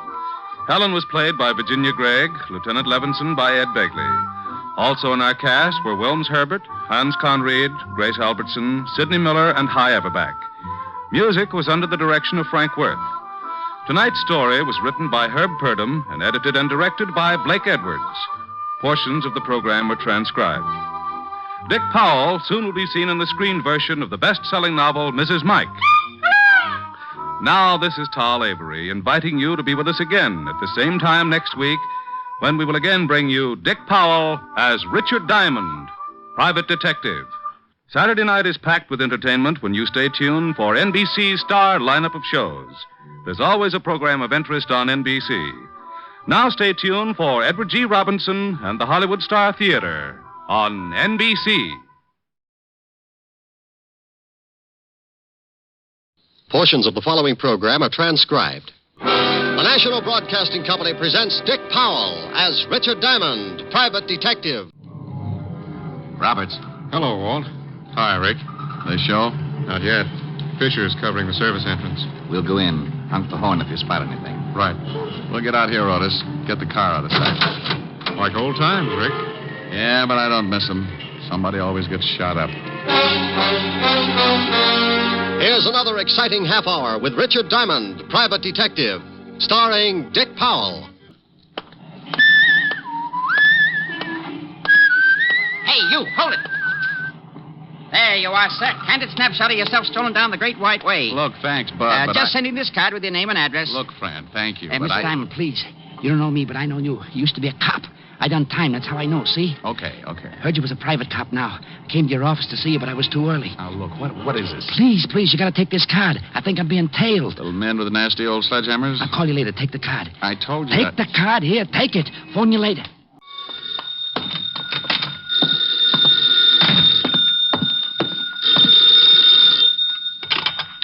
Diamond Detective Agency. Mary had a little lamb. She hit it with a stick. She could have gotten 20 years. Instead, she came to Rick. Oh, are you really that good? Well, I got the inside on who knocked off Cock Robin. Well, good for you. Hi, Helen. Hi. Did you just get in? Yeah. Kind of late, isn't it? Oh, well, I don't know. Work late on a case? Half a case. Alone? The funniest thing happened to me on the way to the office. Alone? No, I was leading patrol number 3 of the Brownies. I mean last night. Were you alone? Don't you want to hear what happened to me on the way to the office? I want to hear what happened to you last night. Oh, now relax, honey. I was with Walt. Honest? Honest. We played poker. If you don't believe me, stop in at the 5th precinct. Walt hired a voodoo witch doctor to shrink his head back to normal. Well, all right. Now what happened to you on the way to the office? Oh. Well, the darndest thing. Some little guy comes out of the crowd and snaps my picture. Snaps your picture? Yeah, you know, one of those sidewalk photographers. Then he creeps up to me and gives me a card like he was passing a pound of radium and tells me to hang on to it until he calls. Said he was being tailed. Well, who was he? Who knows? He knew me all right. Well, what's on the card? Oh, nothing much. Got it right here. Just a place for your name and address. Were you supposed to send it in and get your picture back? That's right. Hey, wait a minute. What's the matter? Well, there's something stuck in the middle of the card. Didn't see it before. Well, Rick, hurry up. Find out what it is. Oh. Hey. Well, stop with the mystery. What is it? Oh, it's a negative. Small negative. Oh, we couldn't have developed your picture that quickly. No, it's too small to make out what it is. Hold it up to the light. Honey, I am. Just looks like a bunch of people on the street. Oh, why don't you have a print made of it? I got a better idea. Why don't you hang up the little old phone and give my friend, the frightened photographer, a chance to call? I'll call you later. Brute. That's later, dear. Bye.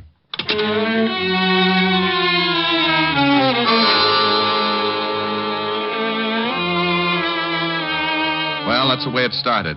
I hung up the phone, turned around in my chair, and held the negative up to the light again. Couldn't see a thing that made it unusual. The more I tried to figure it out, the less sense it made. My better judgment started chuckling, but somewhere down in the middle of my stomach, a little alarm started ringing. I had that lousy feeling again, and no matter how hard I tried to talk myself out of it, I knew something was wrong. That little alarm kept sounding off, and believe me, I felt pretty foolish when I realized it was a phone. Yeah? Mr. Diamond? Oh. Been taking any more pictures? How'd you know it was me? Scientific police methods. Hunch, and I recognize your voice. Find the negative in the card? Yeah. What does it mean? Don't want to talk over the phone. Come to 222 Bleecker Street, apartment H. You want me to bring the negative? No. Hide it. If they stop you, you don't want to have it on you. If who stops me? They'll kill you, sure, if they find it on you.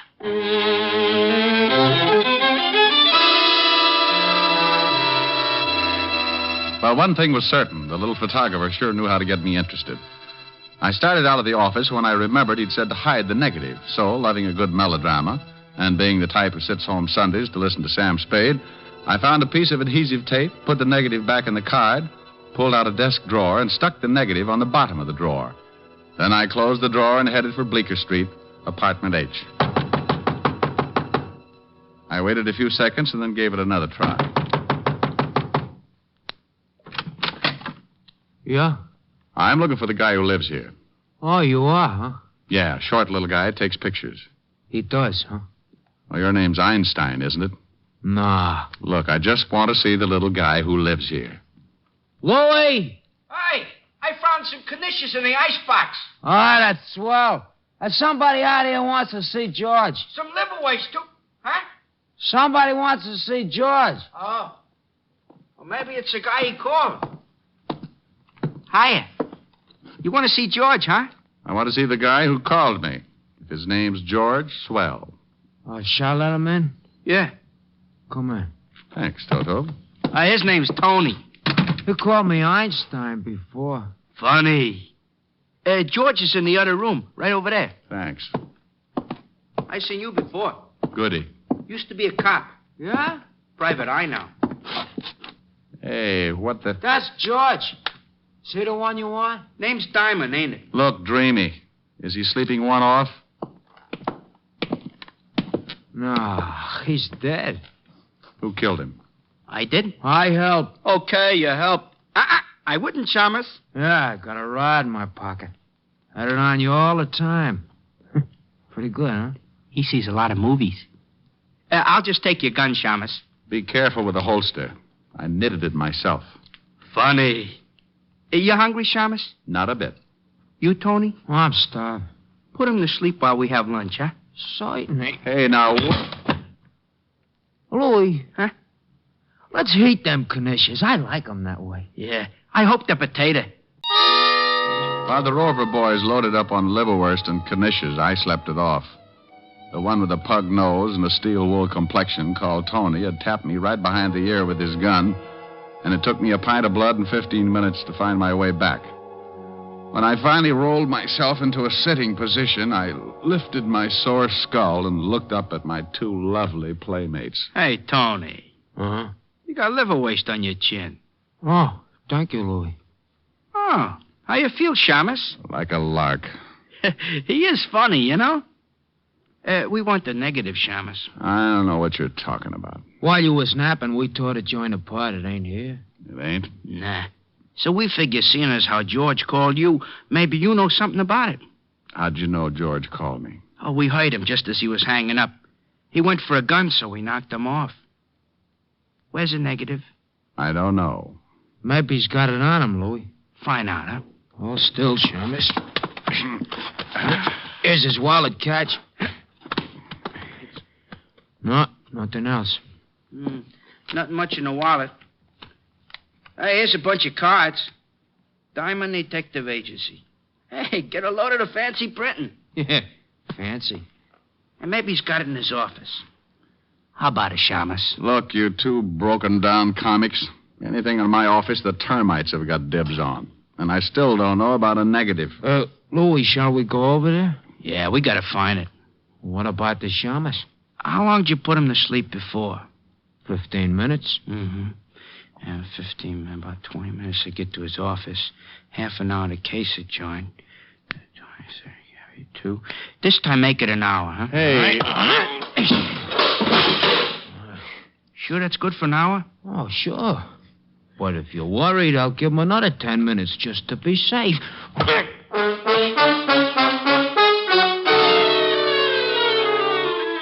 You know, it's little things like that that can get awfully monotonous. And if you're not conditioned, sometimes you end up with a few loose bolts. Tony was a man of his word, all right.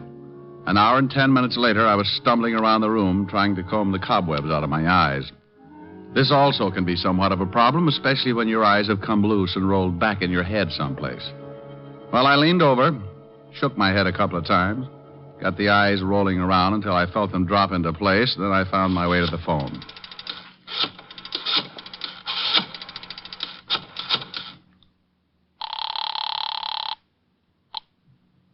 Fifth Precinct, Sergeant Otis. Well, don't worry about it. They'll find a cure someday. Oh, no. What do you want, Diamond? Your other head. I'm going bowling. Someday, Shamus, Someday, Sergeant, you're going to find your true niche. And Ringling Brothers will have to find you a mate. Now, put the lieutenant on the phone. Oh, now, what do you want? How's your head? Don't you shout at me. Well, it's your own fault. Who in the world drinks old-fashioned stingers? I do, and I'm sorry. How do you feel? Numb. Take some orange juice, Tabasco, and 3 raw eggs. Walt, please. It's great. Makes you sick as a dog. Look, Walt, if my head is the wrong size, it's because it was beaten that way. Oh, no. Have you gotten kicked around again? I got so many Walts, I look like an advertisement for Puff Rice. What happened this time? Get over to 222 Bleecker Street, Apartment H. Why? Because I got a little old corpse for you. Oh, not today. Not today, please. Take some orange juice, Tabasco, and 3 raw eggs. Weak mind, weak stomach. What's the police force coming to?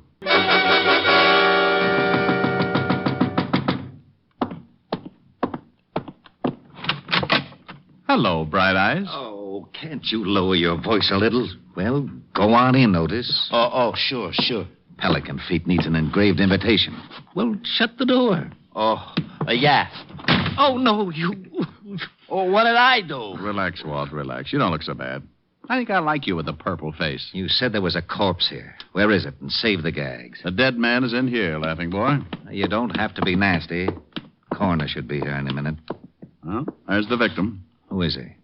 Otis, take a look. Yeah, Lieutenant. Yeah, Lieutenant. His name's George Phipps. I went through some of his things while I was waiting for you. Here's his wallet. George Phipps? Let me get a better look. Know him? Get out of the way, Otis. But you said... Yeah, I know him. Ex-con. Got sent up just about the time you went on the force. He remembered me. What do? Drop circulars on Sing Sing? Otis, it wasn't that funny. Yeah, Lieutenant. What? No, Lieutenant. Otis. Oh, what, Lieutenant? Shut up.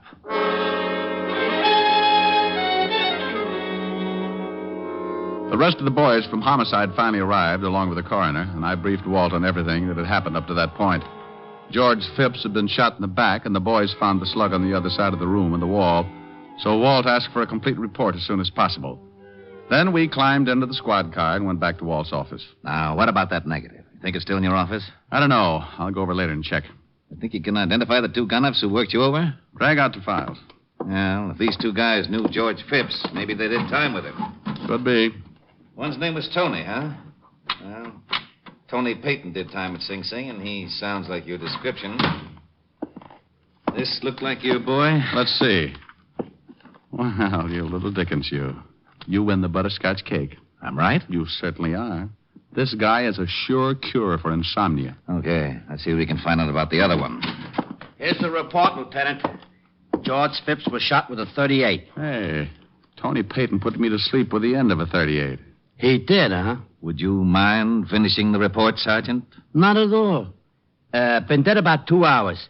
Phipps started working for the Speedy Photo Laboratory 4 days ago. Has about 4 photographers working for them.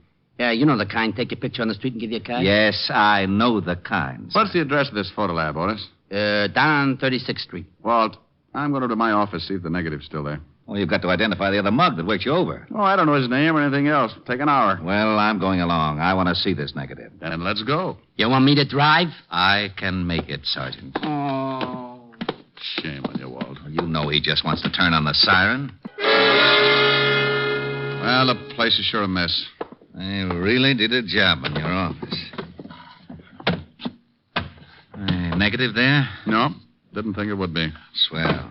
Now what have we got? Well, I don't know about you, but I've got an idea. You go on back to the station. I'll check with you. Where do you think you're going?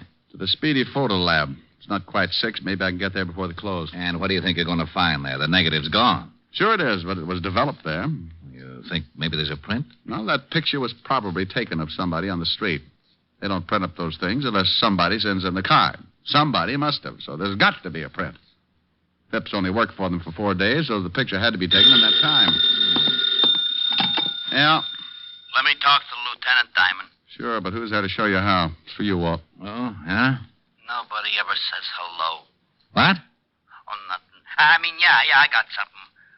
We just got a report on a stiff in the river. Thought you'd want to go check. Oh, sure. In the river, huh? Yeah. Anything else? No, that's all. Well, good. I'll just go rent a little old rowboat and sail merrily up and down until I find the crowd. What's the address, you hornhead? Oh, 682 River Street. Thank you, Sergeant. What's the matter, Walt? I gotta go check on a homicide. Come on. It's on the way to the photo lab. I'll drop you off.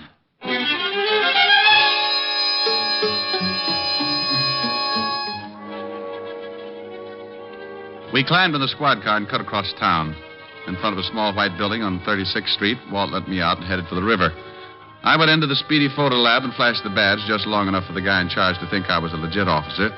Then I went through the list of people who had been mailed pictures in the last 4 days. The Speedy Photo Lab must have been heading for a quick collapse because there were only 7 names. I wrote down the addresses and started to check. The first 4 were strikeouts, but the 5th was good for all the bases. Yes, what can I do for you? Mr. Andrew Troop? Yes?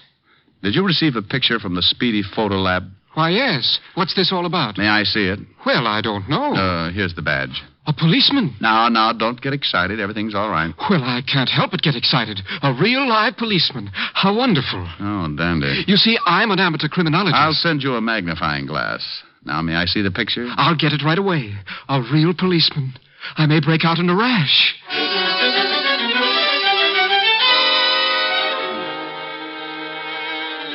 He got the picture all right, along with his correspondence course from the Find a Clue Detective School. And while he explained his advanced theories on police procedure, I took a good look at the snapshot. He was, of course, the reason for the picture. He was walking along toward the camera, puffed up like a park pigeon with his eye on some popcorn. But there in the background were my 2 sweet skull crushers, Tony Payton and his friend. But nothing seemed wrong. They were simply walking out of a building, one on either side of a short, stocky man with a large briefcase. Is that picture a clue of some sort? Well, I don't know.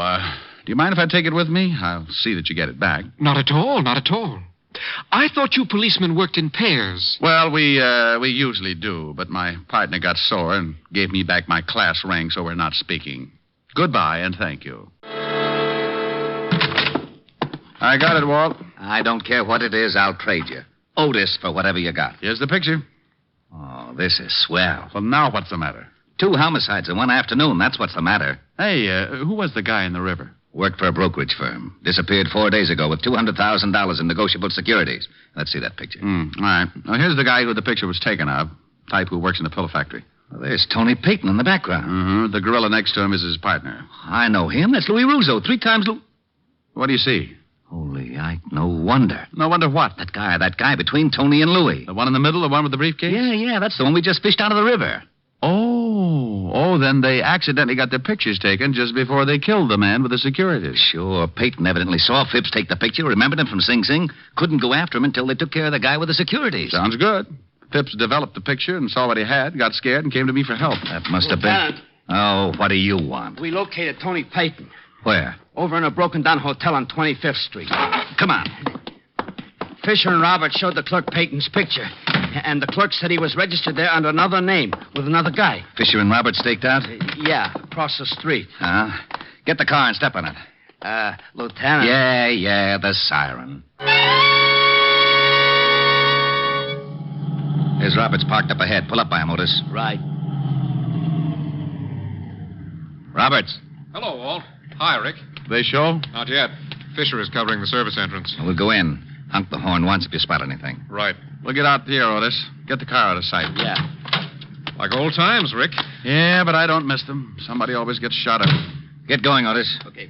Ready, Walt? Yeah. Let's go. You the desk clerk? Well, that's right. There's not going to be any shooting, is there? Not if we can help it. How late are you usually on? Till midnight.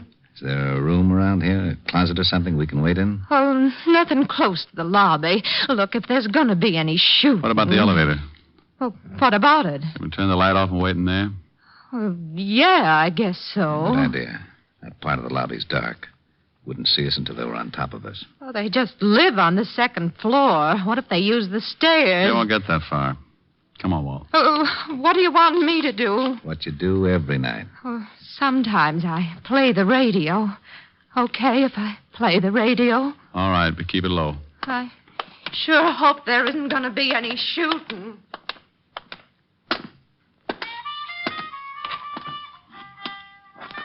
Where's the light switch? That's not it. Oh, where the... Okay.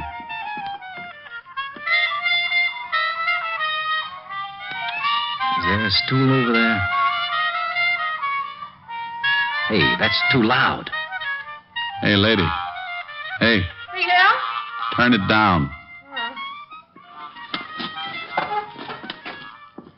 What are you doing? Getting that stool. That's it.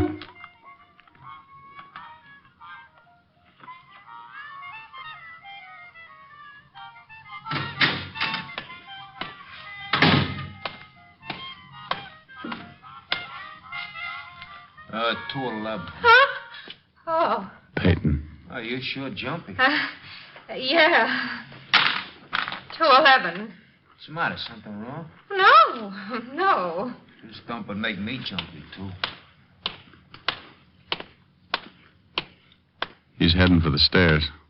When he gets past us.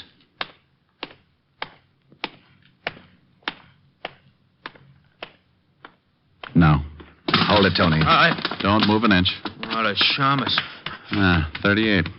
Look, what is this? That's a bright remark. Where's your partner? You think I better make a guess? I'll make it a good one. Rick, not in front of taxpayers. I'm not a cop, and this guy gave me my lumps earlier. Now, where's your partner, Tony? Someone coming in. That's Louis. Coppers, Louis Bennet! Watch Tony Walt. I'll go after Louis. Get the wall. He's coming your way, Roberts. He's heading back your way, Rick. Stop, Louis. Stop. Okay.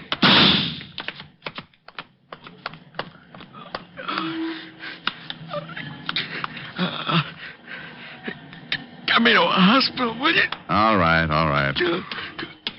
Sorry about the horn, but he slipped past. Get him an ambulance. I'm going back in with Walt. Sure. Nice shooting.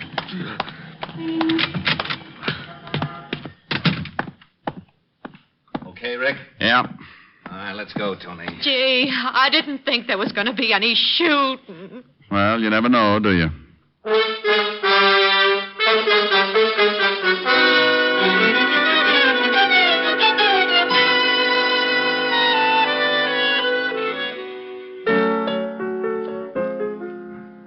Rick, I'm getting a little tired of you getting your face all bruised up. You're getting a little tired. Well, you know what I mean. I worry.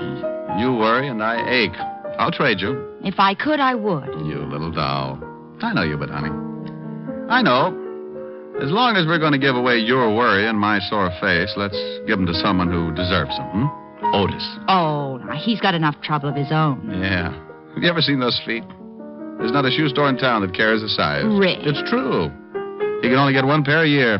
Why only one pair? Takes 4 months just to lay the keel. Oh, there it is. Might as well answer it. Louis Pool Hall. What? Louis Pool Hall, snooker, billiards, and straight pool. Now, you stop that, Helen. Helen? Look, I don't know what you want, Mac, but the name's Gertrude. Now, don't give me that. When you picked up the phone, I heard a piano. Well, of course you hate a piano. What do you think this is, a crummy joint or something? We got high-class entertainment. Anybody that runs 8 straight billiards gets a free beer and a song. Oh, yeah? Well, Gertrude, would you mind telling me who does the singing? You mean you ain't hate? We got the world's greatest lyric baritone, Clyde Cat. He's crazy. Oh, now, for Pete. No, Clyde. Wait a sec. I'll get him to warble a number. Hey, Clyde. Yeah, Gordy? Flex your tonsils. Sure. There, you see what I mean? Now, look, I want to speak to Rick. Don't know him. Maybe he works in the bowling alley. Oh, you'll have to excuse me, Mac. My brother that runs the joint is real skinny, and some jerk just chalked up his head and is using him for a cue. Now, you wait a Oh, I minute. can, Mac. I can. He's liable to get a concussion. See you later. Why didn't you want me to talk to him? Well, do you really want to know? Yeah. Because I wanted you to hear exactly what you're beginning to talk like. I talk like that? Close. Oh, now, come on. I mean it, Rick. You associate with so many of the guys that talk out of the corner of their mouth that you're beginning to pick it up. Oh, well, honey, if you're going to get square on me. Now, do you see what I mean? Honey, if you're going to get square on me. Well, all right. You want a little proper diction, huh? Well, it certainly wouldn't hurt. Darling. Yes. Come closer. Oh, how nice. Oh, not that close, darling. You're fogging my glasses. Sorry. Nothing. Better? Much. Shall we? Love it. Ronnie. Oh, Cynthia. Hey, it works. I gotta remember this. You have just heard Richard Diamond, Private Detective, starring Dick Powell. Ed Begley played Lieutenant Walt Levinson. Also in the cast were Wilms Herbert, Francis Robinson, Byron Kane, Gene Bates, Tony Barrett, and Jack Crucian. Music was under the direction of Frank Worth. Today's show was written by Blake Edwards and directed by Russell Hughes. Portions were transcribed. Dick Powell currently may be seen in the motion picture version of the best-selling novel, Mrs. Mike. This is Eddie King inviting you to be with us when we will again bring you Dick Powell as Richard Diamond, Private Detective. Here's an important time change reminder for Richard Diamond fans. This is the last Richard Diamond broadcast in this time period. Beginning April 5th, you will hear Dick Powell as Richard Diamond at a new time on Wednesdays. Check your local newspapers for the exact time, and be sure to tune for Richard Diamond on Wednesdays beginning April 5th. Next Sunday at this time, over most of these same stations, NBC will present Voices and Events, the exciting chronicle of today's happenings throughout the world. Tune here next Sunday for Voices and Events, and be sure to hear the next thrill-packed adventure in the life of Richard Diamond, 1 week from Wednesday, over most of these same NBC stations. Next, hear James Melton and Harvest of Stars on NBC. We are well over 7 hours into this Richard Diamond Palooza with 2 more episodes of this great show to go. I hope you've enjoyed the show so far. First up, jumping ahead a year, The Gray Man, originally broadcast on February 16th of 1951. As you can hear, the sponsor is now changed to Campbell's. In this one, Diamond is offered a huge sum of money to find a man named Louis Carnes, and he only has 5 hours to do it. This one co-stars Arthur Q. Bryant. And then our final show of the night, jumping ahead 2 years to March 21st of 1953, the Hank Burton case, with Camel's still the sponsor, and Alan Reed now playing Lieutenant Levinson. In this one, a dying jewel thief, Hank Burton, hires Diamond to find the girl who double-crossed him on a $50,000 jewel heist, and he's willing to pay Diamond $1,000 if he can do it. Junius Matthews, Tony Barrett, and Ted DeCorsia co-star in this one. An excellent story to wind up the video. I hope you enjoy these, and I hope you enjoyed the video. Thank you so much for watching and enjoying. I'm Greg. I'll see you on the next one. The makers of Camel cigarettes present Dick Powell as Richard Diamond, Private Detective. Here transcribed is Richard Diamond, Private Detective, starring Dick Powell. It was a cold afternoon in New York. There were 6 inches of snow on the streets and twice that much on the fire escape outside my window.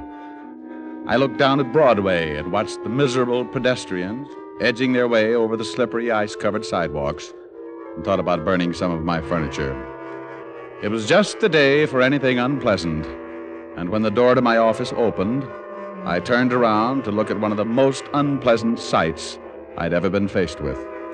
Standing in the door was something that looked human, and I use the term human only because I stuck around long enough to find out for sure. He was about 6 feet and well-dressed in a dark gray overcoat, but his face raised goosebumps from my argyles to my haircut. It was as dark gray as his overcoat, his whole face, his eyes, his lips, and when he spoke, even his tongue. Mr. Diamond? Yeah? I want you to find a man, and I want you to find him in the next 5 hours. He didn't sit down. He just stood there facing me like a bad dream. I pushed the chair back and got up, as though I had to be standing to protect myself from what was coming. The man I want you to find is named Carnes. He's a science teacher at State College. Is he missing? Would I want him located if he wasn't? Would I have asked you if I'd known the answer to that? How much is your fee, Mr. Diamond? When I know what I'm getting into, $100 a day in expenses. Yes, 500. Find Louis Carnes in 5 hours and you get another 500. Does it matter if you know what you're getting into? I never go waiting if there's quicksand around. Not even for $1,000? I never like to count money when I'm suffocating. You only have to find Louis Carnes. I guarantee you'll live through it. And after I find him? You can spend your 1,000 and forget about it. Why do you want him found? I owe him a debt. I want to pay him. And why do I have to find him in the next 5 hours? Because that's how long I've got to live.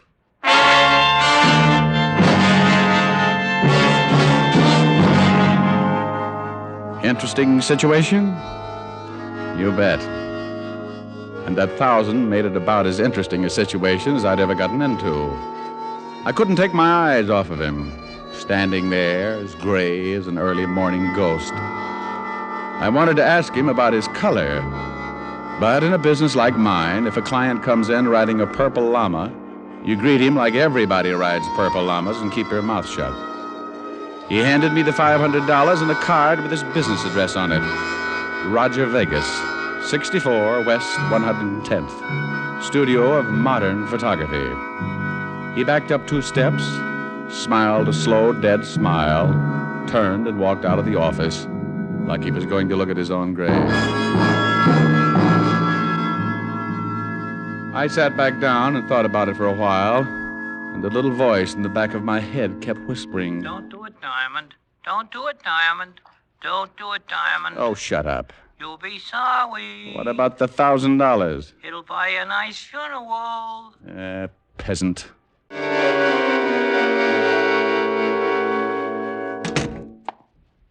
Well, if it ain't Richard Diamond, the overstuffed flatfoot. Well, if it ain't Sergeant Otis, the overstuffed flathead. Oh. No. Someday you'll be sorry. Well, everybody is sooner or later. Think of what your poor mother must have gone through. That ain't funny. I'll bet your father didn't think so either. Oh, Rick. Still picking on him? Oh, he'll be picked on until somebody plucks off that other head. What's up? Walter wants some information. If I can. History on a fellow named Roger Vegas. Here's his card. Also, a Mr. Louis Carnes, science professor at State College. Well, I'll try. What's it all about? Roger Vegas wants me to find this Louis Carnes. Wants to pay back a debt. What's unusual about that? I don't know. Oh, but you should see Roger Vegas. He'd scare you right into a dozen more ulcers. I doubt it. No room for any more. Well, the ones you've got would hide. You should see this guy, Walt. His face, his hands are dark gray. What about the rest of them?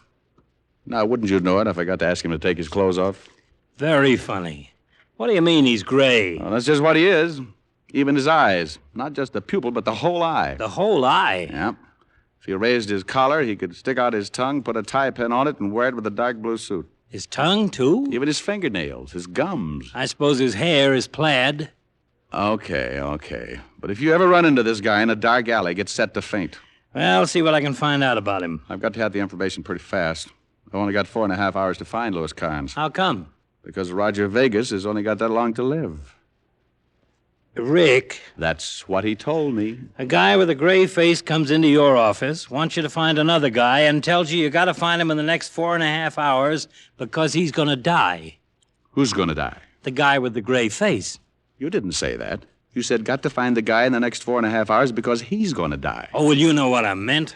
No. Vegas gave me 5 hours. You said 4.5. Well, that was a half an hour ago. Oh, swell. Oh, I'm wasting my time. I've got to find him. The man with the gray face? No, the science professor. Walt, you're getting pretty confused. I'll see you later, huh?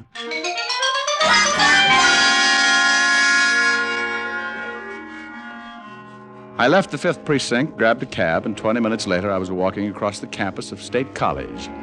Being Saturday, the big school was quiet and impressive as it stretched out over the dozen acres of snow-covered grounds. I located the administration building and found one lonely student working in the main office.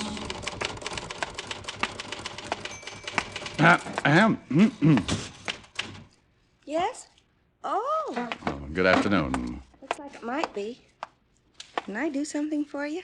Well, yes, I'm looking for Professor Carnes. Professor Carnes? Mm-hmm. He's in the science department, isn't he? Professor hasn't been on campus since last Thursday. Faculty's been rather worried. You don't know where I could find him? No, but I'm through here in half an hour. I could help you look. I bet you could. You know where the professor lives? It's on file. Well, why don't you be a good little freshman? Junior. A junior, and get me his address from that file. Because it's more fun not being a good little junior. And the college has certain rules. Well, then be a bad little junior and break the rules. I'm off in half an hour. Might be able to then. I've got to find a science professor, dear. And until I do, I'm afraid I'll have to pass the extension course in biology. And if you find the professor? We'll talk about it. I'm in here every afternoon. College hasn't changed a bit since my days. Just jumped into second gear. The cute little junior walked her sweater and saddle shoes over to a long file and came back with Professor Carnes' home address. I thanked her, promised she could wear my gold badge if she passed lunch hour, and took my cab back to town. At the professor's house, I met his sister, an elderly lady named Drusilla, who reminded me of my math teacher at PS 14. I haven't seen my brother since Friday morning, Mr. Diamond. And you have no idea where I can find him? No. Why do you want to find him? Well, I'm a private detective, Miss Carnes. I was hired by a man named Vegas.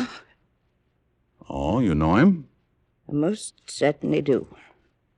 Did he hire you to find my brother? That's right. He's not a good man, Mr. Diamond. I believe he's the reason my brother disappeared. Maybe you better tell me about it. My brother married a girl many years younger than himself, and unfortunately it was not a good marriage. Did this Vegas person mention my brother's wife? No, he just told me he wanted to find the professor in order to pay him a debt. A debt? That's what he said. Watch out for that man, Mr. Diamond. He broke up my brother's marriage. Well, maybe I'd better talk to your brother's wife. That would be impossible. My brother's wife killed herself. Oh, well, that's too bad. My brother and I believe she killed herself because of that man Vegas. My brother found out they were seeing each other. When he begged her to stop, she said that it was impossible and refused to give a reason. A week later, she killed herself. Have you ever seen Mr. Vegas? No, I have not. Why? Well, I was just wondering why any woman would go for a man like him. Unless she liked ghosts.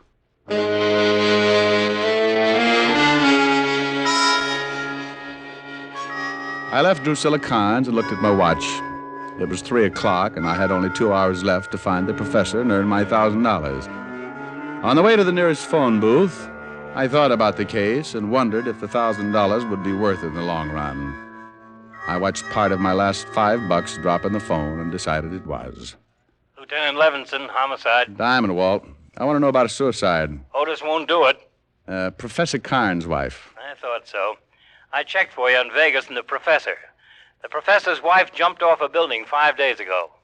What did you find out about Vegas and the professor? Not much. At the inquest, the professor accused Vegas of breaking up his home and driving his wife to suicide. Neither man's got a record. Vegas is a professional photographer, and the professor has been teaching at State College for the past 11 years. I talked with some of the men at the inquest, and they remembered Vegas. They all say his skin looked pretty healthy at the time. Do me a favor, Walt.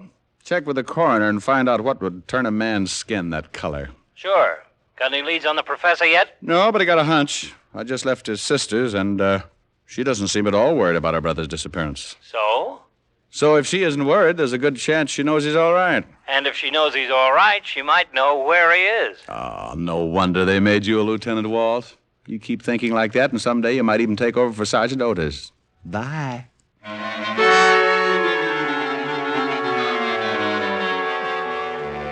I left the phone booth and walked back toward Drusilla Carnes' house. I staked myself out across the street in a corner gas station and warmed my blue little ears inside while I waited for the good Drusilla to contact her brother. I was just guessing, but it worked. 10 minutes later, Drusilla, dressed in a heavy fur coat that looked like it should be out on the river building a dam, walked out of her house and hailed a cab. I hailed one, too, and followed. 15 minutes later, I was back on the campus of State College. I watched her get out, walk around back of one of the buildings, knock on a door. She waited until someone opened it, and then she disappeared inside. I tried the door, but it was locked again. So I toured the building. The front door was locked, too.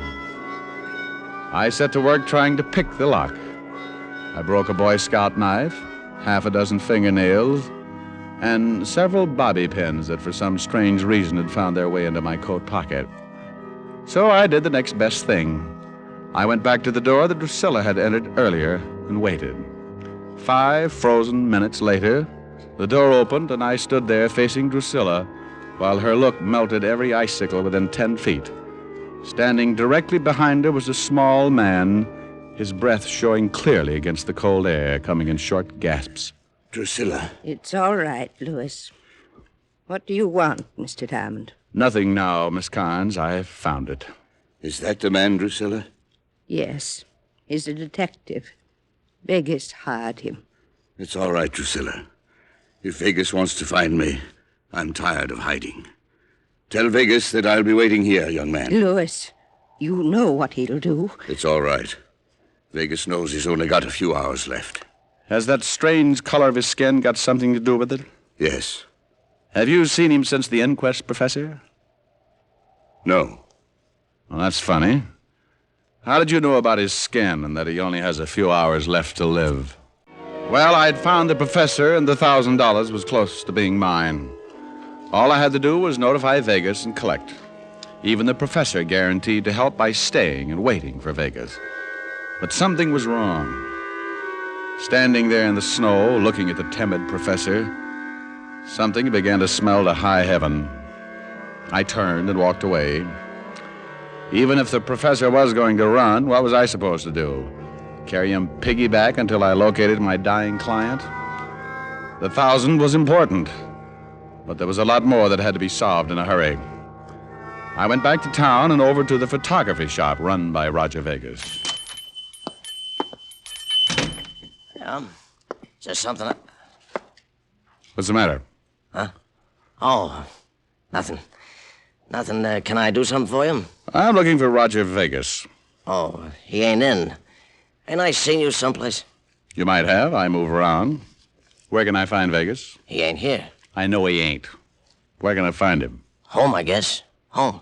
That would be somewhere in New York, huh? I supposed to give out the address. Who wants him? I do, and I ain't supposed to give out the name. You're pretty sharp. Sharp guy, huh? Tell him to call Richard Diamond. Richard Diamond. My family thought it up. Okay. You know me now? No, I was mistaken. Well, I'm surprised. I sent you to Sing Sing 10 years ago. The professor's hiding in the school? That's right, Walt. In the basement of the science building. I just left Roger Vegas's photography shop, and guess who was working there? Who? George Youngwell. Youngwell? The guy you sent up on that blackmail rap? 10 years ago. Well, I knew he was out, but I haven't heard anything about him in a couple of years. Well, he's working for Vegas. Must be keeping his nose clean. Oh, I've seen cleaner noses on pigs. Somebody want me? No, what is it, you melon head? Well, gee, don't yell at me like that. I got something more than Roger Vegas. Well, do you want to hand it to me, or would you just like to stand there and throw it? Oh. Gee, I wish you'd stay away from Diamond. Every time you see him, you get meaner and meaner. Come on, what do you got? Here. Ain't nothing much. Robbery detail come up with it. Huh. That photography shop was broken into this morning, Rick. Oh, it was? Yeah, burglary got some prints on the windows. Belongs to some guy named Carnes. Carnes? Yeah. Says here, checked prints with State License Bureau. Prints belong to one Louis Carnes, professor of science at State College. I'll see you later. Rick. Yeah? I nearly forgot. I checked with the coroner. Told him about the color of Vegas's skin. He said that it could only be caused by a strong dose of silver salts. Silver salts? Poisoning known as pyrinia. Pyrinnia. Silver salts. Uh-huh. They use that in a photography shop. Coroner said a man would have to drink about 30 grains for a fatal dosage. That's quite a bit. He tell you how long he'd live? Yeah, anywhere from 6 to 8 hours, according to the dosage. First, the victim turns gray, then green. About what time was that photography shop broken into, Walt? Oh, sometime before 9 this morning, before they opened up. Thanks. Where you going? Going to talk to George Youngwell and then find out if my gray client has turned green yet.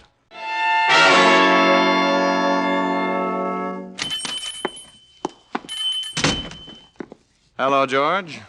I told him, Diamond. I told him you wanted to see him. He said he was going over to your office. Well, thanks. Look, what are you looking at me like that for? I'm going straight now. Swell. I got a good job, see? Legit. I don't want no trouble. I don't blame you. Okay. Mr. Vegas has gone over to your place. Why don't you go meet him, huh? Plenty of time. Look, he's in a hurry. He's got a big trouble, and he's got to take care of it in a hurry. Yeah, I know. He's got about an hour. Well, go on. He paid you, didn't he? What do you do around here, George? Now, listen, you. I know my rights. I'm clean.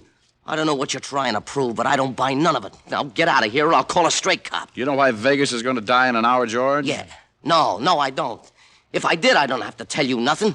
Nothing, see? Maybe you know why he wants to find the professor. No. Maybe you knew the professor's wife. No. Maybe you know why she got killed. No. Get out of here, Diamond. Get out. I'm clean. I'm legit now. Yeah, like a tub of mud. What do you mean? I want you to tell me about Vegas. What about him? He owns the shop, that's all. He makes pictures. What else does he do? Nothing that I know of. What else he does, I don't know about. What are you doing? Get away from me. I want to know all about it, George. I think I know most of it. I want to know the rest. No, I don't know. No, get away. I'm not a cop anymore, remember? I don't have to play the rules. You can't scare me. You won't get rough. You ain't a cop. It's right to lock you up if you get rough. Get away. I want to know why the professor's wife got killed. I don't know. I swear I don't know. She jumped. She jumped off the building. I thought you said you didn't know. Get away. No, please. I could figure everything but the wife. If she jumped, she had to have a reason. When I saw you, George, I got the idea. Please. Blackmail, maybe, George. I'm legit. I told you. I'm working here. Blackmail with pictures, maybe? No. The dirtiest racket in the business. Diamond, no. You're going to tell me, George, I wish you were dead. I'm not telling you anything. Blackmail's the dirtiest racket I can think of. No, please. If Vegas finds the professor, he'll kill him. I've got an hour to stop a murder. Okay. We were blackmailing the wife. Phony pictures? Yeah. How many others? A lot of them. Lots. Okay, George. Let's get down to the station. I hate to get in the rut, but I'm going to see that you get another 10 years.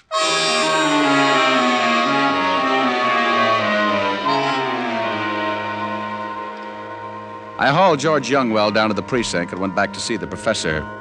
He gave me some very interesting information. Interesting enough to make me call Walt and set up a plan. Then I went back to my office. When I walked in, I found Roger Vegas facing me. He turned an ugly shade of green, all but the gun in his hand. Where is he, Diamond? I've got less than an hour. I just left George Youngwell at the 5th Precinct. He's singing like a quartet. I thought that would happen, but I'm not worried. You've got perennial poisoning, huh? That's right. You've had it for about 7.5 hours, ever since the professor broke into your store and made you drink the silver salts. Yes. He was getting even for his wife. I've got about 40 minutes to live. Where is he? Well, if you're short on time, maybe you'd better start looking. No, I don't think so. You're going to show me.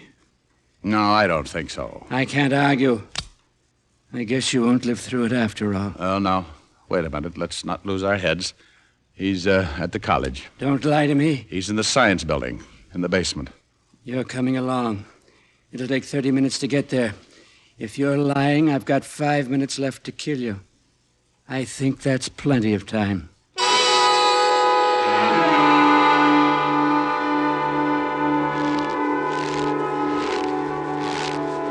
The professor's in this building.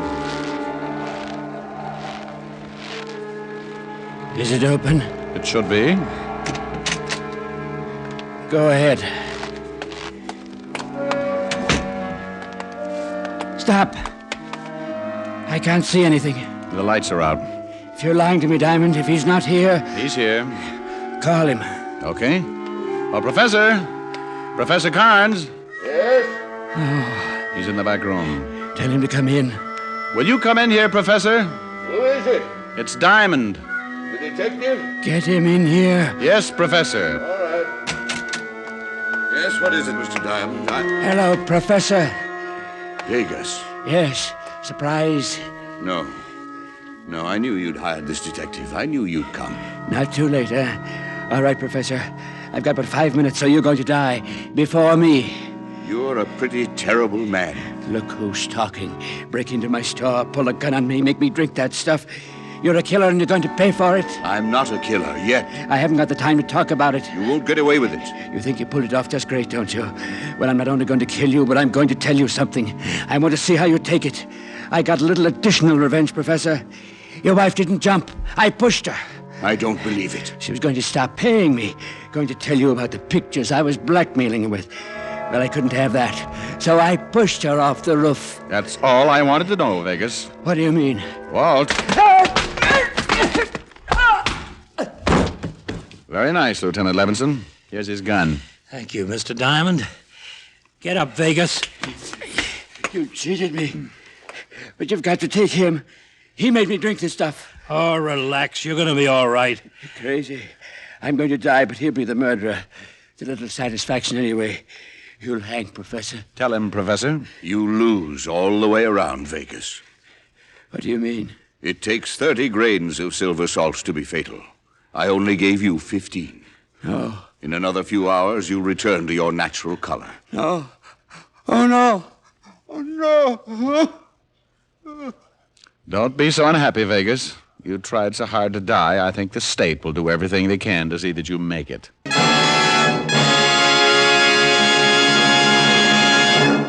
Here's Dick Powell with a special message. Thank you. You know, ladies and gentlemen, no one deserves our appreciation more than the hospitalized men and women of our armed forces. Dick Powell will soon be seen in the RKO picture Cry Danger. Tonight's adventure of Richard Diamond was written by Blake Edwards with music by Frank Worth. Our director is Helen Mack. Featured in tonight's cast were Virginia Gregg, Wilms Herbert, and Arthur Q. Bryan. This is Your FBI. The official broadcast from the files of the FBI follows immediately. Stay tuned. This program came to you from Hollywood. This is the American Broadcasting Company.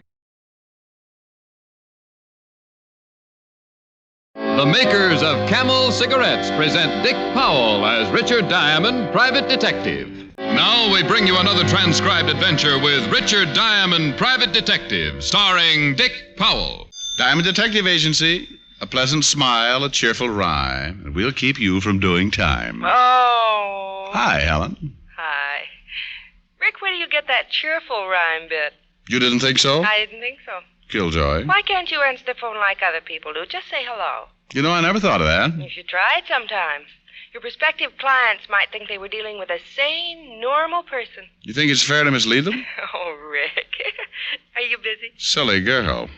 Busy detectives make money. I just sit at my desk and make conversation with a beautiful redhead. Well, why don't you leave your desk and come make conversation with said redhead in person? That's not a bad idea. I'm all alone. The idea is getting better. It's not even noon yet. We can go for a long walk. Oh. Well, you don't sound very enthusiastic. What's wrong with taking a walk? Honey, in my business, I do more leg work than a pair of nylons. Walking just isn't my idea of a ripping good time. Have you a better suggestion? You can know me for 5 years and ask questions like that? Oh, now, dear, let's just... skip it. I am not alone. Client? Shrimp Martin. Oh, I don't think I know him. Well, that's something to be proud of. Call you later, dear. Bye. Bye. Hello, Diamond. Never mind shaking hands, Shrimp. I want to keep my cufflinks. You know me, Rick. Too well. What brings you here, small man? Strictly business. Oh, come off it, Shrimp. You don't have enough to hire a bathtub, let alone a detective. On the level, Rick, I'm here to make you some dough. Just a big-hearted guy, huh? Okay, spell it. You heard of Hank Burton. I read the papers. Then you read how Hank lifted 50 G's worth of rocks a few months back. So? So they're offering an even grand reward for whoever brings Hank in. What are you getting at? Just that even 1,000 is your fee if you'll do the little job. What? Hank Burton, he's the one who sent me. He says he'll let you turn him in and collect the grand. Well, another big-hearted guy. Make yourself clear, Shrimp, and fast. Burton wants to see you. He wants you to do a legit job for him. He'll pay you for it by letting you turn him in. Doesn't make sense. Sure it does. Hank's a sick boy, bad heart condition. If he don't get some hospital care soon, he's a goner. Only as soon as he shows up at the hospital, the cops will nab him. So he might as well give himself up. And he'll let me be the one to collect the reward for it, huh? You got it right. That's his way of paying you for the job he wants done. Just what's the job? Sorry, I said as much as I know. Except the job is strictly on the up and up. The rest you can hear from Hank himself. Where do I find him? I take you to him if you're interested in taking the job. Shrimp, I'm interested in almost anything that involves $1,000. Only if this deal isn't on the level, I'll ram those buck teeth of yours down your throat. I tell the truth, I swear it. Don't bother to cross your heart. I doubt you'd be able to find it. Let's go see Burton.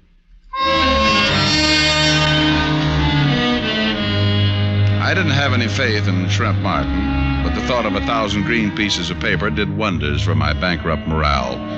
We took my car, and Shrimp directed me to the warehouse section on Front Street.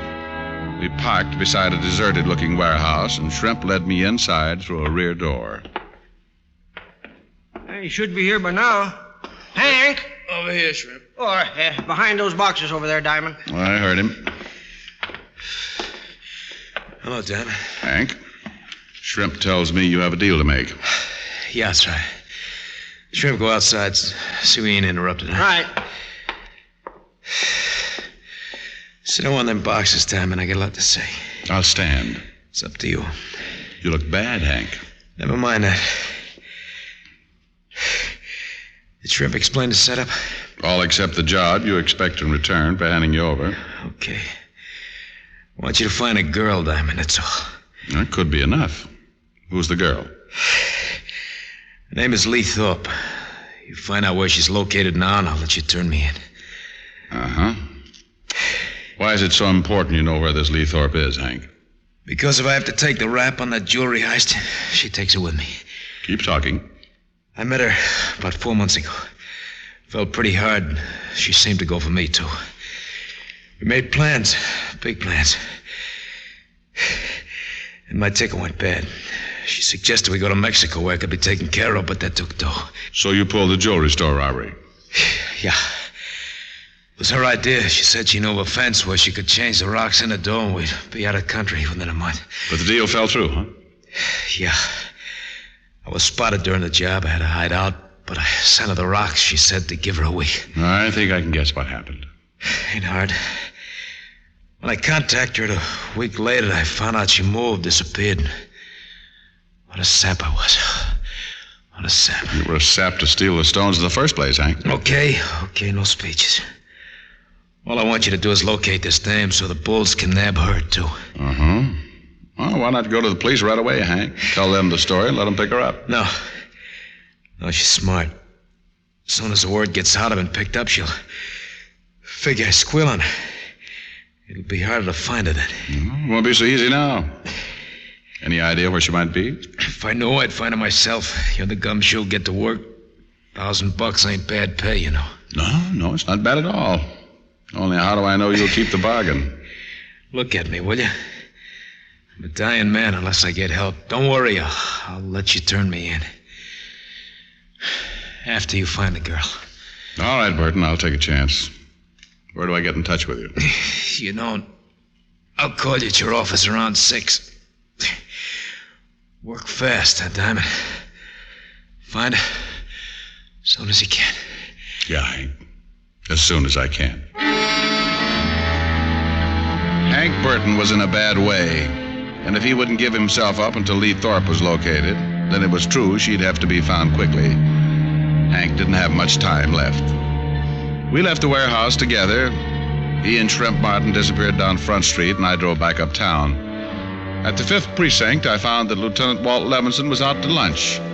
But in the meantime, the sergeant let me look through the files. Well, make yourself right at home, Mr. Diamond. Well, thank you, Lieutenant. I have. It's a wonder you're not sitting behind my desk. I'm sure you'd be more comfortable. Well, now, I might just take you up on that when I get tired. Fine. Maybe you'd even like one of my uniforms to wear. No, Walt, let's not carry the joke too far. When I was on the force, I tried to get into one of your uniforms. It looked like Bonnie Prince Charlie in a raccoon coat. Just when I need after a nice lunch. You around to give me indigestion. What are you looking for, anyway? I found it. File on a girl named Lee Thorpe. Thorpe. Yeah, I remember her. Used to be married to Davy Thorpe. Used to be? Yeah, it's all there in the folder. She split up with Davy 2, maybe 3 years ago when he was sent up. Davy's still in prison? Out about a year ago. What do you want this Lee Gale for? Sorry, Walt. Confidential. Oh, great. I ask a question, you tell me it's confidential, but you think you can walk in here and poke through our files all you please. Cheer up, Fatty. I'll tell you all about it after I find Lee Thorpe. Well, now, that's mighty big of you, Mr. Diamond. Well, think nothing of it, Lieutenant. I don't. Find anything in the folder? Not much. She's been picked up on a few minor offenses, that's all. What about Davy, her ex-husband? Oh, he seems pretty legitimate these days. Running a pool room over on 3rd. Listed in the book as Davy's Billiard Parlor. That's an original name. Well, I guess I'll go see Davy. Maybe he's seen his ex-wife lately. Oh, don't rush off, Bright Eyes. Things are so dull around here when you're not poking your nose into our business. I know, but don't feel bad, Walt. I may be back. Well, goody gumdrop. I'll have our best cell waiting. You're such a wonderful host. See you later, Walt. Davy's pool room turned out to be a dingy joint. There were no customers this early in the afternoon, but Davy must not have liked his tables to go to waste. He was playing at a front table all by himself. I walked over to him. Well, nice shot, Davy. Huh? Oh, you want a game, Mac? I'd rather talk. This is a pool room, not a conversation club. It's about your wife, Davy. I got no wife. You did have. Yeah, I had measles once, too, but that don't mean I'm still scratching. Have you seen Lee recently? All depends on how recent you call recently. Oh, in the last month or so? Seen her when I first got out, close to a year ago. She wants to pick up where we left off. And? I told her where to get off. You beat these dames. I get sent up out of circulation for a while. She wants to be free. Then I'm out. She wants to get all chummy again. Well, maybe you know where she might hang around, Davy. Yeah, maybe. You a cop? Private. Well? Well, what? I'm a businessman, pal. I don't shoot off my mouth by the fun of it. Will $10 take the fun out of it? You don't see me laughing, do you? Put the money on the table. Okay, there you are. Much obliged. Yeah, I might know where Lee hangs out. I'm not saying for sure, mind you. Been almost a year since I seen her. Keep talking. She always likes bars, lights, people. She used to drag me to a bar all the time. Any particular bar? The Bluebird Club over on 40th. In fact, that's where I first met her. Oh, excuse me a sec. Hey, take a few shots while I answer that. Hello? Davies Billiard Parlor. Huh? I don't...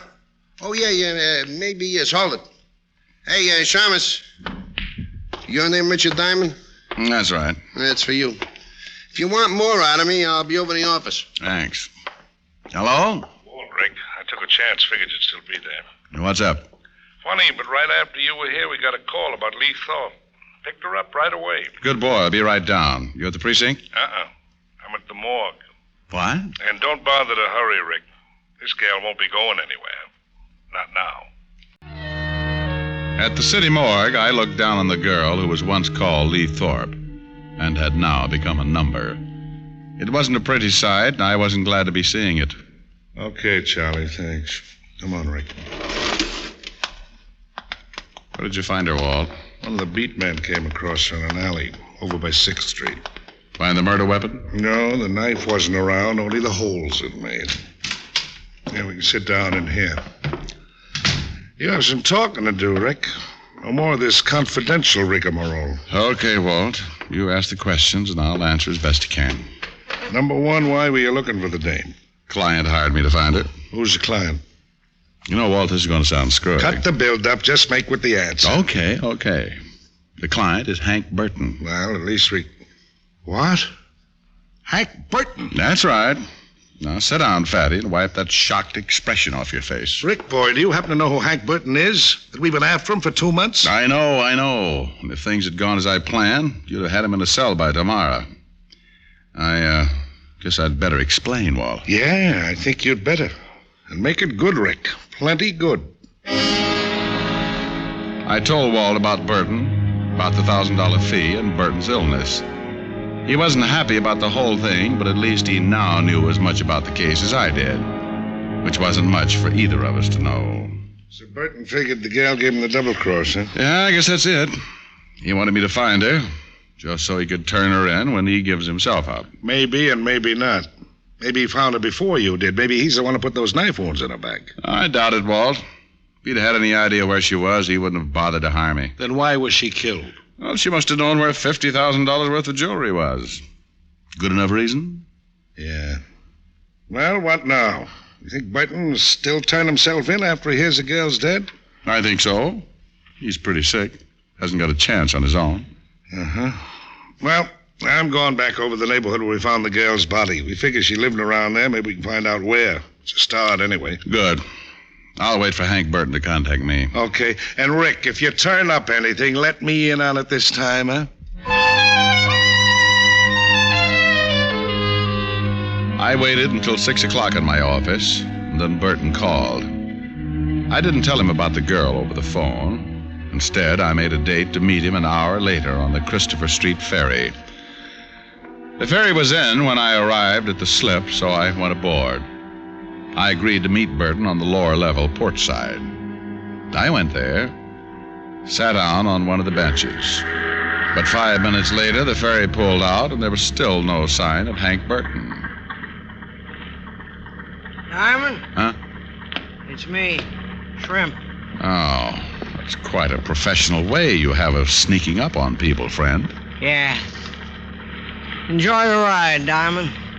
We go over to Jersey, then we come back. And then we get off. Where's Burton? He couldn't make it. Want you to meet him back at the warehouse we met in this morning. Oh, great. Why didn't you get here before we pulled out? I tried. Not as fast as I used to be. Uh-huh. Now, tell me, Shrimp, just why couldn't Hank make it here? It's as safe as that warehouse. Oh, well, he's sick. He's feeling bad. He felt bad all day. Oh? It didn't sound so bad when I talked to him on the phone. But he was sick. He was. Real pain. He could never make it down here. Let's enjoy the ride, huh? Let's talk some more first. If Burton knew he was too sick to meet me here, why did he suggest it in the first place? How should I know? Hank says we come to the warehouse, we go to the warehouse. Don't ask him any questions. Oh, I just have an inquisitive nature. I like answers, Shrimp. Okay. How's this for an answer? Wow. Little man with a big gun. That's right. And the gun says we go to the warehouse. Now settle back and enjoy the ride.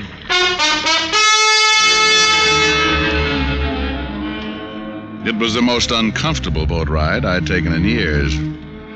Shrimp put the gun back in his pocket, but kept it pointed toward me. The ferry finally returned to the New York side, and we got off. Then we drove back to Front Street and parked beside the warehouse. Okay, Diamond, in the back door. Well, stop waving the gun back and forth, Shrimp. You'll wear yourself out. No cracks. Go on, open the door. Where's Burton? Same place, over behind those boxes. Move. I still don't get it, Shrimp. Why wouldn't Hank come to the ferry, and why the artillery to make sure I came here? That's far enough. I'll light this candle, Diamond. Maybe you'll get your answer then. Well, that's better. At least I... Uh-oh. See what I mean, Shamus? Yeah, Shrimp. I see what you mean. Hank Burton wasn't bothered by his heart anymore. He lay there on the floor with a stupid expression on his face that the sudden dead often wear. His eyes were open in a bewildered stare, and his teeth were clenched tight. Hank Burton had died quickly, without warning, and it looked like I was next in line. Surprise, Diamond? You didn't bring me here for a reaction, Shrimp. Uh-huh. I just get a kick out of seeing your face. Yeah. Good old Shrimp, the loyal friend. Hank trusted you. Oh, that was a big mistake. Hank was a sap. I stuck with him because I thought he'd get his hands on them rocks again. Then I'd get a split. Only Hank didn't want the stuff back, huh? He was going to let me turn him in, and that left you out in the cold. You got it right. When I knew he was sicking you onto the dame, I went to the guy who really has the stones. Yeah, I figured there was someone else in this.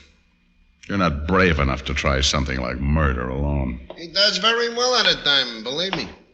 Well, Pool Hall Thorpe, little Davy. You're a long way from your pool room, pal. There's more profitable things than pool rooms, Diamond. So it would seem. Like handling stolen jewelry. Uh-huh.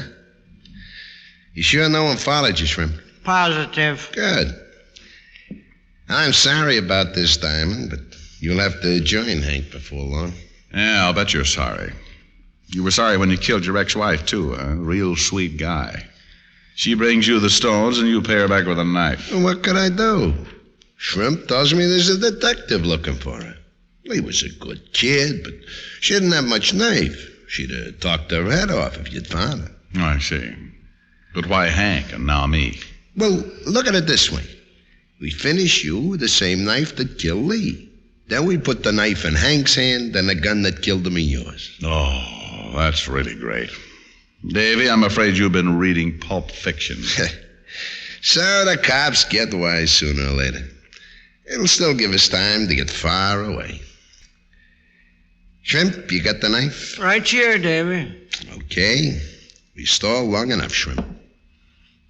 By candlelight yet, huh, fellas? Well, this is real romantic. Yeah, ain't it, though? Only not quite enough. It's even more romantic with a candle.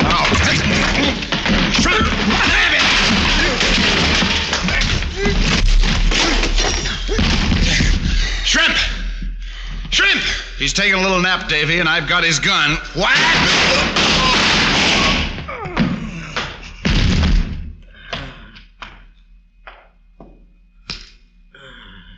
It's too bad, Davy. You should have stuck to your pool room. Okay, Shrimp, get to your feet. Diamond. Oh, shut up. Come on. Oh, my head. Shrimp, I made you a promise this morning. I said either this deal with Hank was on the level or your buck teeth were going down your throat. Oh, no, look, Diamond. Oh, shut up. Now, you know the old saying, Shrimp. See your dentist twice a year? Huh? Well, you won't have to worry about that now, friend. Rick? Yes, Helen, dear? It's nice outside. If you're wearing a fur coat, it is. Oh, it's not really cold. Besides, you have a heavy coat. Helen, are you hinting that I should leave? Uh-huh. With me.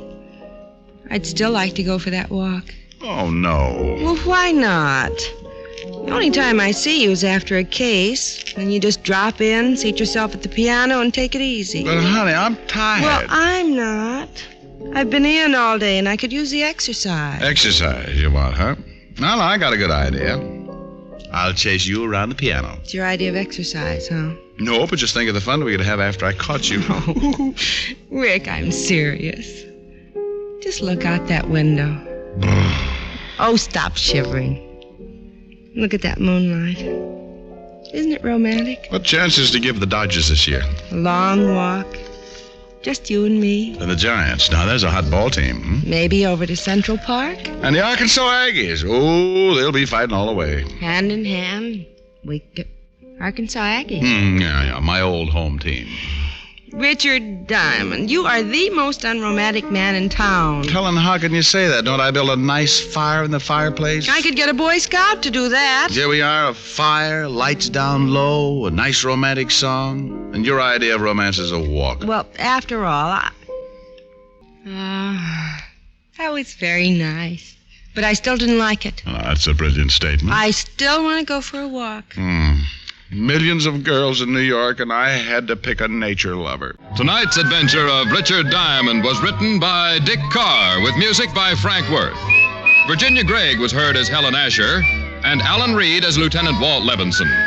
Others in the cast were Junius Matthews, Tony Barrett, and Ted DeCorsia. Richard Diamond, Private Detective, is transcribed in Hollywood by Jaime Del Valle. Be sure to listen to another great Camel Show. Vaughn Monroe and the Camel Caravan every Saturday night.